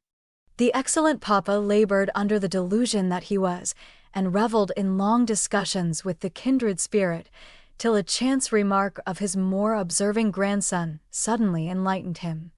Mr. Bear came in one evening to pause on the threshold of the study, astonished by the spectacle that met his eye. Prone upon the floor lay Mr. March, with his respectable legs in the air, and beside him, likewise prone, was Demi, trying to imitate the attitude with his own short, scarlet-stockinged legs. Both grovelers so seriously absorbed that they were unconscious of spectators, till Mr. Bear laughed his sonorous laugh, and Joe cried out, with a scandalized face, "Father, father, here's the professor." Down went the black legs and up came the gray head, as the preceptor said, with undisturbed dignity, "Good evening, Mr. Bear. Excuse me for a moment. We are just finishing our lesson. Now, Demi, make the letter and tell its name." I knows him, and after a few convulsive efforts, the red legs took the shape of a pair of compasses, and the intelligent pupil triumphantly shouted, "It's a we, Dranpa, it's a we." "He's a born weller," laughed Joe, as her parent gathered himself up, and her nephew tried to stand on his head, as the only mode of expressing his satisfaction that school was over.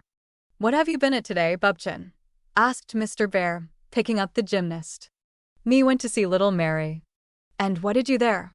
"I kissed her," began Demi, with artless frankness. "Prut, thou beginnest early." "What did the little Mary say to that?" asked Mr. Bear, continuing to confess the young sinner, who stood upon the knee, exploring the waistcoat pocket. "Oh, she liked it, and she kissed me, and I liked it." "Don't little boys like little girls?" asked Demi, with his mouth full and an air of bland satisfaction. "You precocious chick. Who put that into your head?" said Joe, enjoying the innocent revelation as much as the professor. "'Tisn't in mine head, it's in mine mouth," answered literal Demi, putting out his tongue, with a chocolate drop on it, thinking she alluded to confectionery, not ideas. "Thou shouldst save some for the little friend."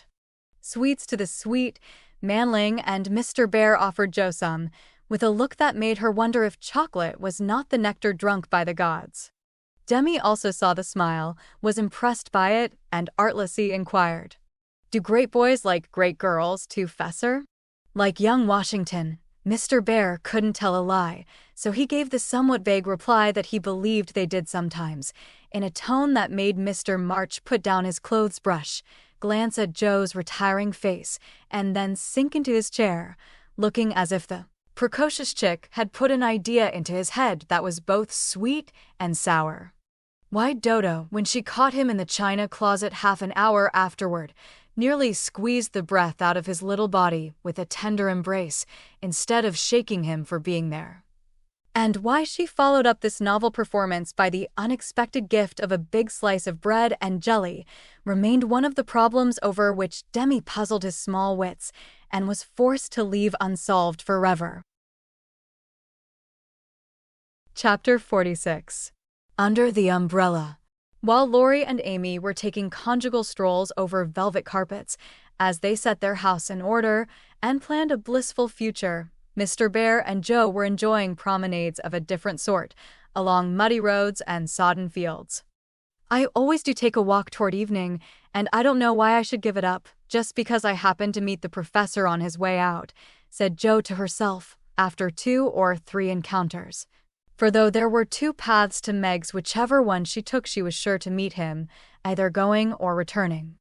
He was always walking rapidly and never seemed to see her until quite close, when he would look as if his short-sighted eyes had failed to recognize the approaching lady till that moment. Then, if she was going to Meg's, he always had something for the babies. If her face was turned homeward, he had merely strolled down to see the river, and was just returning, unless they were tired of his frequent calls. Under the circumstances, what could Jo do but greet him civilly and invite him in?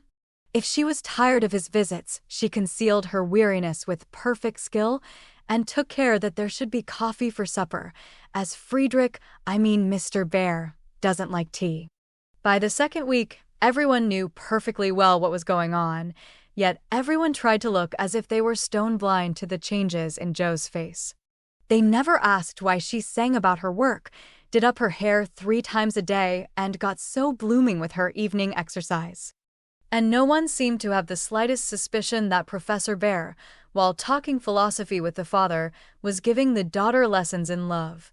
Jo couldn't even lose her heart in a decorous manner, but sternly tried to quench her feelings, and failing to do so, led a somewhat agitated life.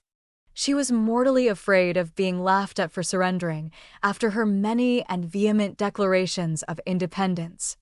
Laurie was her especial dread, but thanks to the new manager, he behaved with praiseworthy propriety, never called Mr. Bear a capital old fellow in public, never alluded, in the remotest manner, to Jo's improved appearance, or expressed the least surprise at seeing the professor's hat on the March's table nearly every evening.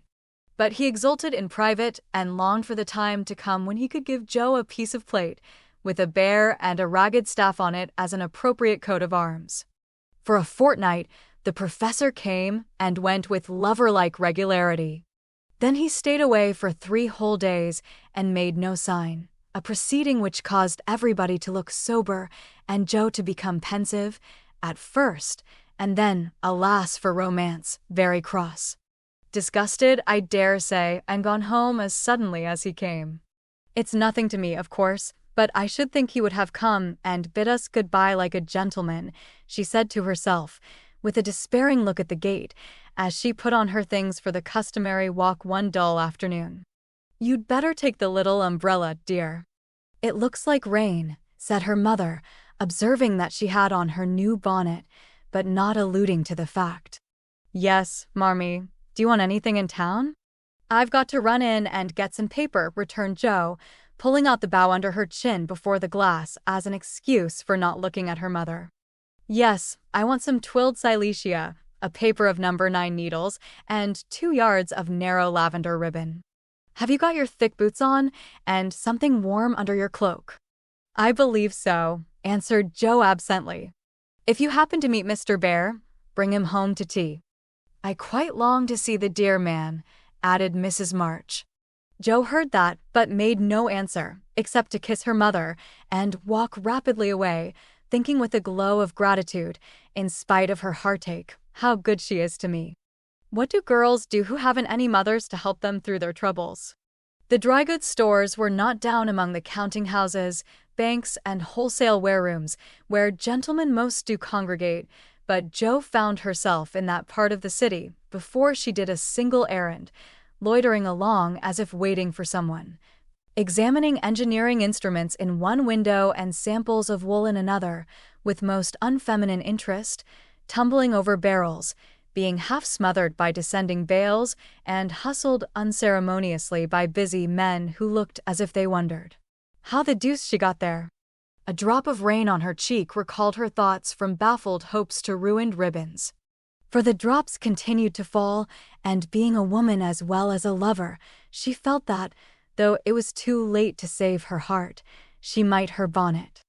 Now she remembered the little umbrella, which she had forgotten to take in her hurry to be off, but regret was unavailing, and nothing could be done but borrow one or submit to a drenching. She looked up at the lowering sky, down at the crimson bough already flecked with black, forward along the muddy street, then one long, lingering look behind, at a certain grimy warehouse, with Hoffman, Schwartz, and company over the door, and said to herself, with a sternly reproachful air, It serves me right. What business had I to put on all my best things and come philandering down here, hoping to see the professor? Joe, I'm ashamed of you. No, you shall not go there to borrow an umbrella, or find out where he is from his friends. You shall trudge away, and do your errands in the rain, and if you catch your death and ruin your bonnet, it's no more than you deserve. Now then. With that she rushed across the street so impetuously that she narrowly escaped annihilation from a passing truck and precipitated herself into the arms of a stately old gentleman who said, "I beg pardon, ma'am," and looked mortally offended. Somewhat daunted, Jo righted herself, spread her handkerchief over the devoted ribbons, and putting temptation behind her, hurried on, with increasing dampness about the ankles and much clashing of umbrellas overhead. The fact that a somewhat dilapidated blue one remained stationary above the unprotected bonnet attracted her attention, and looking up, she saw Mr. Bear looking down. I feel to know the strong-minded lady who goes so bravely under many horse noses and so fast through much mud. What are you down here, my friend? I'm shopping. Mr. Bear smiled as he glanced from the pickle factory on one side to the wholesale hide and leather concern on the other, but he only said politely, "You have no umbrella." "May I go also and take for you the bundles?" "Yes, thank you." Jo's cheeks were as red as her ribbon, and she wondered what he thought of her, but she didn't care, for in a minute she found herself walking away arm in arm with her professor, feeling as if the sun had suddenly burst out with uncommon brilliancy, that the world was all right again, and that one thoroughly happy woman was paddling through the wet that day. "We thought you had gone," said Jo hastily, for she knew he was looking at her. Her bonnet wasn't big enough to hide her face, and she feared he might think the joy it betrayed unmaidenly. "Did you believe that I should go with no farewell to those who have been so heavenly kind to me?" he asked so reproachfully that she felt as if she had insulted him by the suggestion, and answered heartily, "No, I didn't. I knew you were busy about your own affairs, but we rather missed you, father and mother especially."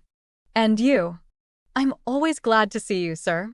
In her anxiety to keep her voice quite calm, Jo made it rather cool, and the frosty little monosyllable at the end seemed to chill the professor, for his smile vanished, as he said gravely, "I thank you, and come one more time before I go." "You are going, then?" "I have no longer any business here, it is done." "Successfully, I hope," said Jo, for the bitterness of disappointment was in that short reply of his. "I ought to think so, for I have a way open to me by which I can make my bread and gif my junglings much help." "Tell me, please." "I like to know all about the boys," said Jo eagerly. "That is so kind, I gladly tell you. My friends find for me a place in a college where I teach as at home and earn enough to make the way smooth for Franz and Emil. For this I should be grateful, should I not?" "Indeed you should. How splendid it will be to have you doing what you like, and be able to see you often, and the boys," cried Jo, clinging to the lads as an excuse for the satisfaction she could not help betraying. "Ah, but we shall not meet often, I fear. This place is at the west. So far away," and Jo left her skirts to their fate, as if it didn't matter now what became of her clothes or herself. Mr. Bear could read several languages, but he had not learned to read women yet. He flattered himself that he knew Jo pretty well, and was, therefore, much amazed by the contradictions of voice, face, and manner, which she showed him in rapid succession that day, for she was in half a dozen different moods in the course of half an hour. When she met him she looked surprised, though it was impossible to help suspecting that she had come for that express purpose. When he offered her his arm, she took it with a look that filled him with delight, but when he asked if she missed him, she gave such a chilly, formal reply that despair fell upon him. On learning his good fortune, she almost clapped her hands. Was the joy all for the boys? Then on hearing his destination, she said, "So far away," in a tone of despair that lifted him on to a pinnacle of hope, but the next minute she tumbled him down again by observing, like one entirely absorbed in the matter, "Here's the place for my errands. Will you come in? It won't take long." Jo rather prided herself upon her shopping capabilities and particularly wished to impress her escort with the neatness and dispatch with which she would accomplish the business. But owing to the flutter she was in, everything went amiss. She upset the tray of needles, forgot the silesia was to be twilled till it was cut off, gave the wrong change, and covered herself with confusion by asking for lavender ribbon at the calico counter. Mr. Bear stood by, watching her blush and blunder, and as he watched, his own bewilderment seemed to subside, for he was beginning to see that on some occasions, women, like dreams, go by contraries. When they came out, he put the parcel under his arm with a more cheerful aspect and splashed through the puddles as if he rather enjoyed it on the whole. "Should we do a little what you call shopping for the babies, and have a farewell feast tonight if I go for my last call at your so pleasant home?" he asked, stopping before a window full of fruit and flowers. "What will we buy?" asked Jo, ignoring the latter part of his speech, and sniffing the mingled odors with an affectation of delight as they went in. "May they have oranges and figs?" asked Mr. Bear, with a paternal air. "They eat them when they can get them." "Do you care for nuts?" "Like a squirrel." "Hamburg grapes." "Yes, we shall drink to the fatherland in those." Jo frowned upon that piece of extravagance and asked why he didn't buy a frail of dates, a cask of raisins, and a bag of almonds, and be done with it. Whereat Mr. Bear confiscated her purse, produced his own, and finished the marketing by buying several pounds of grapes, a pot of rosy daisies, and a pretty jar of honey, to be regarded in the light of a demijohn. Then, distorting his pockets with knobby bundles and giving her the flowers to hold, he put up the old umbrella, and they traveled on again. "Miss Marsh, I have a great favor to ask of you," began the professor after a moist promenade of half a block. "Yes, sir," and Jo's heart began to beat so hard she was afraid he would hear it. "I am bold to say it in spite of the rain, because so short a time remains to me." "Yes, sir," and Jo nearly crushed the small flower pot with the sudden squeeze she gave it. "I wish to get a little dress for my Tina, and I am too stupid to go alone. Will you kindly jiff me a word of taste and help?" "Yes, sir," and Jo felt as calm and cool all of a sudden as if she had stepped into a refrigerator. "Perhaps also a shawl for Tina's mother. She is so poor and sick, and the husband is such a care." Yes, a thick, warm shawl would be a friendly thing to take the little mother." "I'll do it with pleasure, Mr. Bear. I'm going very fast, and he's getting dearer every minute," added Jo to herself. Then, with a mental shake, she entered into the business with an energy that was pleasant to behold. Mr. Bear left it all to her, so she chose a pretty gown for Tina and then ordered out the shawls. The clerk, being a married man, condescended to take an interest in the couple, who appeared to be shopping for their family. "Your lady may prefer this. It's a superior article, a most desirable color, quite chaste and genteel," he said, shaking out a comfortable gray shawl and throwing it over Jo's shoulders. "Does this suit you, Mr. Bear?" she asked, turning her back to him and feeling deeply grateful for the chance of hiding her face. "Excellently well, we will have it," answered the professor, smiling to himself as he paid for it, while Jo continued to rummage the counters like a confirmed bargain hunter. "Now shall we go home?" he asked, as if the words were very pleasant to him. "Yes, it's late, and I'm so tired." Jo's voice was more pathetic than she knew.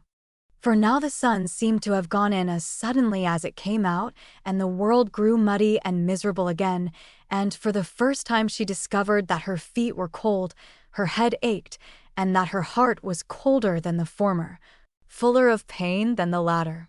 Mr. Bear was going away. He only cared for her as a friend. It was all a mistake, and the sooner it was over the better. With this idea in her head, she hailed an approaching omnibus with such a hasty gesture that the daisies flew out of the pot and were badly damaged. "This is not our omnibus," said the professor, waving the loaded vehicle away and stopping to pick up the poor little flowers. "I beg your pardon. I didn't see the name distinctly."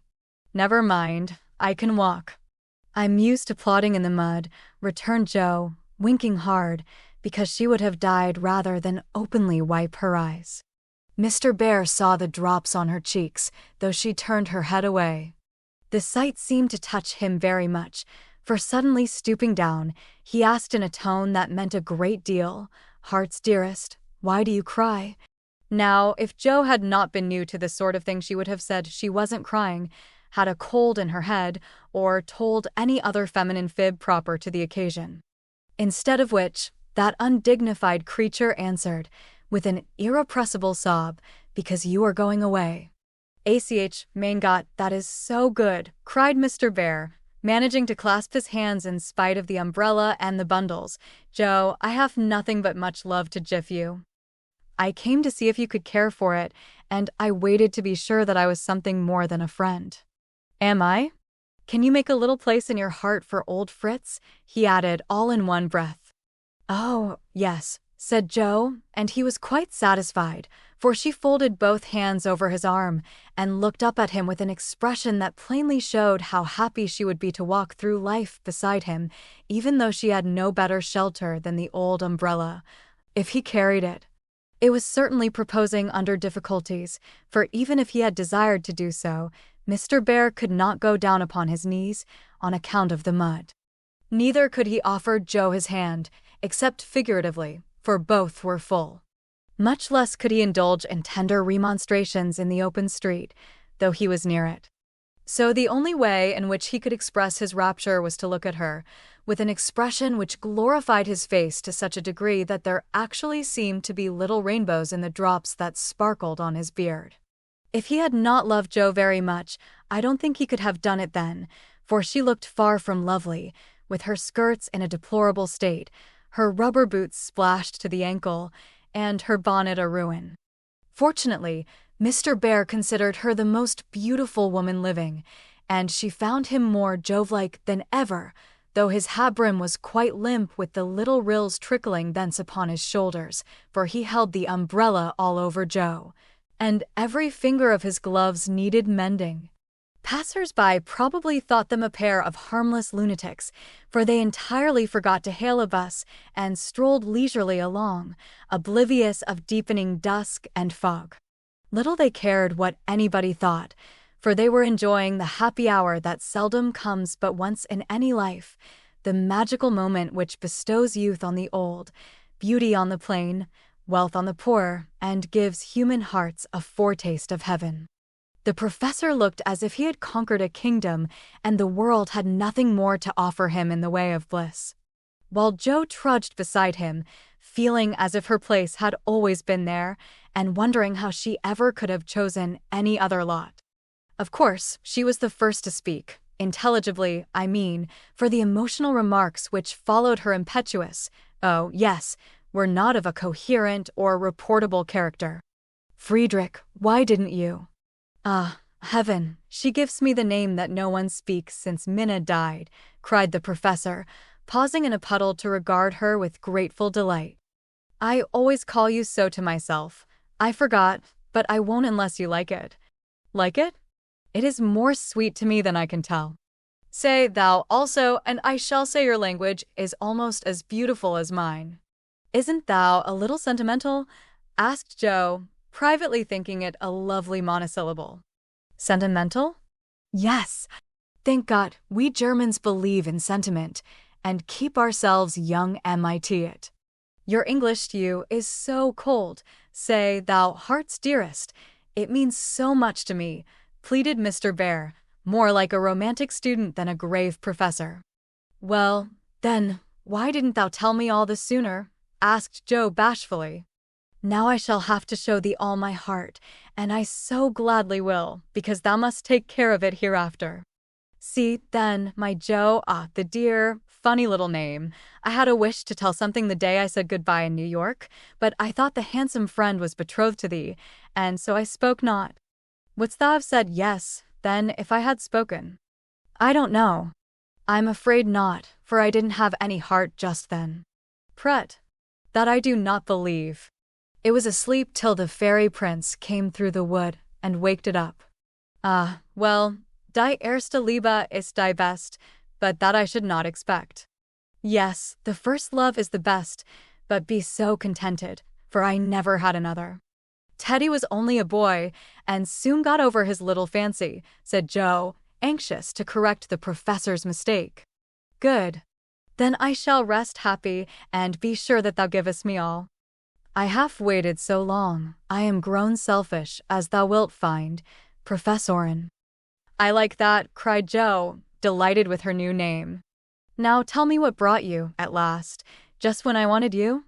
This, and Mr. Bear took a little worn paper out of his waistcoat pocket. Joe unfolded it and looked much abashed, for it was one of her own contributions to a paper that paid for poetry, which accounted for her sending it an occasional attempt. How could that bring you? She asked, wondering what he meant. I found it by chance. I knew it by the names and the initials, and in it there was one little verse that seemed to call me. Read and find him.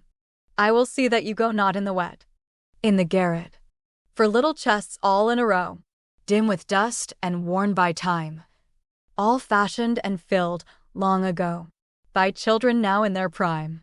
For little keys hung side by side, with faded ribbons, brave and gay, when fastened there with childish pride.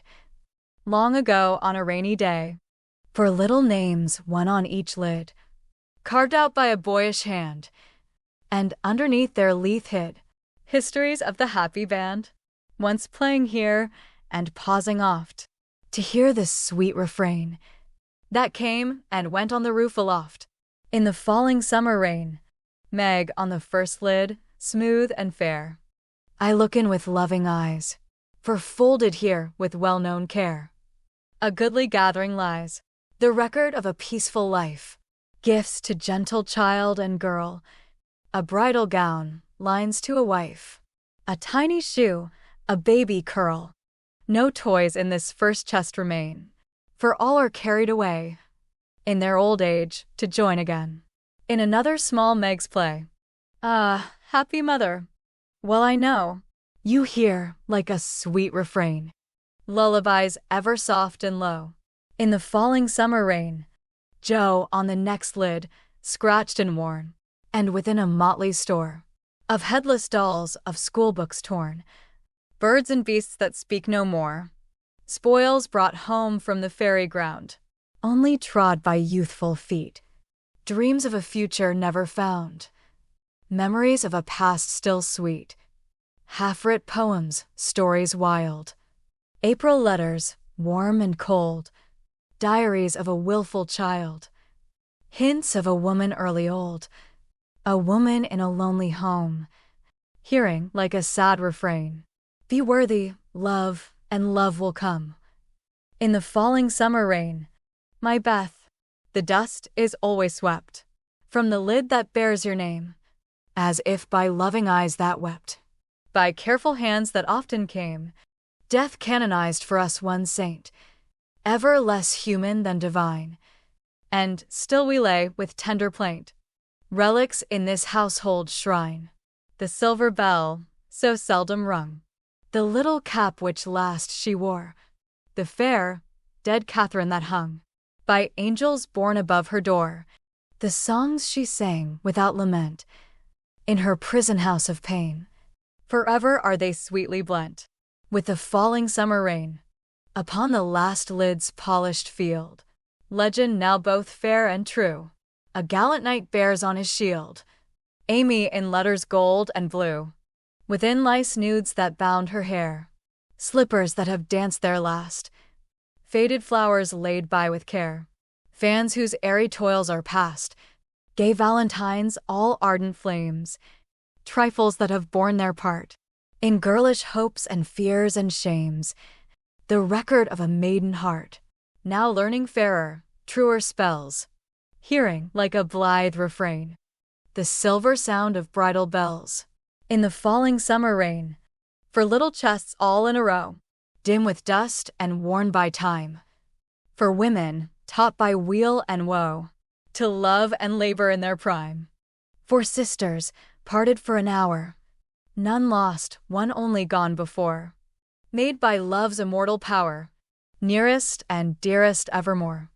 Oh, when these hidden stores of ours lie open to the Father's sight, may they be rich in golden hours, deeds that show fairer for the light, lives whose brave music long shall ring, like a spirit-stirring strain, souls that shall gladly soar and sing in the long sunshine after rain. It's very bad poetry, but I felt it when I wrote it one day when I was very lonely and had a good cry on a rag bag. I never thought it would go where it could tell tales, said Joe, tearing up the verses the professor had treasured so long.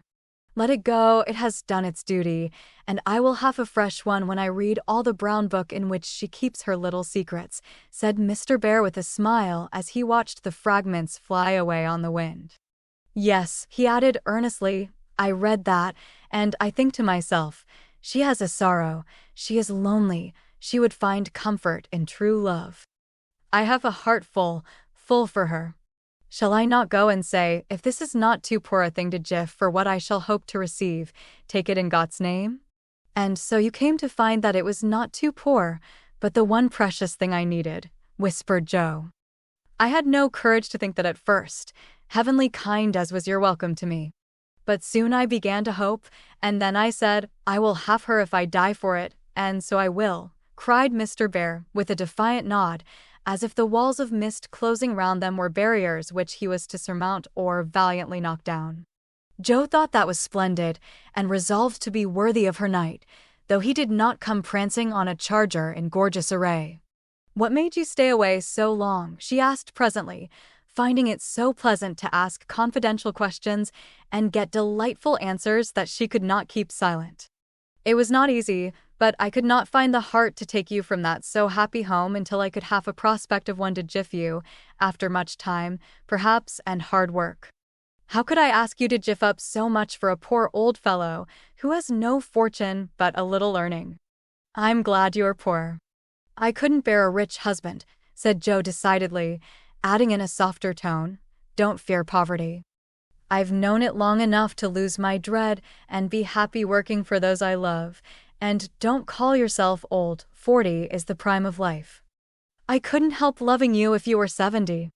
The professor found that so touching that he would have been glad of his handkerchief if he could have got at it. As he couldn't, Joe wiped his eyes for him, and said, laughing as she took away a bundle or two, I may be strong-minded, but no one can say I'm out of my sphere now, for woman's special mission is supposed to be drying tears and bearing burdens. I'm to carry my share, Friedrich, and help to earn the home. Make up your mind to that, or I'll never go, she added resolutely, as he tried to reclaim his load. We shall see. Have you patience to wait a long time, Joe? I must go away and do my work alone. I must help my boys first, because, even for you, I may not break my word to Minna. Can you forgive that, and be happy while we hope and wait? Yes, I know I can, for we love one another, and that makes all the rest easy to bear. I have my duty, also, and my work. I couldn't enjoy myself if I neglected them even for you, so there's no need of hurry or impatience. You can do your part out west, I can do mine here, and both be happy hoping for the best, and leaving the future to be as God wills. Ah, thou givest me such hope and courage, and I have nothing to give back but a full heart and these empty hands, cried the professor, quite overcome. Joe never would learn to be proper, for when he said that as they stood upon the steps, she just put both hands into his, whispering tenderly, not empty now, and stooping down, kissed her Friedrich under the umbrella. It was dreadful, but she would have done it if the flock of draggle-tailed sparrows on the hedge had been human beings, for she was very far gone indeed, and quite regardless of everything but her own happiness. Though it came in such a very simple guise, that was the crowning moment of both their lives, when, turning from the night and storm and loneliness to the household light and warmth and peace waiting to receive them with a glad welcome home, Joe let her lover in and shut the door. Chapter 47. Harvest Time. For a year Joe and her professor worked and waited, hoped and loved, met occasionally, and wrote such voluminous letters that the rise in the price of paper was accounted for, Laurie said. The second year began rather soberly, for their prospects did not brighten, and Aunt March died suddenly. But when their first sorrow was over, for they loved the old lady in spite of her sharp tongue, they found they had cause for rejoicing, for she had left Plumfield to Joe, which made all sorts of joyful things possible. "It's a fine old place, and will bring a handsome sum, for of course you intend to sell it," said Laurie, as they were all talking the matter over some weeks later. "No, I don't," was Joe's decided answer, as she petted the fat poodle, whom she had adopted, out of respect to his former mistress. "You don't mean to live there?" "Yes, I do. But, my dear girl, it's an immense house, and will take a power of money to keep it in order. The garden and orchard alone need 2 or 3 men, and farming isn't in Bear's line, I take it. He'll try his hand at it there if I propose it." "And you expect to live on the produce of the place?" "Well, that sounds paradisiacal, but you'll find it desperate hard work. The crop we are going to raise is a profitable one," and Joe laughed. "Of what is this fine crop to consist, ma'am?" "Boys. I want to open a school for little lads, a good, happy, home-like school, with me to take care of them and Fritz to teach them." "That's a truly joyous plan for you." "Isn't that just like her?" cried Laurie, appealing to the family, who looked as much surprised as he. "I like it," said Mrs. March decidedly. "So do I," added her husband, who welcomed the thought of a chance for trying the Socratic method of education on modern youth. "It will be an immense care for Joe," said Meg, stroking the head of her one all-absorbing son. "Joe can do it, and be happy in it." "It's a splendid idea." "Tell us all about it," cried Mr. Laurence, who had been longing to lend the lovers a hand, but knew that they would refuse his help. "I knew you'd stand by me, sir." "Amy does too, I see it in her eyes, though she prudently waits to turn it over in her mind before she speaks." "Now, my dear people," continued Joe earnestly, "just understand that this isn't a new idea of mine, but a long-cherished plan. Before my Fritz came, I used to think how, when I'd made my fortune, and no one needed me at home, I'd hire a big house, and pick up some poor, forlorn little lads who hadn't any mothers, and take care of them, and make life jolly for them before it was too late. I see so many going to ruin for want of help at the right minute. I love so to do anything for them. I seem to feel their wants, and sympathize with their troubles, and oh, I should so like to be a mother to them." Mrs. March held out her hand to Joe, who took it, smiling, with tears in her eyes, and went on in the old enthusiastic way, which they had not seen for a long while. "I told my plan to Fritz once, and he said it was just what he would like and agreed to try it when we got rich. Bless his dear heart, he's been doing it all his life, helping poor boys. I mean, not getting rich, that he'll never be. Money doesn't stay in his pocket long enough to lay up any. But now, thanks to my good old aunt, who loved me better than I ever deserved, I'm rich, at least I feel so, and we can live at Plumfield perfectly well, if we have a flourishing school. It's just the place for boys, the house is big, and the furniture strong and plain. There's plenty of room for dozens inside, and splendid grounds outside. They could help in the garden and orchard. Such work is healthy, isn't it, sir? Then Fritz could train and teach in his own way, and father will help him. I can feed and nurse and pet and scold them, and mother will be my standby.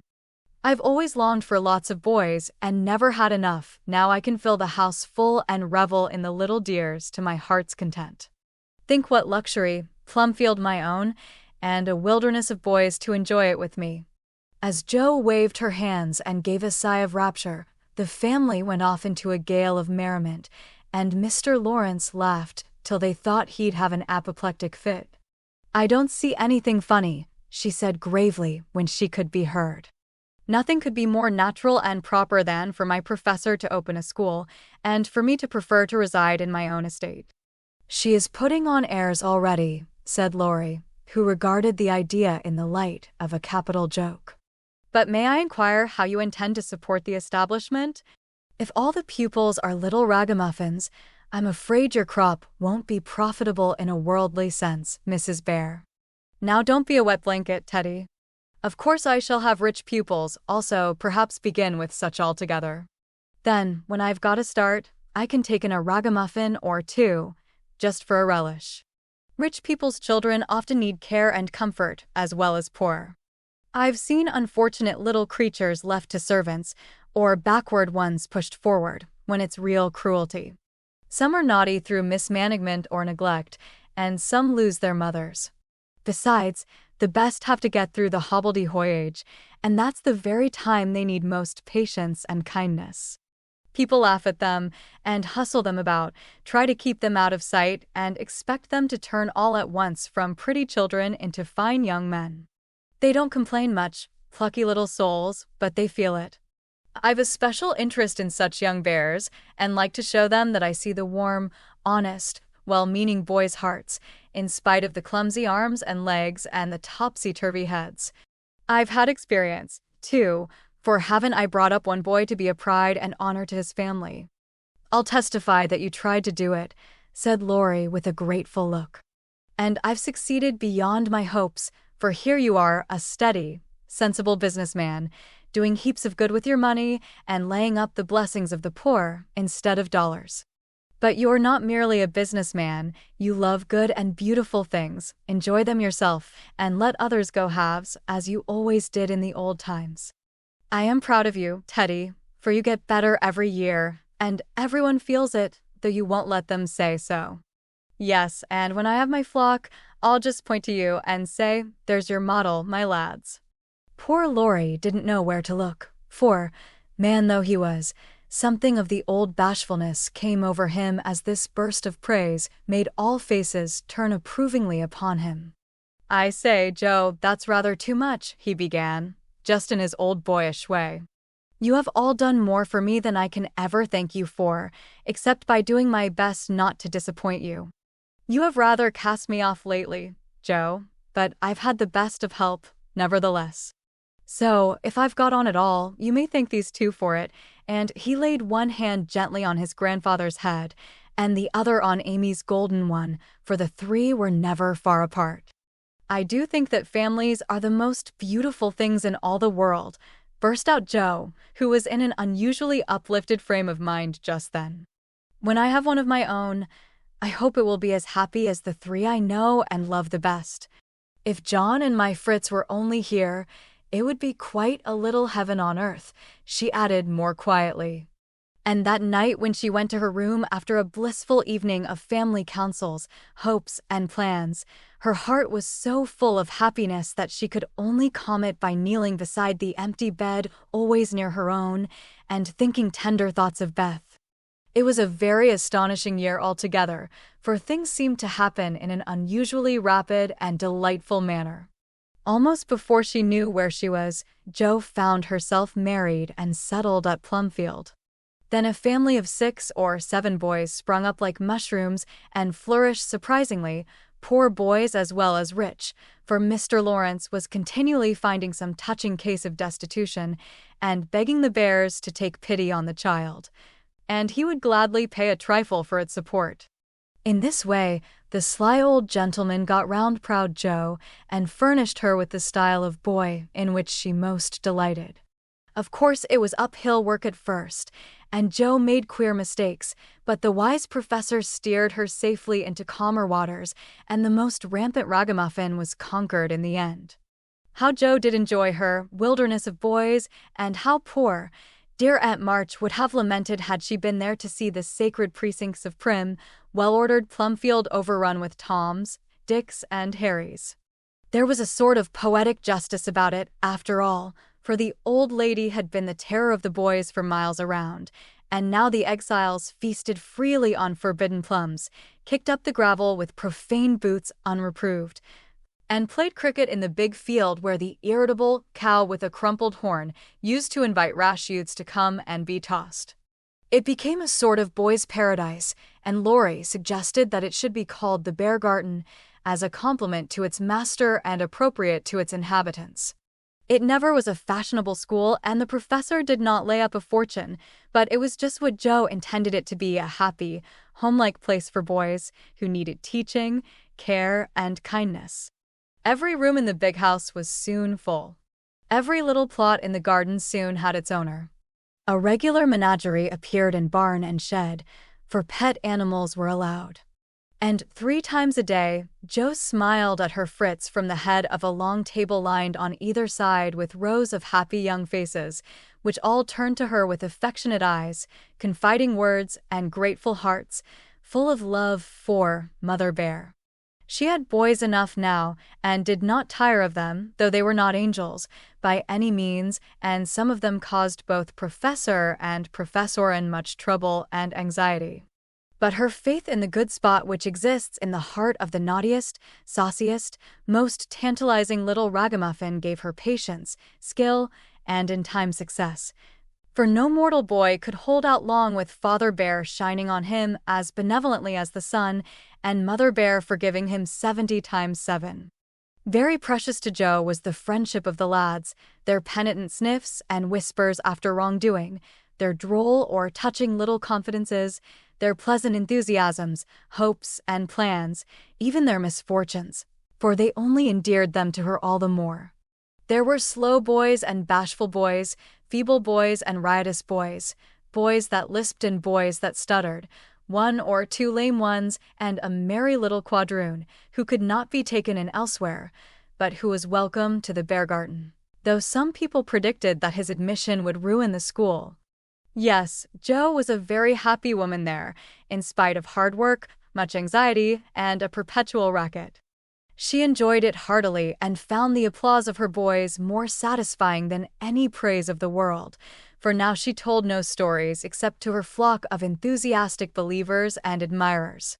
As the years went on, 2 little lads of her own came to increase her happiness, Rob, named for Grandpa, and Teddy, a happy-go-lucky baby who seemed to have inherited his papa's sunshiny temper as well as his mother's lively spirit. How they ever grew up alive in that whirlpool of boys was a mystery to their grandma and aunts, but they flourished like dandelions in spring, and their rough nurses loved and served them well. There were a great many holidays at Plumfield, and one of the most delightful was the yearly apple-picking. For then the Marches, Laurences, Brooks, and Bears turned out in full force and made a day of it. 5 years after Jo's wedding, one of these fruitful festivals occurred, a mellow October day, when the air was full of an exhilarating freshness, which made the spirits rise and the blood dance healthily in the veins. The old orchard wore its holiday attire. Goldenrod and asters fringed the mossy walls. Grasshoppers skipped briskly in the sere grass, and crickets chirped like fairy pipers at a feast. Squirrels were busy with their small harvesting.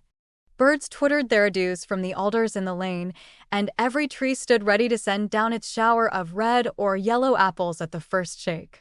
Everybody was there. Everybody laughed and sang, climbed up and tumbled down.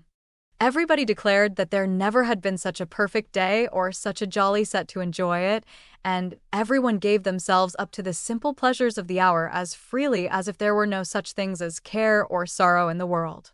Mr. March strolled placidly about, quoting Tusser, Cowley, and Columella to Mr. Laurence, while enjoying the gentle apple's winey juice. The professor charged up and down the green aisles like a stout Teutonic knight, with a pole for a lance, leading on the boys, who made a hook and ladder company of themselves and performed wonders in the way of ground and lofty tumbling. Laurie devoted himself to the little ones, rode his small daughter in a bushel basket, took Daisy up among the birds' nests, and kept adventurous Rob from breaking his neck. Mrs. March and Meg sat among the apple piles like a pair of pomonas, sorting the contributions that kept pouring in, while Amy, with a beautiful motherly expression in her face, sketched the various groups and watched over one pale lad, who sat adoring her with his little crutch beside him. Jo was in her element that day and rushed about, with her gown pinned up, and her hat anywhere but on her head, and her baby tucked under her arm, ready for any lively adventure which might turn up. Little Teddy bore a charmed life, for nothing ever happened to him, and Jo never felt any anxiety when he was whisked up into a tree by one lad, galloped off on the back of another, or supplied with sour russets by his indulgent papa, who labored under the Germanic delusion that babies could digest anything, from pickled cabbage to buttons, nails, and their own small shoes.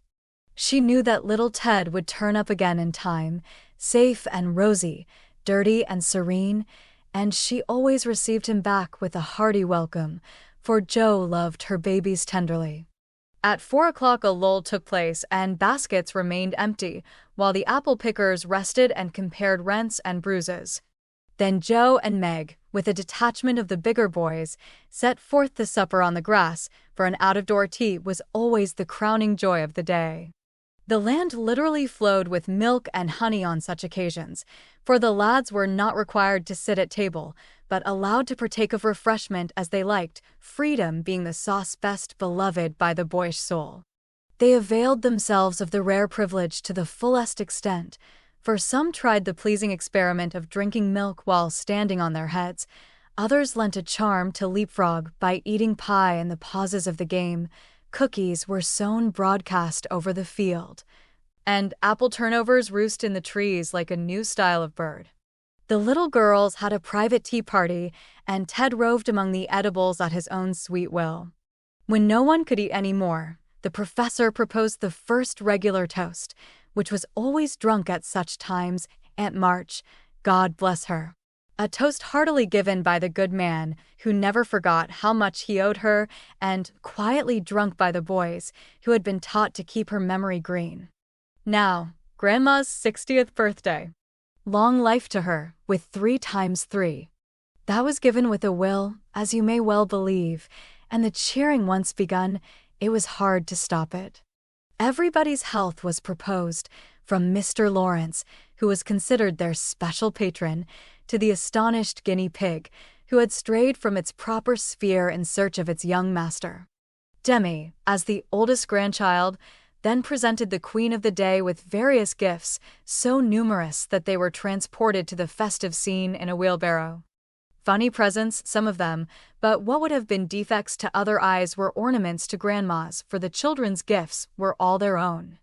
Every stitch Daisy's patient little fingers had put into the handkerchiefs she hemmed was better than embroidery to Mrs. March. Demi's miracle of mechanical skill, though the cover wouldn't shut, Rob's footstool had a wiggle in its uneven legs that she declared was soothing, and no page of the costly book Amy's child gave her was so fair as that on which appeared in tipsy capitals the words to dear Grandma from her little Beth. During the ceremony the boys had mysteriously disappeared, and when Mrs. March had tried to thank her children and broken down while Teddy wiped her eyes on his pinafore, the professor suddenly began to sing. Then, from above him, voice after voice took up the words, and from tree to tree echoed the music of the unseen choir, as the boys sang with all their hearts the little song that Jo had written. Laurie set to music, and the professor trained his lads to give with the best effect. This was something altogether new, and it proved a grand success, for Mrs. March couldn't get over her surprise, and insisted on shaking hands with every one of the featherless birds, from tall Franz and Emile to the little quadroon, who had the sweetest voice of all. After this, the boys dispersed for a final lark, leaving Mrs. March and her daughters under the festival tree. I don't think I ever ought to call myself unlucky Jo again, when my greatest wish has been so beautifully gratified, said Mrs. Bear, taking Teddy's little fist out of the milk pitcher, in which he was rapturously churning. And yet your life is very different from the one you pictured so long ago. Do you remember our castles in the air? Asked Amy, smiling as she watched Laurie and John playing cricket with the boys. Dear fellows, it does my heart good to see them forget business and frolic for a day, answered Jo, who now spoke in a maternal way of all mankind. Yes, I remember, but the life I wanted then seems selfish, lonely, and cold to me now. I haven't given up the hope that I may write a good book yet, but I can wait, and I'm sure it will be all the better for such experiences and illustrations as these, and Jo pointed from the lively lads in the distance to her father, leaning on the professor's arm, as they walked to and fro in the sunshine, deep in one of the conversations which both enjoyed so much, and then to her mother, sitting enthroned among her daughters, with their children in her lap and at her feet, as if all found help and happiness in the face which never could grow old to them. My castle was the most nearly realized of all. I asked for splendid things, to be sure, but in my heart I knew I should be satisfied if I had a little home, and John and some dear children like these. I've got them all, thank God, and am the happiest woman in the world. And Meg laid her hand on her tall boy's head with a face full of tender and devout content. My castle is very different from what I planned, but I would not alter it, though, like Joe, I don't relinquish all my artistic hopes or confine myself to helping others fulfill their dreams of beauty. I've begun to model a figure of baby, and Laurie says it is the best thing I've ever done. I think so myself, and mean to do it in marble, so that, whatever happens, I may at least keep the image of my little angel. As Amy spoke, a great tear dropped on the golden hair of the sleeping child in her arms, for her one well-beloved daughter was a frail little creature, and the dread of losing her was the shadow over Amy's sunshine. This cross was doing much for both father and mother, for one love and sorrow bound them closely together. Amy's nature was growing sweeter, deeper, and more tender. Laurie was growing more serious, strong, and firm, and both were learning that beauty, youth, good fortune, even love itself, cannot keep care and pain, loss and sorrow from the most blessed four. Into each life some rain must fall. Some days must be dark and sad and dreary. She is growing better, I am sure of it, my dear. Don't despond, but hope and keep happy, said Mrs. March, as tender-hearted Daisy stooped from her knee to lay her rosy cheek against her little cousin's pale one. I never ought to, while I have you to cheer me up, Marmee, and Laurie to take more than half of every burden, replied Amy warmly. He never lets me see his anxiety, but is so sweet and patient with me, so devoted to Beth, and such a stay and comfort to me always that I can't love him enough. So, in spite of my one cross, I can say with Meg, thank God, I'm a happy woman.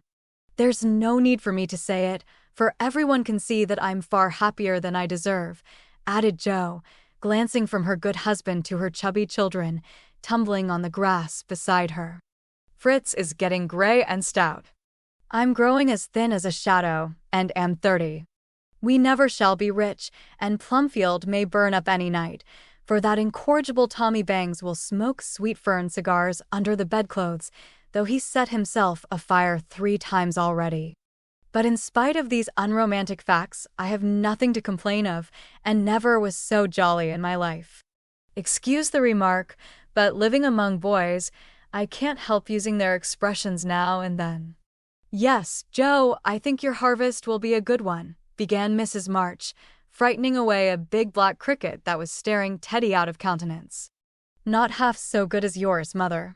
Here it is, and we never can thank you enough for the patient sowing and reaping you have done, cried Jo, with the loving impetuosity which she never would outgrow. I hope there will be more wheat and fewer tares every year, said Amy softly. A large sheaf, but I know there's room in your heart for it, Marmee dear, added Meg's tender voice. Touched to the heart, Mrs. March could only stretch out her arms, as if to gather children and grandchildren to herself, and say, with face and voice full of motherly love, gratitude, and humility, "Oh, my girls, however long you may live, I never can wish you a greater happiness than this." If you enjoyed listening, please subscribe to the channel by hitting the subscribe button below. After doing so, click the bell icon to receive new content notifications.